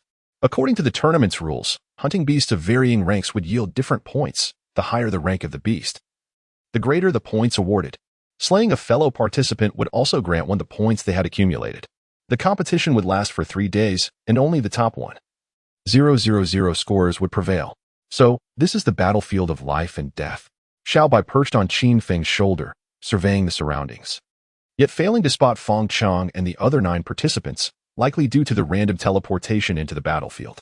Simultaneously, it sensed the presence of numerous terrifying beasts lurking nearby. Even with their extraordinary 9th-level prowess, they were ill-equipped to survive here as mere cannon fodder. The life-and-death battlefield truly lives up to its name. Qin Feng glanced down, observing the scattered bones, some belonging to humans, others to beasts, pervading the battlefield with an inexplicable aura of chilling dread. Boom. A resounding explosion echoed not far off, accompanied by the sounds of intense combat. Someone had already engaged in battle. Frowning, Qin Feng turned and retreated in the opposite direction, with 100,000 candidates now entering the fray. Along with a multitude of beasts eyeing them hungrily, joining the skirmish would yield minimal reward and plunge them into a chaotic melee. It is advisable to avoid combat in the early stages as much as possible, preserving one's strength for a later, more fervent harvest. As 100,000 candidates gradually enter the perilous arena, a myriad of battle scenes are projected, eliciting exclamations of exhilaration from the spectators. The leaderboard is fiercely contested, with competitors relentlessly vying for supremacy. However, the esteemed prodigy, Qin Feng, renowned as the foremost genius of the ancient era, remains conspicuously silent after an entire day. His score still stands at 0, leading many to concede the critiques from the nation of Ma Dai. Qin Feng indeed fails to stir any significant waves. Occasionally, a fleeting glimpse of Qin Feng captures him, tranquil and unperturbed, fishing by the riverbank with a rabbit in tow, entirely aloof to the life-and-death elimination contest, resembling more of a leisurely outing than a battle. On the following day, Qin Feng assesses the passage of time and concludes that it is nearly time to engage. "Are we to battle now?" exclaims the exuberant Xiaobai, eagerly assisting Qin Feng in retrieving the long sky divine sword. "How have I instructed you since childhood?" Confucius stated, "A gentleman does not resort to weaponry." Qin Feng feels a pang of disappointment. A true gentleman would disdain the notion of employing arms to vanquish an opponent. After an entire day of intense warfare, the other prodigies must be parched with anticipation should they cast a few pounds of sow into the water source. They could simply await the points to flow in effortlessly. Chapter 54. Never have I encountered such unabashed individuals engaging in such audacious maneuvers. Xiaobai listened, her eyes sparkling with realization that her journey ahead was still quite extensive. With a resounding splash, Qin Feng retrieved a jar from his spatial storage and hurled it into the river, the contents of which were at least several dozen pounds of frenzied mother pigs. At this moment, the live broadcast shifted focus to Qin Feng, sending all viewers into a frenzy. Goodness, he actually carries so much with him? This was no mere ancient prodigy. He was the very embodiment of audacity. No wonder he lingered by the water source yesterday. It was all part of this scheme. One must admit, the plan was remarkably successful. However, surviving yesterday's chaotic melee was no small feat. Who could be so easily fooled? Seasoned hunters might not fall for such tricks, yet they were merely youths in their 20s, lacking extensive experience. Could it be that the ensuing spectacle was something I could witness without charge? Protests erupted, vehemently denouncing Qin Feng's actions. "I advise you to mind your own business." As some magical beasts approached the river to quench their thirst, they suddenly became alert. Magical beasts. The candidates, faced with an opportunity for points, eagerly drew their weapons and charged into battle. Yet, they woefully underestimated the ferocity of the magical beasts, who retaliated with unparalleled rage, intent on swiftly eliminating their opponents to attend to more pressing matters. In no time, skirmishes erupted within a 20-mile radius of the water source. Wow. The combat is intensely fierce. Qin Feng could distinctly sense the intensity of the clashes, far surpassing the chaos of the first day. Indeed, it was quite fierce. Xiaobai, munching on fresh carrots, nodded her little head, hearing the occasional cries of distress echoing through the forest. She could also see some disheveled candidates appearing by the river, their thirst exacerbated by the earlier tumultuous battles. Upon spotting the water, they wasted no time in indulging in a frenzied drink. Wait, why do I sense something amiss? After quenching their thirst, the candidates exchanged glances, only to find their companions looking unexpectedly striking. An illusion, merely an illusion. The candidates were taken aback, hastily diverting their gazes. However, when several enchanting figures appeared by the riverbank, they could no longer suppress their excitement and rushed forward. What do you intend to do? A few young ladies raised their brows, sensing that the newcomers bore ill intentions. Fear not, we simply wish to make friends. The men's eyes glinted with a sinister light, unable to contain their mocking laughter. This is bad. Retreat quickly. The young ladies were well aware of the men's intentions. Yet they found themselves encircled. Just as despair began to envelop the young ladies, a voice imbued with righteousness resonated from above. Bold ruffians, release those girls. Dressed in white, Qin Feng descended like an ethereal being, exuding the essence of justice. It was Qin Feng.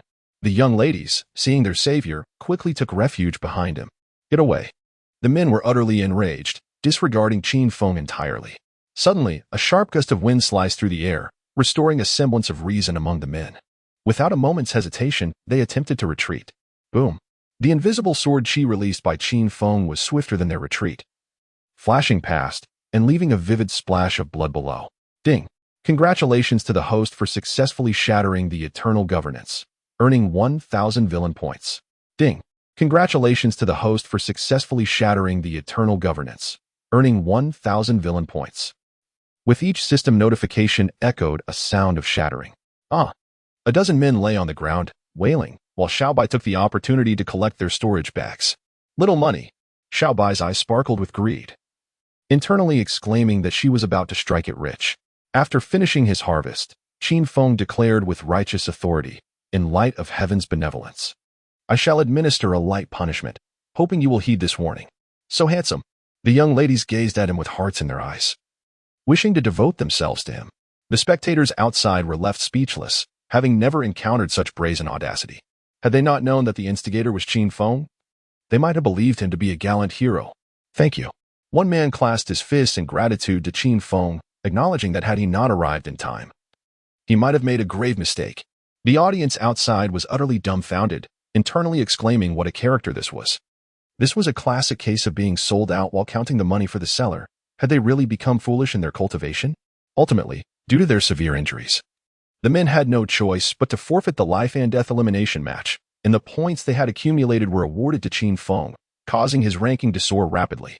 In the Yinyu dynasty, within the palace of the Six Paths Emperor, a man donned in a black robe, exuding an air of authority, sat at the center. He was the leader of the Yinyu dynasty, the Six Paths Emperor. Surrounding him were several powerful figures, including the Moon Goddess and Princess Nanfeng, who had been invited to witness the event as part of the Daxia envoy, their mission being the life and death elimination match.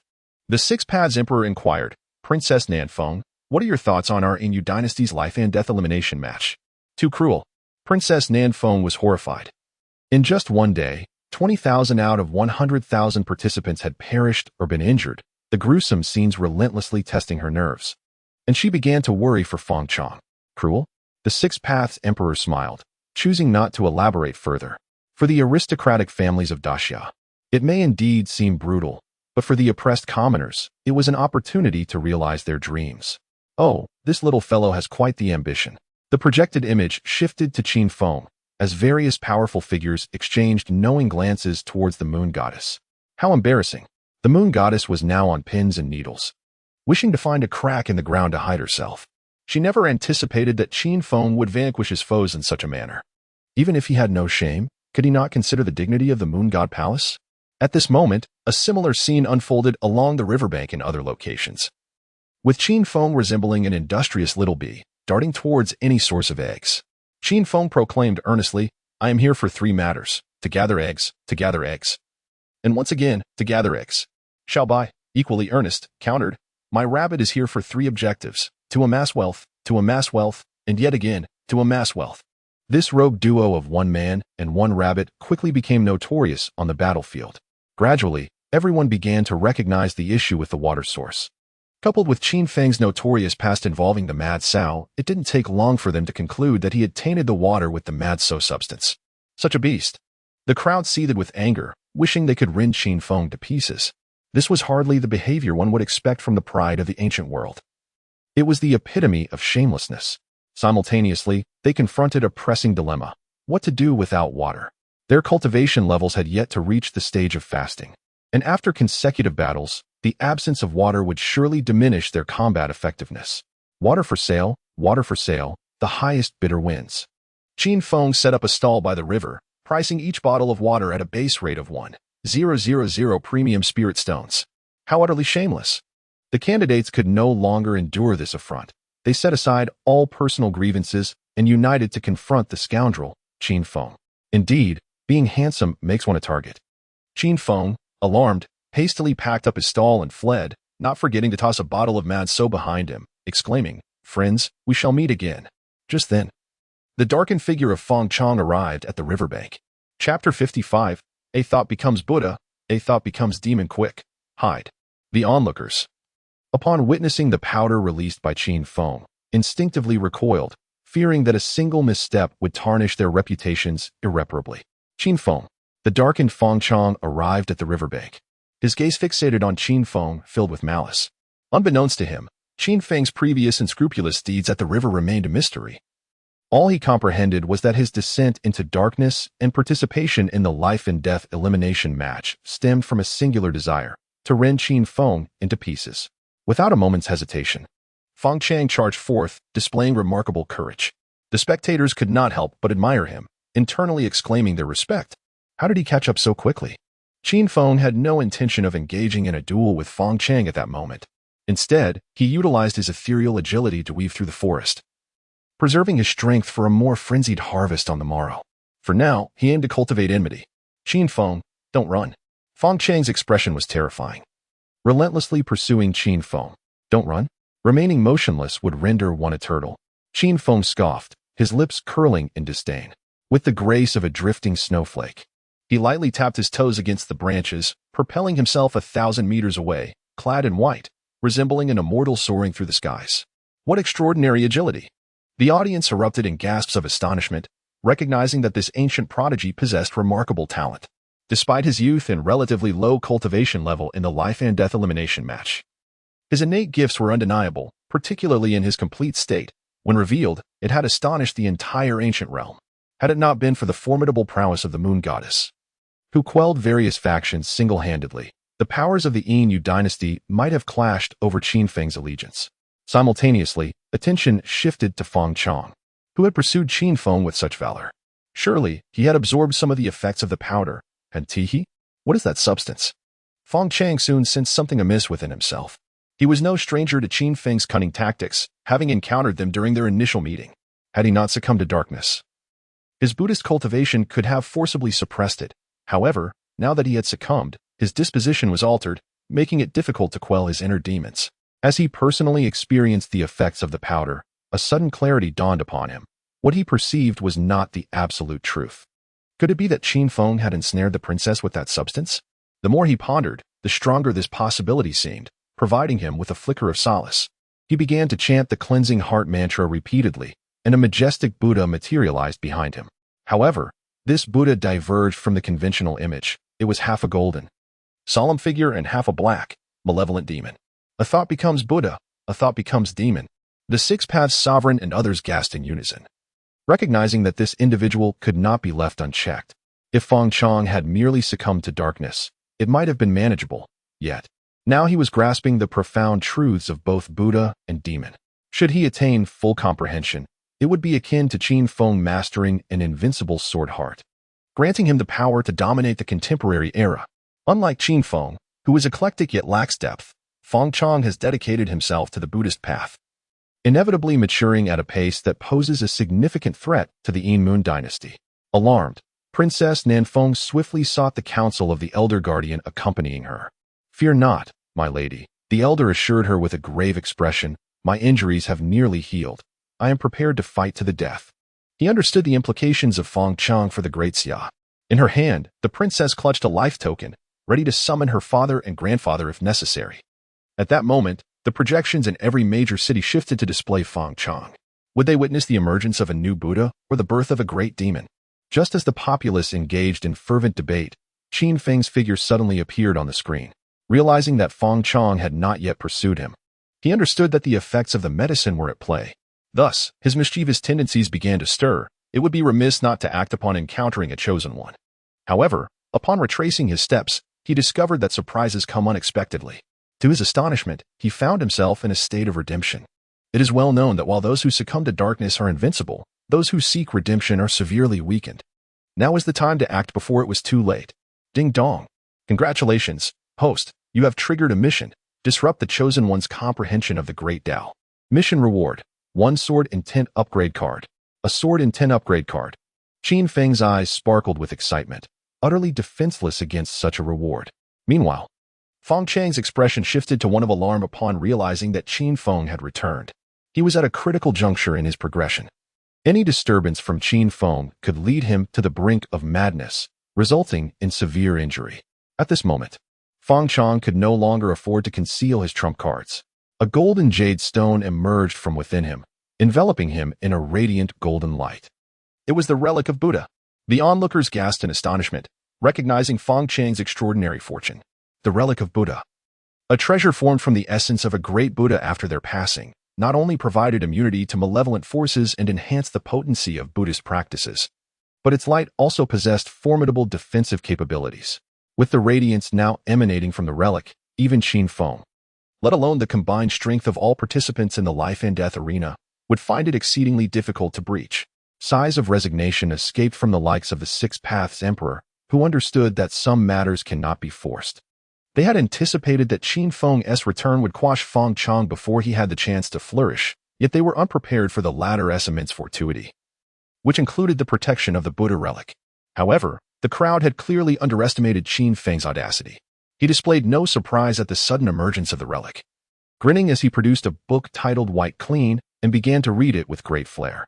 This wretch, Feng Chang, being of impetuous youth and still under the influence of the medicine, found himself unable to tolerate such distractions. The demons he had previously subdued began to resurface, threatening to spiral out of control. The expressions of the audience shifted to one of bewilderment, as they struggled to discern whether this was a serious life and death elimination match or a frivolous reading competition. In the palace of the Six Paths Emperor, the dignitaries exchanged peculiar glances towards the moon god, as if questioning, "Is this what you have taught Qin Feng?" "It is not me. I did not do it. Do not speak nonsense." The moon god hastily denied the accusations 3 times, asserting that he was not the sort of person to engage in such behavior. Meanwhile, he harbored a deep resentment towards Qin Feng, for the splendid image he had cultivated over the years had been utterly tarnished by this young man. Suddenly, a faint sound of wind slicing through the air caused every hair on Qin Feng's body to stand on end. An ambush. This thought surged through his mind, prompting his body to instinctively dart away with the swiftness of lightning. Out of the corner of his eye, he quickly scanned the area behind him and spotted a figure in the dimly lit rainforest, drawing a bow and knocking a crimson-feathered arrow, which flew towards his chest like a streak of lightning. Bang! The slender arrow pierced through Qin Feng's afterimage, continuing on to penetrate several large trees before finally coming to a halt, its ferocity surpassing that of a Barrett sniper rifle. "What the hell?" Qin Feng exclaimed internally, gaining a newfound understanding of the unreasonable nature of the Chosen One. Just when he thought he had cornered his opponent, an inexplicable figure appeared to disrupt and delay the confrontation. "Damn it, how did he evade that?" muttered a lean man perched atop a tree, swiftly extracting 3 more crimson arrows to unleash once again. "I care not who you are. Today, Feng Chang is determined to have you. Not even Jesus can save you. Mark my words." Qin Feng, increasingly vexed by the relentless onslaught, felt that unless he demonstrated some of his true capabilities, his adversary would continue to show him a measure of disrespect. Chapter 56. Faster, stronger, and more ferocious whoosh. Whoosh. Whoosh. 3 feathered arrows, as swift as lightning, soared across the sky, aimed directly at Qin Feng's vital points. Damn it, is he addicted to shooting? Qin Feng muttered as he deftly dodged, executing the shadow mirage technique to perfection, leaving behind a trail of afterimages in the forest. Nevertheless, the chill creeping up his back intensified, overwhelming him with the sensation of being targeted by countless venomous serpents, as if no matter how he struggled, he would inevitably be struck. Oh dear, I don't want to be hit. Little White clung tightly to Qin Feng, desperate not to be thrown off during his rapid movements. It's Bai Ri. The spectators outside erupted in excitement, instantly recognizing the archer. This individual, named Bai Ri, meaning White Sun, was a seed contender in this life and death elimination tournament. Not only was he renowned for his extraordinary talent at a young age, but he had also reached the first realm of the Dao. Currently, he ranked 153rd in points. And barring any unforeseen circumstances, victory seemed assured. This Bai Ri, the Six-Paths Sovereign, and others rubbed their temples in frustration, aware that this person held great fortune and was not destined for demise. Damn it, did I throw your child into a well or something? Why are you chasing me with arrows? Qin Feng understood the vast disparity in cultivation levels and decisively activated the ancient heavy eyes, causing the world around him to slow. It's the ancient heavy eyes. The spectators outside were in a frenzy, finally witnessing Qin Feng engage earnestly in battle, eager to see his full potential unleashed. Buzz. The bowstring trembled. Bai Ri, wielding a long bow like a seasoned hunter, began to sever all escape routes as he drew back the string. Draw the sword.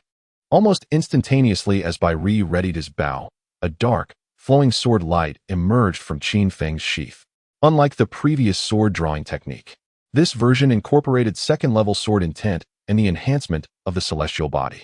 Faster, stronger, and more ferocious. In the blink of an eye, before Bai Ri could react, Qin Feng's figure zipped past him, the long sky divine sword cutting through the void before returning to its sheath. How is this possible?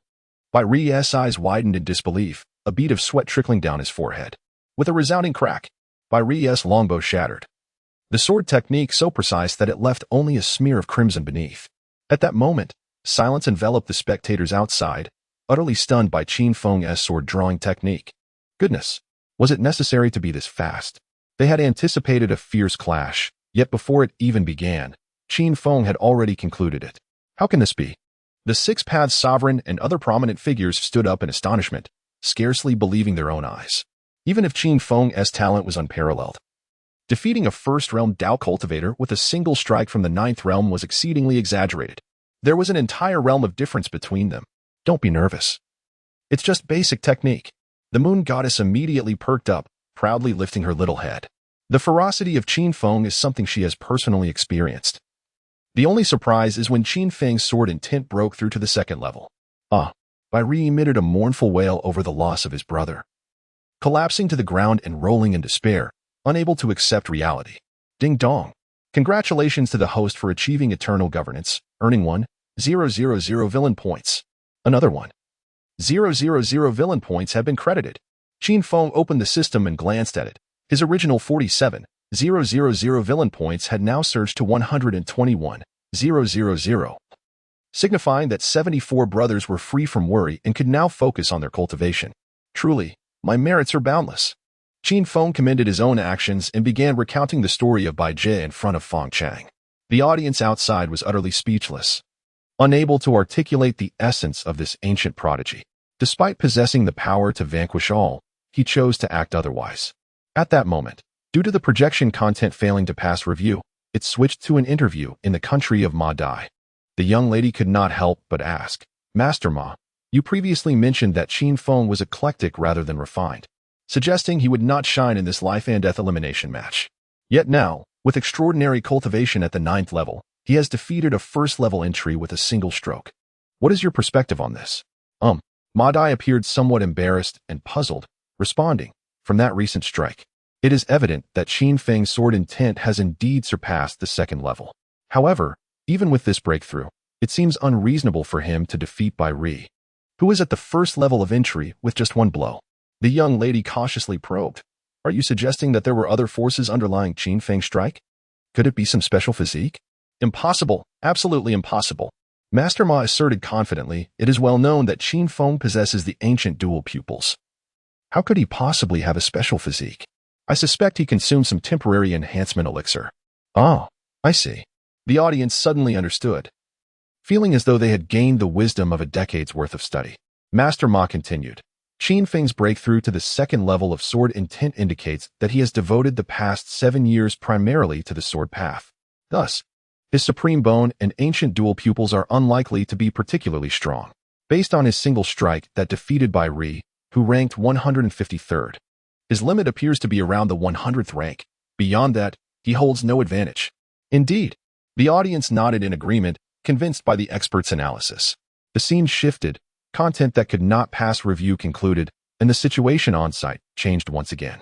Fang Chong, after hearing Qin Feng's recitation of a small essay, could no longer suppress the demonic essence within him. The golden statues of Buddha and demon behind him were instantly riddled with cracks, on the verge of complete collapse. Damn Qin Feng. Princess Ninfeng was as anxious as an ant on a hot stove, repeatedly requesting the Six Paths Emperor, only to be denied each time. She understood that Fang Chong had instilled a sense of threat in the Six Paths Emperor, who would never allow Fang Chong to leave the battlefield of life and death alive, unless he was rendered completely incapacitated. With a resounding bang, the golden statues of Buddha and demon shattered entirely, transforming into specks of starlight that vanished into the void. Puff! Fang Chong spewed a mouthful of old blood, his aura plummeting to an instant freeze. Ding! Congratulations to the host for completing the task and receiving a sword intent upgrade card. Ding! Congratulations to the host for severely injuring the Chosen One and obtaining 500,000 villain points. Is this all? Qin Feng felt a tinge of disappointment, having anticipated an additional opportunity for a lottery draw. However, his gaze soon shifted to the Buddhist relic. Possessing treasures is not a fault, but tempting me with them is indeed a transgression. As Fang Chang's comprehension of the great path faltered, the radiance emanating from the Buddhist relic began to disperse. With a swift motion, the relic fell into his grasp. Ding! Congratulations to the host for seizing the Chosen One's opportunity and earning a chance for a lottery draw. Now, this is satisfying. Qin Feng finally revealed a contented smile, transforming into a white shadow that vanished from sight. It was not that he lacked the desire to eliminate Fang Chong in this moment, but rather that the Chosen One was exceedingly unreasonable. He feared that he might fail to kill him and instead lose the Buddhist relic. Better to retreat while the going is good. Qin Feng, return the Buddhist relic to me. Fang Chong, panic-stricken, scrambled to pursue. That relic was the foundation of his existence in the ancient era. Yet, due to his failed comprehension leading to madness and his current injuries, he could only watch helplessly as Qin Feng took away his Buddhist relic. Simultaneously, he could not fathom why he was consistently restrained by Qin Feng, defeated by all manner of underhanded tactics, deprived even of the chance to fight with all his might. Trouble. Fang Chang's expression shifted dramatically as he realized that the effects of the medicine within him were once again taking hold, his gaze landing on the wailing Bai Ri, whose features appeared so strikingly handsome. Chapter 57. Do not come near the vast expanse of Linhai lay before him. Qin Feng, having acquired the relic of the Buddha, made his escape. Yet, he underestimated the irrationality of the Chosen Ones. Just a few steps outside, he was intercepted by a youth clad in black. This individual wielded a long black sword, his gaze imbued with an extraordinary resolve. His mind as tranquil as a still lake, and his lean frame resembled a sword gleaming with lethal sharpness. He was the 53rd on the leaderboard, the young master of the Mingjian Villa, known as Yijian. The audience outside erupted in excitement, astonished that Qin Feng had encountered Yijian. The Mingjian Villa was one of the foremost powers in the Yinyu dynasty, renowned in an age devoid of sword gods. Celebrated for having produced only one sword in a millennium, a legacy of swordsmanship that had thrived for 1,000 years. Undeniably, the Mingjian Villa possessed the capital to be audacious, regarded as a sacred ground by all practitioners of the sword. Particularly, this generation's young master, Yijian, was lauded as a prodigy of swordsmanship over the past millennium, having attained the first level of Dao at merely 18 years of age. Comprehending the third level of sword intent, and possessing the fabled heavenly sword body, the prospect of clashing with Qin Feng, the future sword deity, promised to ignite a dazzling confrontation. I implore you to assist me in honing my sword, Yijian uttered without any frivolous preamble, disregarding Qin Feng's inclinations toward battle.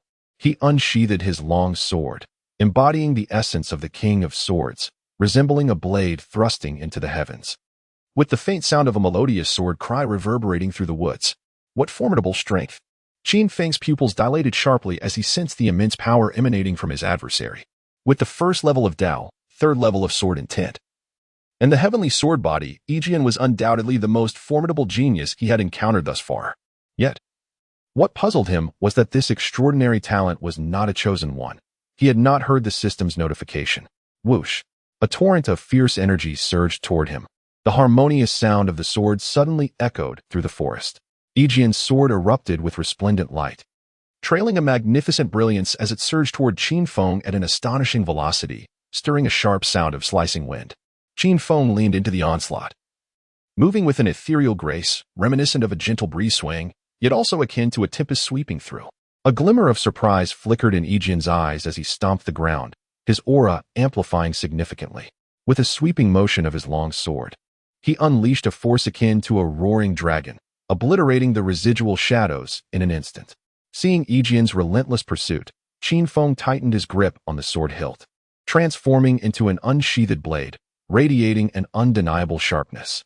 Heavenly sword technique. The crisp sound of the sword echoed through the woods as a fierce sword energy swept forth. Clang! The swords collided with a thunderous impact, the resounding clash of metal ringing sharply. The audience outside gasped in astonishment, witnessing the two combatants refusing to yield an inch. Enveloped by an invisible storm of sword energy, the terrifying sword energy crisscrossed violently, etching prominent scars into the ground. How is this possible? Exclaimed the likes of the Six-Path Emperor, awestruck by Qin Feng's terrifying prowess. Indeed, they were frightened by Qin Feng, for while the uninitiated marveled at the spectacle, the seasoned observers discerned the deeper intricacies at play. Unlike the previous stage of entering the Dao, Yijian now possesses not only the cultivation of the first realm, but also the third level of sword intent, along with a unique physique, the heavenly sword body. Yet, he finds himself only able to match Qin Feng, indicating that Qin Feng must possess additional enhancements. How could this be possible? Yijian's face remained impassive. But within his heart, tumultuous waves surged. His cultivation surpassed Qin Feng by an entire major realm, and his comprehension of sword intent was a level higher, bolstered by the power of the heavenly sword body. Nevertheless, he still could not defeat Qin Feng with a single strike. Is the invincible sword heart truly this formidable? Just as Qin Feng began to feel overwhelmed, the little white creature on his shoulder intervened, extending its tiny paw to poke Yijian's eye without hesitation. To be a successful hunter, one must learn to conceal oneself, remain as still as stone, lock onto the target, gather strength, and strike with the swiftness of the wind. Ah! Attack! The onlookers outside could not help but exclaim in disbelief, realizing that the rabbit Qin Feng kept was just as indifferent as he was. Ah! Yijian, in pain, hastily retreated, nearly having his eye poked out. Yet, he did not react as one might expect, for through the battle with Qin Feng, he had gained some understanding, leading to a surge of sharp sword energy enveloping him. He appeared as if he had transcended, standing proudly like a snow lotus on a cliff, exuding a power that shook the soul. Qin Feng felt an overwhelming shock at this scene, as it was all too familiar. When he attained the invincible sword heart, it was accompanied by this very sensation, implying that during their confrontation, Yijian had begun to grasp the essence of the invincible sword heart. What nonsense! System, you better explain. How can he possess such an abnormal talent and not be the chosen one? The system responded, stating that while he does not possess the fate of the chosen one, he carries the destiny of a fated antagonist. An antagonist? A rival. Qin Feng stood frozen, a profound astonishment filling his heart. He had encountered 3 protagonists, all of epic caliber, yet he had never faced a formidable antagonist. Adhering to the belief that rivals are foes, he had no intention of collaborating with him. Rather, he aimed to eliminate him to prevent him from aiding the protagonist in the future, thereby complicating his role as a villain. Is this the invincible sword heart? Yijian had touched upon its essence, his gaze towards Qin Feng now ablaze with intensity. He intended to use Qin Feng as his whetstone, fully comprehending the legendary invincible sword heart. Swish! Yijian, shrouded in blurred figures, wildly swung his long sword, unleashing an overwhelming torrent of sword energy towards Qin Feng. This is bad. Qin Feng decisively activated his, engaging in combat with his opponent. Clang, clang, clang. The sound of metal clashing reverberated through the forest, while the invisible sword energy scattered in every direction. However, apart from the sky-slicing sword technique, Qin Feng had no other sword techniques at his disposal. Relying solely on the slow-motion perception of his to counter Yi Jian's attacks, leading him to be steadily pushed back, Qin Feng is about to be defeated. The audience outside the arena sighed, sensing that Qin Feng was on the verge of defeat. His sky-slaying sword technique was indeed breathtaking, yet when confronted by formidable adversaries, failing to eliminate them with a single strike signified his impending exhaustion, unless he resorted to the supreme bone and ancient heavy eye for battle. Contemplating this, the spectators fixated intently on the luminous screen, eager to witness the might of the supreme bone and the ancient heavy eye. However, it appeared that Qin Feng had no intention of employing them. Instead, he swiftly retreated to widen the distance between them and gradually sheathed the drawn Longkong divine sword. Are you about to use the supreme bone and the heavy eye? One sword immediately became vigilant, daring not to let down his guard. You are not worthy, Qin Feng replied nonchalantly. Not worthy? The Six Paths Emperor and others fixed their gaze upon Qin Feng, eager to discern what other methods he possessed.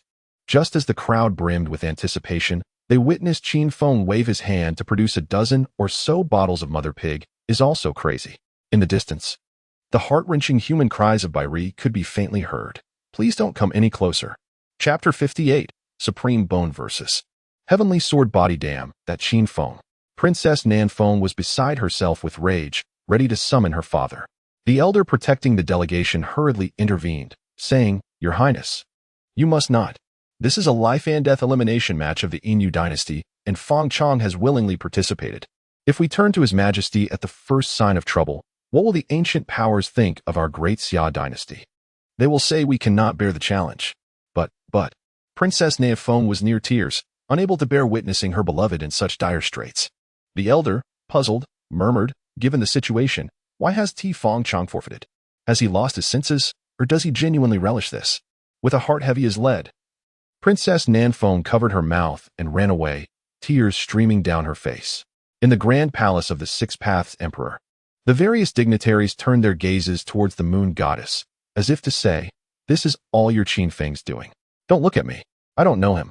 The moon goddess, stripped of her previous arrogance, wore an expression that suggested she was unfamiliar with Qin Feng. On the battlefield of life and death, a sword became noticeably unsettled, hastily retreating a few steps. The rumors of Qin Feng's outrageous antics during the life and death battle had spread, with 70 candidates falling victim to his tricks, his methods being as simple as they were brutal. Shatter and rule forever. It could be said that while Qin Feng wielding a sword was not particularly fearsome, it was the smile on his face that truly instilled terror. How shameless. The spectators outside were utterly speechless. Just as they had begun to forget Qin Feng's audacity after witnessing 2 battles, he had once again lost all semblance of decorum. Whoosh! An invisible storm enveloped Qin Feng, spiraling up the mother pigs from several jade vials, while leaves in the forest danced wildly in the tempest. Leaves fluttering. This was a signature technique he had learned from the 10 ancestors, which, after 7 years of exploration and improvement, had evolved into a set of fervent palm strikes. Its power might not be the strongest, nor its damage the highest, but its lewdness was undoubtedly recognized by all. With a single palm strike, passion surged forth. The expression on the sword's face turned grave, regret flooding his mind for seeking out Qin Feng. He could distinctly sense the vast range of this palm strike, necessitating not only evasion from the chaotic concoction of mother pigs, but also dodging the leaves transformed into razor-sharp blades. Moreover, any misstep would afford Qin Feng the opportunity to seize the moment, jeopardizing his very essence as a man. Go! With a gentle sweep of his hand, Qin Feng unleashed a powerful palm wind. Swish! Swish! Swish! Leaves instantly morphed into terrifying weapons, slicing through the air as if powered by chainsaws. Enveloped in a thick mist that obscured a radius of several hundred meters, the sword held its breath, showing no sign of retreat. The black long sword in hand traced a perfect arc, summoning a fierce storm of sword energy that obliterated the incoming leaves, parting the swirling powder. Now is the moment. As a sword cleaved through the air, a path linking him to Qin Feng emerged. Swiftly, Qin Feng assumed the stance of the celestial sword technique, summoning within his heart the sword intent upgrade card obtained from his completed task. Ding! Congratulations to the host for using the sword intent upgrade card. The second tier sword intent has ascended to the 3rd tier. The ocean embraces all rivers, harmonious and profound. In a moment of reverie, Qin Feng perceived a fleeting glimpse of a resplendent sword light, akin to a startled swan, dazzling and unparalleled, drifting toward the moon, scattering countless clouds. There must be limits to childishness. The Sword One was deeply dissatisfied with Qin Feng's actions, feeling humiliated. For a swordsman to repeatedly employ the same technique, particularly one successfully countered, is the utmost disgrace. Even if cloaked in fervent gestures, it could not mask the humiliation. Clang! The clear, resonant sound of the sword being drawn shattered the air, jolting the hearts of all present. No, this was not the previously executed celestial sword technique. Qin Feng, clad in white like snow, flickered into view with the swiftness of lightning, his porcelain-like hand gripping the hilt of the celestial sword, rising gracefully. A vision as captivating as a startled swan, the breathtaking sword light suddenly illuminating the forest. The sequence of drawing, striking, and sheathing the sword flowed seamlessly. Third-tier sword intent. The Sword One's eyes widened in disbelief, as a chill, akin to a mountain stream, washed over him. He could not afford to be complacent. An onslaught of fierce, invisible sword energy surged around him. Ding! The clash of metal echoed through the woods as two figures intertwined at an astonishing speed. At that moment, the scene seemed frozen in time. Qin Feng's sword was already sheathed while the Sword One stood motionless, only faintly hearing the sound of suppressed sobbing nearby. Who emerged victorious? The audience outside held their breath, eyes fixed on the luminous screen, awaiting the outcome. Initially, it was believed that Qin Feng's second-tier sword intent was his limit, yet he had unexpectedly grasped the third-tier sword intent, proving to be terrifying indeed. The title of the greatest prodigy of the ancient era was well-deserved. Qin Feng could not restrain a spurt of blood, his body marked by numerous wounds. The invisible sword energy unleashed by the Sword One was no ordinary force. It was the lethal sword energy innate to his celestial sword body, possessing devastating power.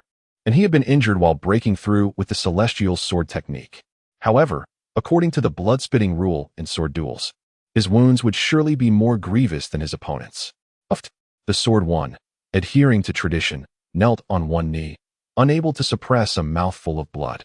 His body torn open, blood gushing forth as if it were free. Qin Feng triumphed. The audience outside could hardly believe it, their hearts tumultuous and restless. Even if Qin Feng was hailed as the greatest prodigy of the ancient era, his cultivation at the 9th tier of the extraordinary realm was hardly impressive. Yet he had still managed to defeat the Sword One, ranked 53rd in points. It is noteworthy that the Sword One was among the top 10 experts in the combat rankings of this life-and-death elimination tournament. This little fellow is truly remarkable. The various prominent figures, including the Six Paths Emperor, found themselves in a state of profound astonishment, utterly at a loss for words. Who could have anticipated that an individual of seemingly inferior status, a mere 9th-tier novice, could rise to become the most resplendent presence in the arena, effortlessly vanquishing renowned masters one after another? Modesty and humility, mere basic maneuvers. The Moon Goddess, once again brimming with arrogance, wore an expression that suggested an intimate familiarity with Qin Feng. Yet, deep within her thoughts, she contemplated returning to confront him. For he had already surpassed the 3rd level of sword intent while still concealing his prowess in her presence. After all, she had nurtured him through thick and thin. Whom was he attempting to deceive? The esteemed figures fell into a profound silence, realizing that the Moon Goddess seemed devoid of any moral compass. It was likely that Qin Feng's remarkable feats were intricately linked to her influence. This young man was indeed extraordinary. The Six Paths Emperor narrowed his eyes, scrutinizing Qin Feng as he noticed the latter's wounds healing at an astonishing rate. Moreover, given that Qin Feng had clashed with the sword energy of the Heavenly Sword, the injuries he sustained should have been far more severe. I have yet to be defeated. With a sword in hand, he rose once again, his severely injured body steadying itself as the invisible sword energy surged and coalesced around him, forming a colossal transparent sword that stood 20 meters tall, an embodiment of his innate heavenly sword physique. With a single stroke, the gods and demons alike recoiled. Goodness! It was far from over. Qin Feng showed no signs of mercy, a brilliant golden light flashing from his chest, revealing swirling runes that danced in the air. The Supreme Bone. The crowd outside erupted in ecstatic cheers, astonished that the spectacle was far from its climax. Supreme Bone versus Heavenly Sword Physique. However, just as everyone anticipated the clash, Qin Feng abruptly called for a halt, claiming he needed to adjust his position to the right. To the right. Everyone was utterly bewildered, unable to comprehend the relevance of such a move. Childish. The sword wielder, too weary of engaging in trivial disputes, willingly ceded the advantageous position on the right. Heavenly sword. Celestial cataclysm. The earth trembled. As the two forces collided, the energy unleashed uprooted trees, enveloping the surrounding area for hundreds of meters in a tempest of terrifying power. Was this the might of the younger generation? The spectators outside could not suppress their gasps, utterly awestruck by the prowess exhibited by the youth. They had long heard of the exceptional strength of this generation, but they never anticipated such overwhelming force. Even before the clash commenced, the supreme bone was already pitted against the heavenly sword physique, with devastating potential. Let us see how you withstand this, Qin Feng bellowed, his celestial dominance amplifying his strength. How could this be possible?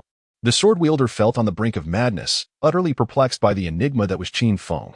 His supreme bone was inherited from his brother, while his heavenly sword physique was innate, and his cultivation vastly surpassed Qin Feng's, yet here he was, being relentlessly pressed upon. He could hardly hold his ground. What had gone awry? Chapter 59. Who do you think you are? With a resounding crash, before Yi Jian could comprehend the situation, he was violently propelled away by the divine retribution.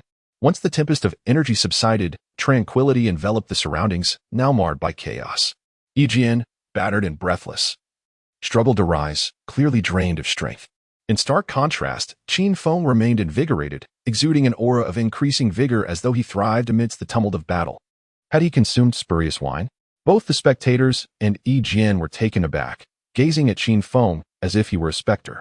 They found it unfathomable that after such an intense confrontation, Qin Feng displayed no signs of fatigue, appearing instead as though he could continue celebrating the night without a hitch. Was this the legendary Tsangtian body? Qin Feng realized that the Tsangtian body surpassed his expectations. Not only did it render him impervious to fatigue during combat, but it also fortified his physique as the battle progressed, ultimately evolving into an indestructible form. It seemed there was no need for intervention from the Rabbit clan. After considerable exertion, Xiao Bai finally settled on Qin Feng's shoulder to nibble on a carrot. Indeed, the Six Paths Emperor could not suppress a chuckle, having uncovered Qin Feng's little secret. The injuries Qin Feng sustained while enduring the heavenly sword's aura were inexplicable. The aura, inherently fierce, could claim lives with the slightest contact, leaving others maimed or worse. Yet, Qin Feng appeared unscathed, merely bearing minor external wounds. Now, brimming with energy and devoid of fatigue. The only plausible explanation was the legendary Tsangtian body. The Tsangtian body. The dignitaries in the palace were left agape, their hearts echoing with astonishment. Good heavens! To possess the ancient heavy pupil, grasp the invincible sword heart, and now to add the Tsangtian body, how could such favoritism be justified? Impossible! Utterly impossible! The moon goddess shook her head vehemently, refusing to believe that Qin Feng possessed the Tsangtian body. Having lived in the moon goddess palace since the tender age of 8, she was well aware of Qin Feng's attributes. If he had the Tsangtian body, she would certainly have known. The Six Paths Emperor remarked, "This is merely the second day. Tomorrow's final confrontation will be even more chaotic. The Tsangtian body cannot remain concealed in such an environment." The various dignitaries exchanged glances, awaiting the decisive battle on the morrow. At that moment, figures began to emerge from all directions, their gazes towards Qin Feng and Yi Jian filled with avarice. "Brother Qin, our time together is long. We shall meet again." Yi Jian, aware of their intentions to seize the spoils, uttered a quick farewell and swiftly retreated, his injured form dragging behind him. "Who do you think you are? You believe you can challenge me at will and depart as you please." Qin Feng propelled himself forward with the force of a leopard, charging after them. The sharp sound of the wind caught Yi Jian by surprise, as he saw Qin Feng appear before him, accompanied by a fierce gust. Before he could react, the devastating technique known as severing offspring was unleashed. What? Yi Jian's face contorted in terror. He never imagined that Qin Feng would still harbor thoughts of his brother at such a moment. With a resounding crash, chaos ensued. Yi Jian's eyes widened in shock, as an agonizing pain engulfed his entire being. He had ultimately failed to evade this assault. Hiss! Those who had prepared to take advantage of the situation gasped in astonishment, sensing an inexplicable chill beneath them. They could not fathom why Qin Feng had such a penchant for destruction. It was reported that over 70 of their comrades had fallen victim to his ruthless hand. Simultaneously, they pondered a pressing question. Was it truly worth inciting Qin Feng for the sake of points? Ding! Congratulations to the host, Eggbreaker Yonji, for earning 1,000 villain points. The points have been credited. Qin Feng showed no intent to relent, donning an innocuous smile as he surveyed the crowd around him. The number was not excessively large, merely a little over 100. Calculating at 1,000 villain points per individual, a complete harvest would yield a staggering 100,000 villain points. Buzz. An array of piercing sword sounds erupted. Qin Feng swiftly formed a hand seal, causing the Long Kong divine sword before him to split into 9 miniature swords, floating gracefully around him. With the 9 swords unleashed, Qin Feng executed another gesture, pointing at the mass of individuals surrounding him. Whoosh, whoosh, whoosh. A cacophony of slicing winds ensued, as the 9 swords streaked through the air like meteors, unadorned and direct, piercing towards their brethren. Ah! The air was filled with wretched cries, as one after another fell. Run! Run! Witnessing their comrades drop like flies, fear spread like wildfire among the others. Particularly, upon witnessing the flash of the sword light, the realization of imminent peril sent a chill from their heads to their toes. The shift from hunter to prey occurred in an instant. Ding! Congratulations to the host, Eggbreaker Yonji, for earning 1,000 villain points. Ding! Congratulations to the host, Eggbreaker Yonji, for earning 1,000 villain points. As the chaos unfolded, the system's notifications continued to echo. Run! He is a devil! No one could withstand the terror swelling within. Panic-stricken, they turned to flee, now fully aware of the dread incarnate that was the first celestial prodigy of ancient times. He may not be the mightiest, but he was undoubtedly the most unscrupulous. At this moment, due to the inappropriate nature of the scene for younger viewers, the broadcast shifted to an interview from the Kingdom of Mad. The interviewer, seemingly intent on stirring the pot, posed a question.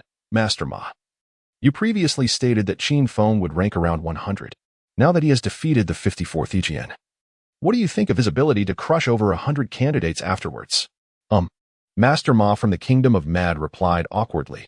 From what we have just witnessed with Qin Feng's third-tier sword intent, it is evident that he is not as eclectic and ineffectual as I had surmised. He has dedicated these 7 years solely to the mastery of swordsmanship, demonstrating that Lord Moon God has guided him well. The young lady inquired with confusion. Yet Qin Feng wields the supreme bone with remarkable proficiency, seemingly without specializing in the sword path.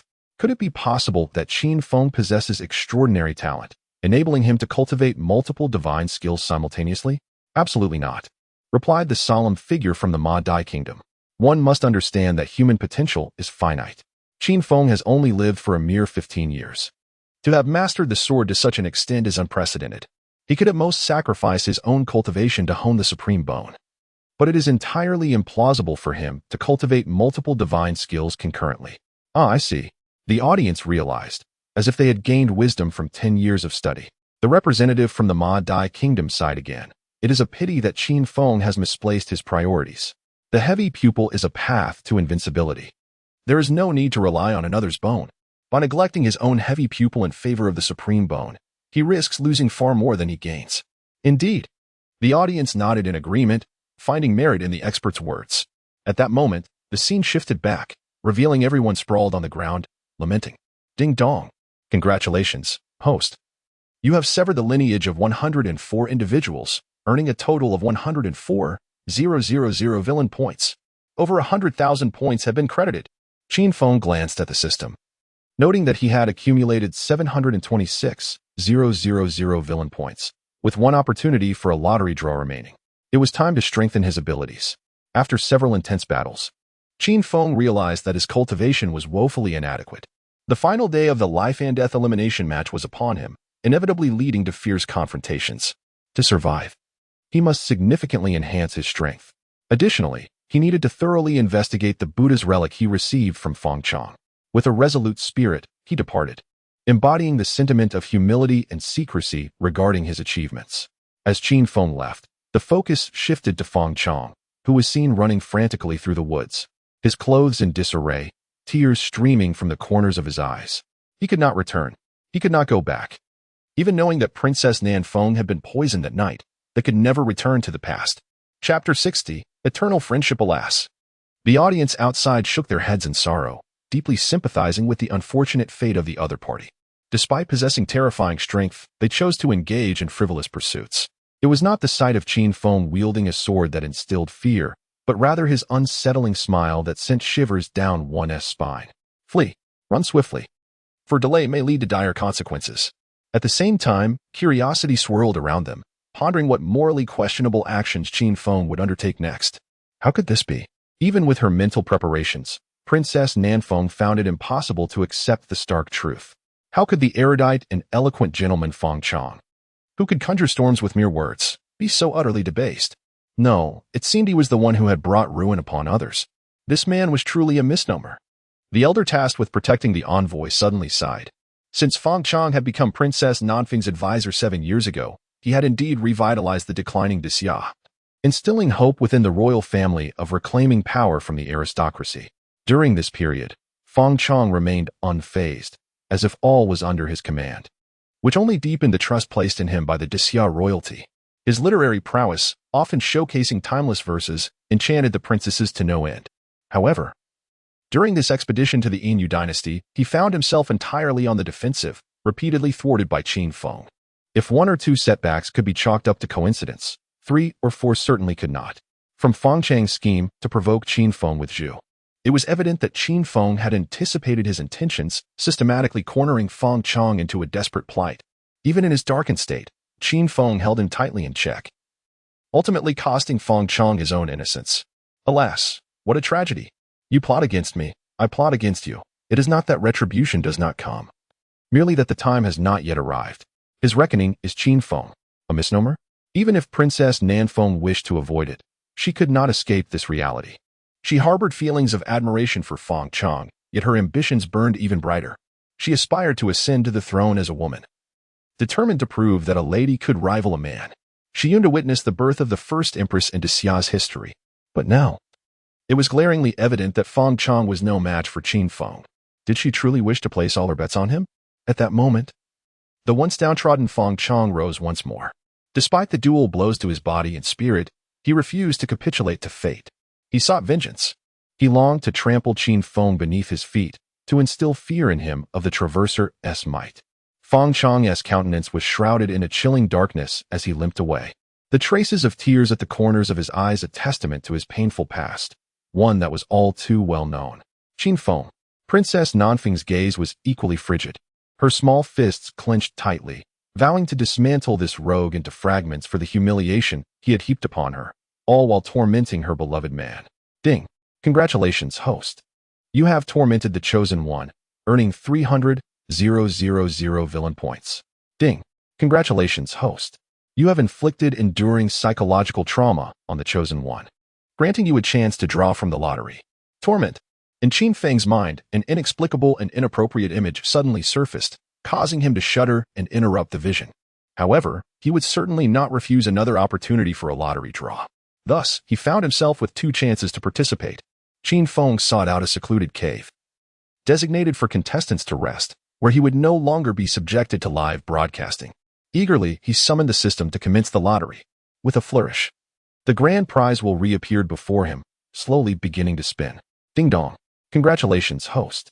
You have obtained the divine sword technique, the Great River Sword Technique. In an instant, Qin Feng envisioned a mighty river, composed of countless streams of sword energy, roaring and surging with grandeur. What a magnificent Great River Sword Technique. Qin Feng exhaled deeply, profoundly moved by its power. Currently, aside from the heaven-slaying sword technique, he possessed no other sword moves, which had led him to the awkward predicament of having no means to counterattack if he could not vanquish his opponent with a single strike. The emergence of the Great River Sword technique perfectly alleviated this embarrassment. The recently acquired 300,000 villain points were just enough to bring his total to 1 million. Casting a glance at his villain points, which had accumulated to 1,026 million, he realized it was sufficient to exchange for a card that would perfectly enhance the might of the Great River Sword technique. Ding dong. Congratulations, host. You have successfully spent 1 million villain points to exchange for the Perfect Harmony card. Ding dong. Congratulations, host. You have successfully utilized the Perfect Harmony card, elevating the Great River Sword technique to the realm of perfection. Buzzing. An abundance of sword energy surged around Qin Feng, roaring like a tumultuous river. The little white rabbit, munching on a carrot, immediately perked up, sensing the sword energy released by Qin Feng, inching closer to becoming an unparalleled sword rabbit. Time passed, and eventually, Qin Feng slowly opened his eyes. Within his ink-black gaze, a piercing determination shone, as he fully comprehended the profound essence of the Great River Sword technique. Excellent. Qin Feng nodded in satisfaction and called upon the system to continue the lottery. Ding dong. Congratulations, host. You have drawn the divine mark, Unyielding Will. Unyielding Will, a divine mark that grants the bearer immunity to any mental attacks in the world. What a treasure. The brief description compelled Qin Feng to swiftly merge it.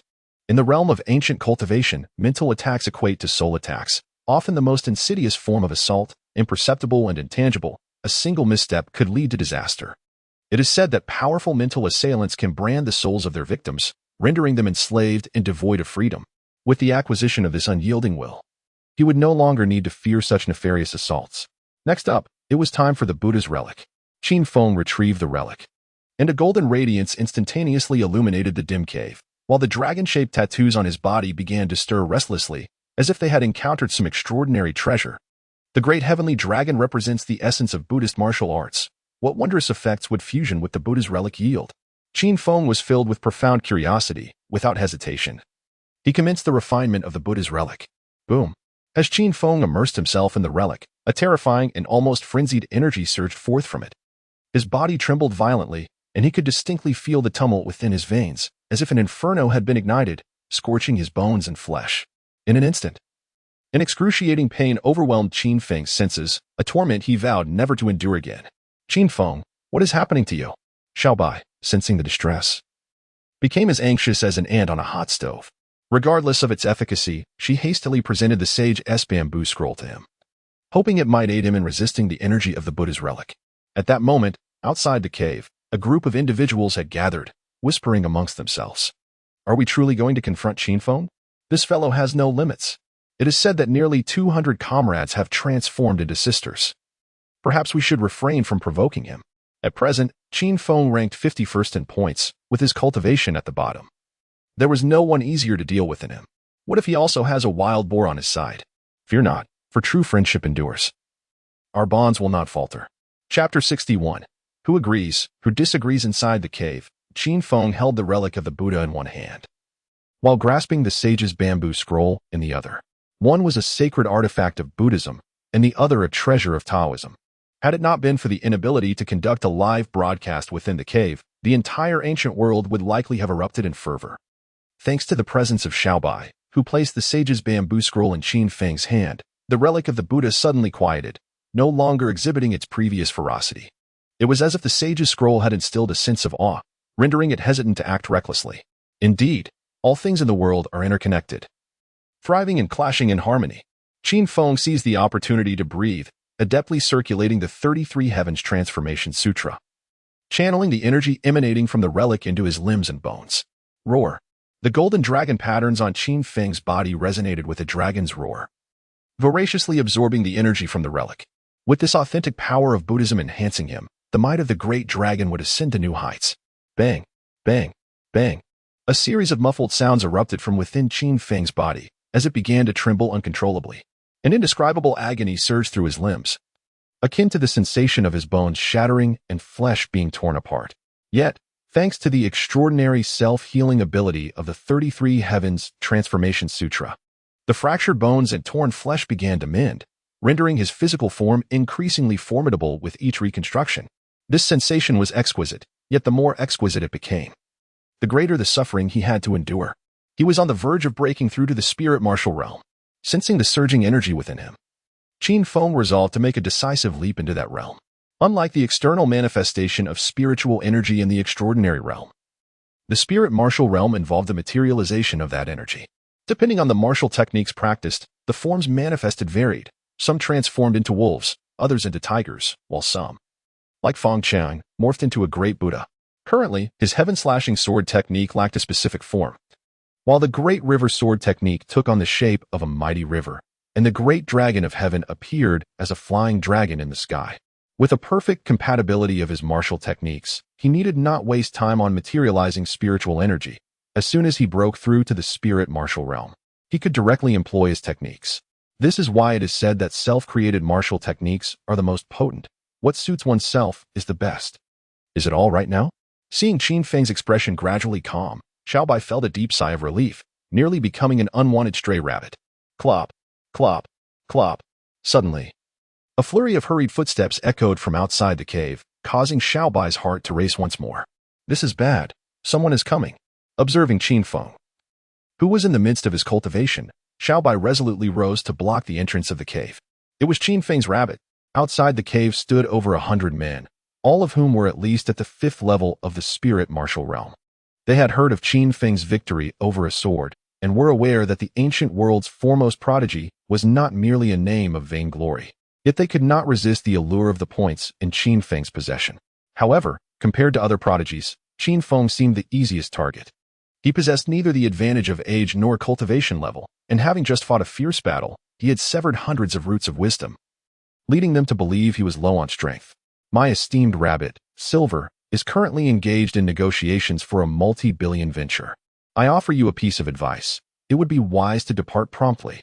Although Xiaobai appears as steadfast as an old hound, internally, he is fraught with anxiety, uncertain if he can intimidate them away. Negotiating a business deal? Is this genuine? A multi-billion deal, no less? Given Qin Feng's notorious reputation, one could easily surmise what he is truly occupied with, especially considering his penchant for absurdity. Among the crowd, envy mingles with a growing inclination to withdraw. There is no recourse. Qin Feng's fearsome reputation precedes him. Within a single day, he had his 200 brothers referring to each other as sisters. Anyone who dares to disrupt Qin Feng's negotiations can easily imagine the dire consequences. Can one truly trust Qin Feng's rabbit? I suspect it is merely recuperating within. Someone immediately voiced their skepticism. However, before they could finish their thought, Xiaobai vanished without a trace. A sharp whooshing sound startled the onlookers. As Xiaobai materialized before the skeptic, giving no chance for a reaction before delivering a swift kick. With a resounding thud, the unfortunate individual was left reeling in agony, collapsing to the ground in a contorted heap, accompanied by a lament of lost camaraderie. Ah, it is the power of space. This rabbit possesses spatial abilities. The crowd recoiled in alarm, their gazes toward Xiaobai now laced with trepidation. Spatial power is an exceptionally rare ability, allowing one to appear and disappear at will. A skill typically mastered only by the most formidable of human practitioners. In contrast, certain magical beasts are born with such powers, often referred to as anomalies among their kind.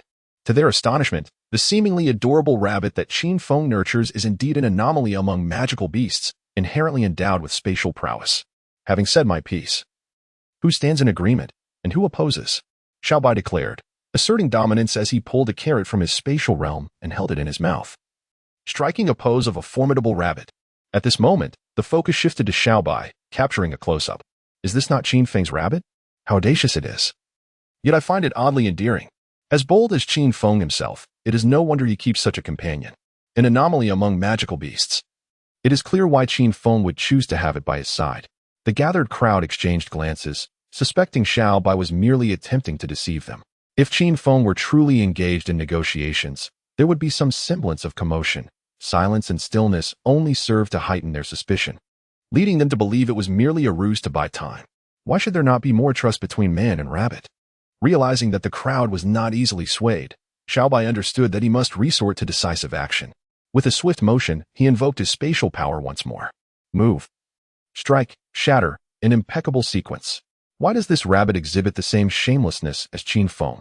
Be confident, and eliminate the question of why. The faces of those surrounding were etched with terror, each fearing they might be the next victim. Although Xiaobai displayed formidable prowess and wielded spatial powers with remarkable skill, none who dared to participate in the deadly elimination match lacked a measure of capability. Soon, an astute observer discerned Xiaobai's vulnerability and rushed towards the cave where Qin Feng resided. Oh no!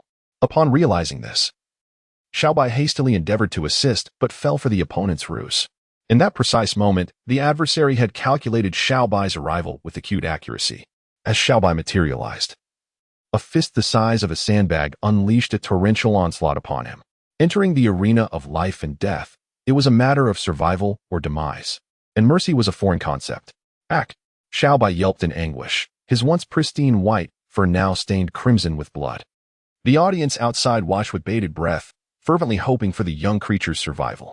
With a resounding thud, Xiaobai was sent hurtling away, collapsing to the ground, motionless and uncertain of his fate. Next in line was Qin Feng. The opponent's eyes sparkled with uncontainable excitement. Once they eliminated Qin Feng, their victory would be assured. However, at that moment, A certain writer insisted on amplifying Xiaobai's role, determined to prove he was no mere rabbit of insignificance. With tremors coursing through his body, Xiaobai struggled to rise once more. Even on the brink of exhaustion, he resolutely positioned his diminutive form at the entrance of the cave. His frail voice imbued with unwavering determination, "As long as I, the rabbit, remain, none shall enter the cave." Chapter 62. The heavens did not give birth to me, Qin Xiaobai. The sword path is eternal as the long night. This little creature. Gazing into the unyielding eyes of Xiaobai, the moon goddess was profoundly astonished. While others may be oblivious to the true nature of this rabbit, she had witnessed its growth firsthand, little by little. It could be said that it was a rabbit devoid of morals, with its life as foremost ambition being to sell Qin Feng to the young lady for profit. She had always been curious about the utility of such a morally bankrupt rabbit, fearing that it might even betray its master in the heat of battle. Now, however, she comprehended that a lack of morals does not equate to a lack of loyalty. This rabbit was indeed capable of true camaraderie when matters arise. It dares to stand up. Similarly, the spectators outside were moved by Xiaobai's steadfastness. Even in the face of certain death, it was determined to buy time for its master, its diminutive form appearing remarkably grand at that moment. With such a pitiful creature, do you still wish to protect Qin Feng? The crowd around erupted into heartless derision, eagerly anticipating the moment they would slay Qin Feng and celebrate with Xiaobai as their drink companion. Is this amusing? Xiaobai, weakly lifting its little head, suddenly radiated a fierce glimmer akin to a sword's edge. What is happening? The expressions of those nearby shifted dramatically as they sensed the transformation within Xiaobai. If the previous Xiaobai was an adorable little rabbit, the current Xiaobai resembled a blade poised to be unsheathed. The sword arrives. Xiaobai, with a voice resonating like thunder, trembled as it slowly raised its small paw. Buzz! A clear, melodious sound of a sword echoed from the cave, and a beam of sword light shot forth like a meteor. As the rabbit raised by Qin Feng since childhood, it had not only mastered his mischievous ways, but also embraced his swordsmanship. Furthermore, Qin Feng had never withheld his teachings, openly sharing his insights into the sword path, and actively guiding Xiaobai to become an unparalleled sword rabbit. With the aid of the sage's bamboo scrolls and the enlightenment granted by the spirit companion, Carrot, over time, Xiaobai had come to understand its own sword path, capable even of summoning Qin Feng's Long Sky Divine Sword with ease. Before long, the Long Sky Divine Sword soared from the cave, transforming into 9 small swords that hovered around Xiaobai. It is the 9 swords of Long Sky. The expressions of the crowd shifted drastically, their hearts racing at the impending calamity. They were aware of Qin Feng's 9 swords of Long Sky, which he had shamelessly acquired from the Emperor of the Great Xia, later becoming his exclusive weapon. They also knew that Qin Feng typically wielded the swords in a combined form. Thus, to dismantle them signified that he would transform into a formidable force. Now, seeing this rabbit split the Long Sky Divine Sword into 9 small blades, they could hardly believe that a rabbit raised by Qin Feng would possess any sense of honor. The heavens did not give birth to me, Qin Xiaobai. The sword path is eternal as the long night. Xiaobai recalled a phrase uttered by Qin Feng, akin to a scion-esque transformation roar after a beating. The surrounding sword energy began to surge with intensity, and the 9 small swords seemed to have received a command, transforming into streams of meteoric sword light darting towards the opponent. Goodness, I am actually stirred to a boiling fervor by a mere rabbit. The atmosphere among the spectators ignited instantly, their minds echoing the words, "The heavens did not give birth to me, Qin Xiaobai. The sword path is eternal as the long night." What an imposing presence, what unbridled arrogance. Truly, it is a rabbit nurtured by Qin Feng. Having not only mastered its cunning but also adopted his audacity, the moon goddess suddenly appeared somewhat lost in thought, her mind drifting back 7 years. She vividly remembered the first encounter with Qin Feng, when he boldly proclaimed his supremacy over the realms, declaring that as long as Qin Feng existed, the heavens would too. Yet, it was his desperate plea, "Moon goddess sister, save me," that nearly unsettled her resolve. Danger.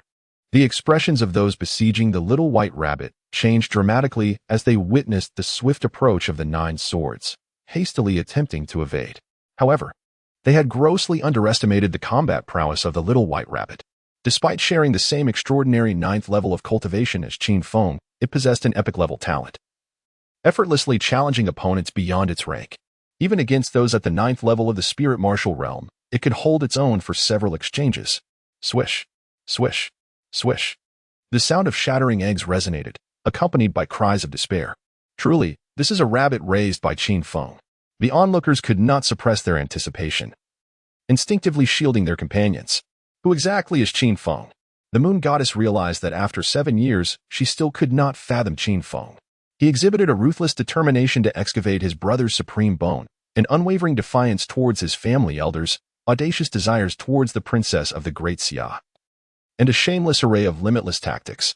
Yet, this unscrupulous Qin Feng managed to live a tranquil life in the moon goddess palace for 7 years, concealing his true strength while nurturing an extraordinary sword rabbit such as Little White. With a resounding crash, the Long Sky 9 swords were sent flying by a surge of force, immediately restoring order to the chaotic scene. A man clad in black armor descended from the heavens, wielding a war spear exuding an overwhelming aura, effortlessly sending the Long Sky 9 swords soaring.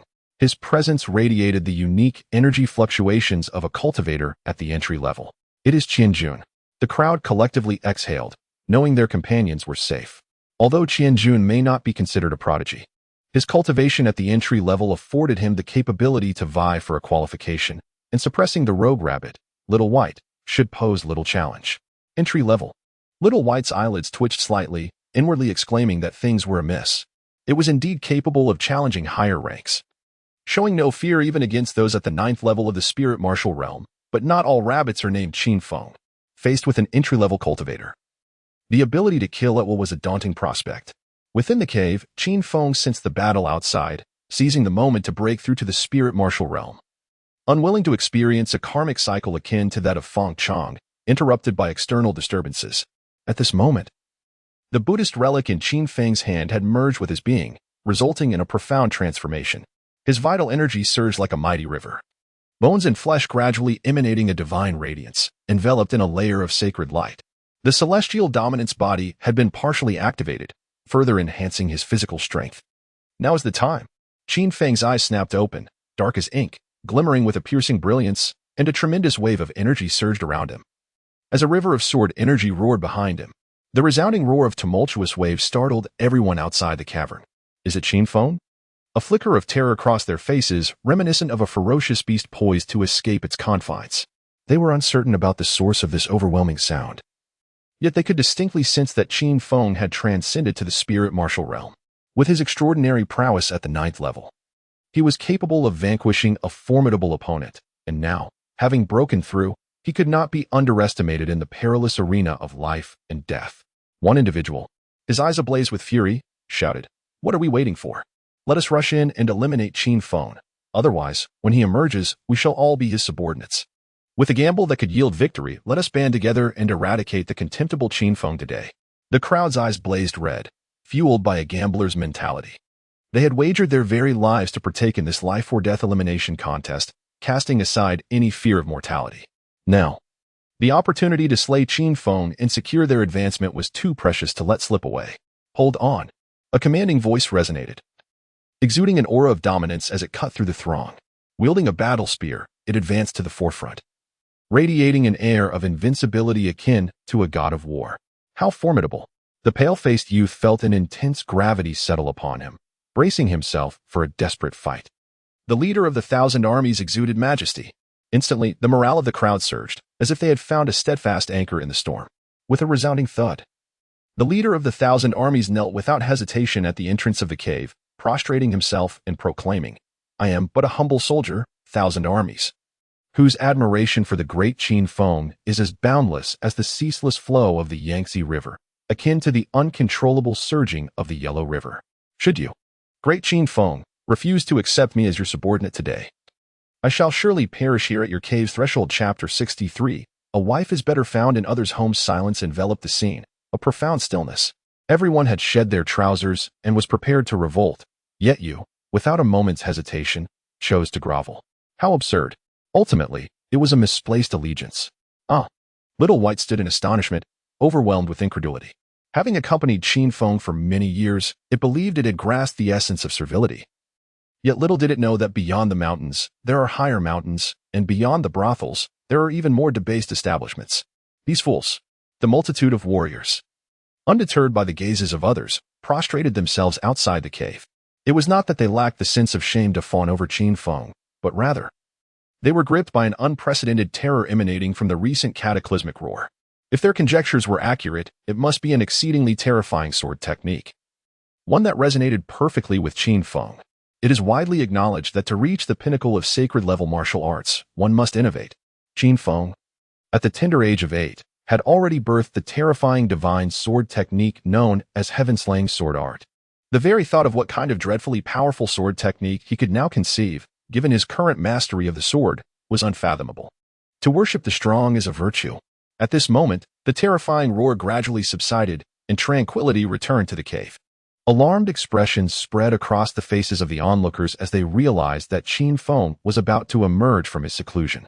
Casting a glance at Little White, then at Qianjun, they comprehended that the possibility of slaying Qin Feng had evaporated. Their only recourse now was to retreat with all haste. You dare to strike my rabbit and expect to leave without consequence.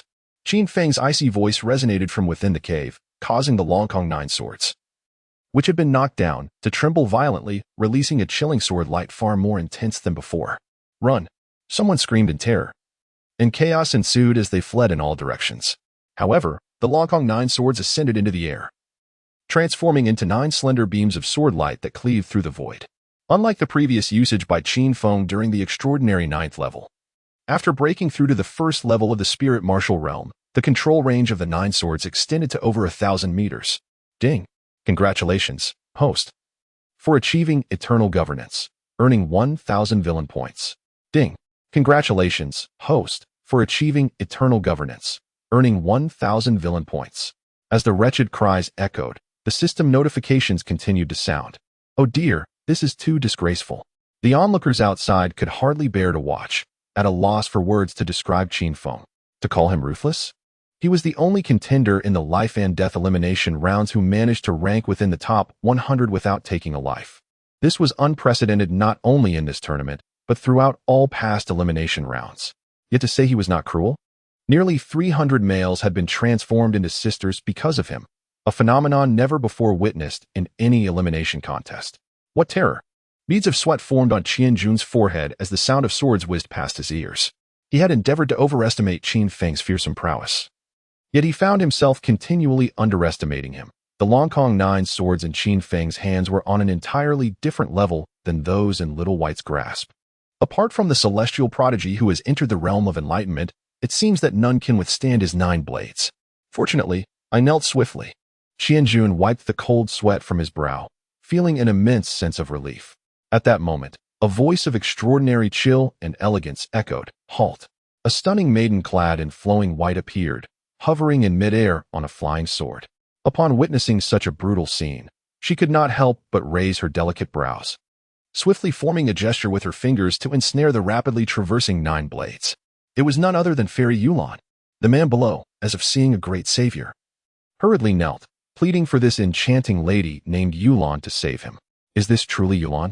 The male spectators outside were struck with awe, exclaiming within their hearts that she was indeed a beauty beyond compare. In the entire Moon Dynasty, Yulan is a name known to all. She is the daughter of the Blue Demon and one of the 4 great beauties of ancient times, alongside the Moon Goddess, with her father's identity shrouded in mystery. It is said that a century ago, one of the 4 great beauties, the Blue Demon, suddenly vanished, only to return 100 years later, already with child, and soon after gave birth to her daughter, Yulan. Rumor has it that Yulan possesses the rare and mystical Xianin body, displaying terrifying talent from a young age. And she is an unparalleled beauty. Today, her presence indeed lives up to the legends. If their memories serve them right, Yulan has now attained the 2nd level of enlightenment, making her the most favored contender in this life and death elimination contest. At that moment, within the cave, Qin Feng stood frozen, a system notification ringing in his ears. Ding! Epic Chosen One detected. The Chosen One? The heroine? Qin Feng's expression turned peculiar, somewhat caught off guard. Ever since awakening the system, he and his 2nd brother had encountered 3 Chosen Ones, including the exquisite Zi Yuan and the Princess of the South Wind. He had always assumed these beauties were the heroines, only to realize they were mere supporting characters, with the true heroine being someone else entirely. Who might she be destined to marry? Qin Feng muttered to himself, intrigued by the prospect. Yulan's delicate brows furrowed slightly as she coldly remarked, "Killing is merely a matter of striking the head. Why must you humiliate others so? If I am not mistaken, The one who resorts to such despicable means is none other than the ancient world's foremost prodigy, Qin Feng. Are you indeed Qin Feng? Swish, swish, swish. The 9 blades broke free from their restraints and raced into the cave.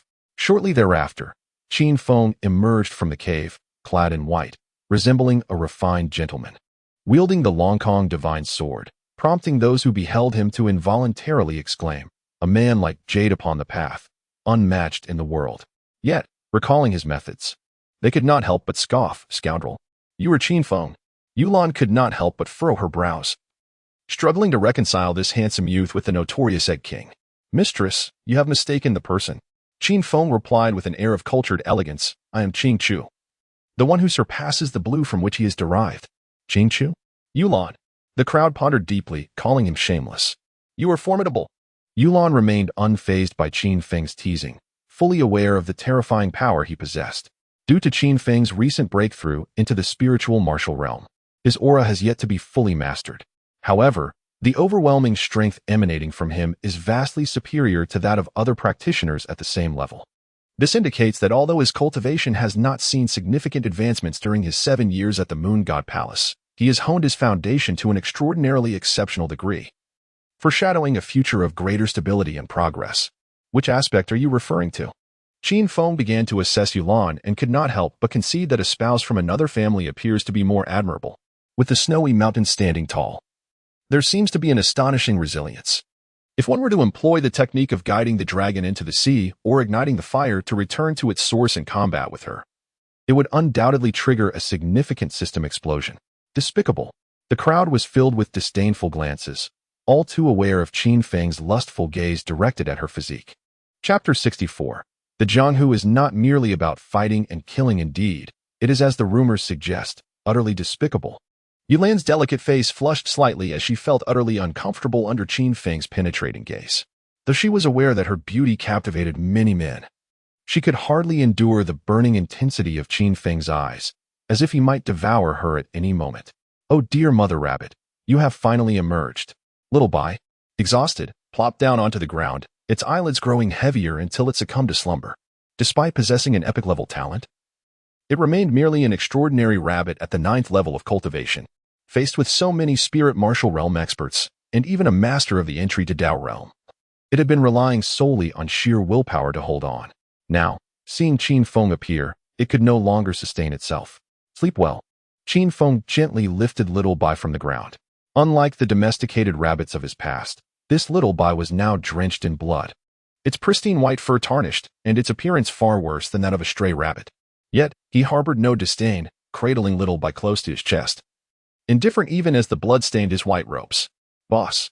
Qian Jun scampered over, eager to ingratiate himself, embodying the role of a sycophant with fervor. Despicable. The audience's eyes were filled with disdain. They had not anticipated such behavior from Qian Jun. Despite possessing the first level of entry to Dao cultivation, adorned in armor and wielding a remarkable battle spear, he shamelessly prostrated himself before Qin Feng, doing so with remarkable fluidity and ease. Qian Jun, however, paid no heed to their scorn, finding their naivety laughable. They believed that participating in the life and death elimination contest could alter their fates, unaware that they were merely cannon fodder to highlight the true prodigies. He saw the situation with great clarity, rather than face the myriad pressures of reality in the future. He would rather attach himself to Qin Feng's side as a loyal follower. The Jianghu is not merely about fighting and killing, it is about the intricacies of human relationships. As the son of the Moon God Palace, along with his extraordinary talents, Qin Feng was destined for greatness. The only way to alter his fate was to cling to his side now. A sycophant. Qin Feng assessed Qian Jun, feeling little aversion towards him. It was perfectly normal for a strong individual to gather followers. One could not be expected to tackle every challenge alone. Ding. Congratulations to the host for recruiting a sycophantic subordinate, gaining the Immortal Slave Seal. Immortal Slave Seal, levelless, when imprinted upon a loyal subordinate. It allows them to share half of the host's battle power. Should they harbor thoughts of betrayal, they will be consumed by the flames of hell. Note: special physique. Comprehension of realm does not count as a bonus. What a marvelous treasure. Qin Feng's eyes sparkled with excitement, overwhelmed by the prospect. Even if his celestial tyrant body, invincible sword heart, and third-level sword intent could not be enhanced, the aura of an emperor's talent provided a tenfold boost. This meant that the recipient would enjoy a fivefold increase in battle power. Who could resist the allure of such a fivefold enhancement? It was a trifling cost for eternal loyalty, and following someone of his integrity left no room for betrayal. Qin Feng cast a glance at Qianjun and softly inquired, "Are you truly intent on following me?"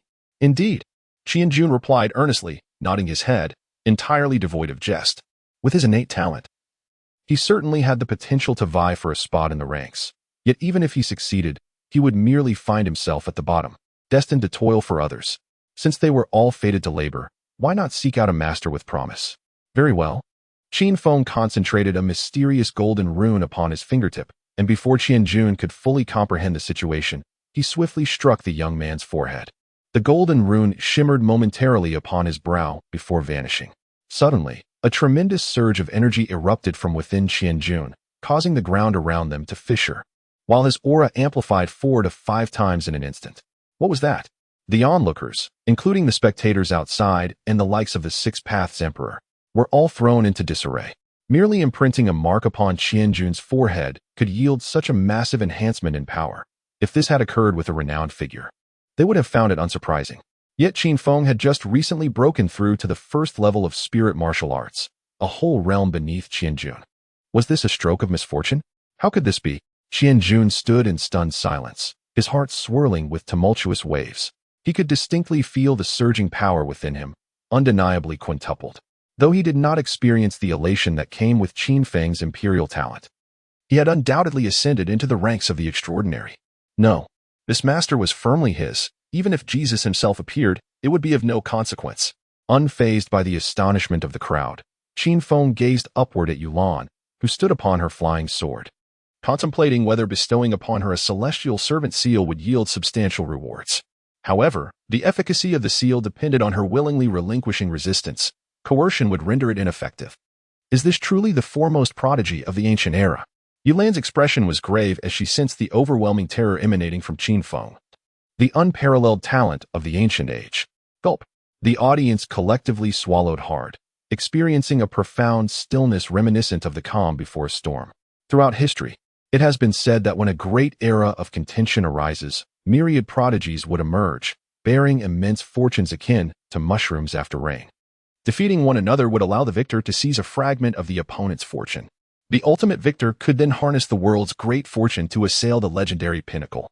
Ever since Qin Feng proclaimed 7 years ago, at the pinnacle of immortality, "As long as there is me, Qin Feng, there is heaven," he had acquired the title of the foremost prodigy of the ancient era, naturally becoming the primary target for all aspiring talents. In this uncertain cosmos, we are all dark horses. Initially, Yulan had intended to challenge Qin Feng before he could fully mature. But the recent display compelled her to reconsider whether to confront him at this moment. She had already learned from others about the duel between Qin Feng and Yi Jian. The sword draw technique, bolstered by the invincible sword heart and the third level of sword intent, was already formidable enough. Yet the celestial calamity light of the supreme bone was even more fearsome, having decisively vanquished Yi Jian's sword body. It is said that this is not the complete form of Qin Feng. His dual pupils have only demonstrated their fundamental abilities in battle thus far. Even the basic capabilities, such as deceleration, evoke a sense of dread among observers. One wonders whether he has developed any additional powers related to his dual pupils over the past 7 years. It seems unlikely. Yulan furrowed her brows slightly, sharing the sentiment of improbability. Qin Feng, at merely 15 years of age, has already attained a level of mastery with the invincible sword heart and the third tier of sword intent that is unparalleled, coupled with his terrifying heavenly calamity light. It is inconceivable that he could find the time to cultivate new abilities for his dual pupils. Therefore, it stands to reason that Qin Feng's combat prowess, particularly in his clash with Yi Jian, encompasses his entire strength. Otherwise, he would not dare to risk himself in such a perilous battleground. The more Yulan contemplated, the more certain she became of her chances against Qin Feng. Conversely, Qin Feng appeared to have ulterior motives, his focus seemingly drifting towards the cleanliness of the kitchen and bathroom. Chapter 65. The dragon slaying. As both parties locked eyes, the atmosphere was fraught with tension. Suddenly, a thunderous roar shattered the silence, reverberating throughout the entire battleground of life and death. Who possesses such audacity to challenge a young dragon? The assembly in the arena was taken aback, collectively turning their gazes towards a singular direction. In the arena, Participants must hunt magical beasts to earn points, among which are two dragons, a large true dragon and a smaller one, a flood dragon. Since the inception of this battleground, they have been confined within this realm. Slaying them not only yields substantial points but also treasures such as dragon pearls. Yet, for a century, no one has managed to vanquish them. Even during the previous life and death elimination tournament, none succeeded in slaying these formidable creatures. It is notable that the last tournament was hailed as an epic confrontation, with the Six Paths Empyrean subsequently sealing two holy suns, underscoring the tournament's prestige. However, even this contest, which birthed two holy suns, ultimately succumbed to the might of the flood dragon, let alone daring to provoke the mightiest of the true dragon. Who possesses such courage? Qin Feng also directed his gaze towards the young dragon's location, faintly hearing the continuous rumble of chaos. The sound was chaotic, as if a brawl were unfolding. Yulan furrowed her brows and murmured, decisively stepping onto her flying sword towards the young dragon's domain. Considering the circumstances, it was not yet the time to confront Qin Feng. Today marked only the second day of the elimination tournament. Engaging in a mutually destructive battle with him would merely benefit others. It was wiser to assess the situation at the young dragoness location. If she could secure a kill, she would strike gold. Especially the dragon pearls, which are exceedingly rare treasures. Their fusion would undoubtedly elevate her power to new heights. Many shared Yulan's sentiments, ceasing their battles and hastening towards the young dragon's vicinity. Quick, let us depart. Qin Feng, however, had no intention of joining the fray and led Qian Jun in the opposite direction. Understood, boss.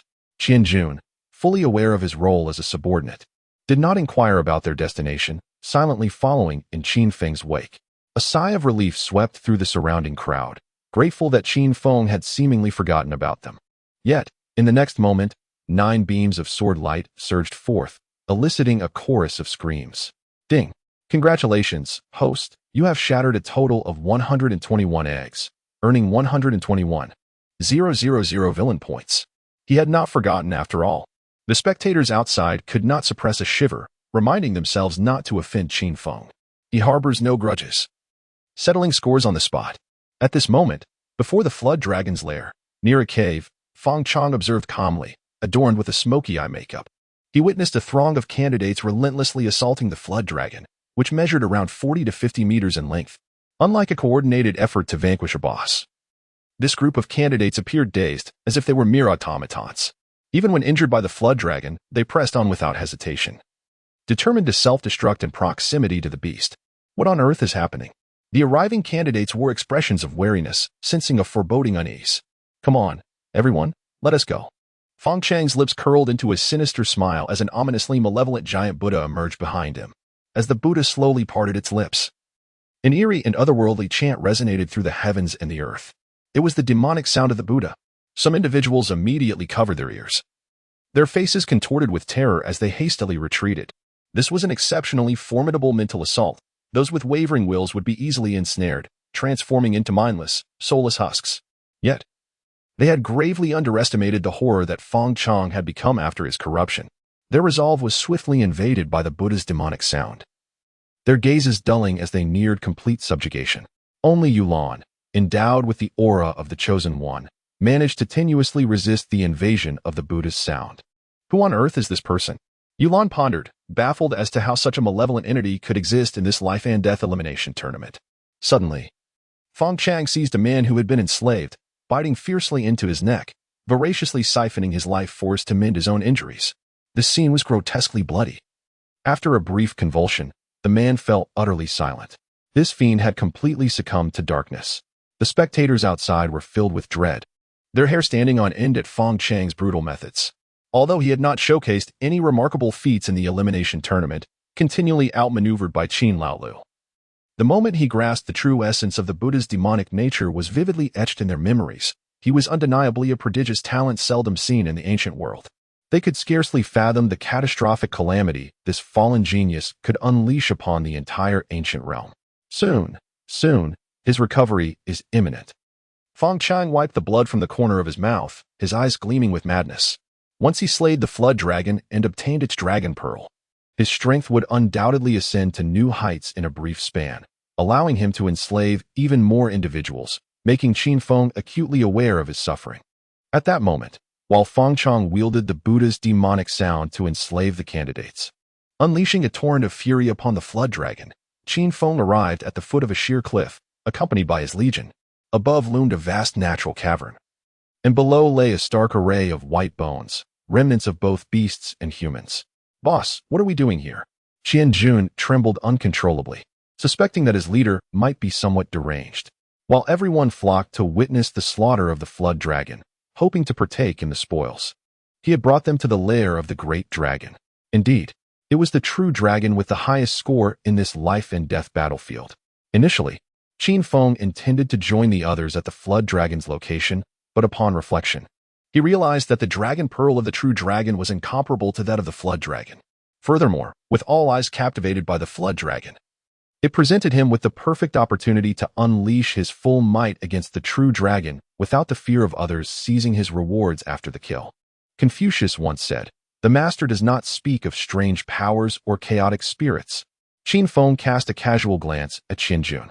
With a look of confusion, Qian Jun inquired, "What does that mean?" "I have no idea."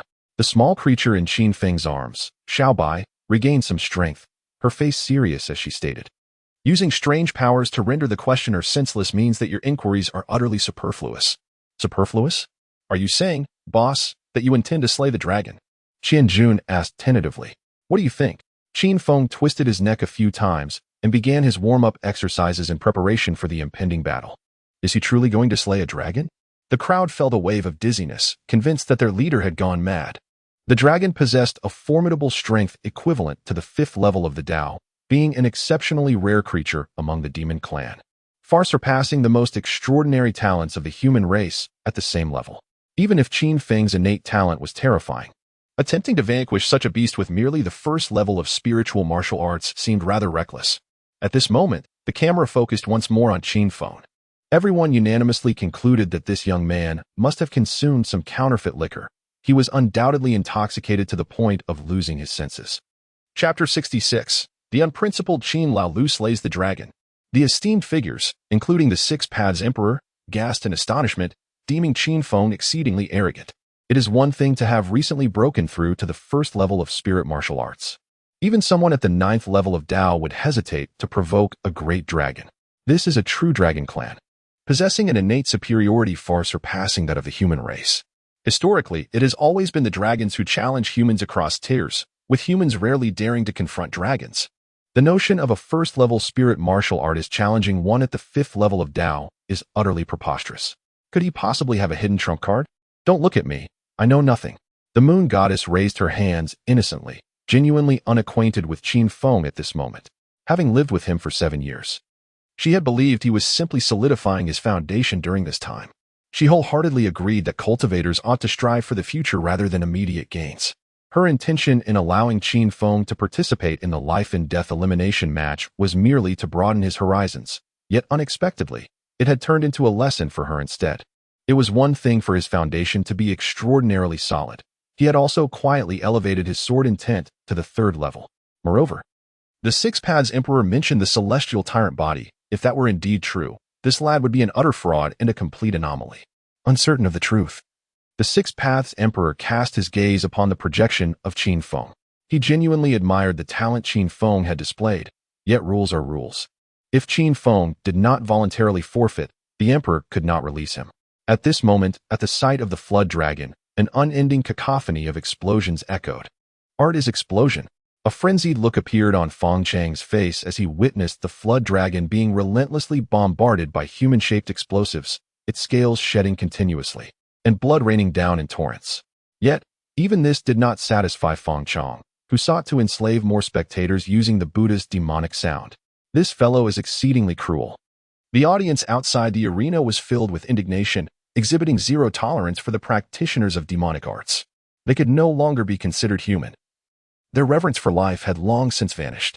To them, a human life was worth less than that of an ant, particularly when one considered that Feng Chang was a disciple of the Emperor of the Great Xia, enslaving the people of the Yinyu dynasty.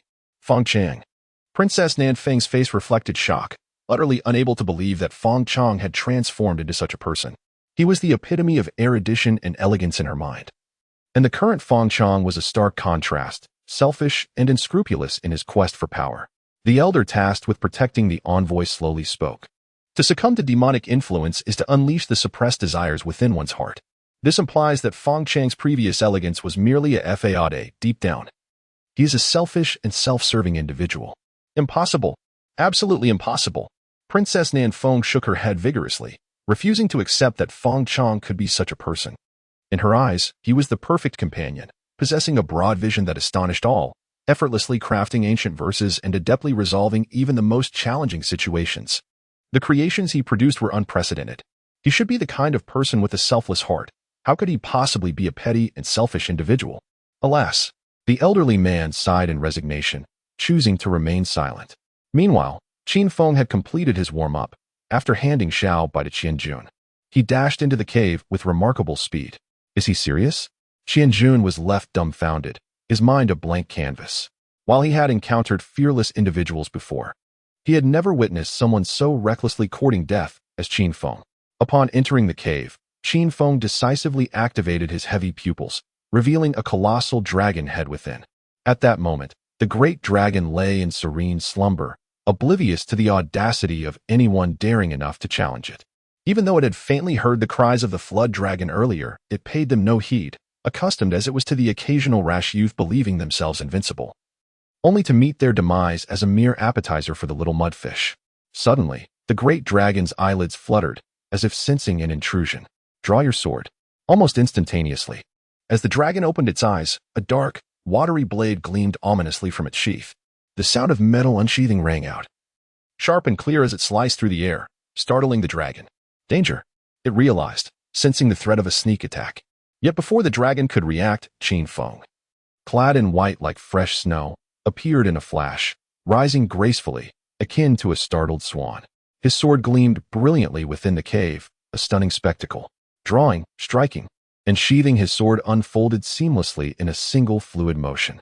With a resounding thud, a spray of crimson erupted forth, and the dragon felt its vision blur as a sharp pain radiated from its left eye throughout its body. A roar of agony escaped its lips, reverberating through the heavens. With its left eye blinded, it succumbed to rage, triggering a frenzied mode, as debris crashed down around it and jagged fissures spread throughout the cave. This is bad. The cave is collapsing. Qin Feng, with a mesmerizing gait, swiftly exited the cave. Boss, Qianjun couldn't help but exclaim, relieved to see Qin Feng unharmed. Yet, in the next instant, apprehension gripped him again. With a thunderous crash, the cave collapsed entirely, the cliffs crumbling. A massive dragon, nearly 100 meters long and cloaked in darkness, soared into the sky from the ruins. A closer inspection revealed its left eye transformed into a gaping wound. As it roared furiously, seemingly vowing to hunt down the one responsible for its plight. Oh dear, that is deafening. Xiaobai hurriedly pulled down her long ears, trying to shield herself from the almost deafening roar. Incredible! Qin Feng is truly slaying a dragon. The audience outside was left in stunned silence, their hearts racing. They realized that Qin Feng was genuinely ferocious, daring to challenge the dragon at the first level of martial prowess, and even managing to blind one of its eyes, a feat never before witnessed in the arena of life and death. Enough of your cries. Qin Feng provided no respite for the dragon, leaping before its head without waiting for a revenge monologue, unceremoniously unleashing the heavenly calamity. A golden light flickered from his chest, revealing a swirl of runes in motion. With a rumble, the scene was set for an epic confrontation.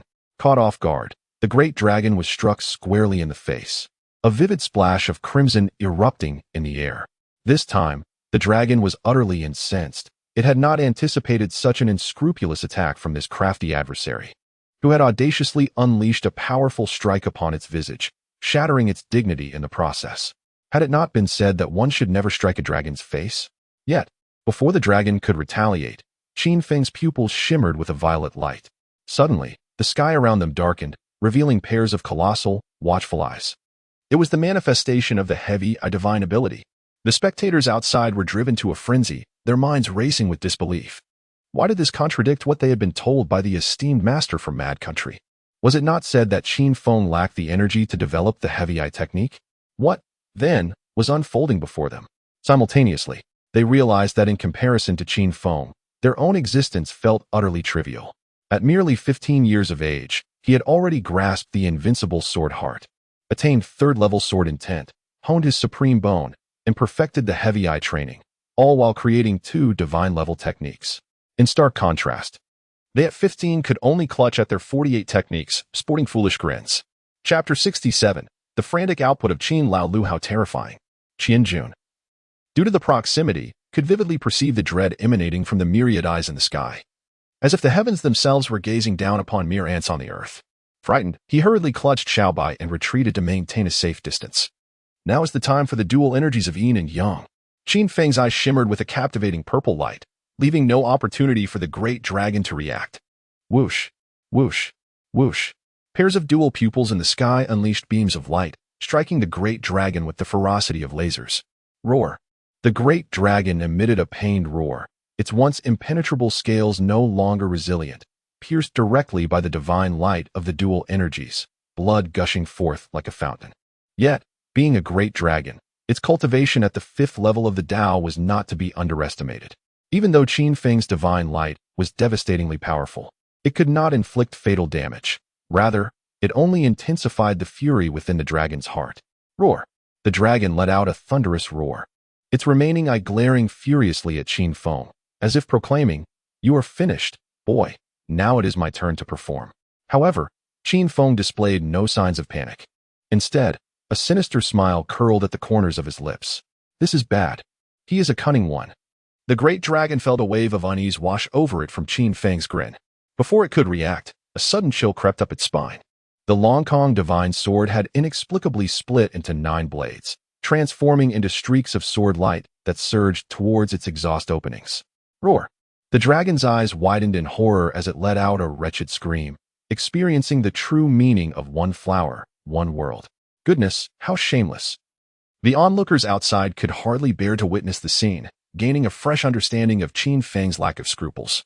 He was indifferent to the color of the cat, as long as it could defeat the great dragon, employing even the most despicable tactics without hesitation. Roar. From afar, another mournful dragon's roar echoed, quickly succumbing to silence and tranquility. The flood dragon had been slain. The scene shifted to Feng Chong, who, amidst the chaotic output of the human bomb, found the flood dragon lying on the ground, unable to rise again. With a devilish smile, Feng Chang swiftly approached the flood dragon, indifferent to its cries for mercy, and plunged his merciless iron hand deep within, extracting a pale yellow dragon pearl. The flood dragon's pearl. The audience outside could no longer contain their excitement, their eyes fixated on the dragon pearl in Feng Chang's grasp. Even a flood dragon pearl was a rare treasure in the world, let alone the other invaluable parts of the flood dragon. Moreover, Feng Chang's score had instantly risen to first place. A disciple of the Daxia dynasty, overshadowing all in the Yin dynasty, it was a disgrace beyond measure. Now, it remained to be seen whether Qin Feng could surpass Feng Chang. The audience outside felt their hearts race as Qin Feng transformed from the shame of the Yin dynasty into its sole hope. Truly worthy of being the foremost dynasty of antiquity, Daxia was indeed a cradle of talent. The Six Paths Emperor's expression grew slightly solemn. Recognizing that now was not the time to confront the Daxia royal family, Feng Chang stood head and shoulders above the myriad prodigies of the Yin dynasty. Yet Qin Feng was no less a representative of the Daxia dynasty. He needed to confront the Daxia dynasty with resolve, but he could not underestimate his own strength. It appeared that the dragon had already met its demise.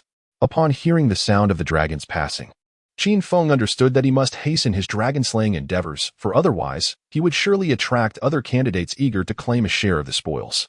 The outcome of life and death hinged upon this singular move. With a grave expression, Qin Feng tore off his shirt, revealing a resplendent dragon tattoo that shimmered with golden light. Unlike the dragon tattoos of others, his seemed almost alive, writhing across his skin while emitting a series of resonant roars. What could this possibly be? The onlookers outside were utterly astonished, their faces betraying their lack of worldly experience. Simultaneously, they could scarcely fathom that Qin Feng possessed a trump card in such a moment, one that ranked just beneath the famed heavy eye technique. Buddhist techniques.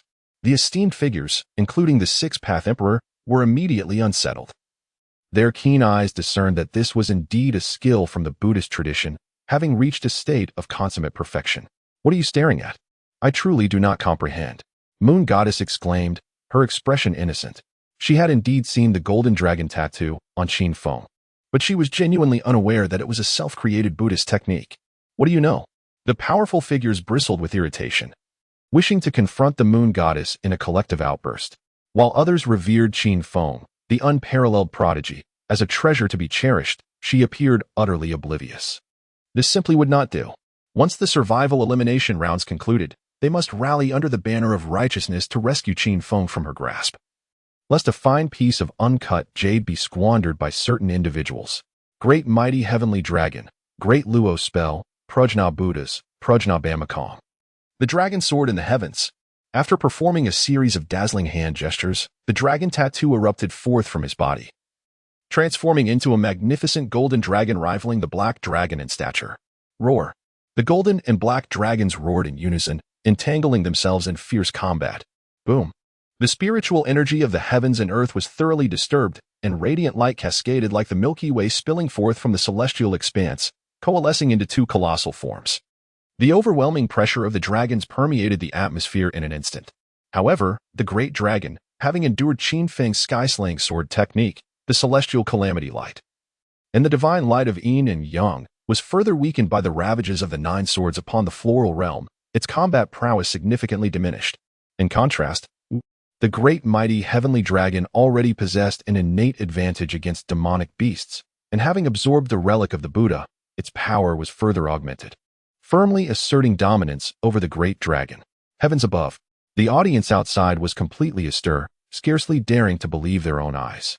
Qin Feng had indeed subdued a fifth-level Taoist great dragon with the cultivation of merely a first-level spiritual warrior, not merely exerting slight pressure, but thoroughly overwhelming the opponent to the point of being unable to lift its head. In the annals of ancient history, no one had ever accomplished such a feat. My word. The army stood in stunned silence, gazing at the spectacle of two dragons locked in combat in the sky, utterly incredulous at the formidable prowess of their newly appointed leader. It was as if a diminutive cow were to ride a flying sword, truly a sight that demanded reverence. I wonder if you will still persist in your defiance.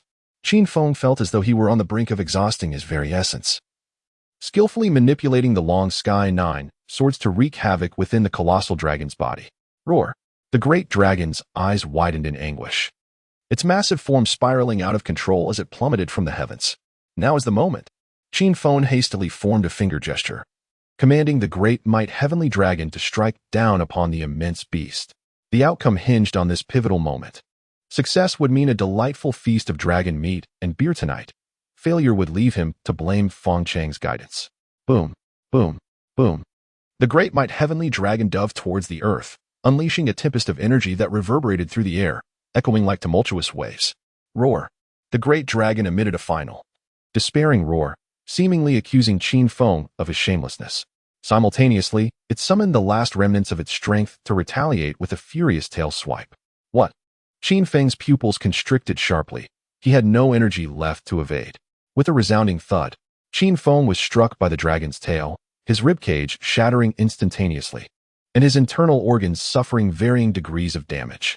Had the dragon not been reduced to a sliver of health due to his relentless torment, compounded with the benefits of the 33 days of transformation and the celestial body technique, he might have met his demise right then and there. It echoed the old adage, "You may ambush me countless times, yet a single strike from me will suffice." Chapter 68. I, Qin Feng. Never waste a grain of rice, boss. Qian Jun rushed forward to catch Qin Feng. With a thunderous crash, the colossal dragon plummeted from the sky, a solitary tear escaping its eye in its final moments. It had presumed Qin Feng to be merely a shameless rogue devoid of martial ethics. Little did it know that this rogue disregarded the very rules of the martial world. Without affording it even a moment to react, Qin Feng unleashed a barrage of formidable attacks, obliterating the dragon before it could muster even a fraction of its strength. It was inconceivable. It's over. I'm fine. Let us go. Qin Feng, now in a critically weakened state, strained to advance and store the colossal dragon in his spatial realm. He urged Qian Jun to hasten their departure, knowing that news of the dragon's demise would soon spread, and escape would become impossible. Understood, boss. Qian Jun, gripping his war spear, swiftly led Qin Feng away from the scene. Meanwhile, outside the arena, the spectators stood in stunned silence, immobilized by shock. They had believed that Feng Chang slaying the flood dragon was remarkable enough, yet within mere minutes, Qin Feng, at the first level of spirit martial, had vanquished the mighty dragon of the battlefield. The strength displayed in this era of fierce competition was astonishing. On another front, Feng Chang reveled in his triumph as he examined the dragon pearl, his mind racing with visions of defeating Qin Feng. Envisioning a scenario where he forced him to consume immense quantities of swine, amplifying his suffering 100-fold, 1,000-fold. Yet, as he became engrossed in the dragon pearl, a mournful dragon cry echoed from afar, unmistakably the sound of a true dragon meeting its end. Could it be? Who has slain the dragon? Feng Chang's face contorted in disbelief. The allure of the dragon pearl suddenly lost on him. A realization struck him. He hastily produced a jade tablet, channeling his spiritual energy into it. An image of the leaderboard materialized before him, and to his astonishment, the name that had once belonged to him now bore Qin Feng's designation. Ugh! Feng Chang, destabilized by the revelation, spat out a mouthful of blood. He could not fathom how Qin Feng had managed to kill the dragon, nor could he comprehend why this insufferable adversary always appeared to thwart his certain victories. It seemed as if Qin Feng were his destined nemesis. Wherever one thrived, the other faltered. Yet, even if Qin Feng had slain the dragon, he must be grievously wounded. Feng Chang refused to believe that Qin Feng could triumph unscathed. He was certain that if he could locate him, not only would he exact revenge, but the dragon pearl would also be his. From that moment onward, Feng Chang succumbed to madness. He began to wield the Buddha's demonic voice to enslave the contestants, leading them in a grand assault towards the dragon's lair. What a terrifying fiend! Yulan, hidden in a corner, collapsed onto the ground only after Feng Chang had departed. Had it not been for her formidable willpower honed since childhood, she might have fallen victim to Feng Chang's sinister incantations. At that moment, she felt an overwhelming sense of relief for not provoking the monstrous Qin Feng, realizing just how fearsome he was capable of being, having vanquished the dragon. Meanwhile, Qin Feng was tending to his injuries within a secluded cave, although he had not been struck dead by the dragon's tail. A complete recovery would likely require a night's time. A night. Qianjun was taken aback, internally exclaiming that Qin Feng was truly extraordinary. Such severe injuries would have claimed the lives of countless others, yet he merely needed a single night to heal. Had anyone previously suggested such a thing? He would have scoffed in disbelief. However, after witnessing Qin Feng's prowess in slaying the dragon, he realized he must adapt to this new reality. There exists nothing that this leader dares not attempt, even if it is beyond the imagination of others. A whole night. Qin Feng, however, was evidently displeased with this outcome. Had he not broken through to the spirit martial realm, he would have healed in no more than half an hour. Unfortunately, his breakthrough altered the density of his body. The 33 days of creation technique had not been promptly updated, resulting in a significant decline in his self-healing abilities. Qianjun stood frozen in astonishment, his mind howling like a groundhog.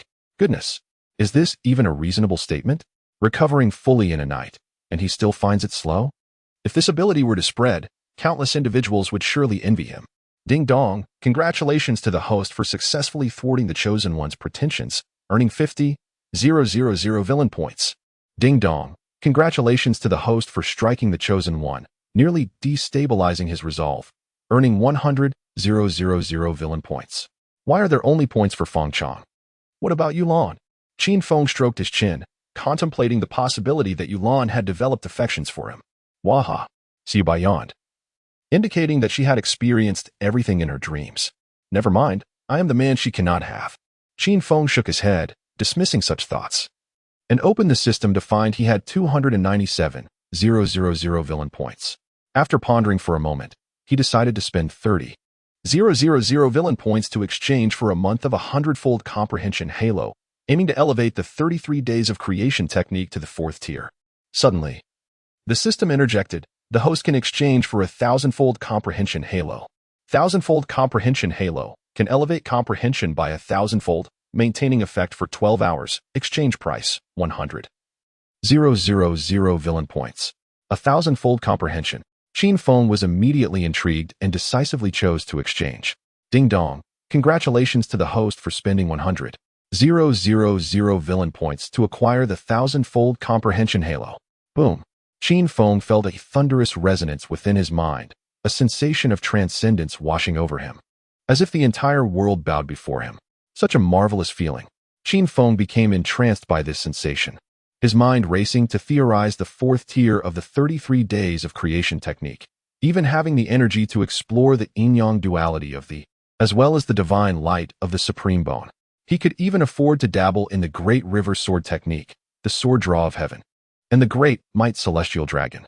At this moment, the audience outside awaited an explanation from Teacher Ma, yet he had been rendered mute by Qin Feng's overwhelming display, refusing to re-emerge no matter who called for him. Goodness, this is simply unfair, a blatant bullying of the elderly. The sun began to rise. The candidates shackled by Feng Chang continue to seek the shadow of Qin Feng. Even those who have not fallen under Feng Chang's dominion are engulfed in trepidation, fearing that they too might succumb to the intoxicating allure of his Buddha-like voice, prompting them to hide in fear, trembling at every whisper of the wind. Yulan, too, is coerced into hiding, only to realize that she cannot conceal herself. By her estimation, Feng Chang has enslaved nearly 10,000 candidates after 2 days of bloody trials. One can only imagine the formidable strength possessed by these thousands. With a sudden whoosh, Yulan hears a faint sound of friction, and before she can react, a feathered arrow strikes her from behind. A sense of dread washes over her. Poisoned, her vision begins to blur as she desperately seeks refuge in a cave. Yet, barely inside, she finds herself confronted by a legion wielding war spears aimed directly at her. My fate is sealed. Yulan, unwilling to accept her demise, shuts her eyes, never imagining that she would only endure until this moment. Just as consciousness slips away, she hears Qin Feng's mocking voice. Wait, Qin Feng. Never waste a single grain of food. Chapter 69, Calling Daddy Yes. Qianjun hastily ceased his actions and discreetly exited the cave. But wait, is this the kind of scenario that a villain such as myself would encounter? At this moment, Qin Feng felt an overwhelming realization that time had run out. He picked up a small twig from the ground and prodded it, utterly incredulous that the Chosen One had delivered herself right to him. As a villain of considerable sophistication, Qin Feng was still apprehensive and activated his special vision for a closer inspection. Goodness! Qin Feng could not restrain his exclamations as he discovered he had indeed stumbled into a significant predicament. Within Yulan's body was sealed something terrifying.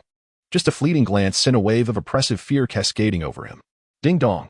Congratulations, host, you have triggered a selective mission. 1. Speak boldly with confidence. Reward, a supreme stick technique. 2. Slay the Chosen One with a single stroke. Reward, the legendary dragon-slaying sword. 3. Aid the Chosen One in detoxification. Reward, a body immune to all poisons. System, I must say, you were truly audacious. Qin Feng rolled his eyes, realizing he had no real choice in the matter. He too desired to speak boldly and confidently, and he would relish the opportunity to slay the Chosen One. But the terrifying entity sealed within her, could he handle such a matter without the aid of the notorious red-haired elder? Moreover, those absurd rewards, he practiced swordsmanship. So what use would a stick technique serve him? And what good would a dragon-slaying sword do? The only reward of any value to him was the body immune to poisons. Wait a moment. If his memory served him correctly, Yulan's mother was the Blue Demon, one of the 4 great beauties of ancient times, renowned alongside the Moon Goddess. Having saved her daughter, ought he not to be recognized in some way? Considering the future possibility of her calling him daddy in 2 distinct scenarios, he resolved to assist her in detoxification. Qin Feng carefully placed Yulan upon a stone platform within the cave. According to the customs of the martial world, detoxifying a male did not require disrobing, while assisting a female necessitated the removal of clothing. Customs were customs. They could not be altered for his convenience. For the sake of brevity, let us omit 1,000 words here. Fortunately, during his 7 years at the Moon Goddess Palace, he had acquired some medical knowledge. Although Qin Feng had only scratched the surface of medical arts, it sufficed for aiding Yulan in her detoxification. He retrieved a few silver needles from his spatial pouch, their delicate texture almost causing him to falter in resolve. He could only recite pineapple, honey in his mind to maintain his composure. Soon enough, Yulan's poison was alleviated, and to affirm his role in her recovery, he inscribed the words Qin Feng was here on her lower back. Should he change it to may the boss return safely? Just as Qin Feng pondered this, Yulan's body began to tremble violently. Her skin, as smooth as jade, appeared to don a blush, while her eyes remained closed, her long lashes fluttering, indicating she was awakening. Do not misunderstand. I am merely employing painless acupuncture to assist in your detox. Qin Feng instantly transformed into a paragon of propriety, leaving no room for criticism. Detoxification, my foot. She had been injured by an arrow in her shoulder. What sense did it make to unfasten her bodice and needle her lower back? Yulan remained silent, her cheeks flushed, eyes tightly shut, embodying a sense of embarrassment akin to a thief caught in the act. Ding dong, congratulations to the host for becoming the chosen one and receiving 100,000 villain points. Ding dong, congratulations to the host for completing the 3-choice task and obtaining the immunity to all poisons. So, this means I have 100,000 villain points. Qin Feng's eyes sparkled with excitement, as if he had discovered a method to accumulate points effortlessly. However, before he could take action, the sounds of battle erupted outside the cave, echoing with the clash of warriors. What on earth is happening? Reluctantly, Qin Feng set aside his needlework to investigate the commotion. Once he departed, Yulan hurriedly opened her eyes and donned her clothes. Her face flushed crimson as though it might bleed. She had not anticipated being so exposed to Qin Feng, that mischievous boy, especially after having met him only twice. Oh, how mortifying. Yulan covered her blushing face, relieved that no one else was present. Otherwise, she would truly be too embarrassed to face anyone again and would have to hide away in a crevice. Smack. Little White beside her smacked its lips, rolling onto its back and continuing to snooze. Outside the cave, Qianjun was engaged in combat with a burly man who towered over him by a head. Resembling the formidable black whirlwind, Li Kuei, the man wielded a pair of massive war hammers, clearly a formidable warrior. Stop. I am here to find Qin Feng. The muscular man dodged repeatedly, showing no intention of engaging in battle with Qianjun. To kill the boss, you must first step over my dead body. A fierce glint flashed in Qianjun's eyes as his war spear glimmered with a golden light. Damn it, do you think I fear you? The burly man, enraged, lifted his hammers, ready for a fight. Cease this at once. Qin Feng interjected, sensing a strange familiarity in the man's demeanor. Young Master Qin, I finally found you. The burly man, upon seeing Qin Feng, became so overwhelmed with emotion that he stumbled over his words. Dropping his giant hammers and clinging to Qin Feng's leg, weeping as if he were a lost child finally reunited with his family. Young Master. Qin Feng's expression shifted subtly. It had been a long time since he had heard that title. Back when he was in the Qin family, he was often referred to as Young Master, the heir, the eldest son. It suddenly dawned on him who this person was. He was Qin Wan, the son of the leader of the 13 protectors of the Qin family, second only to the head of the family. This meant he was sent by the Qin family. Had something happened, or were they simply concerned and sent someone to assist him? Young Master, I finally found you. Please accept me, from now on. I will follow your lead. If you send me east, I shall not go west. Qin Wan rambled on, tears glistening in his eyes, making Qin Feng feel a wave of nausea. Brother, with that Li Kuei appearance of yours, spare us the theatrics. All right, I'll accept you. Is that sufficient? Qin Feng, disregarding the arrangements of the Qin family, was genuinely disgusted by the display. He hastily formed a seal and cast a spell upon Qin Wan's forehead, hoping he would quickly distance himself. As Wan Ma exhibited no signs of resistance and acknowledged that Qin Feng was indeed his master, the celestial slave seal was effortlessly affixed, amplifying his combat prowess fivefold. This revelation left Wan Ma in a state of disbelief, his eyes wide open, reflecting a naivety that belied his experience. He understood that this young master represented the entirety of the Qin family's hope, yet he was astonished by the extent of his abilities, capable of enhancing someone's fighting strength so dramatically with but a mere gesture. Ding dong, the celestial slave seal has reached its limit. The host may unlock further potential through cultivation advancement. Is there a limit to this? Qin Feng felt a wave of disappointment wash over him, as he had hoped to recruit numerous followers with this technique. Now, with the introduction of a cap, he would be compelled to pursue an elite path instead. Fortunately, these two individuals were not without merit. Qin Feng regarded Qianjun and Wan Ma, sensing a resemblance to legendary figures Su Chu and Dian Wei. This meant that with these two guardians by his side, he could boldly inherit the Chancellor's will. Suddenly, the sound of hurried footsteps echoed, and dark figures emerged from the night, their vacant stares fixed intently upon Qin Feng. This is bad. We must leave at once. Wan Ma's expression shifted dramatically as he realized Feng Chong had arrived. What could he possibly do? Qin Feng had already grasped the 4th level of the 33 Heavens creation technique, and his wounds were healing at an observable pace. With the Supreme Bone, the Heavy Eye, the Heaven-Slaying Sword technique, and the Great River Sword art all within his comprehension. There was no need to fear Feng Chong, the Chosen One. He couldn't help but emit a sinister laugh, reminiscent of a classic villain, as he turned and re-entered the cave. If Yulan did not call him daddy, he would certainly insist she do so. What has our leader gotten himself into? Qianjun and Wanma exchanged glances, resigning themselves to their duty of standing guard outside the cave. Chapter 70. For justice, for world peace. The thunderous sounds echoed as the duo, Qianjun and Wanma, decisively unleashed their might upon a throng of enslaved candidates, resulting in a frenzied display of power. It was exhilarating beyond measure. Wanma, brimming with excitement, let out wild cries. Being the son of the eldest among the 13 protectors of the Qin family, he possessed extraordinary talent from a young age, coupled with an innate strength. Now, with the quintuple enhancement bestowed by Qin Feng, he was experiencing an entirely new realm of existence. It was akin to a young calf soaring on a flying sword, astonishingly powerful. With both hands wielding a massive hammer, each strike reverberated through the earth, accompanied by several agonizing screams. In contrast to Wanma's violent aesthetic, Qianjun adopted a bold and vigorous approach, swinging his war spear with ferocity, mercilessly claiming heads with each sweep. While the battle outside the cave raged with fervor, the skirmish within was equally intense. Yulan, unable to suppress her shyness, suddenly directed a powerful palm strike towards Qin Feng, who, unfazed, executed a graceful sidestep followed by a swift retrieval move. Oh, it was merely a telekinetic grasp. Oh, you've changed your attire, Qin Feng remarked as he noticed the crimson garment in his hand, distinct from the one he had seen during her healing. Ding dong. Congratulations, host. You have gained the favor of the Chosen One, earning 100,000 villain points. You scoundrel. Yulan, having never encountered such a rogue, flushed crimson with indignation, struggling to articulate her thoughts, ultimately resorting to intensifying her attacks. Qin Feng feigned being struck, collapsing dramatically to the ground as if declaring he would not rise without millions at stake. Hey, don't play dead.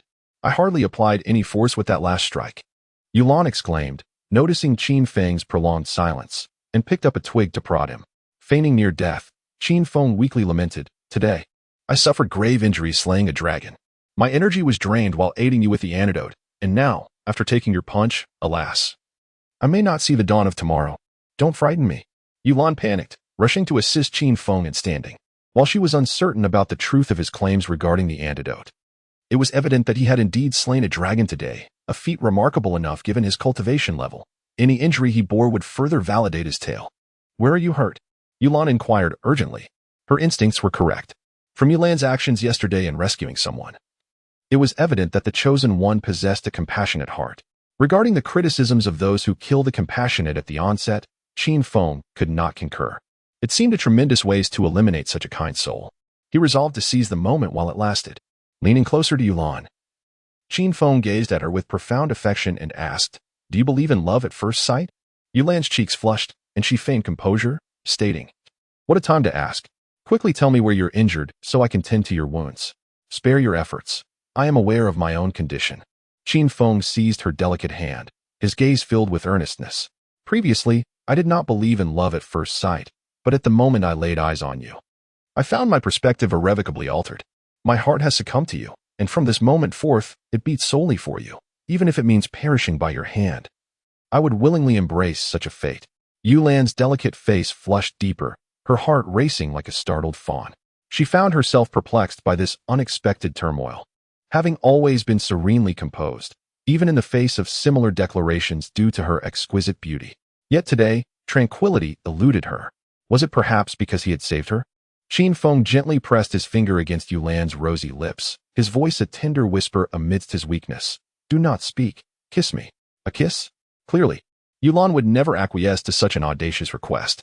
However, upon witnessing the profound disappointment in Qin Feng's eyes, reminiscent of a life hanging by a thread, and recalling the earlier moment of his healing touch, along with her own guilt for having harmed him, could she not grant him this final wish?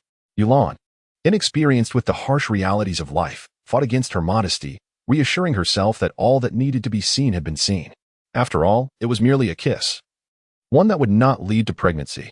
In this moment, she was performing a noble act, using love to redeem a scoundrel. Not far away, Xiaobai was eagerly munching on a carrot, eyes fixed intently upon the two. Yulan, her cheeks aflame, closed her water-like eyes and leaned closer to Qin Feng's forehead, her long lashes fluttering like leaves in a gentle breeze, revealing her inner turmoil. Yet, Qin Feng was not satisfied with a mere forehead kiss. He craved the sensation of something more intimate, seizing the moment with sudden resolve. Ding dong. Congratulations to the host for taking advantage of the chosen one, earning 100,000 villain points. Alas, Yulan's eyes widened in shock as the realization struck her. He dared to extend his tongue. Ding dong.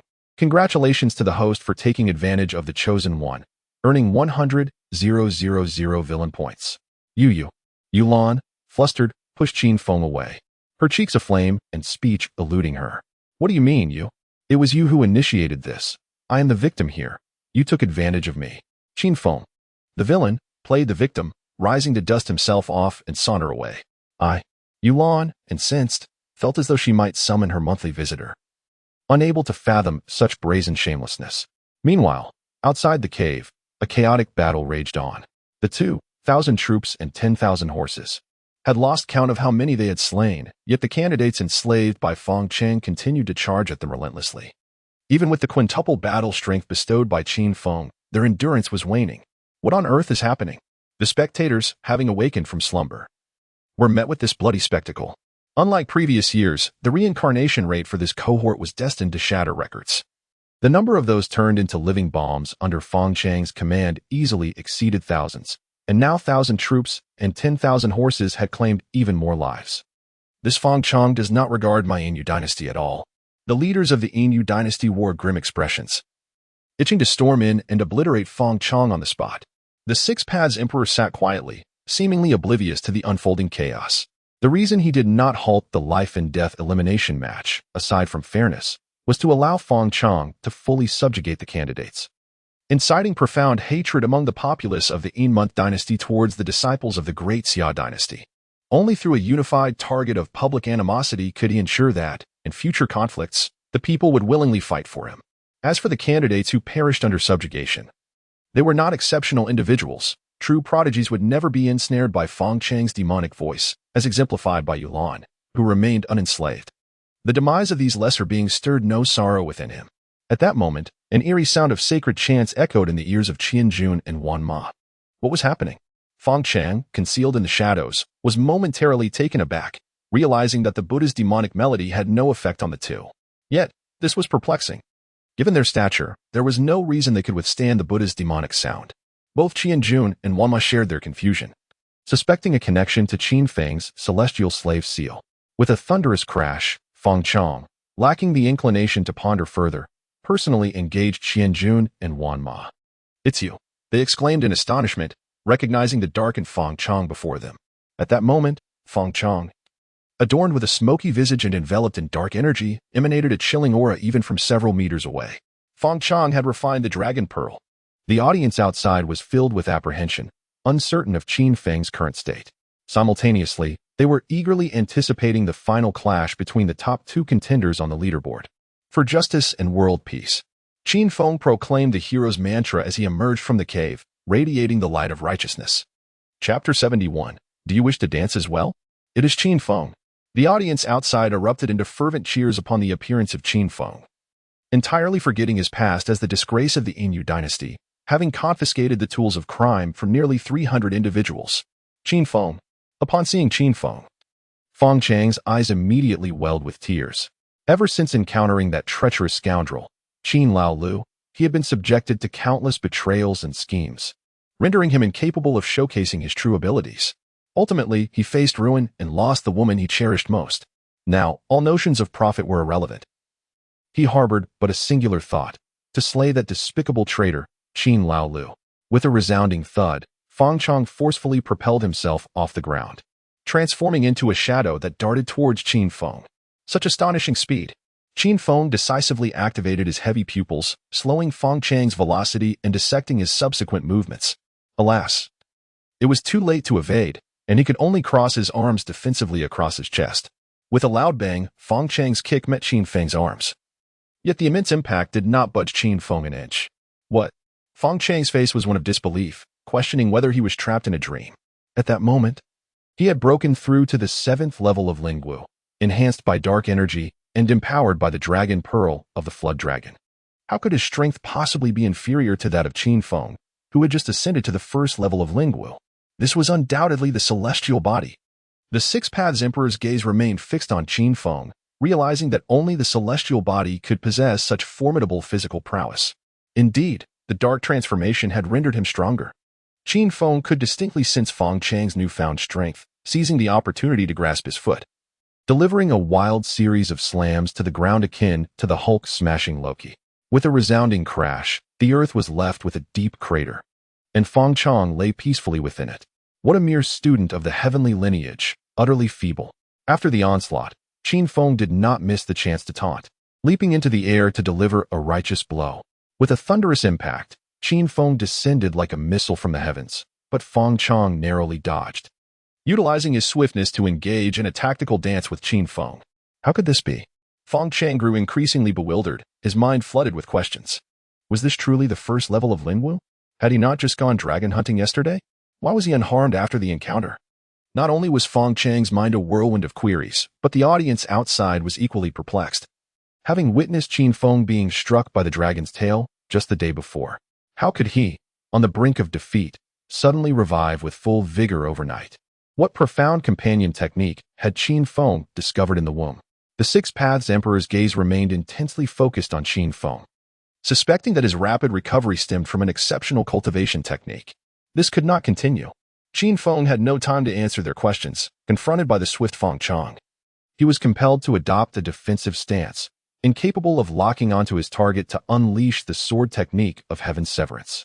He could only advance to the next level of the Phantom's Elysium.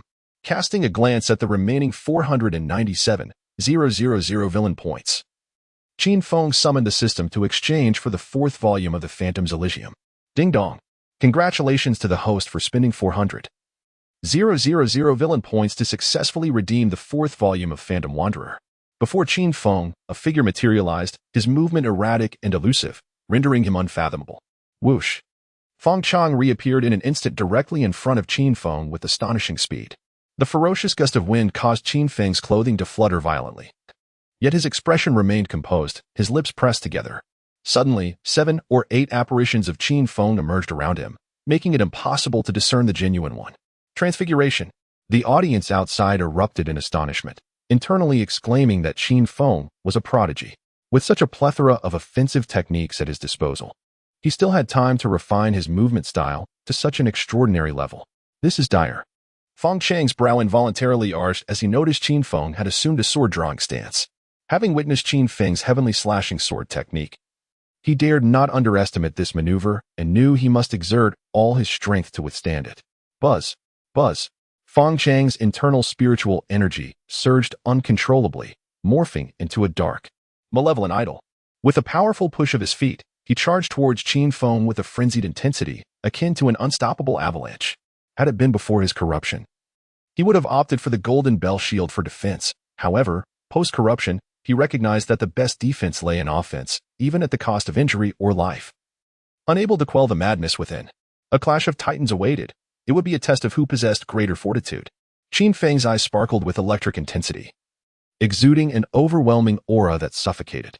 The fierce wind whipped his long hair wildly, and an indomitable presence radiated from him as his fair right hand drew forth the long sky divine sword. Heavenly slashing sword technique. How formidable. The audience outside held their breath, their gaze fixed upon the two combatants. Clang. The long sky divine sword, akin to a soaring dragon, emerged from its sheath, its crisp ringing echoing through the heavens and earth. A resplendent and blinding beam of sword light surged forth, trailing a terrifying torrent of sword energy imbued with a chilling, killing intent, as if it were a gentle breeze parting the clouds. It was utterly unstoppable, impossible to counter. Boom. The sword light collided heavily with the demon, unleashing a powerful shockwave that swept through the forest. The deafening sound of the wind sending shivers down one's spine. Goodness, is this truly a battle of the spiritual martial realm? The soldiers quaked in fear, akin to timid wives sheltered within the embrace of 1,000 horses. Even they, as cultivators of the entry realm, could not inflict such devastation. The young master is indeed fearsome. Wan Ma could not help but swallow hard. Who would have imagined that in merely 7 years, Qin Feng would ascend to such heights? All without relying on the Qin family? Yet, upon reflection, excitement surged within him.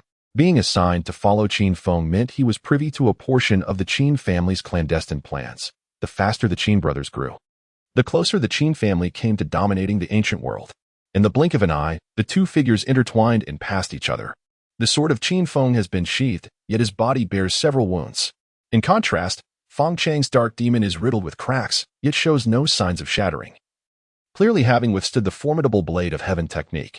Spectators outside erupted in fervor, their blood boiling with excitement. It is indeed a magnificent final confrontation between two extraordinary prodigies. Qin Feng's ability to effortlessly slay those of the Tao realm with the blade of heaven was once again thwarted, this time by Feng Chang, who possesses the prowess of the 7th level of spirit martial arts. A hint of regret lingered in their hearts. Had Feng Chang grasped the true essence of Buddha and demon yesterday, it is likely that it would have been Qin Feng who faced suppression in that moment. With the blade technique exhausted, your fate is sealed. The exhilaration on Feng Chang's face could no longer be concealed, for he knew that Qin Feng was limited to a single sword technique. Without a trace of hesitation, he swiftly turned and charged at Qin Feng, resolutely denying him the opportunity to invoke his supreme bone and heavy divine powers. He even commanded the enslaved candidates to launch a collective assault on Qin Feng. There is no code of martial ethics here. This is not a privilege reserved for you, Qin Feng. With fury in their eyes, the two warriors, despite their exhaustion, surged forward to protect their master. Kill. The battle cry resonated through the air as the enslaved candidates, undeterred by the specter of death, rushed towards Qin Feng. It seems you two wish to partake in the dance of battle. Calmly, Qin Feng turned to face them, his garments fluttering as if stirred by an unseen breeze. He transformed into a drawn sword, exuding an aura of lethal sharpness, while the surrounding weapons hummed in resonance, as if the swords of the world were crowning him. Chapter 72. I shall return what? Feng Chang's pupils contracted sharply as an unprecedented sense of crisis surged within him.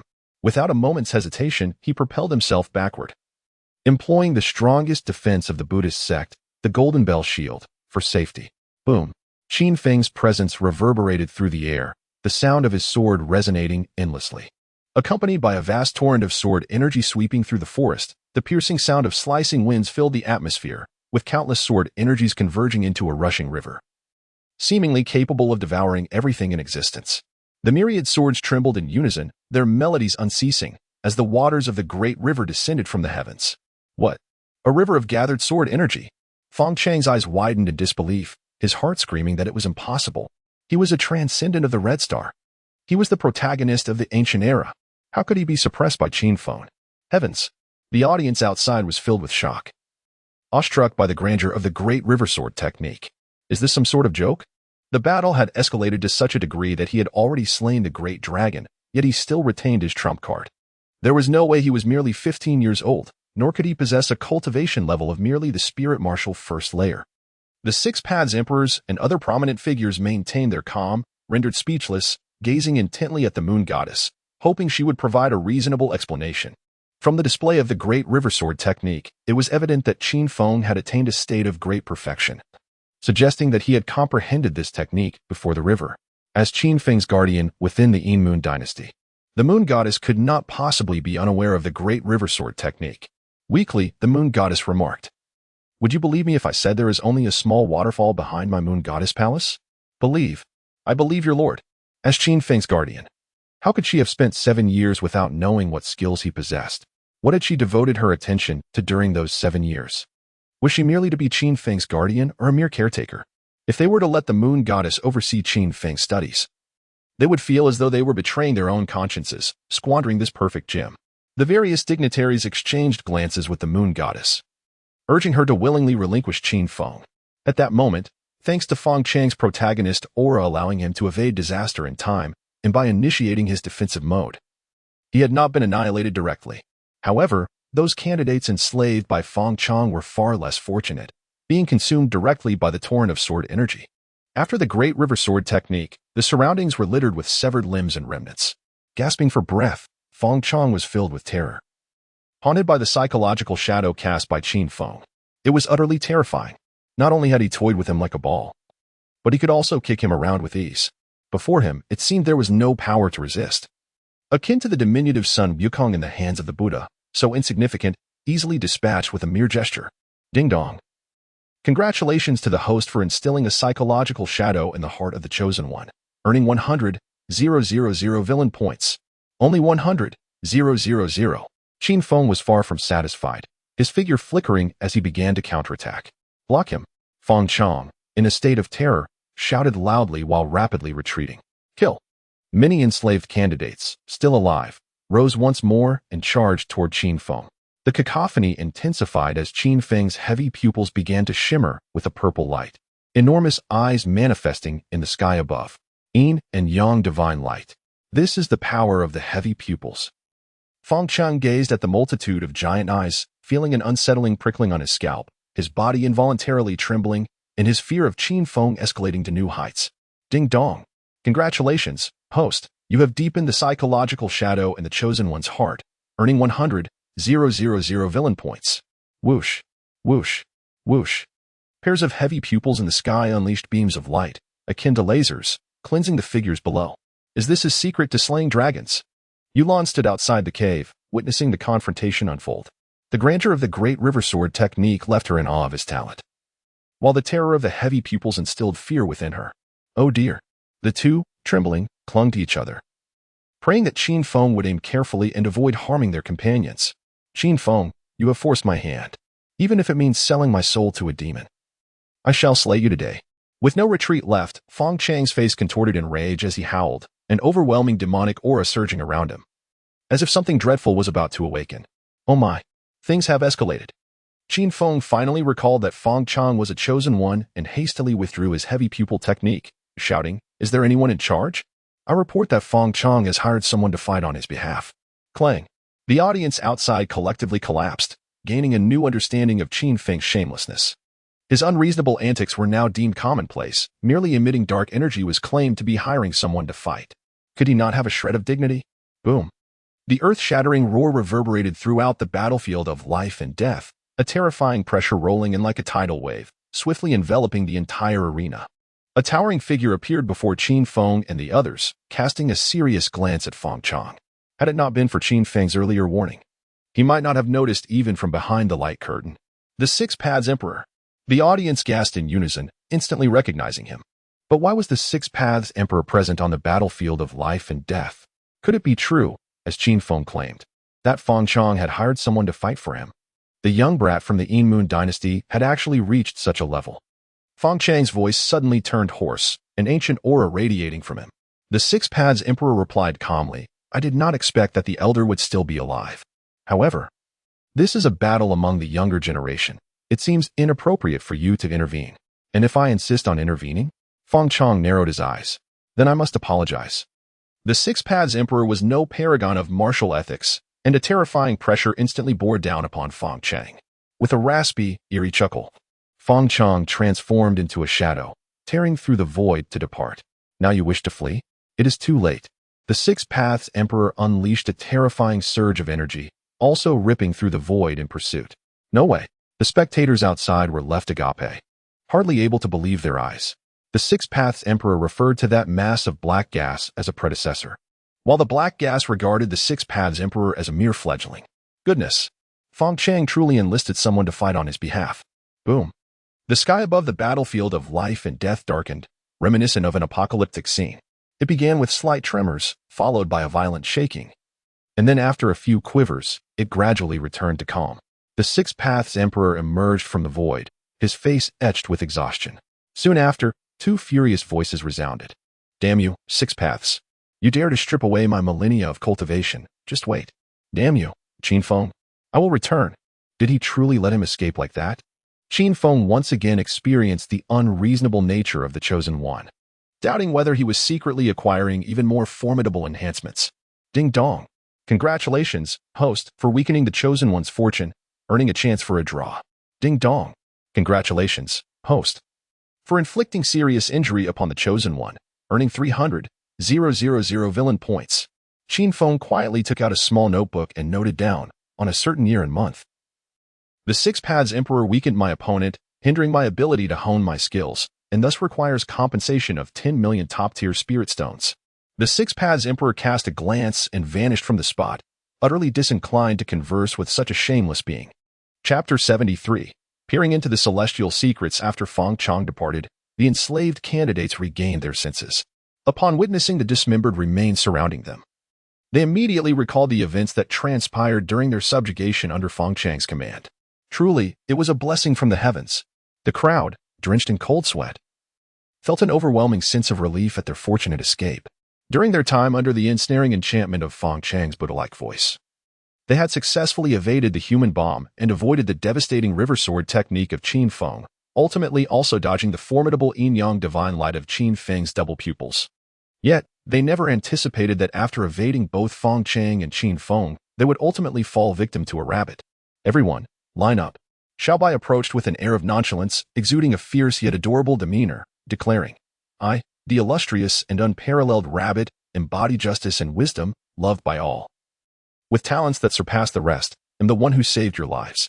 Males shall line up to pay their protection fees, while females must be prepared to offer themselves in gratitude. Beautiful ladies who have been married before will be prioritized. A rabbit. All gazes turned towards Xiaobai, astonished that Qin Feng had raised such a shameless creature. Yet, given its extraordinary ninth-level cultivation, no one deemed it worthy of concern. With a resounding crash, the forces assembled behind Xiaobai rallied, smashing a colossal hammer into the ground. Some voiced their discontent. Isn't this a bit too tyrannical? With a swift motion, Xiaobai subdued the descending party beneath its foot, asserting, this is how we conduct our affairs. Gulp. The spectators around swallowed hard, their hearts racing in trepidation. Unlike the elite masters of the realm, their objective was not to secure a place among the final 1,000. They merely sought to band together for warmth and survive the brutal elimination round, thus earning the chance to join other factions within the Yin Moon Empire. To put it simply, it was akin to aiming for admission to a second-tier university. Faced with such a rogue rabbit, it appeared they had no choice but to comply. What a domineering rabbit! The audience outside was utterly astonished, realizing they were indeed witnessing a creature with a sweet appearance and a fierce heart. At that moment, Qin Feng was too preoccupied to pay attention to Xiaobai's antics, lost in thought as he gazed in the direction Feng Chang had departed. Feng Chang had simply walked away. The long-lost sensation of solitude surged within him once more. He wondered if the next time he felt such a stirring in his heart would take another 7 years to arrive. There was also the chosen maiden. Qin Feng felt invigorated, as if he had applied a revitalizing balm to his spirit. However, upon entering the cave, he was dismayed to discover that Yulan had already fled. In this age, it seemed that the code of honor among martial artists had all but vanished. According to the unspoken rules of the realm, she ought to have offered herself in gratitude rather than making her escape. Should she fall into his grasp again, he would certainly ensure she bore the inscription exclusive to Qin Feng prominently displayed. Qin Feng's heart simmered with indignation, feeling utterly disregarded as a gentleman of Confucian ideals. Confucius once said, to hear the way in the morning is worth dying in the evening. At this moment, Yulan was making her final push for the life and death elimination round. While she could not provoke the twisted Qin Feng, there were still other avenues to accumulate points. How troubling. Yulan furrowed her brow slightly, reaching to touch her lower back. Ever since Qin Feng had detoxified her, she had experienced a faint stinging sensation there, likely a result of Qin Feng's ineptitude. Upon returning home, she must examine herself in the mirror to ensure no scars had formed. Within the palace of the Six-Paths Sovereign, the various dignitaries had lost interest in the elimination round. The terror of Qin Feng had spread throughout the battlefield, and no one dared to provoke him any further. Thus, the ensuing conflicts had become rather dull. The Six-Paths Sovereign declared, I have decided that Qin Feng shall become the third holy son of the Yin dynasty. Agreed. No one opposed him. Given Qin Feng's overwhelming talent, he indeed qualified for the position of a holy son, with the potential to compete for the title of sovereign of the Yin dynasty in the future. However, their current interest was not in Qin Feng as a holy son, but rather in claiming this unpolished gem for themselves. Qin Feng mastered the sword, and among the Yin dynasty, only I possess the unparalleled sword technique. Must we resort to face-saving measures? Qin Feng's greatest skill is the Buddhist golden dragon, and I have a profound understanding of Buddhism, thus it is I who should guide him. Nonsense. It is clearly the supreme bone. My ancestors produced a supreme bone, so I should be the one to instruct him. The true invincibility lies in the double pupils. My aunt's second cousin's third grandmother's fourth uncle's fifth aunt's sixth son had a double pupil traced back 108 generations. The moon goddess sat nearby, thoroughly enjoying the spectacle, occasionally fanning the flames to incite a conflict among them. In truth, these individuals vying to take Qin Feng as their disciple were not genuinely interested in imparting skills nor possessed the capacity to do so. They merely sought to invest in Qin Feng upon recognizing his talent. With 3 holy sons, including Qin Feng, and only 1 sovereign position available, each major force would choose to support their favored holy son, thereby aiding him in ascending to the throne and reaping the rewards. Fortunately, I had the foresight to invest in Qin Feng 7 years ago. The moon goddess was quite pleased with her investment and would continue to discreetly support Qin Feng, aiding him in becoming the next sovereign of the Yin dynasty. Enough. The six-path sovereign was exasperated with the power struggles among these individuals and stated coldly, "As for Qin Feng's master, I have already chosen someone in my mind. There is no need for you to waste your efforts." Yes, the dignitaries, seeing the six-path sovereign's anger, dared not breathe a word. The six-path sovereign continued, "Now I shall dispatch an envoy to the Qin family to persuade them to reconcile with Qin Feng." Reconcile? The dignitaries thought for a moment, internally exclaiming how cunning the sovereign was. The talent Qin Feng had displayed would undoubtedly shock the Qin family, who must have regretted expelling him. At this juncture, persuading reconciliation might prompt the Qin family to ease their stance. Should they manage to draw the Qin family back with Qin Feng's identity as a holy son, it would signify that the Great Xia would lose the entirety of the eastern region, even if the Qin family stubbornly refuses to forgive Qin Feng. Their ostentatious actions could still incite discord between the royal family of the Great Xia and the Qin clan, benefiting the Yin dynasty immensely. At this moment, Qin Feng remained blissfully unaware of these machinations as he was engrossed in summoning the system to prepare for a lottery draw. As an ardent enthusiast of such games, he would never allow a single opportunity to pass without seizing it. With a flourish, the familiar lottery wheel appeared before him once more. Ding dong. Congratulations to the host for winning a Heavenly Secrets card. A Heavenly Secrets card? Qin Feng was filled with curiosity and quickly examined the pertinent information. Heavenly Secrets card. Upon use, it grants a glimpse into the secrets of the heavens, allowing one to seek out a grand fortune of the cosmos. Note, such fortunes are not easily found, and the card should be used judiciously. It is advisable to begin the search from the destined one to effortlessly uncover the cosmic treasures. Isn't this akin to a treasure map?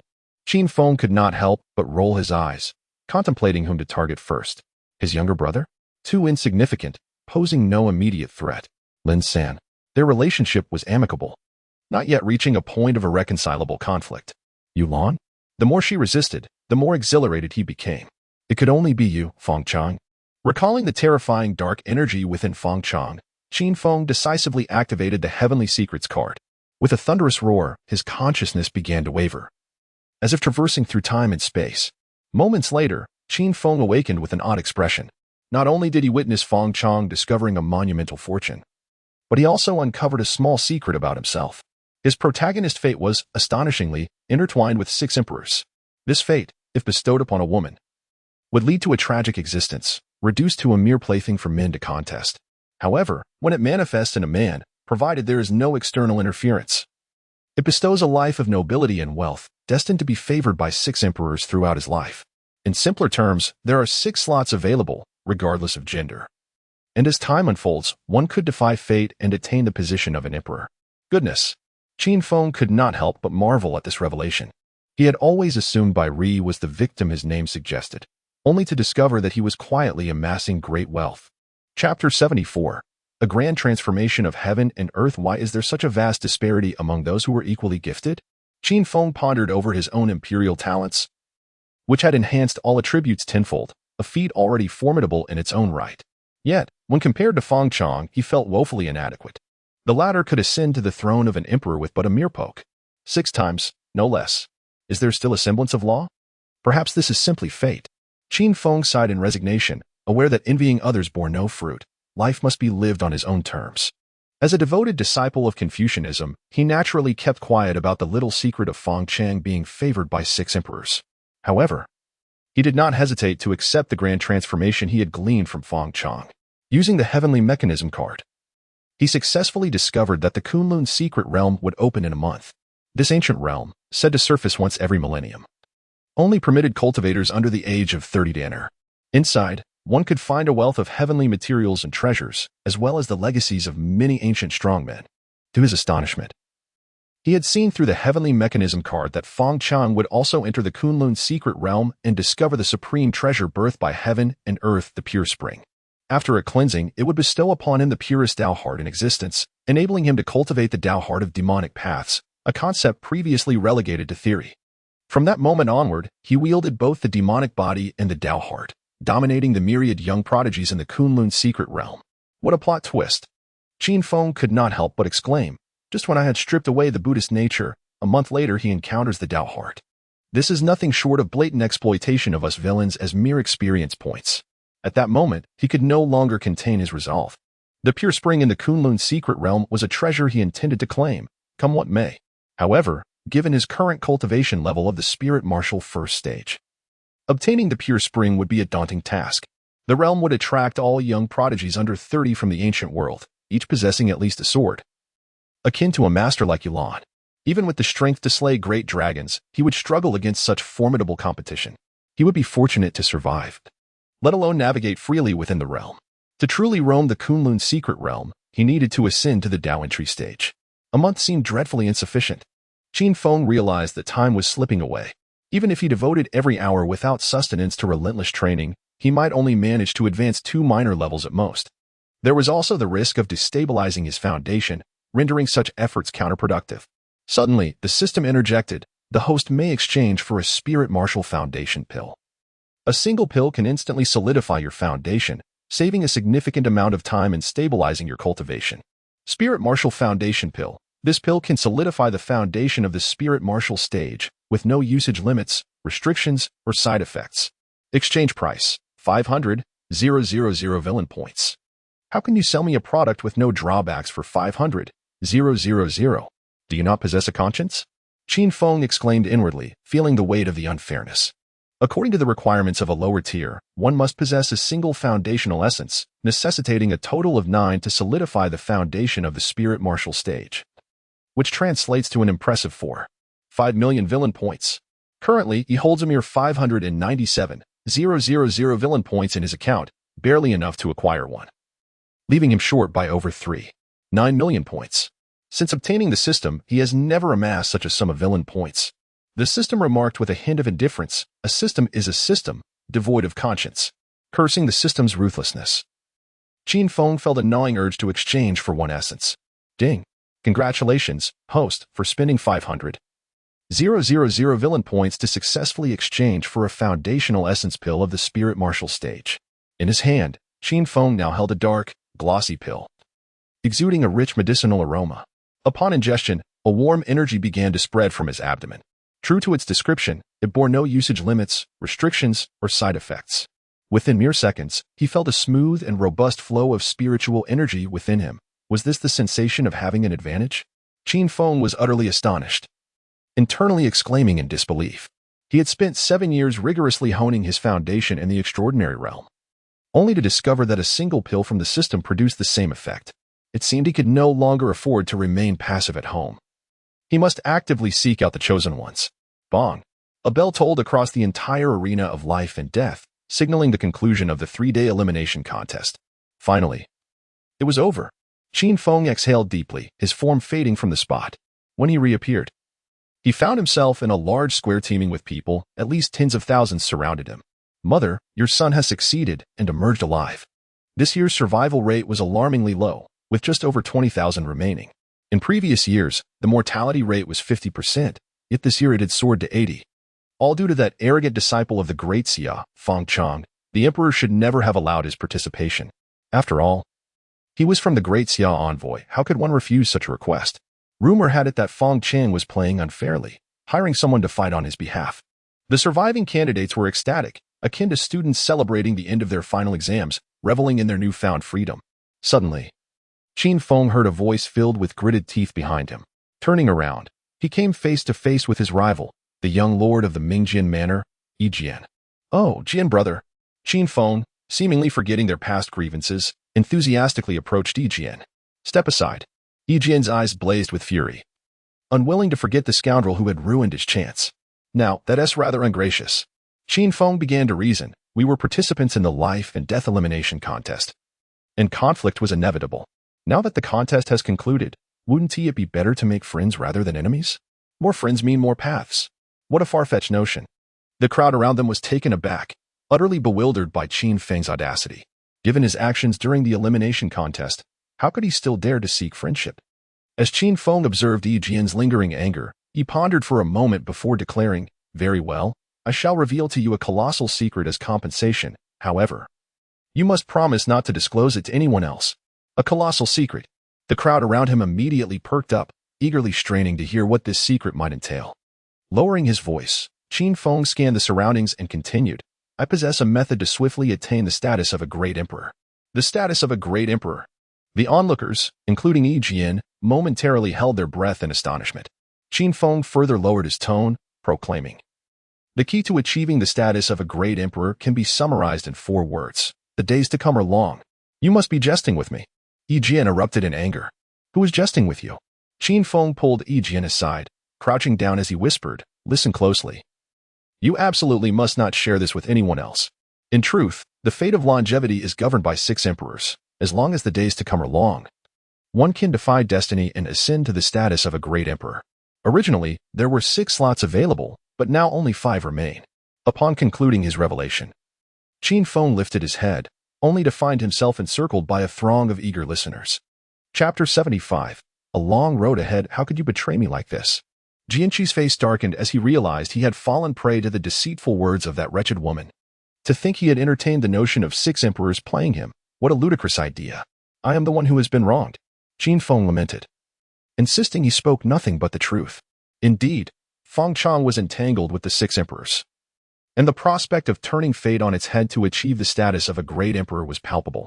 Yet, when the opportunity arose, Jianqi proved to be ineffectual. Humph. A chorus of disdain swept through the crowd as they dispersed, clearly unconvinced by Qin Feng's assertions. I speak the truth. I am not lying, Qin Feng shouted desperately. But his words fell on deaf ears. How had Feng Chang incurred the ire of their leader? Even after the life and death elimination round concluded, they were relentless, insisting that Feng Chang endure 5 more episodes of earthly tragedy. Qianjun and Wanma stood aside, silently mourning for Feng Chang for 3 minutes. What is the most vital element in human relationships? Trust. Qin Feng felt tears welling up, realizing that in this day and age, even the truth was met with skepticism. Qin Feng. From a distance, Princess Nan Feng glared at him, her face a mask of fury.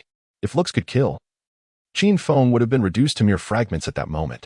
It was all due to this wretched man that her diplomatic mission to the Yi Moon dynasty had become a farce. Not only had she failed to sow discord between Qin Feng and the esteemed families, thereby weakening their power, but she had also endured various humiliations and lost her greatest ally, Feng Chang. She could already envision the scornful glee of her former allies upon her return to the great Xia dynasty. Silence. A commanding voice resonated throughout the square, and the 6 emperors, along with other prominent figures, hovered in the air, instantly quelling the previously raucous atmosphere. The 6th Tao Emperor proclaimed, I hereby announce that the top 1,000 individuals on the leaderboard shall enter Tianhong Academy for their studies. Clap, clap, clap. The candidates who did not qualify applauded in congratulations, but their hearts were undoubtedly filled with envy. Tianhong Academy was the premier institution of the Yi Moon dynasty, housing millions of scrolls on techniques, martial arts, and divine abilities, alongside a formidable faculty and enticing benefits. Most importantly, graduating from Tianhong Academy would grant one immediate access to the upper echelons of the Yi Moon dynasty's governance, a veritable leap to greatness. The 6th Tao Emperor continued. This year's leaderboard champion, Qin Feng, shall be conferred the title of the 3rd Holy Son of the Yi Moon dynasty. He may establish his own residence, recruit followers, and be granted a supreme spiritual peak. What? The 3rd Holy Son? A collective gasp echoed through the crowd, causing the atmosphere to spiral into chaos. The life and death elimination round occurred once every decade, yet the title of Holy Son was not bestowed in every iteration. Only those extraordinary individuals who surpassed all others were deemed worthy. The ability to establish a residence and recruit followers signified that Qin Feng could legally form his own faction, ascending into the ranks of the Yi Moon dynasty's elite.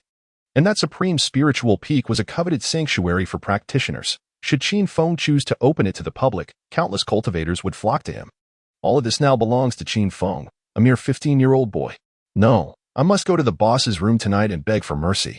The happiest among them is none other than Qianjun. That Neil not only saved his life but also bestowed upon him a fortuitous turn of events, granting him glory. How magnificent! Wanma gazed at Qin Feng with eyes full of admiration. He was aware of his young master's prowess, but to think that he had achieved the status of Saint Son of the Yin dynasty solely through his own efforts, without the assistance of the Qin family, must have entailed unimaginable hardships and sacrifices. Saint Son? Ling Feng. Qin Feng was not particularly interested in this title. He was instead scanning the surroundings for Yulan's figure. With no chosen one by his side, he could only extend his grasp towards this chosen daughter, striving to extract 4 million villain points from her before the Kunlun's secret realm opened. Not far away, Yulan could not help but shiver, inexplicably feeling as though she were being watched. Was it merely an illusion? Puzzled, Yulan glanced around, only to find Qin Feng smiling at her from a distance, which caused an unbidden blush to rise on her cheeks. Recalling the intimate moments shared with him in the cave, she hurriedly feigned ignorance and turned her gaze elsewhere. At the same time, she felt a flicker of curiosity towards Qin Feng. Though she was inherently a son, why would she need to bask in another's light? As Qin Feng cast a lecherous glance towards Yulan, many others also regarded him with less than honorable intentions. Through the images projected from the life and death elimination match, the world had not only witnessed the terrifying prowess of the ancient prodigy, but had also learned of the relic of the Buddha and the dragon pearl obtained from slaying a dragon that Qin Feng possessed. Faced with treasures of such caliber, no practitioner could resist the allure. Even knowing that Qin Feng's combat abilities were extraordinary and that he was the third saint son of the Anyu dynasty, the world was never short of those willing to take risks. Even with a mere 1 in 10,000 chance, they yearned to take the gamble. What if they succeeded? Soon enough, after the Six Paths sovereign concluded his speech and departed, the surviving candidates erupted into cheers, finally able to liberate themselves. Just as Qin Feng prepared to seek out Yulan for a discussion on life and ideals, a sudden commotion broke out. Turning to investigate, he saw Princess Nan Feng and her entourage being blocked by a group of parents whose children had been enslaved. They demanded that Princess Nan Feng hand over the culprit, Feng Chang. They could tolerate their children perishing in the life and death elimination match, but they could not accept that Feng Chang had enslaved them to become human bombs, resulting in their complete annihilation. I do not know where Feng Chang is, Princess Nan Feng replied curtly. Even if she were aware, she would not disclose it.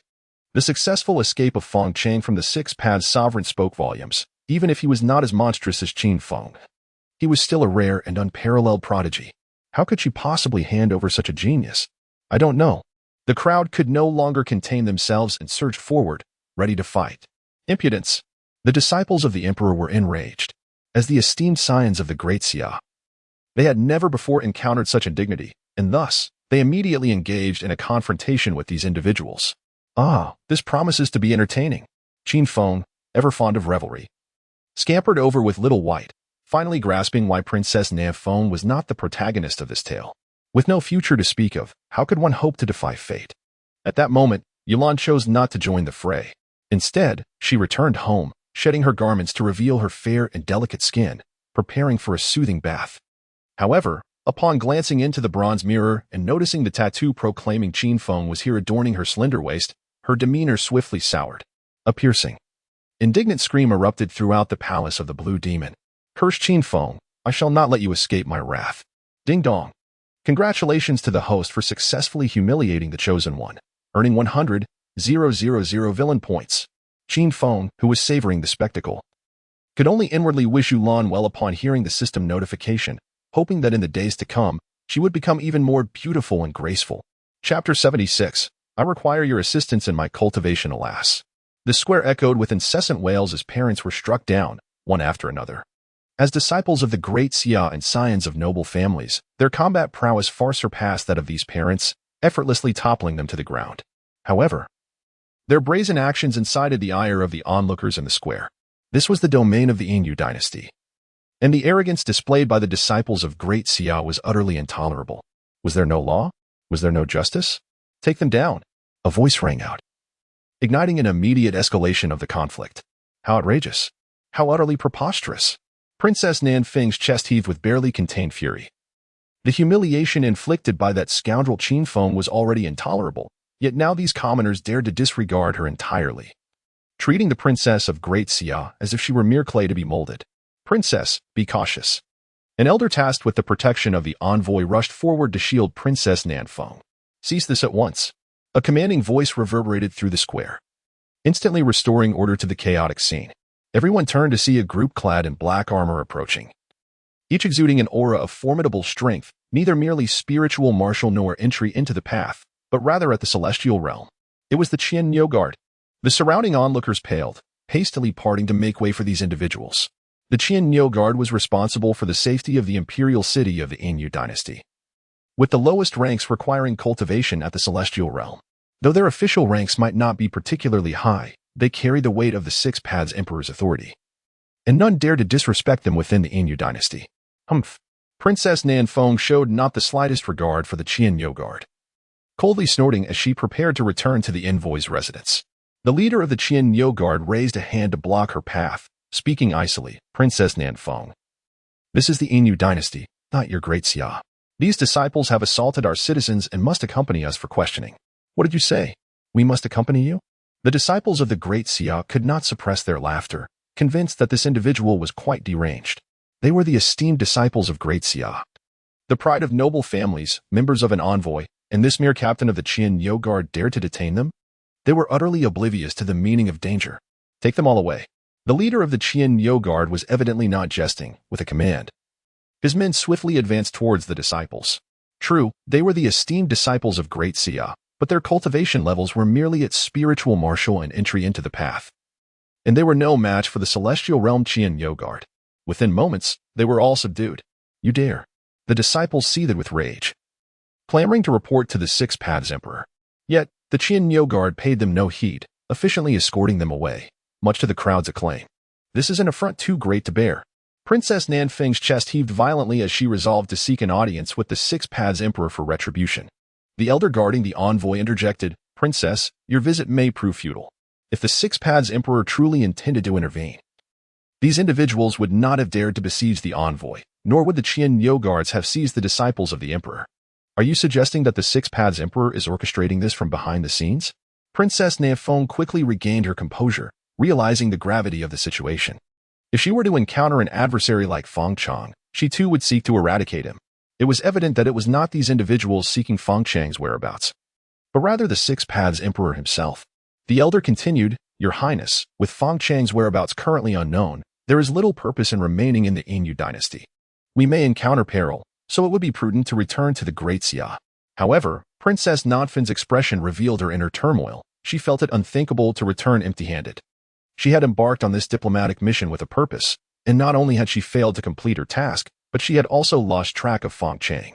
If she neglected the captured young talents of noble families, she would surely incur their wrath upon her return, even if her father wished to favor her. He might have no choice but to cast her into the cold palace. Rescue the captives?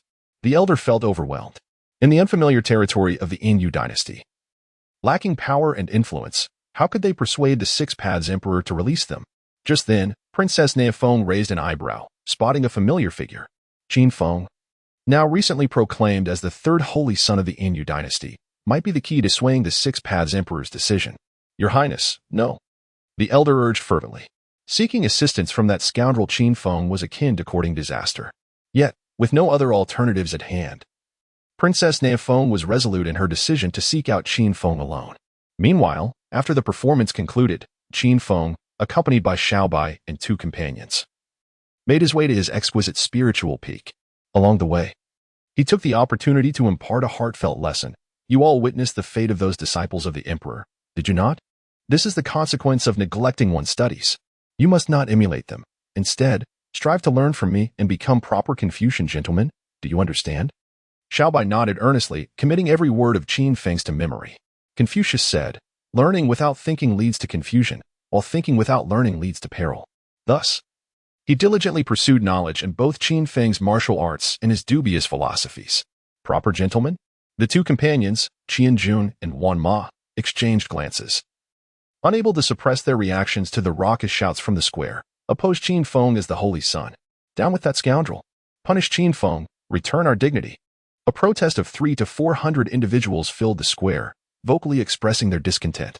While they had managed to survive the brutal elimination rounds, they had also lost their manhood, now relegated to competing for positions within the palace. Time passed swiftly as Qin Feng and his companions arrived at the exquisite Lingfeng, where a stone tablet inscribed with the words Chui Zhu Peak stood.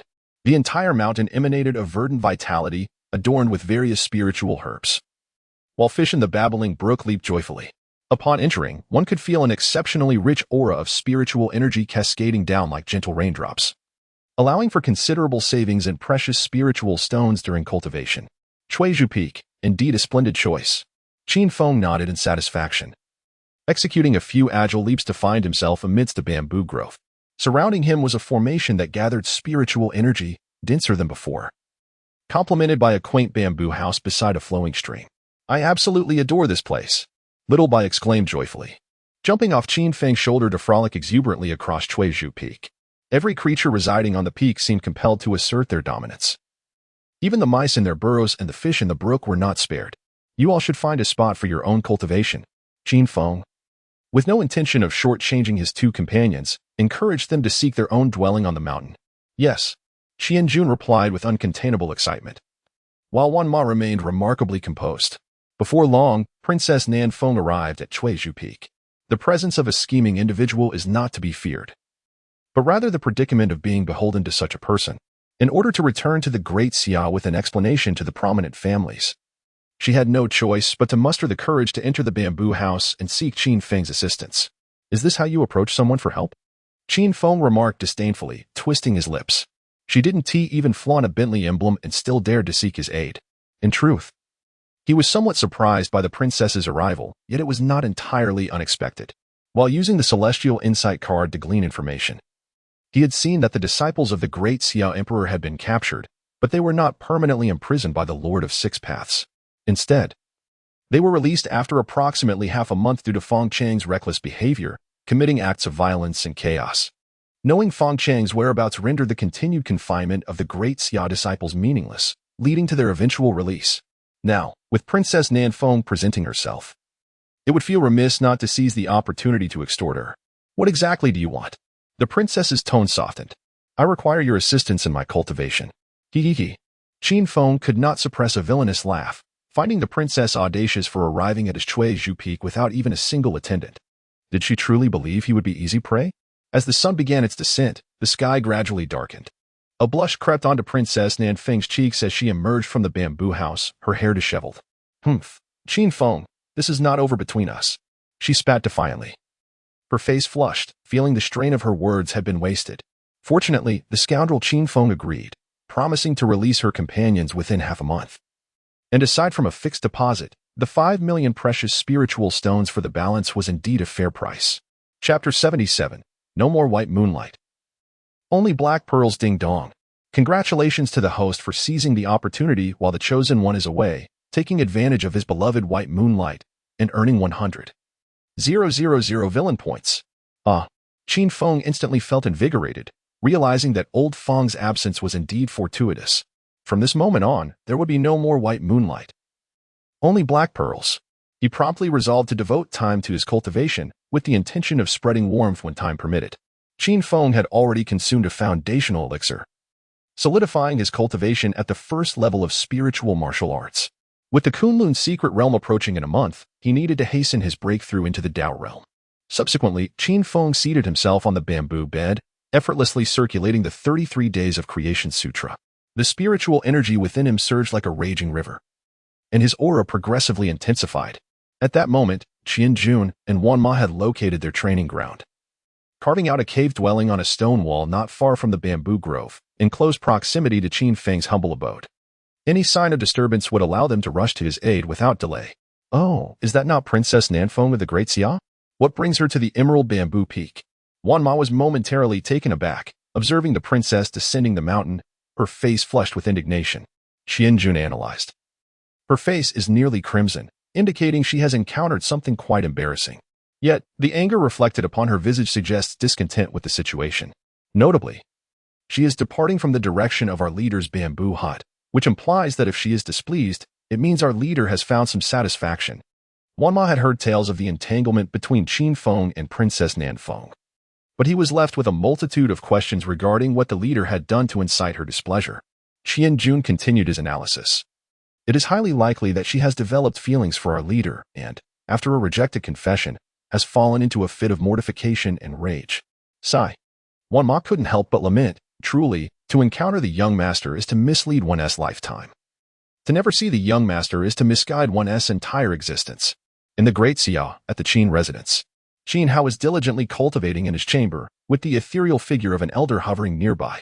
With a thunderous roar, Qin Hao suddenly opened his eyes, unleashing an incredibly fierce aura that sent everything in the room flying. Excellent. The elder observed the now completed Qin Hao with an expression of immense satisfaction. After 7 years of relentless guidance, Qin Hao had broken through to the 7th level of the extraordinary realm, his physique rivaling that of ancient ferocious beasts. His power was astonishing, capable of slaying spiritual martial artists in a full-scale battle. At the 7th level of the extraordinary realm, Qin Hao felt the surging energy within him and couldn't suppress a smile. I've heard that my brother has only reached the 9th level of the extraordinary realm. I am finally catching up. With my current strength, even if he possesses the supreme bone I still have the power to contend with him. Indeed. The elder nodded in agreement, expressing that Qin Hao was the most formidable prodigy he had ever encountered. At merely 12 years of age, he had ascended to the 7th level of the extraordinary realm, employing nearly perverse methods to refine his physique.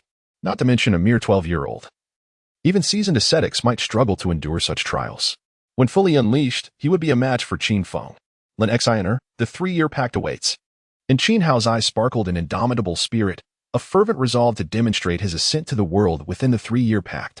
The fateful battle was his defiant cry against destiny. At that moment, a series of urgent bell tolls echoed, signaling the Qin family to enter a state of alert. What is happening? Qin Hao swiftly opened the door and dashed outside, only to behold a group of individuals gracefully descending from the sky, bearing the emblem of the Inu dynasty. By the decree of the Six Paths Emperor, we have come to extend our congratulations to the former head of the Qin family, Qin Tian. The leader, with a jovial smile, clapped his hands, prompting a retinue to present 10 large chests before Qin Tian. Upon opening, a dazzling array of treasures emerged. Such extravagance! The Qin family members around could not help but gasp in astonishment, nearly blinded by the radiant display. Each of the 10 chests brimmed with rare and exquisite artifacts. Any single piece capable of inciting frenzy among cultivators. Congratulations? Qin Tian raised an eyebrow, remarking, I am hardly acquainted with the Six Paths Emperor. Why would he come to congratulate me? The other party, brimming with bravado, replied, naturally. It is to commend the head of the Qin family for begetting a prodigious son. Qin Feng, in the life and death elimination tournament of our Inu dynasty, single-handedly triumphed over 100,000 champions, even slaying a true dragon of the 5th realm with his first-level spiritual martial prowess, and was personally bestowed the title of the 3rd holy son of our Inu dynasty by the Six Paths Emperor. Hiss. The surrounding Qin disciples inhaled sharply, their minds racing with incredulity. They had long heard tales of Qin Feng's extraordinary talents, yet they could scarcely fathom such prowess. How could a first-level spiritual martial artist slay a true dragon of the 5th realm? After all, dragons possess an innate superiority over humans that is immeasurable. It has always been the dragons that challenge humans across realms. When has it been the case that a human dares to vanquish a dragon, let alone by such a wide margin? The audacity was nothing short of breathtaking. A first-level spiritual martial artist slaying a true dragon of the 5th realm. Upon hearing this, Qin Hao's heart wavered. Just moments ago, he had reveled in the thought of catching up to his brother, only to discover that his brother was playing on an entirely different level, venturing into the realm of transcendence and slaying a 5th realm true dragon. The talent of this young man is truly unparalleled in history.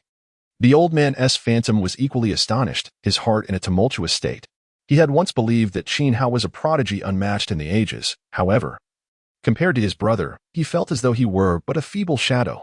Not only had he never witnessed a first-level spiritual martial artist slaying a 5th realm true dragon, but even the annals of ancient history spanning hundreds of thousands of years would not yield a second such instance. Grandfather. Qin Hao quickly steadied his heart, looking toward the old man's phantom, silently pleading not to regard him as mere mortal, but instead to employ even more extraordinary methods to challenge himself. The old man's phantom was deeply moved, sensing the unwavering resolve within Qin Hao's heart. My magnificent son has slain a dragon.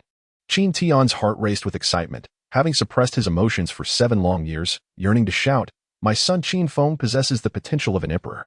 However, recalling the family's hidden agenda, he had no choice but to stifle his exuberance, feigning a countenance of utmost fury. Begone, I do not have such a beastly son. In a mere moment, Qin Tian descended into a state of fury, toppling boxes filled with treasures. Without allowing his adversaries the chance to retrieve their possessions, he expelled the entire group from the Qin family estate. In a fit of rage, he proclaimed that the Qin family would never forgive that beast, Qin Feng. The members of the Inu dynasty were indifferent to the nature of Qin Feng. Their sole concern was to return and collect the treasures. However, Qin Tian offered them no opportunity, his violent aura rendering them unable to approach. His expression conveyed a clear message. If they did not depart promptly, he would resort to drastic measures. Get out. Qin Tian's furious roar echoed throughout the heavens, his terrifying presence suffocating those nearby. Leave, quickly. As the situation escalated beyond control, the opposition abandoned their quest for treasures and fled the Qin estate in haste. What are you staring at? Get out of here. Qin Tian's frenzied shouts sent the Qin family disciples scattering in fear. Despite not having held the position of family head for many years, his formidable cultivation commanded respect. And none dared to provoke him. Is everyone gone? Once Qin Tian confirmed that the surroundings were devoid of witnesses, he swiftly gathered the treasures into his private vault.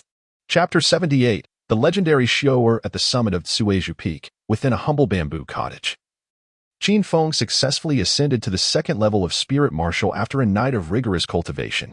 Had it not been for the insufficient points to exchange for the foundational elixir, he could have effortlessly advanced all the way to the realm of Tao, the chosen one.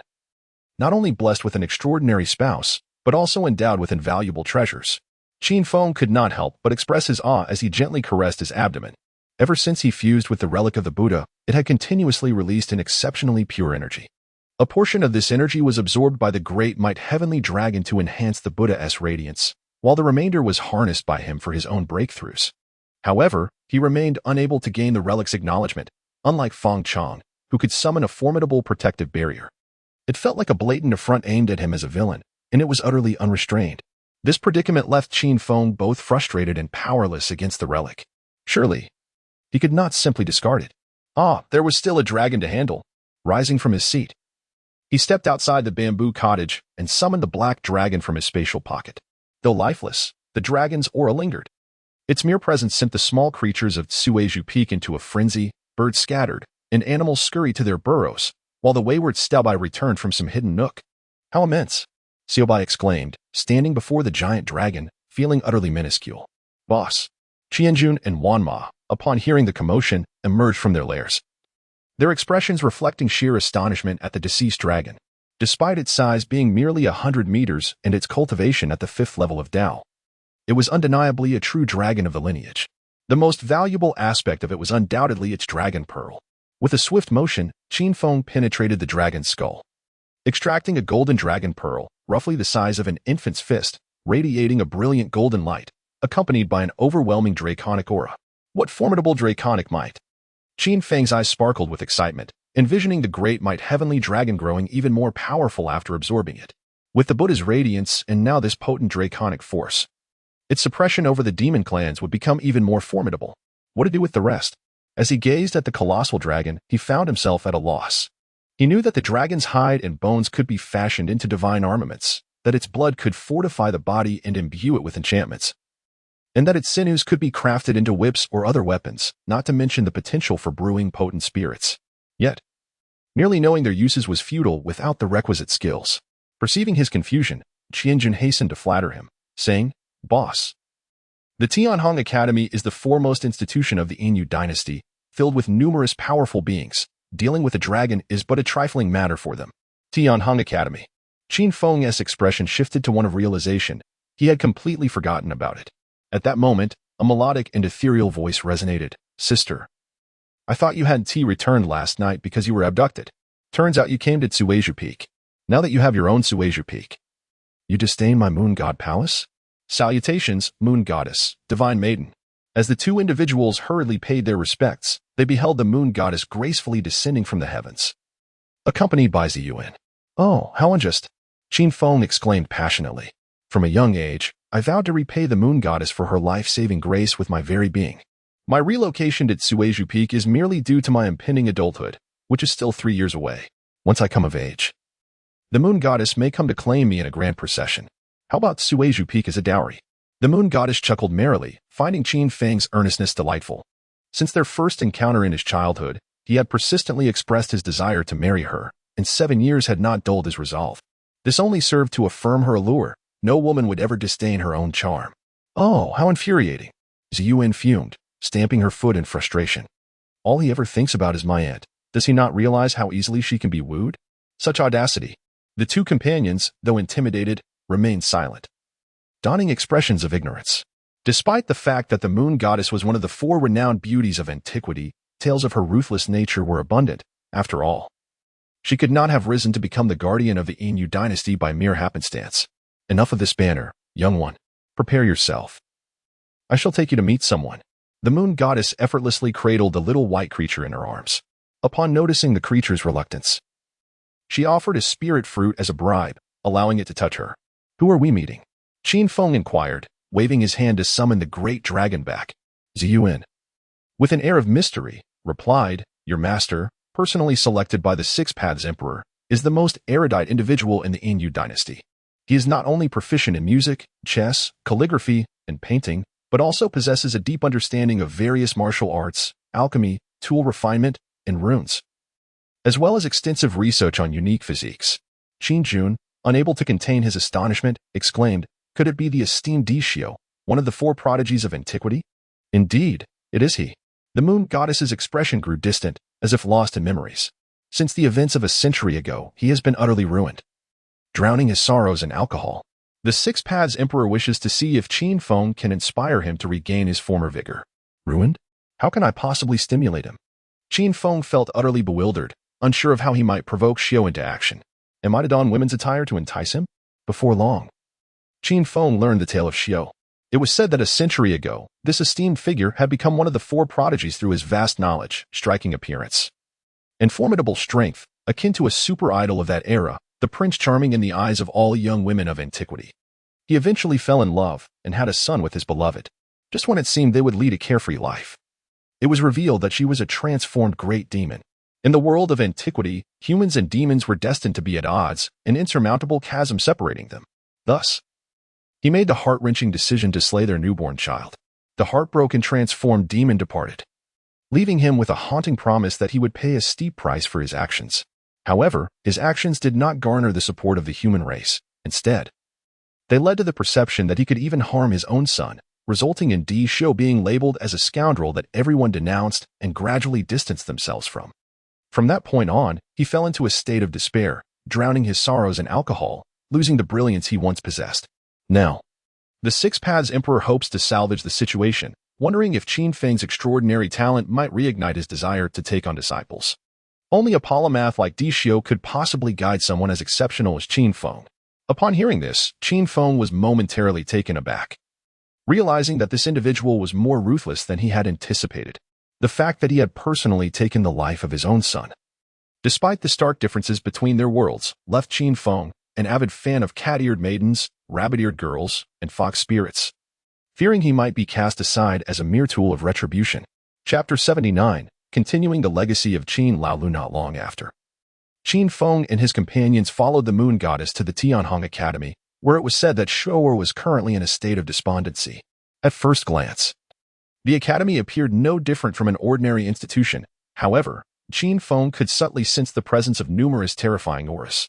The students they encountered along the way emanated formidable energies, aside from the fresh graduates who were at the entry realm.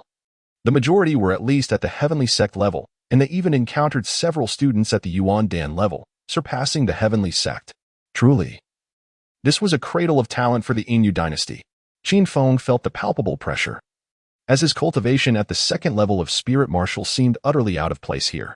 For those of the spirit martial realm, the students expressed notable curiosity. Since the establishment of Tianhong Academy, there had never been a student at the spirit martial level, yet upon recognizing Qin Feng as the third holy son, their astonishment diminished. They had witnessed his performance in the life and death elimination round and acknowledged his qualifications to study at Tianhong Academy. With the arrival of the third holy son, the anticipation among the students grew palpable.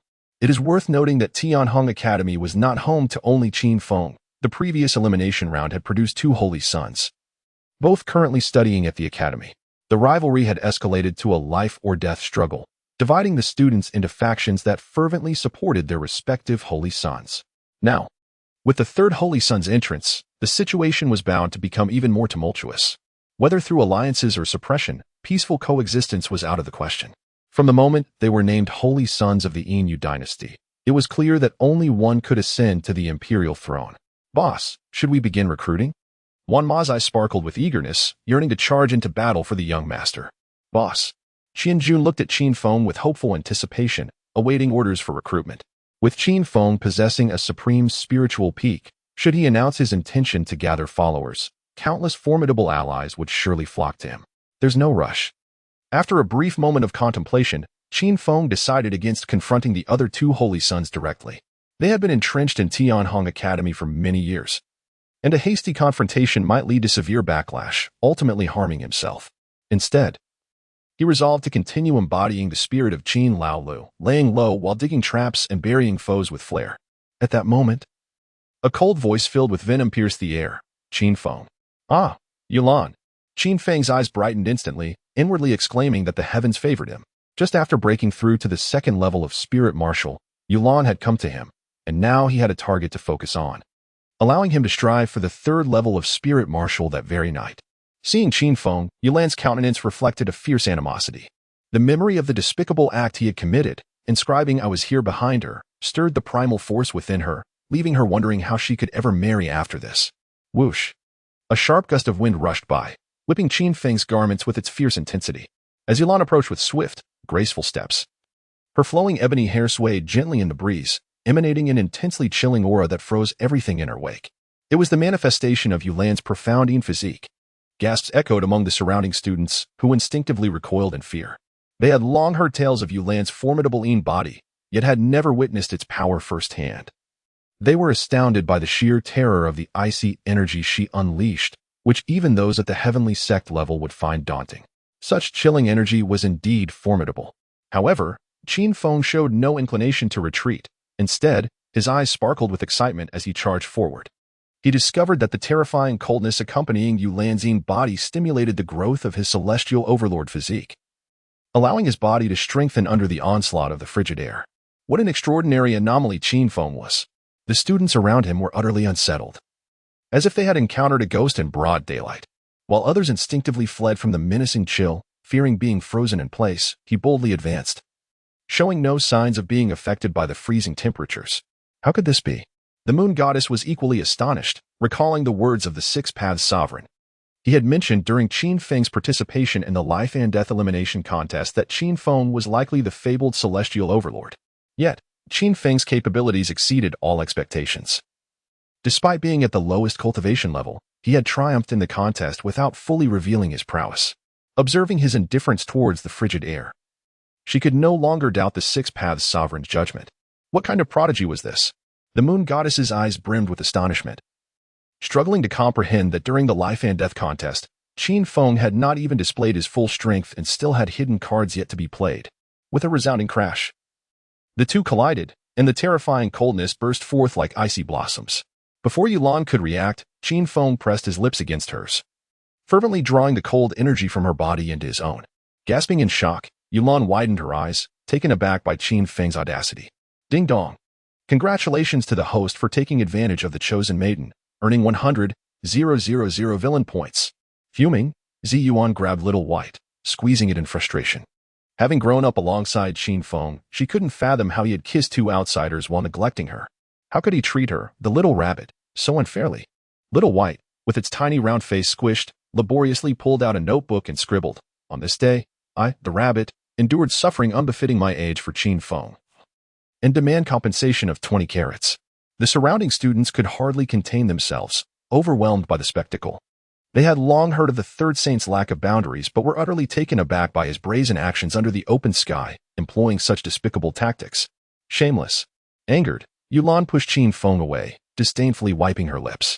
Ah, what a thrill! Qin Feng shivered involuntarily, feeling his body gradually grow stronger. You shameless fiend. Yulan's face flushed with anger as she charged towards Qin Feng once more. Yet, after merely taking 2 steps, she witnessed Qin Feng raise his hand and grasp the air, producing a pink belly band adorned with a lotus flower.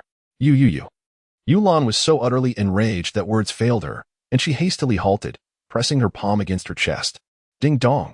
Congratulations, host, for bullying the chosen one. You have earned 100,000 villain points. Goodness, this is outrageous. The surrounding students gasped in astonishment, each silently wishing to learn this technique from their teacher. Enough. Everyone, cease. The moon goddess interjected, her gaze shifting to the side. There, approaching them, was a man resembling a beggar, swaying as he walked while sipping from a wine jug. The students recoiled from him as if he were a harbinger of misfortune. Could it be that he is one of the 4 prodigies of ancient times, the Emperor Prodigy? Qin Feng could not help but scrutinize the figure, faintly sensing an exceptionally formidable aura emanating from him. Ah, moon goddess. The Emperor Prodigy, inebriated. raised his wine vessel upon seeing someone obstruct his path, inviting the moon goddess to join him in drink. The moon goddess disregarded him entirely, her expression remaining composed as she replied, "Emperor Prodigy, the Emperor has asked me to convey a message. He has found you an excellent disciple. Should you be interested?" "A disciple?" the Emperor Prodigy inquired, his words slurred. "What weapon does he wield?" Qin Feng, with utmost sincerity, responded, "In answer to your query, esteemed Emperor Prodigy, I utilize an external aid." Chapter 80. Has Qin Feng faltered? What an oddity. The mind of Di Xiu was filled with questions. Though he had languished for over a century, his intellect remained intact. But what on earth was this peculiar term, oddity? "Senior Di Xiu, do not heed his nonsense," Ziyuan interjected, casting a disdainful glance at Qin Feng. She spoke with courtesy. "He is a practitioner of the sword, having comprehended the third tier of sword intent, possessing an invincible sword heart, and even devised 2 divine-level sword techniques. Moreover, he is endowed with the ancient and supreme bone, and has created a remarkably potent divine Buddhist technique. In the recent life and death elimination match, he successfully vanquished a formidable dragon." Di Xiu nearly dropped the wine jug in his hand, his previously despondent expression now tinged with astonishment. Indeed, he was taken aback by Qin Feng. Initially, he thought he could dismiss him with a few casual moves, but who could have anticipated encountering such an extraordinary talent? While he had seen many prodigies throughout his time, anyone at Tianhong Academy was considered a genius. Yet, the likes of Qin Feng, with his unparalleled gifts, were truly unheard of and unseen, possessing the ancient and supreme bone. These exceptional physiques granted him an innate advantage, but to also grasp the third tier of sword intent and the invincible sword heart, along with creating 3 divine-level techniques, left no room for others to thrive. Qin Feng glanced around, realizing that everyone regarded him as a spectacle. As a seasoned underdog, the attention made him feel somewhat uncomfortable. It also indicated that his performance in the life and death elimination match had been overly conspicuous, likely rendering him a thorn in the side of the other 2 saints. Should they conspire against him, how could he continue to relish the pleasures of being an underdog? To avoid becoming a target, he must learn to conceal himself. Observing Di Xiu's reaction, the moon goddess seized the moment, stating, "The Emperor has declared that Qin Feng's talent is beyond the grasp of ordinary instructors. Only you, the most erudite individual of the Yin Moon dynasty, can impart guidance. I can hardly teach myself, let alone others." Di Xiu chuckled self-deprecatingly, resuming his drinking, choosing to drift through life, one day at a time. Alas, the moon goddess sighed inwardly, realizing the profound impact of past events on Di Xiu, who had even rejected the opportunity to mentor such an extraordinary genius as Qin Feng. "Senior Di Xiu, wait," Qin Feng suddenly proclaimed with utmost seriousness and truth. "I seek to learn from your failures in life." "What?" The crowd fell into stunned silence, perplexed by Qin Feng's meaning. He began to perform, lamenting dramatically. "From the moment of my birth, I comprehended the divine-level technique, the 33 heavens creation formula. No matter how grievous my injuries, I heal swiftly. At 3, I broke through the opening realm. At 8, I surpassed the transcendence realm. I have grasped sword intent and an invincible sword heart, and now at 15, I possess ancient, supreme bone, and myriad abilities. Life has been exceedingly smooth, devoid of even the slightest pressure. Can you fathom such torment?" "I understand your pain." "Indeed," someone retorted. "Life's ease and comfort surely seem like a luxury you are lamenting about. If they possessed even one of the aforementioned abilities, they would undoubtedly feel as though their lives were about to take flight." Yet, with so many talents converging in the singular figure of Qin Feng, his complaints seem utterly excessive. The onlookers around him were left in disbelief, yearning to deliver a sharp rebuke to Qin Feng. Even Di Xiu was rendered bewildered, standing amidst the wind, at a loss for words. How could he so disdainfully reject a life of perfection that others could only dream of? Was he out of sync with the times? Or was Qin Feng merely toying with him? "I implore you, esteemed Di Xiu, to grant me your favor." Qin Feng remained unfazed by the gazes of others, intending to follow Di Xiu for the time being. He thought that once he became less conspicuous, he could then play the role of a cunning strategist and set traps for the 2 holy sons. "Do as you wish." Di Xiu did not believe for a moment that Qin Feng would take a passive approach. He waved his hand dismissively, sipping his drink as he departed. "Then I shall seek out my esteemed senior tomorrow." After speaking, Qin Feng glanced at his system points, which had accumulated to 497,000, just shy of the 500,000 needed to purchase the foundational elixir. He merely needed to further torment Yulan to reach his goal. As Qin Feng's gaze turned toward Yulan, he displayed a smile reminiscent of the Hulk gazing at Black Widow. What does he intend to do? Yulan felt an inexplicable sense of unease from his smile. Her thoughts drifting to the memories of his torment, tears welling in her eyes. As the daughter of the Blue Demon, she had never been bullied in her life. And here she was, kissed by Qin Feng in front of so many onlookers. Who would dare to marry her now? Oh, no. With such thoughts, Yulan could no longer contain her tears, covering her face as she fled without looking back. Hey, don't go. Can I be a little gentler? Qin Feng, on the verge of purchasing the foundational elixir, could not allow Yulan to escape so easily. Ding dong.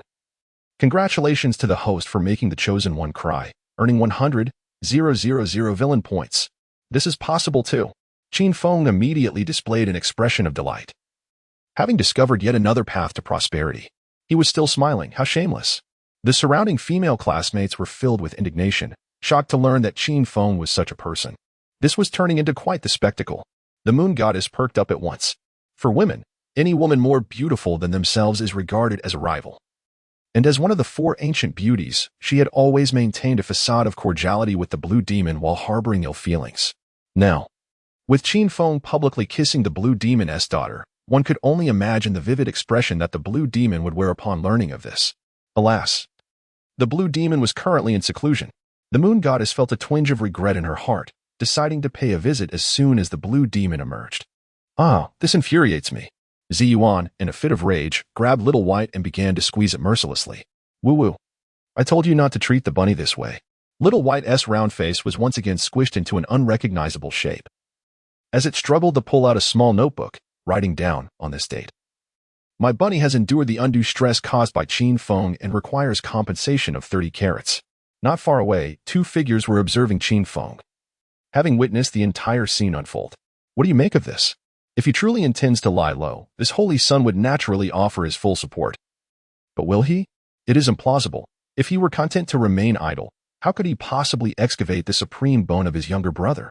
He is astute, aware that he would be targeted by us, and thus deliberately feigns indolence.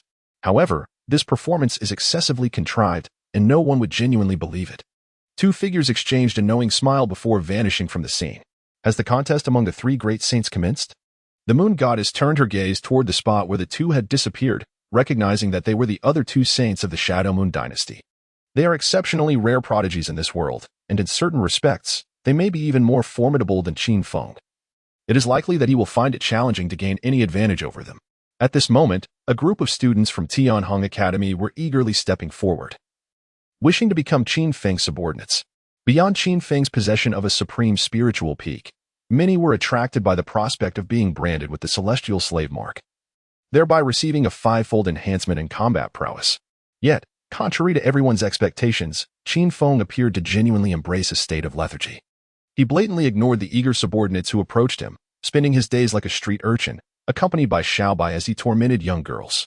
The female students of Tianhong Academy could all attest to his ability to seize items from afar. Particularly, Yulan would often find herself ambushed by Qin Feng, leaving her on the verge of developing a psychological trauma. However, if that were all, it would not be particularly remarkable. Most would simply consider Qin Feng to be embodying the essence of masculinity. What truly solidified the belief that Qin Feng was indeed idle was his cultivation. In a mere span of half a month, he astonishingly broke through 6 minor levels, reaching the 7th stage of spiritual martial arts. Even a fool could deduce that such rapid advancement would inevitably lead to an unstable foundation. Chapter 81. Can the matters of scholars be considered theft? It was over. Qin Feng was utterly ruined. A profound sense of regret enveloped everyone, for they believed that Qin Feng was beyond salvation, despite having established a firm foundation in the past. The relentless progression through 6 minor levels in a mere fortnight had left him irrevocably impaired, his future accomplishments now severely limited, rendering him incapable of reaching the pinnacle of greatness again. What? He broke through to the 7th level of spirit martial in just half a month. Upon receiving the news, the other two holy sons were quick to dismiss it as utterly impossible. Qin Feng had shown such ambition that he would even betray his own brother for power. The notion that he had failed in emulating Emperor Xiao was merely a convenient excuse. Now, as they prepared to confront him with their defenses down, he had sabotaged his own foundation, leaving them with an overwhelming sense of impotence akin to striking a blow against cotton. Perhaps it was for the best. The two holy sons felt a wave of relief wash over them, considering this turn of events not a misfortune. The power Qin Feng had previously displayed was nothing short of terrifying, and they had no genuine desire to engage in conflict with such a prodigy. His voluntary self-destruction was, without a doubt, a piece of fortuitous news for them, allowing them to redirect their full attention towards another adversary. At that moment, Qin Feng was surreptitiously indulging in Emperor Xiu's wine. He discovered that this wine was exceptional, meticulously brewed by Emperor Xiu based on ancient texts, capable of inducing a state of blissful euphoria.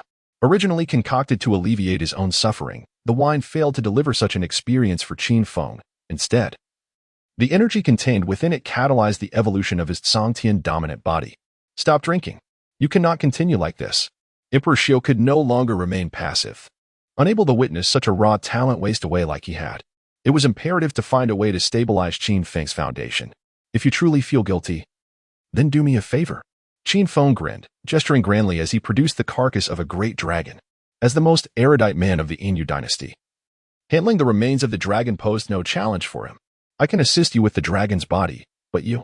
Emperor Xiu's expression was fraught with concern as he pondered how to help Qin Feng solidify his foundation. Yet, before he could devise a plan, Qin Feng vanished in an instant. This child, Emperor Xiu observed with a mix of anxiety and urgency.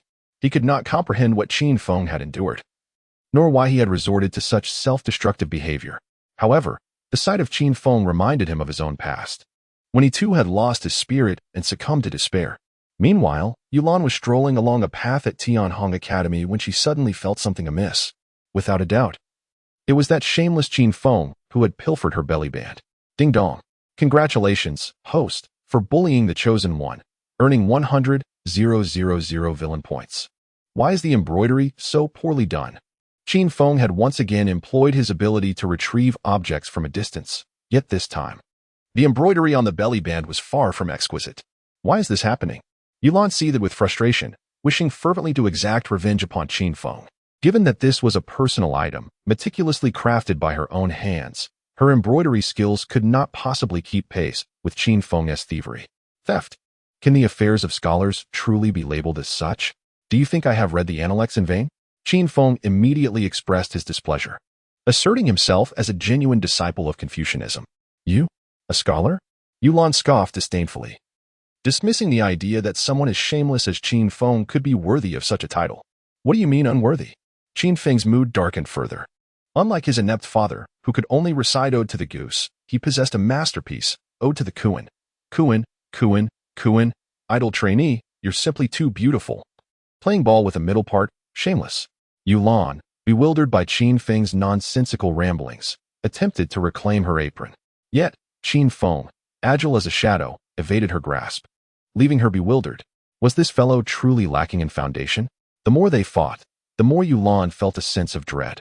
While others might only notice Qin Feng's rapid ascent through 6 minor levels in half a month, she had been entangled with him for the same duration, and could distinctly sense that his strength not only remained steady but was indeed growing stronger. This was entirely inconsistent with the notion of an unstable foundation. How could this be? Yulan was perplexed, pondering how one could maintain a stable foundation while advancing so swiftly, regardless of Qin Feng's current stability. She knew she would be burning the midnight oil to embroider her apron once again. Damn Qin Feng, this isn't over. Yulan seethed, her teeth clenched in frustration, wishing to bite him to death. For half a month, he had kept her in a state of constant tension, where she dared not take any significant actions. More cautious than any sheltered young lady, fearful of being discovered. Infuriatingly, he would often launch surprise attacks on her. Another 100,000 villain points had been credited to Qin Feng's account. Opening the system, he discovered he had amassed 1,027,000 villain points, calculating based on the cost of 500,000 for a foundational pill. He could purchase 2, perfectly fitting for his current level of cultivation, the 7th tier of spirit martial arts, allowing him to attempt to break into the Dao realm. He had anticipated this taking a month, yet he had accomplished it in merely half a month. Qin Feng nodded in satisfaction, reveling not only in his villain points, but also in the enhancement of his cultivation, which uplifted his spirits. At that moment, he overheard a conversation not far away. Have you heard? Several bloody incidents have occurred recently. I heard about it too. Numerous cities have been slaughtered. They say it was all the doing of that disciple of the great Xia Emperor, Feng Chang. It's utterly outrageous. Those imperial disciples should be dealt with. It's useless. The captured imperial disciples have just been released. Seriously? They injured so many people and were let go just like that? These individuals are backed by the great families of the Great Xia. The implications are too significant to ignore. Damn it, I can't accept this.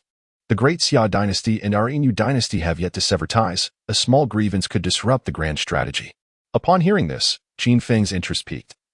Realizing he could seek out Princess Nan Feng for the settlement of payments, he couldn't help but recall her eloquence when she spoke in front of him. At the foreign envoy's guest house.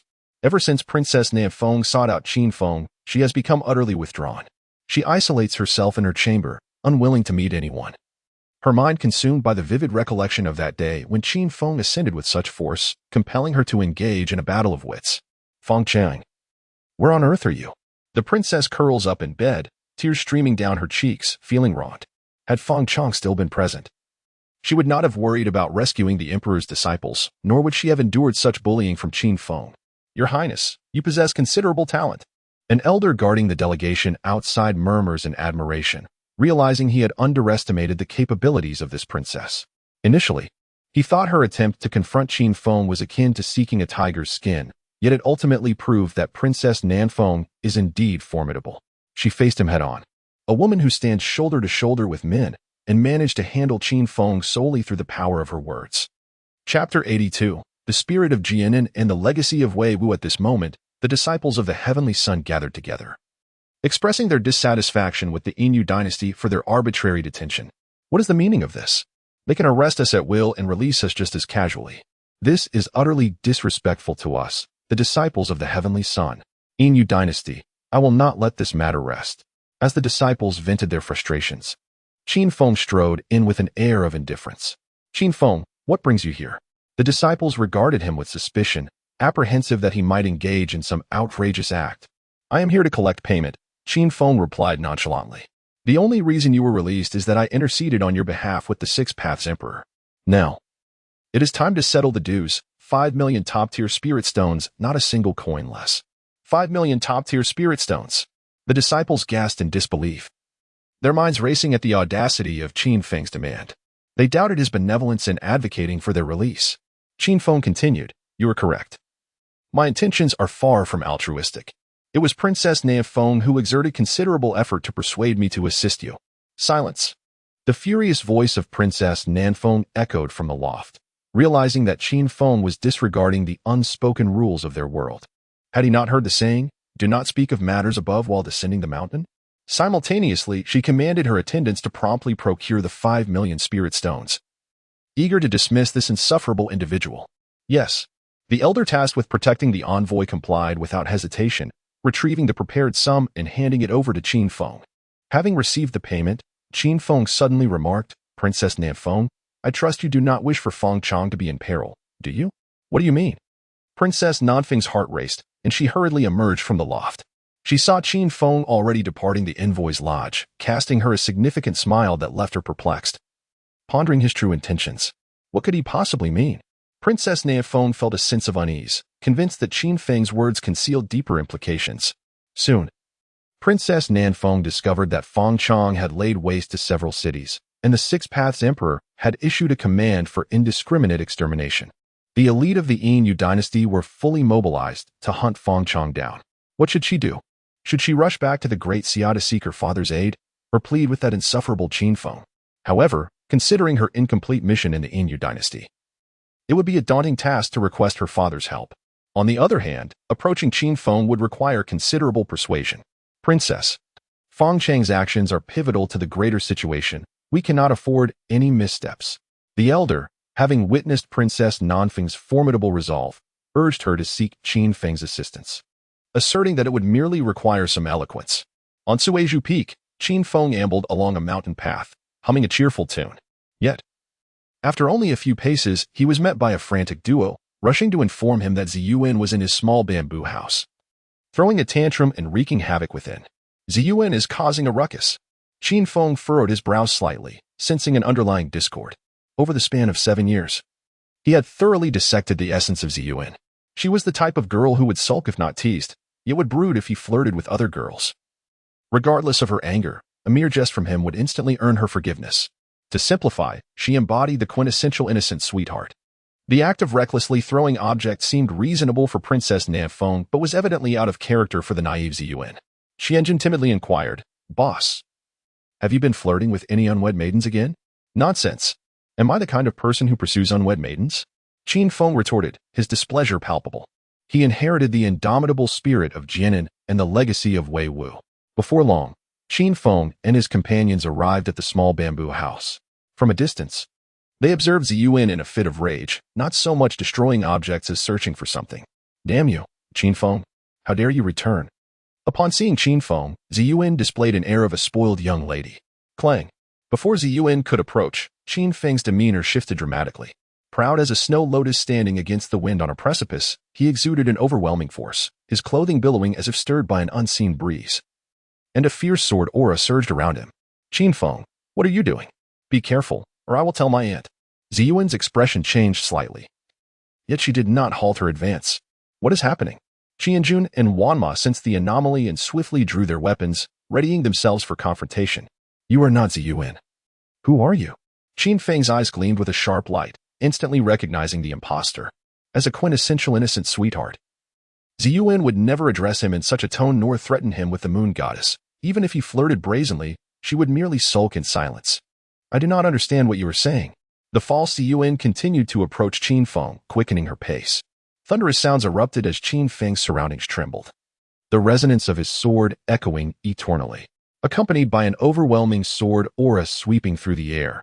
A sharp, piercing sound filled the atmosphere, as countless sword energies converged into a raging river, seemingly capable of devouring everything in existence. The myriad swords trembled in unison, their melody unceasing, as the waters of the great river cascaded from the heavens. "This is not good." The voice of the false Ziyuan abruptly shifted to that of a rough man, startled that Qin Feng dared to strike. Without a trace of panic, the impostor unleashed a terrifying wave of energy that forcefully tore apart the river of sword energy that Qin Feng had conjured. "What?" Qianjun and Wanma's eyes widened in astonishment, not due to the opponent's prowess, but rather the sheer strength of Qin Feng's sword energy, which exhibited no signs of instability. Truly, he was the ancient prodigy who proclaimed himself as the pinnacle of immortality, unrivaled in the world. Indeed, formidable. The false Ziyuan could not help but utter a word of praise. If not for his cultivation being several levels superior to Qin Feng's, he would certainly be unable to withstand the might of the great river sword technique under comparable circumstances. Nevertheless, even though Qin Feng is the foremost prodigy of the ancient era, he was determined to seize the dragon pearl and the relic of the Buddha today, regardless of the cost. It has always been my practice to claim treasures from others, none have ever succeeded in taking what is mine. A profound disdain flickered in Qin Feng's gaze, as he barely regarded his opponent. "Oh really?" The feigned Ziyuan observed Qin Feng with keen interest, eager to witness what formidable tactics he might employ next. Gulp. Both Qianjun and Wanma could not help but swallow hard, sensing that the atmosphere had reached a boiling point, and now awaited Qin Feng's counterattack. "Ladies and gentlemen, I shall now reveal my shortcomings." Qin Feng clasped his fists in salute, turned, and fled while calling out, "Sister Moon Goddess, save me." Chapter 83. No use in crying out loud with a sudden jolt of instability in his heart. The foe Ziyuan nearly spat out a mouthful of blood, although he had long been aware of the utter lack of principles possessed by the third holy son. He never anticipated that his shamelessness could reach such extraordinary depths. In the blink of an eye, he transformed from a fervent, aspiring youth, seemingly capable of vanquishing any adversary, to a figure who unhesitatingly cast aside all dignity, crying out for the moon goddess to save him. Were it not for the first-hand experience, who would dare believe that a person could sink to such levels of shamelessness? Truly, it was akin to a small knife grazing one's backside, an eye-opening revelation. Alas, Qianjun and Wanma stood frozen in place, their hearts echoing the cries of a groundhog. How absurd. Here I am, having removed my trousers to witness your grand display, and yet you thoughtlessly discarded your principles. Nevertheless, they had chosen this leader themselves, no matter how lacking in dignity he may be.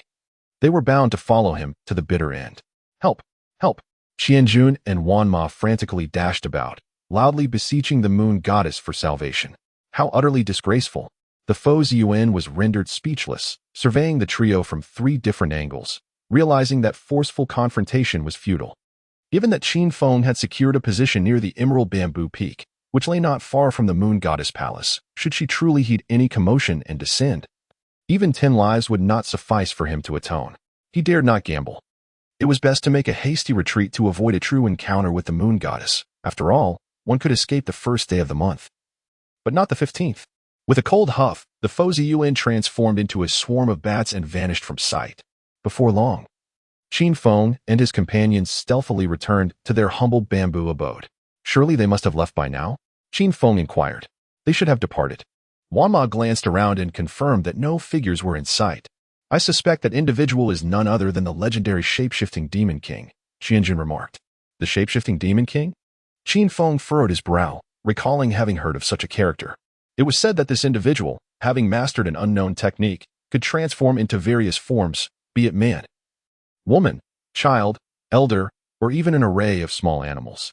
This was not mere disguise. It involved a complete physiological transformation. At that moment, Xiaobai approached, her short legs scurrying joyfully as she sang a cheerful tune, Little White Rabbit, pure and bright, with 2 ears held up high, after severing arteries and veins, staying motionless. Truly delightful. Once skinned and chopped into pieces, tossed into the pot for a stir-fry, with water added, lid placed on tight, before serving. Sprinkle with cilantro. Qin Feng immediately became alert, drawing the long sky divine sword towards Xiaobai. What does this mean? Xiaobai gasped, her white fur bristling in fright. Utterly bewildered by the turn of events, Qin Feng's voice turned cold. Confess freely, are you the shape-shifting Demon King in disguise? What is the shape-shifting Demon King? I am merely a rabbit from Buji Island. Xiaobai replied, her expression one of utter confusion. Uncertain, are you? Qin Feng narrowed his eyes. Then how will you prove that you are indeed a rabbit? Prove that I am a rabbit? Xiaobai continued to appear perplexed, unsure how to demonstrate such a claim. I strongly advise you to substantiate your identity as a rabbit. Otherwise, Qin Feng's gaze flickered with menace, and the long sky divine sword glimmered ominously. Amidst the clamor of countless soldiers and galloping steeds, each readied their weapons, poised to spring into action at a mere command from Qin Feng. I rabbit, I rabbit, I rabbit. Xiaobai, startled into a stutter, suddenly had a flash of inspiration. Ah? I recall you mentioning a secret signal designed to counteract the unreasonable onslaught of any formidable adversary, allowing for a resurgence. The earth rises high, a picturesque scene eternal. Oh. Qin Feng, momentarily taken aback, exclaimed, facing the vast ocean, where 3 rivers converge and flow for millennia. May I inquire as to your identity? With a serious expression. Xiaobai replied, I reside on Chihua Avenue, a novice driver from a Kinuma mountain, Qin Xiaobai. Qin Feng continued, I attended Yankio Primary School for 2 years. A remarkable little Y-bug in the world, Qin Laolu. Ah, indeed, you are my little rabbit. Qin Feng hastily sheathed his sword. He believed that outside of the rabbit he had personally nurtured, no one else would comprehend this secret signal. Xiaobai, with a face full of grievance, began to weep.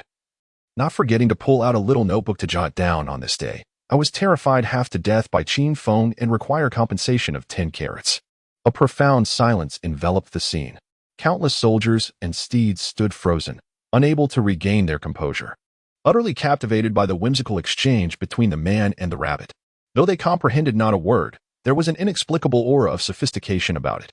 Initially, they believed Qin Feng's frenzied breakthroughs had rendered him a mere shell of his former self, destined to remain in this bamboo grove with just the 3 of them and a rabbit. However, upon witnessing Qin Feng wield the great river sword technique, as well as the secret signal, they recognized his ambition to grow and thrive, to achieve greatness anew.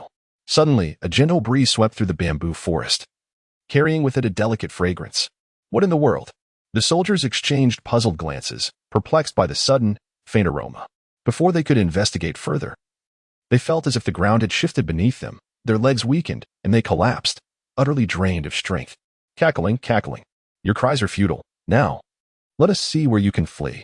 The shape-shifting demon lord, returning with an ominous laugh, appeared before them, cloaked in darkness, his face obscured. The very silhouette revealed him as an undeniable villain. Poisonous. Qin Feng glanced quizzically at the soldiers, recalling his immunity to all toxins. Is it truly poisonous? Xiaobai, frightened, quickly munched on a carrot, insisting that carrots could indeed counteract poison. What is happening? The shape-shifting demon lord was left utterly flabbergasted. His technique, effective even against those of the Yuandan realm, rendered them powerless. Yet, how could Qin Feng and this rabbit still be lively and vigorous? Crying is of no avail. Qin Feng appeared to regard the shape-shifting demon lord with complete indifference. Instead, he eagerly examined the 2 soldiers, who now lay feeble and compliant under his scrutiny. Indeed, it was as though the cries were utterly ineffectual. The ever-changing demon lord could not restrain himself from uttering a curse, feeling that Qin Feng exhibited a measure of disrespect towards him. Regardless, he remained undeterred. Even if Qin Feng and the rabbit were not poisoned, he was determined to seize the Dragon Ball and the Buddha's relic. However, instead of launching a direct assault, he activated the villain's signature trait, verbosity. The ever-changing demon lord coldly proclaimed, "Qin Feng, your two subordinates have been afflicted by the world's most peculiar poison. It would be futile to scream for help. If you wish to prevent their downfall, you must obediently hand over the Buddha's relic and the Dragon Ball. Is this truly the world's most peculiar poison? I could revive them in an instant." Qin Feng's face was etched with disdain as he produced a vial labeled Mad Sao. Chapter 84. He actually believed it, alas. Qianjun and Wanma's eyes were filled with terror. They wished to scream, "Boss, please don't come any closer." Yet, they found themselves utterly powerless. Their voices rendered useless as if they could shout until their throats were raw without effect. "Do not worry, I shall rescue you at once."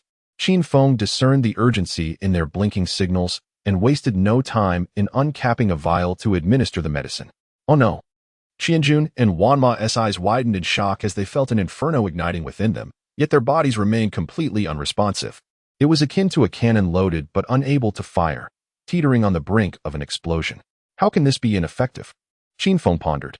Observing the frantic behavior of the Sao, logically, even if Lu Xiahui ingested it, there should be some reaction. Why then did Qianjun and Wanma exhibit none? Should I administer a few more pounds just to test? Simultaneously, he developed a keen interest in this so-called most peculiar poison under heaven. Realizing its necessity as a potent remedy for traversing the Jianghu, engaging in lethal confrontations, and fulfilling the ambitions of a chancellor. Do you truly believe that the title of the most peculiar poison is merely a facade? The ever-changing demon lord cackled. I advise you to obediently surrender the Dragon Pearl and the relic of Buddha, or else they shall be rendered utterly incapacitated. Indeed, the villain had a penchant for verbosity. Had it been me, I would have acted decisively. Qin Feng couldn't help but scoff. He recognized the limited intellect of this antagonist, deeming it unworthy of his time to summon assistance. Qin Feng began to manipulate the conversation.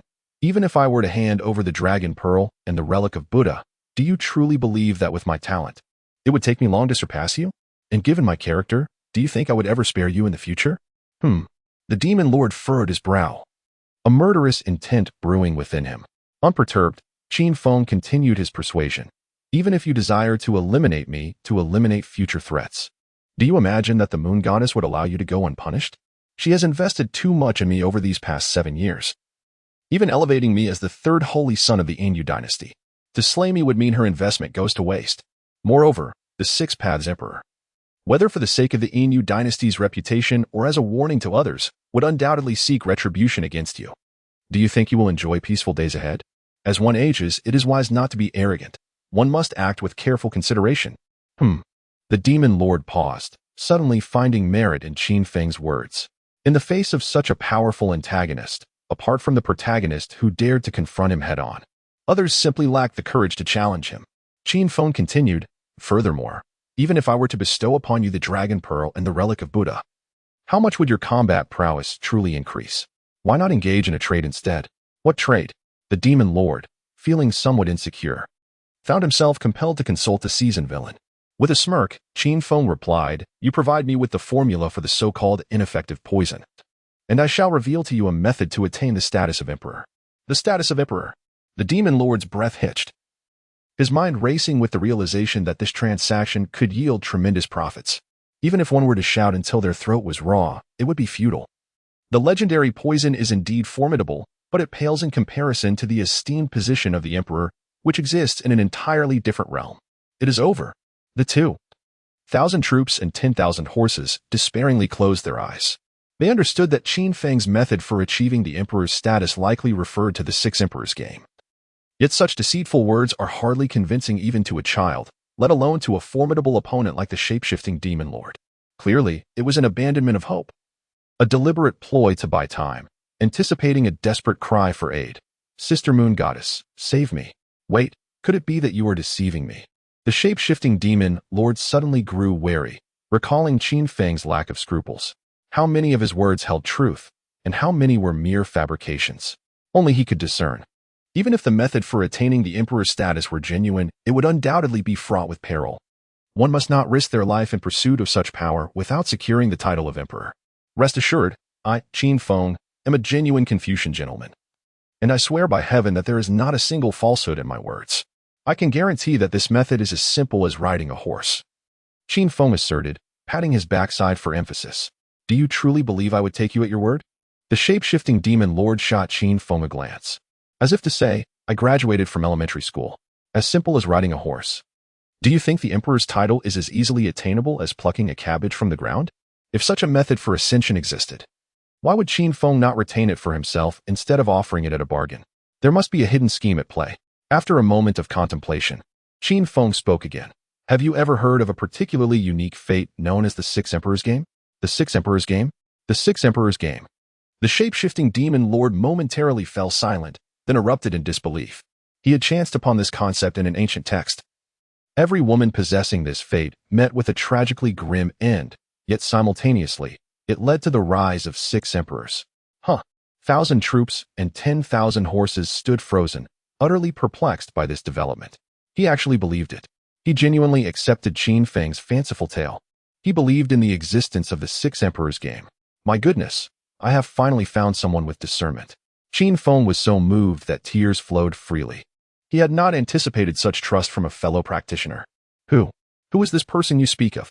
The shape-shifting demon lord's breath quickened. No one could resist the allure of the emperor's title. Qin Feng proposed, you write down your antidote and its formula, and I will note the names of those I know. We will exchange the formula and the antidote in one hand, and the names of those involved in the 6 emperors game in the other. How does that sound? Very well. The shape-shifting demon lord readily agreed, without a moment's hesitation. Only a fool would refuse such an exchange. Before long, the two swiftly pinned their notes, completing the transaction with satisfaction. The title of emperor shall be mine. The shape-shifting demon lord could not suppress a villainous laugh as he snatched the note, transforming into a swarm of bats and soaring away. As if fearful of Qin Feng changing his mind. Indeed, I often find myself at odds with other villains due to my lack of eccentricity. Qin Feng could not help but shudder, hastily interrupting the vivid imagery in his mind. Simultaneously, he silently wished for the success of the shape-shifting demon lord. Not for any reward from Feng Chang, but solely to enable Feng Chang to experience the warmth of humanity and escape the path of darkness. How enlightening. Xiaobai squatted nearby, diligently taking notes, hoping to sell Qin Feng at the earliest opportunity. After acquiring a seemingly futile antidote, the duo, with all their might, rushed towards the seafood market at the foot of the mountain, fearing that any delay might lead to an unforeseen calamity. At that moment, the shape-shifting demon lord, ensuring the surroundings were clear, excitedly unfolded the note. Feng Chang. Who is Feng Chang? The demon lord appeared to recall something, and after a long pause, finally uttered a single expletive. Damn. Chapter 85. The blood and tears of the chancellor in the shadowy realm of the Inu dynasty, amidst a city steeped in carnage. The heavens and earth appeared as a sanguine tapestry, littered with heaps of lifeless bodies. Feng Chang sat cross-legged in a pool of blood, his garments tattered and hanging from him like mere rags. The mountain of corpses and the sea of blood before him were the fruits of his own labor. Since departing from the battlefield of life and death, he had embarked on a frenzied spree of slaughter, seeking strength in the essence of humanity. For man is the pinnacle of creation, the most potent elixir. As he continued his rampage, consuming the vitality of countless souls, he had long since lost count of the lives he had extinguished. He was on the verge of a breakthrough into the Tao realm. Though this method promised rapid ascension, it had also deepened the malevolence in his heart, as if he were on the brink of succumbing to a monstrous thirst for bloodshed. No, I must cease this killing. Feng Chang's visage contorted with anguish as he struggled to suppress his murderous urges. Yet, a raspy voice of temptation echoed within him, taunting. What are you so proud of? Since you have chosen the path of darkness, there is no turning back. Reflect on your past. You are tainted. Do you understand why you were humiliated by Qin Feng and cast aside by Princess Ninfeng? It is because you lack power. You must claw your way to the pinnacle, embodying the spirit of perseverance and never-yielding silence. Feng Chang bellowed, clutching his head in defiance. Resolute against the old demon's seduction, he understood that this malevolent spirit sought to incite his bloodlust. driven by its own desperation to regain vitality after being stripped of millennia of cultivation by the sovereign of the six paths. The demon also aimed to shatter his will through slaughter, seizing the opportunity to usurp his body. Previously, he had the relic of the Buddha to subdue this old demon with ease, but now that relic had been taken by Qin Feng, leaving him to rely solely on his willpower. A moment's lapse could lead to his corruption. He. The old demon cackled. Sensing Feng Chang was nearing his breaking point, he had plunged too deeply into darkness. Retreat was no longer an option, and he would inevitably be possessed unless Feng Chang could achieve enlightenment regarding the concept of the heart's corruption existing solely within the realm of ideology. But how could a mere youth grasp such a profound truth? At that moment, the shape-shifting demon monarch arrived at the blood-soaked city. Observing Feng Chang's desperate cries from afar, in recent days, he had consulted numerous experts in divination using Feng Chang's birth details, and the conclusions he reached left him astounded. Qin Feng's words were indeed true. This individual was one of the legendary six emperors with a fateful destiny. Now, having fully succumbed to darkness, Feng Chang was wreaking havoc across the Anyu dynasty, making him easy to locate. The only dilemma the shape-shifting demon monarch faced was that Feng Chang was a man. Damn it, between becoming an emperor and preserving my integrity, I find myself hesitating. The shape-shifting demon monarch slapped himself, realizing that mere talent would not suffice to achieve the status of an emperor. Without further ado, he transformed into a shadow and sped toward Feng Chang. This is bad. Danger approaches. Feng Chang's expression abruptly shifted, an unprecedented sense of crisis surging within him. Without a moment's hesitation, he swiftly tore apart a spatial teleportation talisman, and his figure vanished from sight. Where do you think you're running? The shape-shifting demon lord surveyed the surroundings leisurely, quickly relocking onto Feng Chang and pursuing him. At Tianheng Academy, Qin Feng approached Dixie, inquiring about the progress of DeLong, as the opening of the Kunlun secret realm was merely days away. I've taken care of DeLong, but your cultivation. Dixie gazed at Qin Feng as if he had seen a ghost, utterly unable to believe his eyes. In just a few days' absence, Qin Feng had broken through to the 9th level of Spirit Marshal, and the fluctuations of spiritual energy surrounding him hinted at the imminent possibility of transcending into the Tao realm. Goodness, what on earth is this fellow up to? In less than a month, he had ascended from the 1st to the 9th level of Spirit Marshal. Even a celestial being would find it difficult to assist him now. Oh, I had a bit of free time these past few days and just broke through.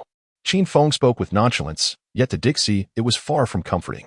He couldn't shake the feeling that he had set a poor example, inadvertently leading Qin Feng to harbor thoughts of self-destruction and recklessness. Is this the divine weapon crafted from DeLong? Qin Feng, oblivious to Dixie's inner turmoil, was captivated by several treasures beside him. There was a battle spear and a massive hammer forged from dragon bones, a longbow made of dragon tendons and horns, as well as black armor crafted from dragon scales. Among these, the most striking was a piece of soft armor. It shimmered with a faint black light, appearing soft yet boasting unparalleled sturdiness. You possess quite an eye. Dixie, still feeling a twinge of regret, began to explain. This soft armor is fashioned from the soft scales of a dragon's abdomen, combined with dragon tendons, and reinforced with dragon blood for enhanced defense. It can withstand a full-force attack from a Yuan Dan realm cultivator. Withstanding a full-force attack from a Yuan Dan cultivator. Qin Feng's eyes gleamed with excitement, internally exclaiming how valuable this item was. It was crucial to note that only prodigies under the age of 30 could enter the Kunlun secret realm, and reaching the Yuan Dan realm before turning 30 was exceedingly rare, if not nearly impossible. Thus, possessing this soft armor would ensure that no one in the Kunlun secret realm could breach his defenses. I shall leave the rest to you. Qin Feng's gaze swept across the other equipment, finding them of little use to himself, and generously bestowed them upon Qian Jun and Wan Ma. After all, he had learned from the Prime Minister's blood and tears how dire it could be to have unarmed subordinates. Drawing lessons from the Prime Minister's defeat at the Battle of Wan City, Qin Feng was determined to invest heavily in arming Qian Jun and Wan Ma. Thank you, boss. The two expressed their gratitude profusely, believing Qin Feng to be the finest leader in the world. Qian Jun chose the dragon bone battle spear, while Wan Ma opted for the massive hammer, each donning a suit of black armor made from dragon scales. Judging by their appearances, Qin Feng felt assured in his ability to carry forth the Prime Minister's legacy. And there's also a longbow. As Qin Feng gazed at the remaining longbow, his thoughts immediately turned to Bai Ri. It was with the same longbow that he had first encountered the promising youth, who, as a eunuch, harbored aspirations of one day becoming an emperor. It was imperative to bring him under his wing at the earliest opportunity, marking him with the celestial slave seal, lest he be led astray by Feng Chong in the future. Regrettably, his current supply of celestial slave seals had been exhausted, and he needed to break through to the Tao realm to unlock 2 additional slots. With the impending opening of the Kunlun secret realm, a swift breakthrough to the Tao realm was essential. With a newfound purpose, Qin Feng wasted no time, rallying his army of thousands to return to the Bamboo Peak to enter seclusion for his breakthrough. Meanwhile, Di Xiu watched Qin Feng's departing figure with a heavy heart.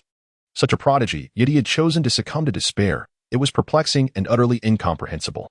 At that moment, within the palace inhabited by the Blue Demon, an immensely powerful surge of energy erupted. Splendid news. Mother had emerged from her retreat. A radiant smile blossomed on Yulan's face, as she could finally seek her mother's guidance to teach that scoundrel Qin Feng a lesson. Chapter 86. A surge of information at the peak of the Emerald Bamboo. Within a quaint bamboo cottage, Qin Feng sat cross-legged on his bed, eyes closed in deep meditation. His body radiated waves of Buddhist light, intermittently accompanied by the resounding echoes of a dragon's roar, while a golden dragon coiled around him in a mesmerizing dance. The Dawei Tianlong, now transformed, not only emanated Buddhist light but also exuded an imposing dragon might, its power amplified manifold compared to before. Is it safe for the boss to break through like this? Qianjun, standing guard outside, wore a visage of concern. Ever since Qin Feng was personally appointed as the 3rd Holy Son by the 6 Paths Emperor, the Emerald Bamboo Peak had become a hive of activity, with numerous individuals eager to pledge their allegiance to him. However, as news of Qin Feng's continuous breakthroughs spread, they bore witness to the fickleness of human nature. Even the 2 holy sons from Tianhong Academy no longer regarded Qin Feng with any seriousness, allowing him to flourish or falter at Emerald Bamboo Peak. It will be fine. Wan Ma's eyes shone with unwavering confidence, wholly trusting in Qin Feng. Their young master had boldly taken drastic measures at the tender age of 8, willingly bearing the scorn of future generations as he departed from the Qin family to carve his own path within the Inyu Empire. He would never engage in such self-destructive behavior. Boom. A deep rumble resonated from within the bamboo cottage, and a terrifying aura began to uncontrollably surge forth. He had broken through to the Tao realm. Qianjun and Wan Ma exchanged incredulous glances, their eyes wide with disbelief. They could distinctly sense the profound richness of Qin Feng's spiritual energy. Devoid of any signs of instability, in fact, his foundation was far more solid than they could have ever imagined. How is this possible? Qianjun and Wan Ma's eyes were as round as bells, utterly baffled by how Qin Feng had achieved this feat. To ascend from the 1st level of spiritual martial arts to the 1st level of Tao within a mere month, while maintaining a stable foundation, this was unheard of even in the entire realm of the ancient wilderness. Huff. Qin Feng exhaled deeply, opening his eyes and retracting the overflow of aura into his body.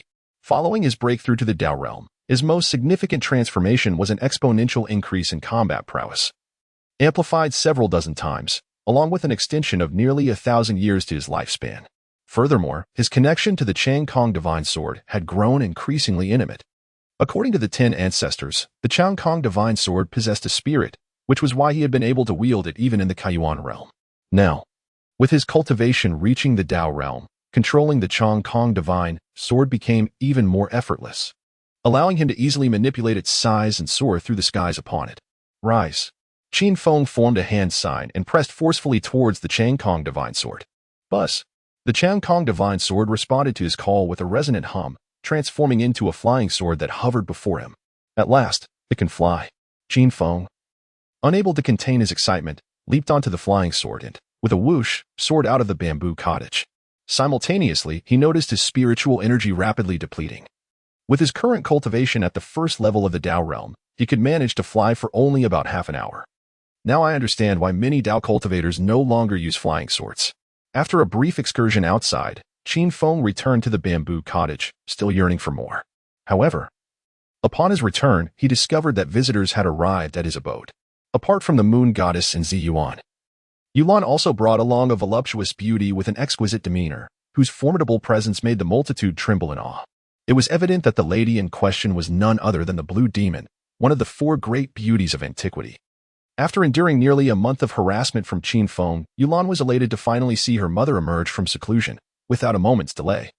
She took her mother to Cui Zhu Peak to confront him.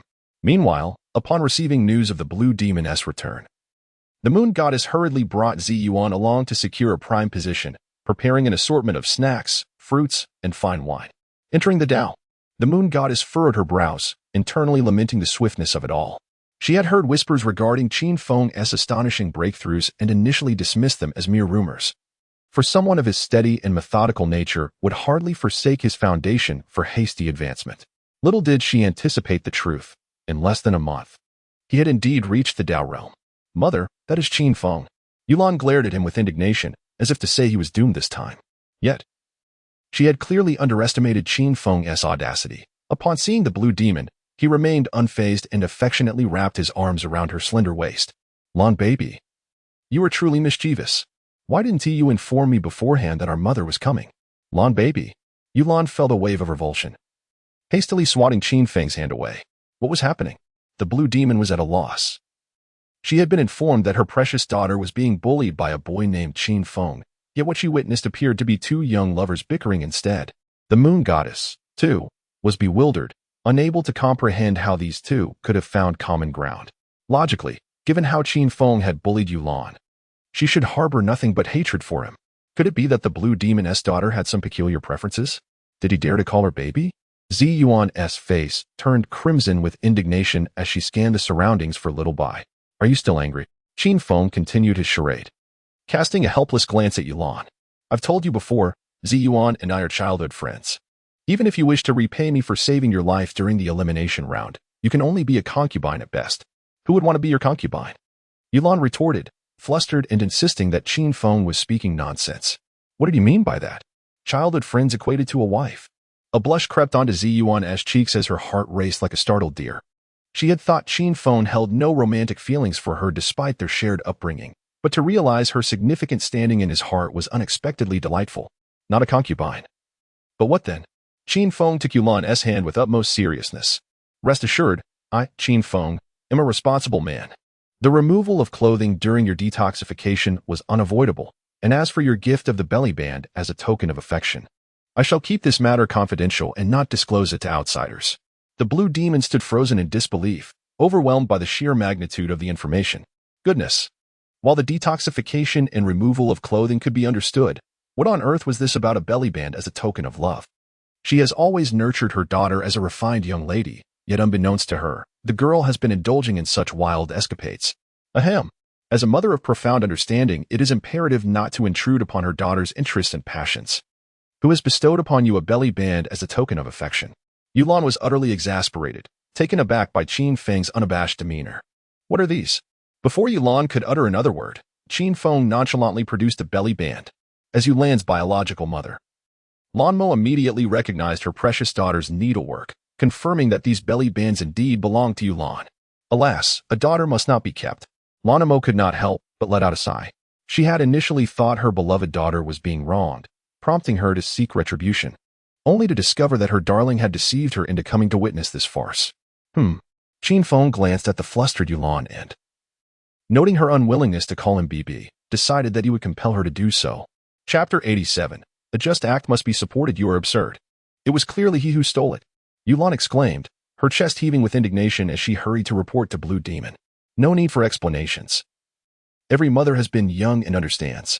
Before Yulan could utter a word of clarification, Blue Demon revealed a knowing smile, soothing her precious daughter while casting a scrutinizing gaze at Qin Feng, akin to that of a mother-in-law assessing her son-in-law. As the foremost prodigy of the ancient era, she had certainly heard of him.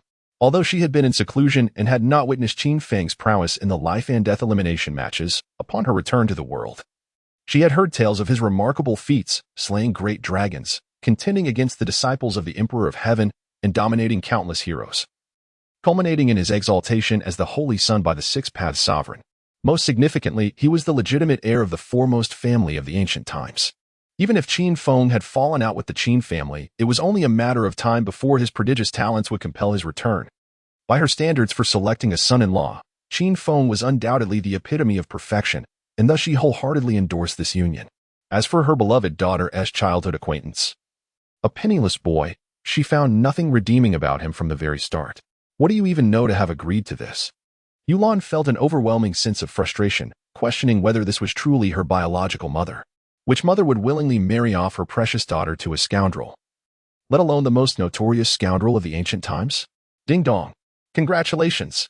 The host has successfully abducted the chosen daughter of the heavens and received her mother's preliminary approval, earning 100,000 villain points. Abduct. Qin Feng was momentarily taken aback, uncertain when the next unfortunate victim, or rather, the chosen child, would make an appearance. The moon goddess grew increasingly bewildered. She had come to witness Blue Demon's furious reaction upon learning that her precious daughter had been wronged. Yet now it seemed she was becoming increasingly satisfied with her son-in-law. Furthermore, wasn't he, this Qin Feng, the one who had aspired to marry her since childhood? What did it mean when he spoke of marrying both Ziyuan and Yulan as secondary wives? Ugh, what a scoundrel. You were so oblivious to your own blessings.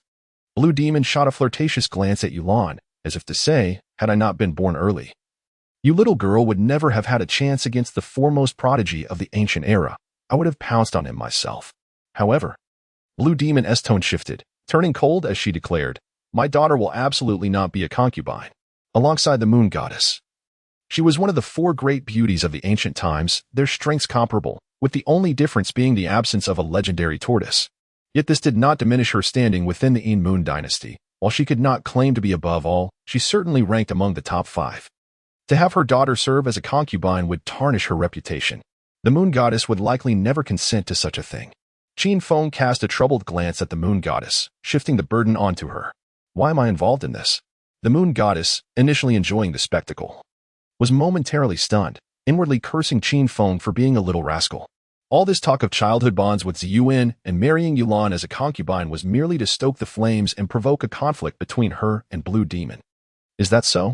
Blue Demon narrowed her eyes at the moon goddess, exuding an expression that conveyed, I will compel her agreement. Do you truly think I fear you? As the long-standing rival of the moon goddess, the little temper of the moon goddess ignited like a spark. The two adversaries slowly floated into the air, their gazes locking in a clash reminiscent of thunder, instantly enveloping the atmosphere in an oppressive tension. It seems it's my turn to enjoy the spectacle. Qin Feng, feeling self-assured, settled into the seat that originally belonged to the moon goddess, indulging in the sunflower seeds, fruits, and fine wine she had prepared, all while pulling the enchanting Ziyuan into his embrace. Ziyuan, embodying the persona of a naive and sweet character, remained blissfully lost in the joy of being Qin Feng's bride, showing no resistance to his advances. Meanwhile, Yulan, next to them, was infuriated, expressing her disbelief at the audacity of such a shameless person. Ding dong.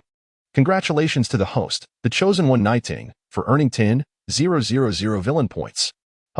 Qin Feng began to ponder deeply, as a dignified Confucian gentleman. Upon hearing such words, should he not step forward to offer Yulan a comforting massage? Boom. A thunderous roar suddenly erupted in the heavens and the earth. A magnificent force powerful enough to engulf the vast expanse, crushing all existence.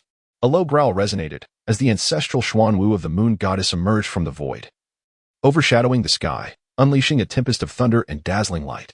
Roar. Another deafening roar echoed across the realm, revealing a white tiger that tore through the void behind the Blue Demon, an aura of slaughter permeating the air, as if a deity of death had descended upon the world. This white tiger had been tamed at great expense by the Blue Demon, but lacking the ancestral lineage and not having lived as long as the Xuanwu, its combat prowess fell short. Nonetheless, being a divine beast, it possessed immense potential, and surpassing the Xuanwu in the future was not beyond possibility. Divine beast white tiger. The two exclaimed in awe, trembling beneath the might of the two divine creatures. Is this truly the divine beast white tiger? Qin Feng curiously raised his gaze to the imposing divine beast in the sky, realizing it bore no resemblance to the images he had encountered online. At that moment, the surrounding crowd calmly looked up at the sky, as if such occurrences were commonplace. In their memories, these two frequently squabbled over trivial matters, often engaging in battles that lasted an entire day. What could they possibly be fighting about this time? Judging by the direction, it seemed to be related to Qin Feng's, likely involving him. The third holy son, Qin Feng?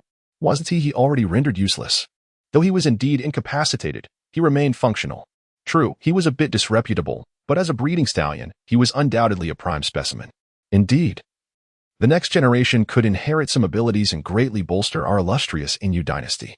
It was rumored that the various factions of the Inyu dynasty were preparing to capture Qin Feng, intending to feed him hundreds of pounds of sows in a frenzy, all under the banner of righteousness. We must support such noble deeds. If you're going to discuss this, I shall not take my leave. Please, do elaborate further. As the moon goddess and the blue demon prepared for a fierce confrontation, the authoritative voice of the Six Paths Emperor suddenly resonated, proclaiming that it was not the time for their battle. In just 5 days, the Kunlun secret realm would be unveiled. The announcement sent ripples of agitation not only through the moon goddess and the blue demon but also among the various factions of the In-Moon dynasty, who swiftly transformed into beams of radiant light, rushing to the palace of the Six Paths Emperor for a meeting. Is this how it ends? Qin Feng stood in a daze, quietly retrieving his notebook. On this day, the Six Paths Emperor intervened to prevent a duel between the blue demon and the moon goddess, depriving me of the opportunity to witness a contest of prowess and thus necessitating compensation of 1 million top-tier spirit stones.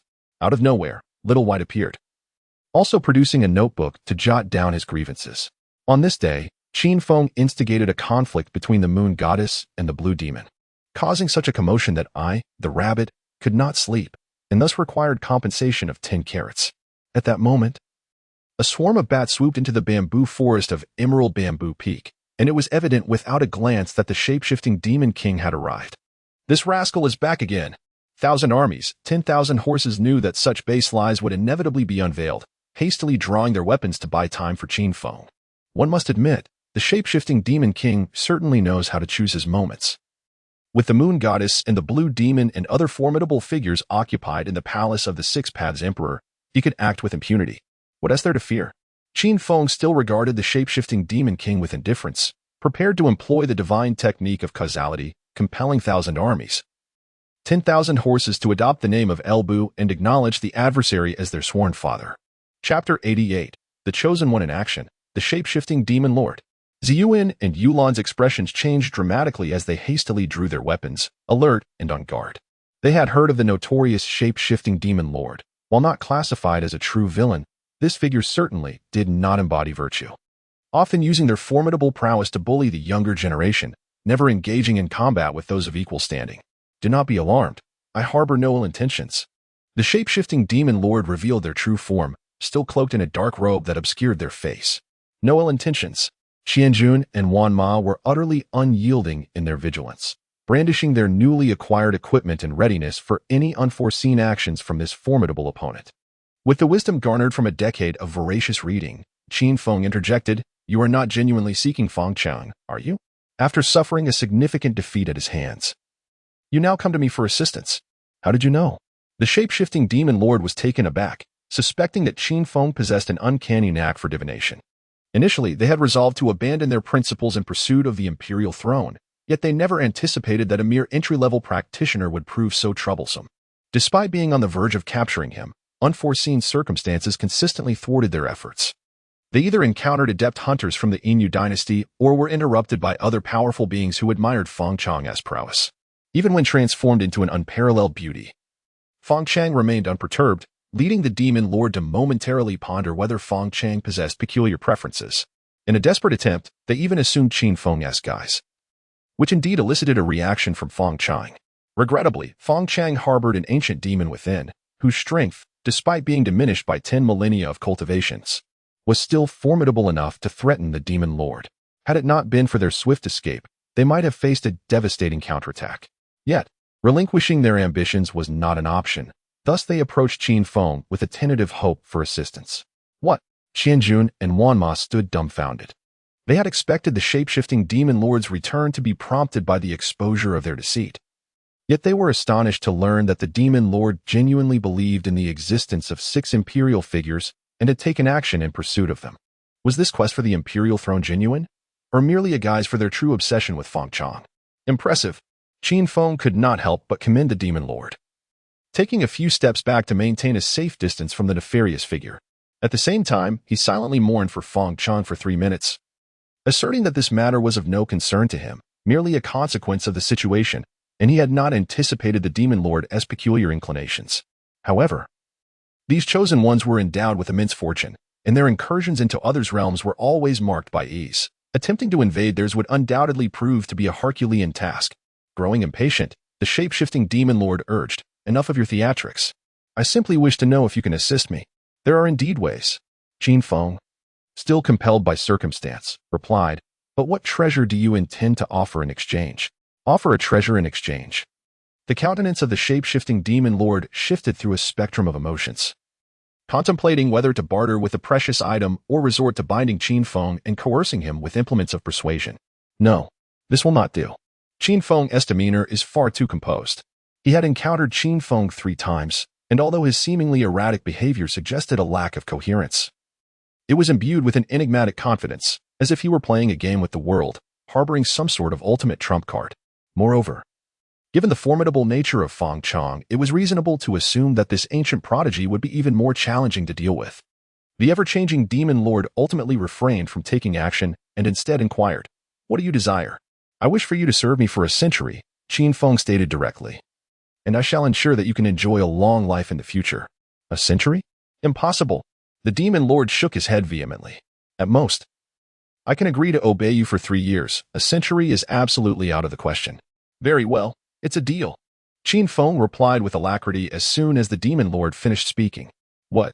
The demon lord, taken aback, expressed his genuine bewilderment at Qin Feng's unexpected maneuver.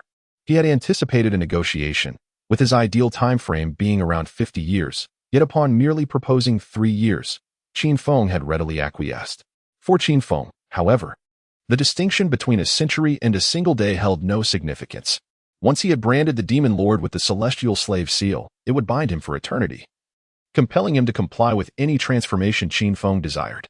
With his recent advancement to the first level of Dao, he had successfully unlocked 2 celestial slave seals. This is. The demon lord's breath quickened as he witnessed Qin Feng forming a celestial slave seal with his hand. News of Qin Feng's ability to amplify the combat prowess of countless warriors fivefold during the life and death elimination tournament had become common knowledge, and there had been no discernible side effects since. If this seal could also benefit him, he was open to negotiation regarding the time frame. Ignoring the demon lord's palpable eagerness, Qin Feng shifted his gaze towards Yulan. Rather than bestowing the opportunity upon the demon lord, he preferred to imprint the celestial slave seal upon Yulan, the chosen one, believing that doing so would yield abundant rewards. Naturally, this was contingent upon her willingness. Humph. Yulan scoffed lightly and turned away from Sueju Peak.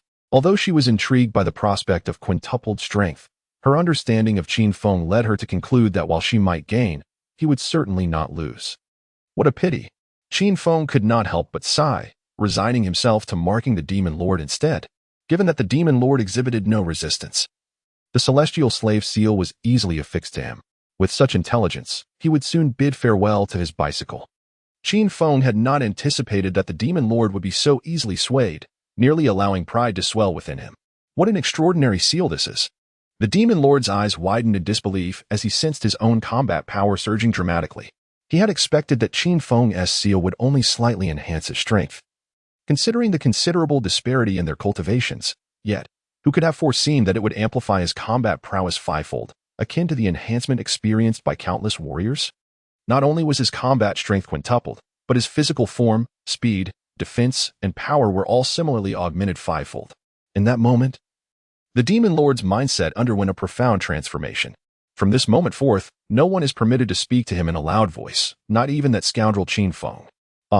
As the thought arose in the ever-changing demon lord's mind, he felt a searing flame burning his very soul, causing him to clutch his head and writhe on the ground in a desperate howl of agony. What has happened? Xianjun and Wanma were utterly perplexed. They had not experienced such a phenomenon. Surely, they should be singing in celebration. Qin Feng casually uttered a remark, preparing to seek out Bai Ri for some warmth. He could still cast a celestial servant seal, and as the first to witness the long future ahead, he must imprint the seal before his growth could truly begin. Singing in celebration? Xianjun and Wan Ma stood frozen in place, perceiving it as nothing more than a bizarre ritual. Were they lacking in artistic appreciation? Or were they akin to ants in the soil, oblivious to the seagulls that soared in the heavens? At this moment, all the major forces of the ancient world had received the news that the Kunlun secret realm would open in 5 days. The Kunlun secret realm. Feng Chang stood atop a mountain of corpses and a sea of blood, an endless surge of malevolent energy swirling around him. He had a strong premonition that within the Kunlun secret realm lay opportunities meant for him. With them, he could strike down all the prodigies and trample that scoundrel Qin Feng beneath his feet. From then on, the ancient world would be his dominion. And who would dare to approach Feng Chang without offering a cigarette? Is it finally about to commence? The ethereal elder beside Qin Hao stroked his beard. Knowing it was time for Qin Hao to venture forth, remaining confined at home would not suffice. for the strong must be tempered through blood and fire. Brother Qin, you shall go, won't you? Lin San, who was traveling abroad, turned to gaze in the direction of the Moon God Palace. Renowned as the foremost sword in a century, he had diligently practiced the sword for 7 years since being defeated by Qin Feng. And now he could hardly contain his eagerness to face Qin Feng in combat. Chapter 89. Survive, must survive, come. Bark like a dog and you shall be rewarded. A group of street ruffians laughed merrily in front of a beggar, brandishing a chicken leg tantalizingly before him. Upon closer inspection, one would recognize the beggar as Bai Ri, the individual whom Qin Feng had been unable to forget. At this moment, Bai Ri's gaze was fixated on the chicken leg, and his thoughts drifted back to roughly a month prior, following the conclusion of the life and death elimination match. Within the Bai family estate, a cadre of indifferent elders sat high in the ancestral hall, all esteemed patriarchs of the Bai clan, possessing significant influence. Kneeling before them was Bai Ri, his eyes void of emotion. Since his harrowing experience in the elimination match, he had suffered an unprecedented blow, both physically and mentally. He had anticipated warmth and solace from his kin upon returning home, yet to his dismay, they resented him for surviving the trials. Deeming him a source of immense disgrace that had rendered the Bai family a laughingstock throughout the entire Inyu dynasty. Bai Ri, you have brought tremendous shame upon the Bai family. Today, we, the clan elders, have reached a unanimous decision to enforce the clan's laws. We shall strip you of your cultivation and expel you from the Bai family. What? Bai Ri felt as if he had been struck by lightning, unable to believe his ears. He, the true victim in this ordeal, found no comfort from his family. Instead, they inflicted further harm upon him. Stripped of his powers, how could he possibly survive in the wilderness? Alas, no one heeded Bai Ri's plight as several burly men surged forward, pinning him to the ground. No, please, no. Bai Ri struggled desperately, horrified at the prospect of becoming a discarded remnant of his former self. Ultimately, he could not escape his fate. Emitting a heart-wrenching cry as his dantian was ruthlessly shattered by a powerful strike. The spiritual energy within him dissipated like air escaping a deflated balloon, leaving him utterly powerless. With a resounding thud, Bai Ri was callously cast out of the Bai family, rendered as helpless as a shrimp unable to stand. Isn't that Bai Ri from the Bai family? The Bai family was merciless, having stripped him of his powers and expelled him. Yet, who could blame them? Which family could endure such disgrace? Sacrificing one to preserve the family's honor seemed justifiable. What a farce! While a life was indeed sacrificed, did the reputation truly remain intact? Passers-by pointed and whispered about Bai Ri, each word piercing his heart deeply. He was unwilling to accept this fate. He refused to be a mere waste. Everything the Bai family had done to him would be repaid tenfold. Yet, while aspirations soared high, reality was harsh. In the days that followed, Bai Ri lived akin to a beggar, curled up in narrow alleyways, forsaking his dignity in pursuit of sustenance. I must survive. I absolutely must survive. Bai Ri incessantly reminded himself, for only in survival lay hope. Woof, woof. He bore the humiliation and crouched on the ground, mimicking a dog's bark. He actually barked like a dog. The once proud scion of the Bai family is now barking like a dog. The laughter of the street ruffians echoed through the alley like a cacophony. Is it truly amusing? A chilling voice echoed through the narrow alley, revealing Qin Feng's presence. Perched upon his shoulder was a rabbit nibbling on a carrot, while behind him trailed an army of 1,000 and a myriad of horses. Accompanied by the shape-shifting demon lord, tormented to the brink of madness by the celestial seal, the demon lord, with utmost caution, stood behind Qin Feng. His ears perked up in fear of missing an order, lest he be subjected again to that exhilarating experience of flight-like despair. Qin Feng. Bai Ri looked up in surprise, clearly taken aback by Qin Feng's unexpected arrival. His feelings towards Qin Feng were complex. The root cause of his current predicament lay with Qin Feng's. Yet the deepest wounds were inflicted by Feng Chang and the Bai family. You are Qin Feng? The third holy son, Qin Feng? The street urchins paused in astonishment, curiously assessing Qin Feng.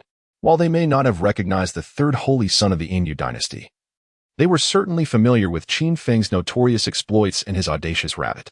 Qin Feng remarked nonchalantly, "To behold me with such expressions, have you not heard of Confucius's wisdom? It is no shame to ask questions of those below you." What does that mean? The demon lord panicked, admitting ignorance. Wan Ma whispered, the translated meaning is that it is not shameful to inquire of our leader. They may approach with their questions. I understand now. Let the ants perish. The demon lord exhibited great enthusiasm, transforming into a swarm of bats that surged toward the street urchins. Don't come any closer.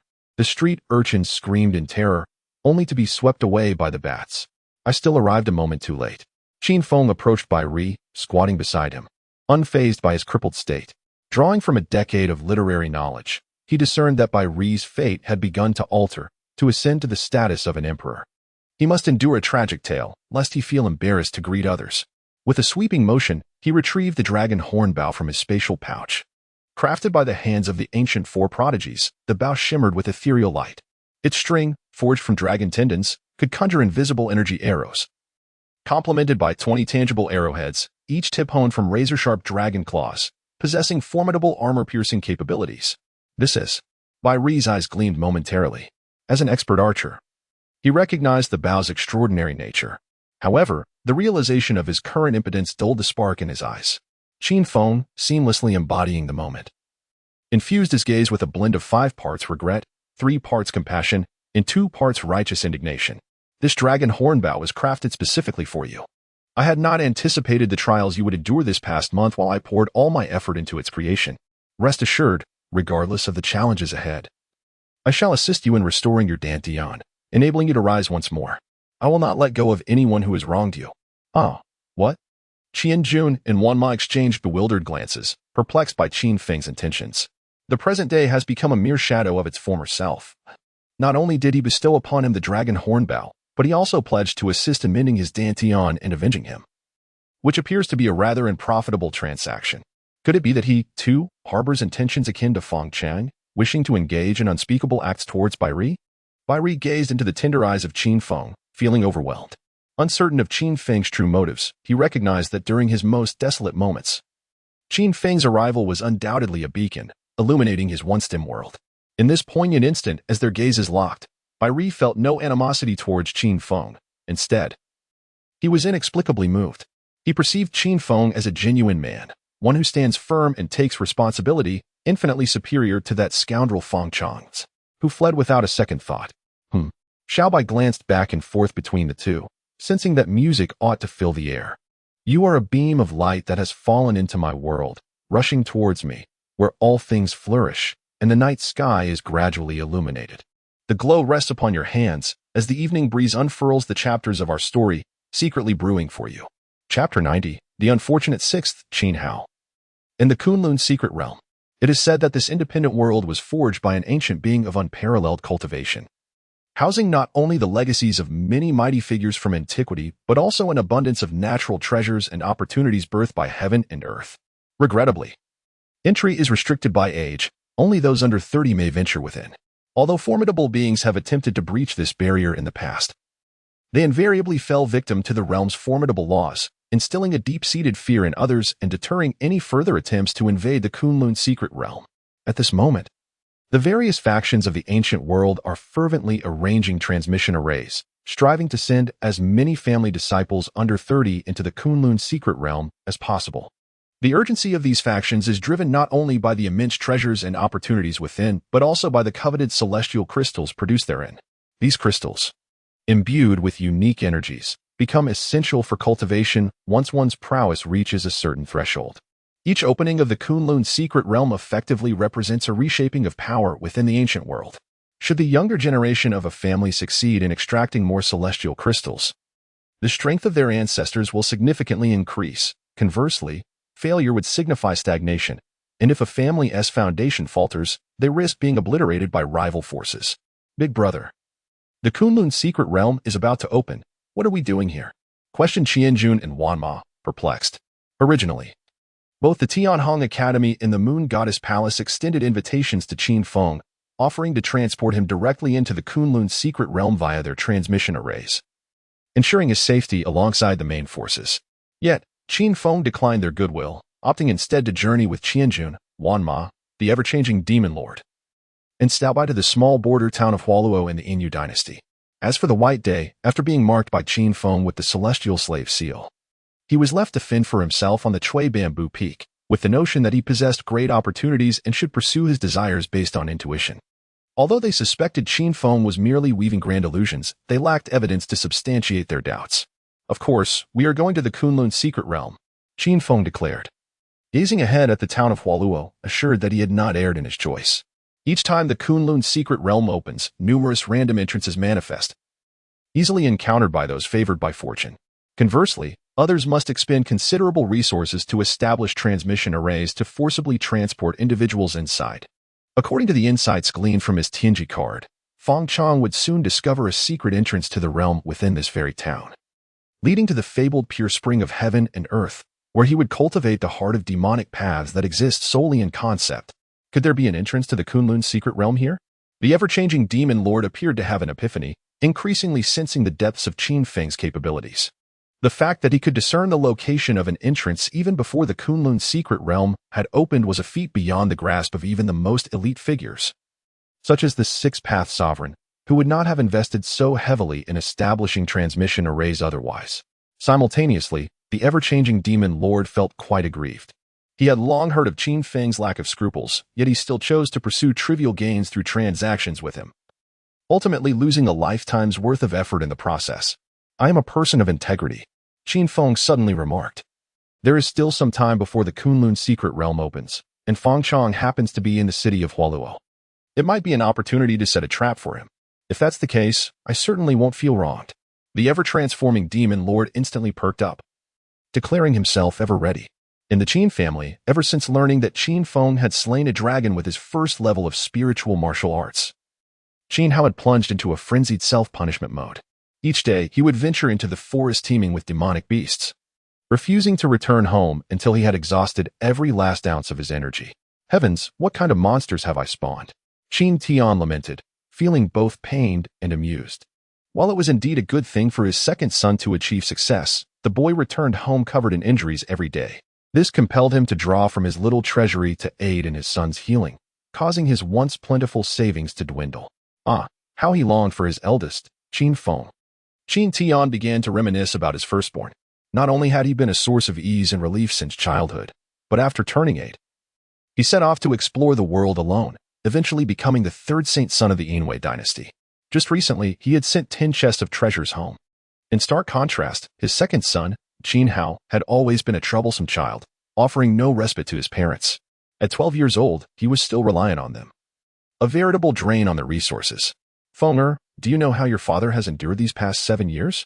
Qin Tian's face was etched with sorrow, his heart heavy. He had refrained from expressing that his son Qin Feng possessed the potential of an emperor for 7 long years, a cruel burden for any successful father to bear. "My lord, something terrible has happened." Yun Xie rushed in, panic evident on her face, clutching a letter left by Qin Hao announcing his departure.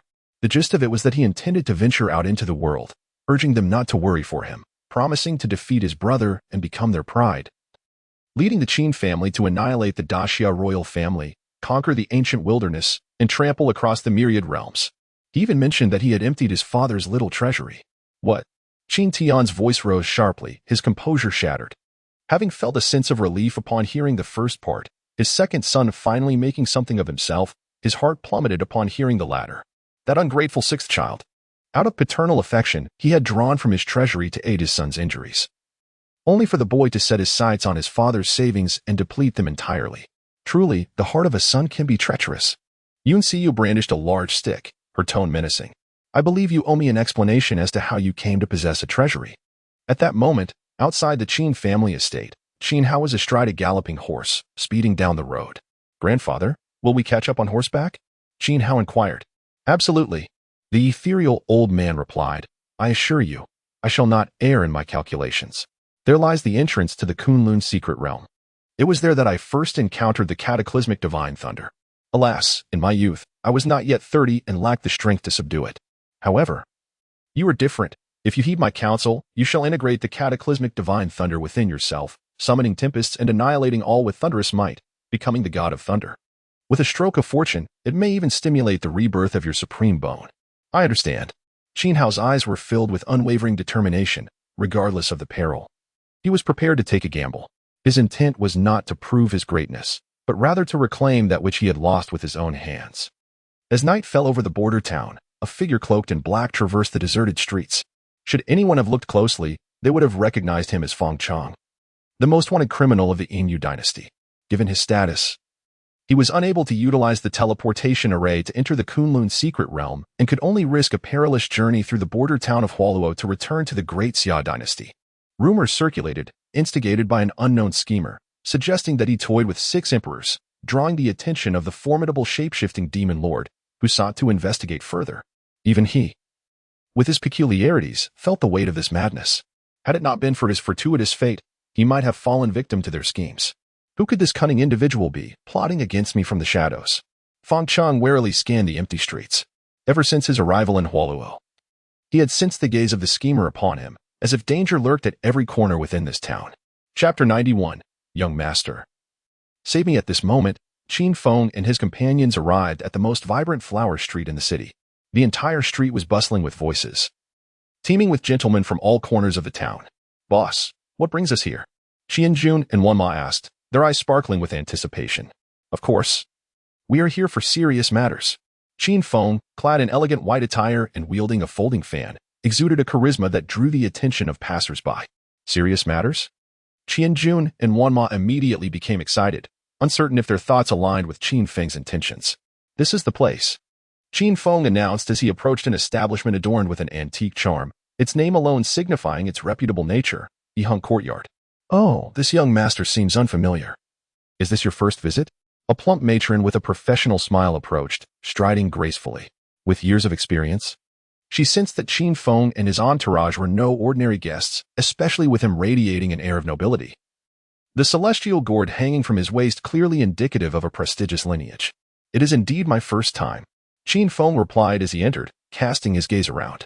He held no interest in the common courtesans. Rather, he admired the exquisite decor of Yiheng Courtyard. Having served as the divine son at the Moon Goddess Palace for 7 years, his standards were exceptionally high. A mere courtesan from the palace could easily eclipse the talents of the ordinary beauties in this border town. His purpose for visiting was to procure a flower house, setting a trap for Feng Chang to see if he could succeed. According to the revelations he gleaned from the Heavenly Mechanism card, Feng Chang would likely take refuge in such a place, not to engage in cold wars, but to hide amidst the mingling of various characters. It is well known that flower houses are a haven for the chosen ones. Here, they often encounter tragic heroines or supporting characters. Even the most merciless of demons find themselves stirred to compassion, leading to encounters that culminate in romantic conquests. In essence, he planned to cater to Feng Chang's inclinations, orchestrating a beautiful encounter. The plump matron enthusiastically proclaimed, "You have come to the right place, young master. Our Yiheng Courtyard is the most renowned flower house in Luohua City, home to the 4 famous courtesans." "The 4 famous courtesans?" Qin Feng could not help but exclaim. "Xiaonyao, Coco, Yahweh, and Mebai." "Ah." The matron, a true professional, merely paused momentarily before responding with a smile. "As long as the young master desires, they shall be known as Xiaonyao, Coco, Yahweh, and Mengbai." Oops, I digressed. Qin Feng waved his hand, producing 10 exquisite spirit stones, and declared, "For the next 3 days, I shall reserve this Yiheng Courtyard, and all of you, including yourself, will heed my commands. Is there any objection?" Exquisite spirit stones. The matron's eyes sparkled with excitement as she gazed at the spirit stones. "No problem, no problem. Whatever the young master wishes will be accommodated. They shall endure anything you propose." At that moment, Xiaobai, perched on Qin Feng's shoulder, paused in its nibbling of carrots. At that moment, when Qin Feng opened his personal space and retrieved the exquisite spirit stones, it became apparent to him through his spatial abilities that within lay a magnificent mountain of spirit stones, numbering at least 30 million. What a staggering revelation! 30 million exquisite spirit stones. He had always believed himself to be a humble rabbit born into an ordinary family, raised under the guidance of Qin Feng, who taught him that children from impoverished backgrounds must mature quickly. For 7 long years, he had lived a life of simplicity, selling plain undergarments. Little did he know that this was merely an illusion. He was, in fact, a truly affluent rabbit. The inner turmoil within Little White left him unsettled, rendering the carrot in his hand suddenly unappealing. At that moment, Qin Feng commanded his men to remove the sign of Yiheng Courtyard and replace it with one inscribed in his own hand, aptly named "The Chicken Must Not Be Missed." The plump matron's expression was one of incredulity, finding the new name somewhat crude. Yet, this was precisely the effect he desired. Gazing over the flower street, Qin Feng knew that such a distinctive name would undoubtedly attract the attention of Feng Chang amidst the throngs of people. Simultaneously, the ever-changing demon lord, adhering to Qin Feng's instructions, transformed into the likeness of Feng Chang's first love, Princess Nanfeng. There was no need for an exact replica. A resemblance of 70 to 80% would suffice, as perfection often reveals flaws. no matter how cold and heartless Fong Chong had become after succumbing to darkness. Encountering the visage of his first love would surely stir something within him. To further conceal any discrepancies, Qin Feng spent 10,000 villain points from the system to acquire a breath-hiding talisman, ensuring that the aura of the ever-changing demon lord was masked. With all preparations complete, it was merely a matter of awaiting the arrival of the protagonist. Could this truly succeed? After the transformation, the ever-changing demon lord, veiled in a mask, took a seat on the second floor of the Chicken Must Not Be Missed, captivating a group of gentlemen below. In this small border town, they had never laid eyes on such exquisite beauty. Even the partial reveal of her face was enough to incite an unprecedented uproar in the city of falling flowers. Lo and behold, this fellow truly could transform into anything. Qian Jun, secretly glancing at the ever-changing demon lord, harbored a bold thought, uncertain whether to voice it. Soon, a figure cloaked in black appeared on the flower street, and upon closer inspection, it was none other than the awaited Fong Chong. Initially, he had intended to spend a night in this den of vice before seeking an opportunity to return to the Xia dynasty the following day. However, upon arriving at the flower street, he found his gaze irresistibly drawn to the sign of the Chicken Must Not Be Missed. Incredibly, he actually came. The ever-changing demon lord could no longer maintain his composure, increasingly convinced of Qin Feng's inscrutable nature. After pursuing Fong Chong for half a month without success, Qin Feng's strategy of waiting for the rabbit to come to him had truly borne fruit. Calm down, remain composed, little brother, my heart aches for you. The ever-changing demon lord took several deep breaths to steady himself, following Qin Feng's guidance, and dashed out of the doors of the Chicken Must Not Be Missed. Alas, Miss Dongfang has fled. Miss Dongfang was the name Qin Feng had bestowed upon the ever-changing demon lord. And chaos erupted within the flower house as a group of burly men charged out in pursuit of Miss Dongfang. Outside, Fong Chong instinctively turned his head upon hearing a commotion and was met with the sight of a beautiful young lady rushing towards him, her face a mask of terror. Though she was veiled, revealing only half of her visage, it stirred something within him. Nanfeng? Young master, save me. The Eastern lady grasped Fong Chang's hand, her eyes filled with a desperate plea. Trying to escape after entering the flower house, a group of burly men swiftly caught up, forcefully pulling her away from Fong Chong. Young master, save me. The Eastern lady recalled Qin Feng's words, reminding herself to remain calm in the presence of Fong Chong, displaying an expression of fragility and helplessness. In that moment, as Fong Chong beheld her helpless gaze, a long-frozen part of his heart began to thaw. Should he reveal his identity to rescue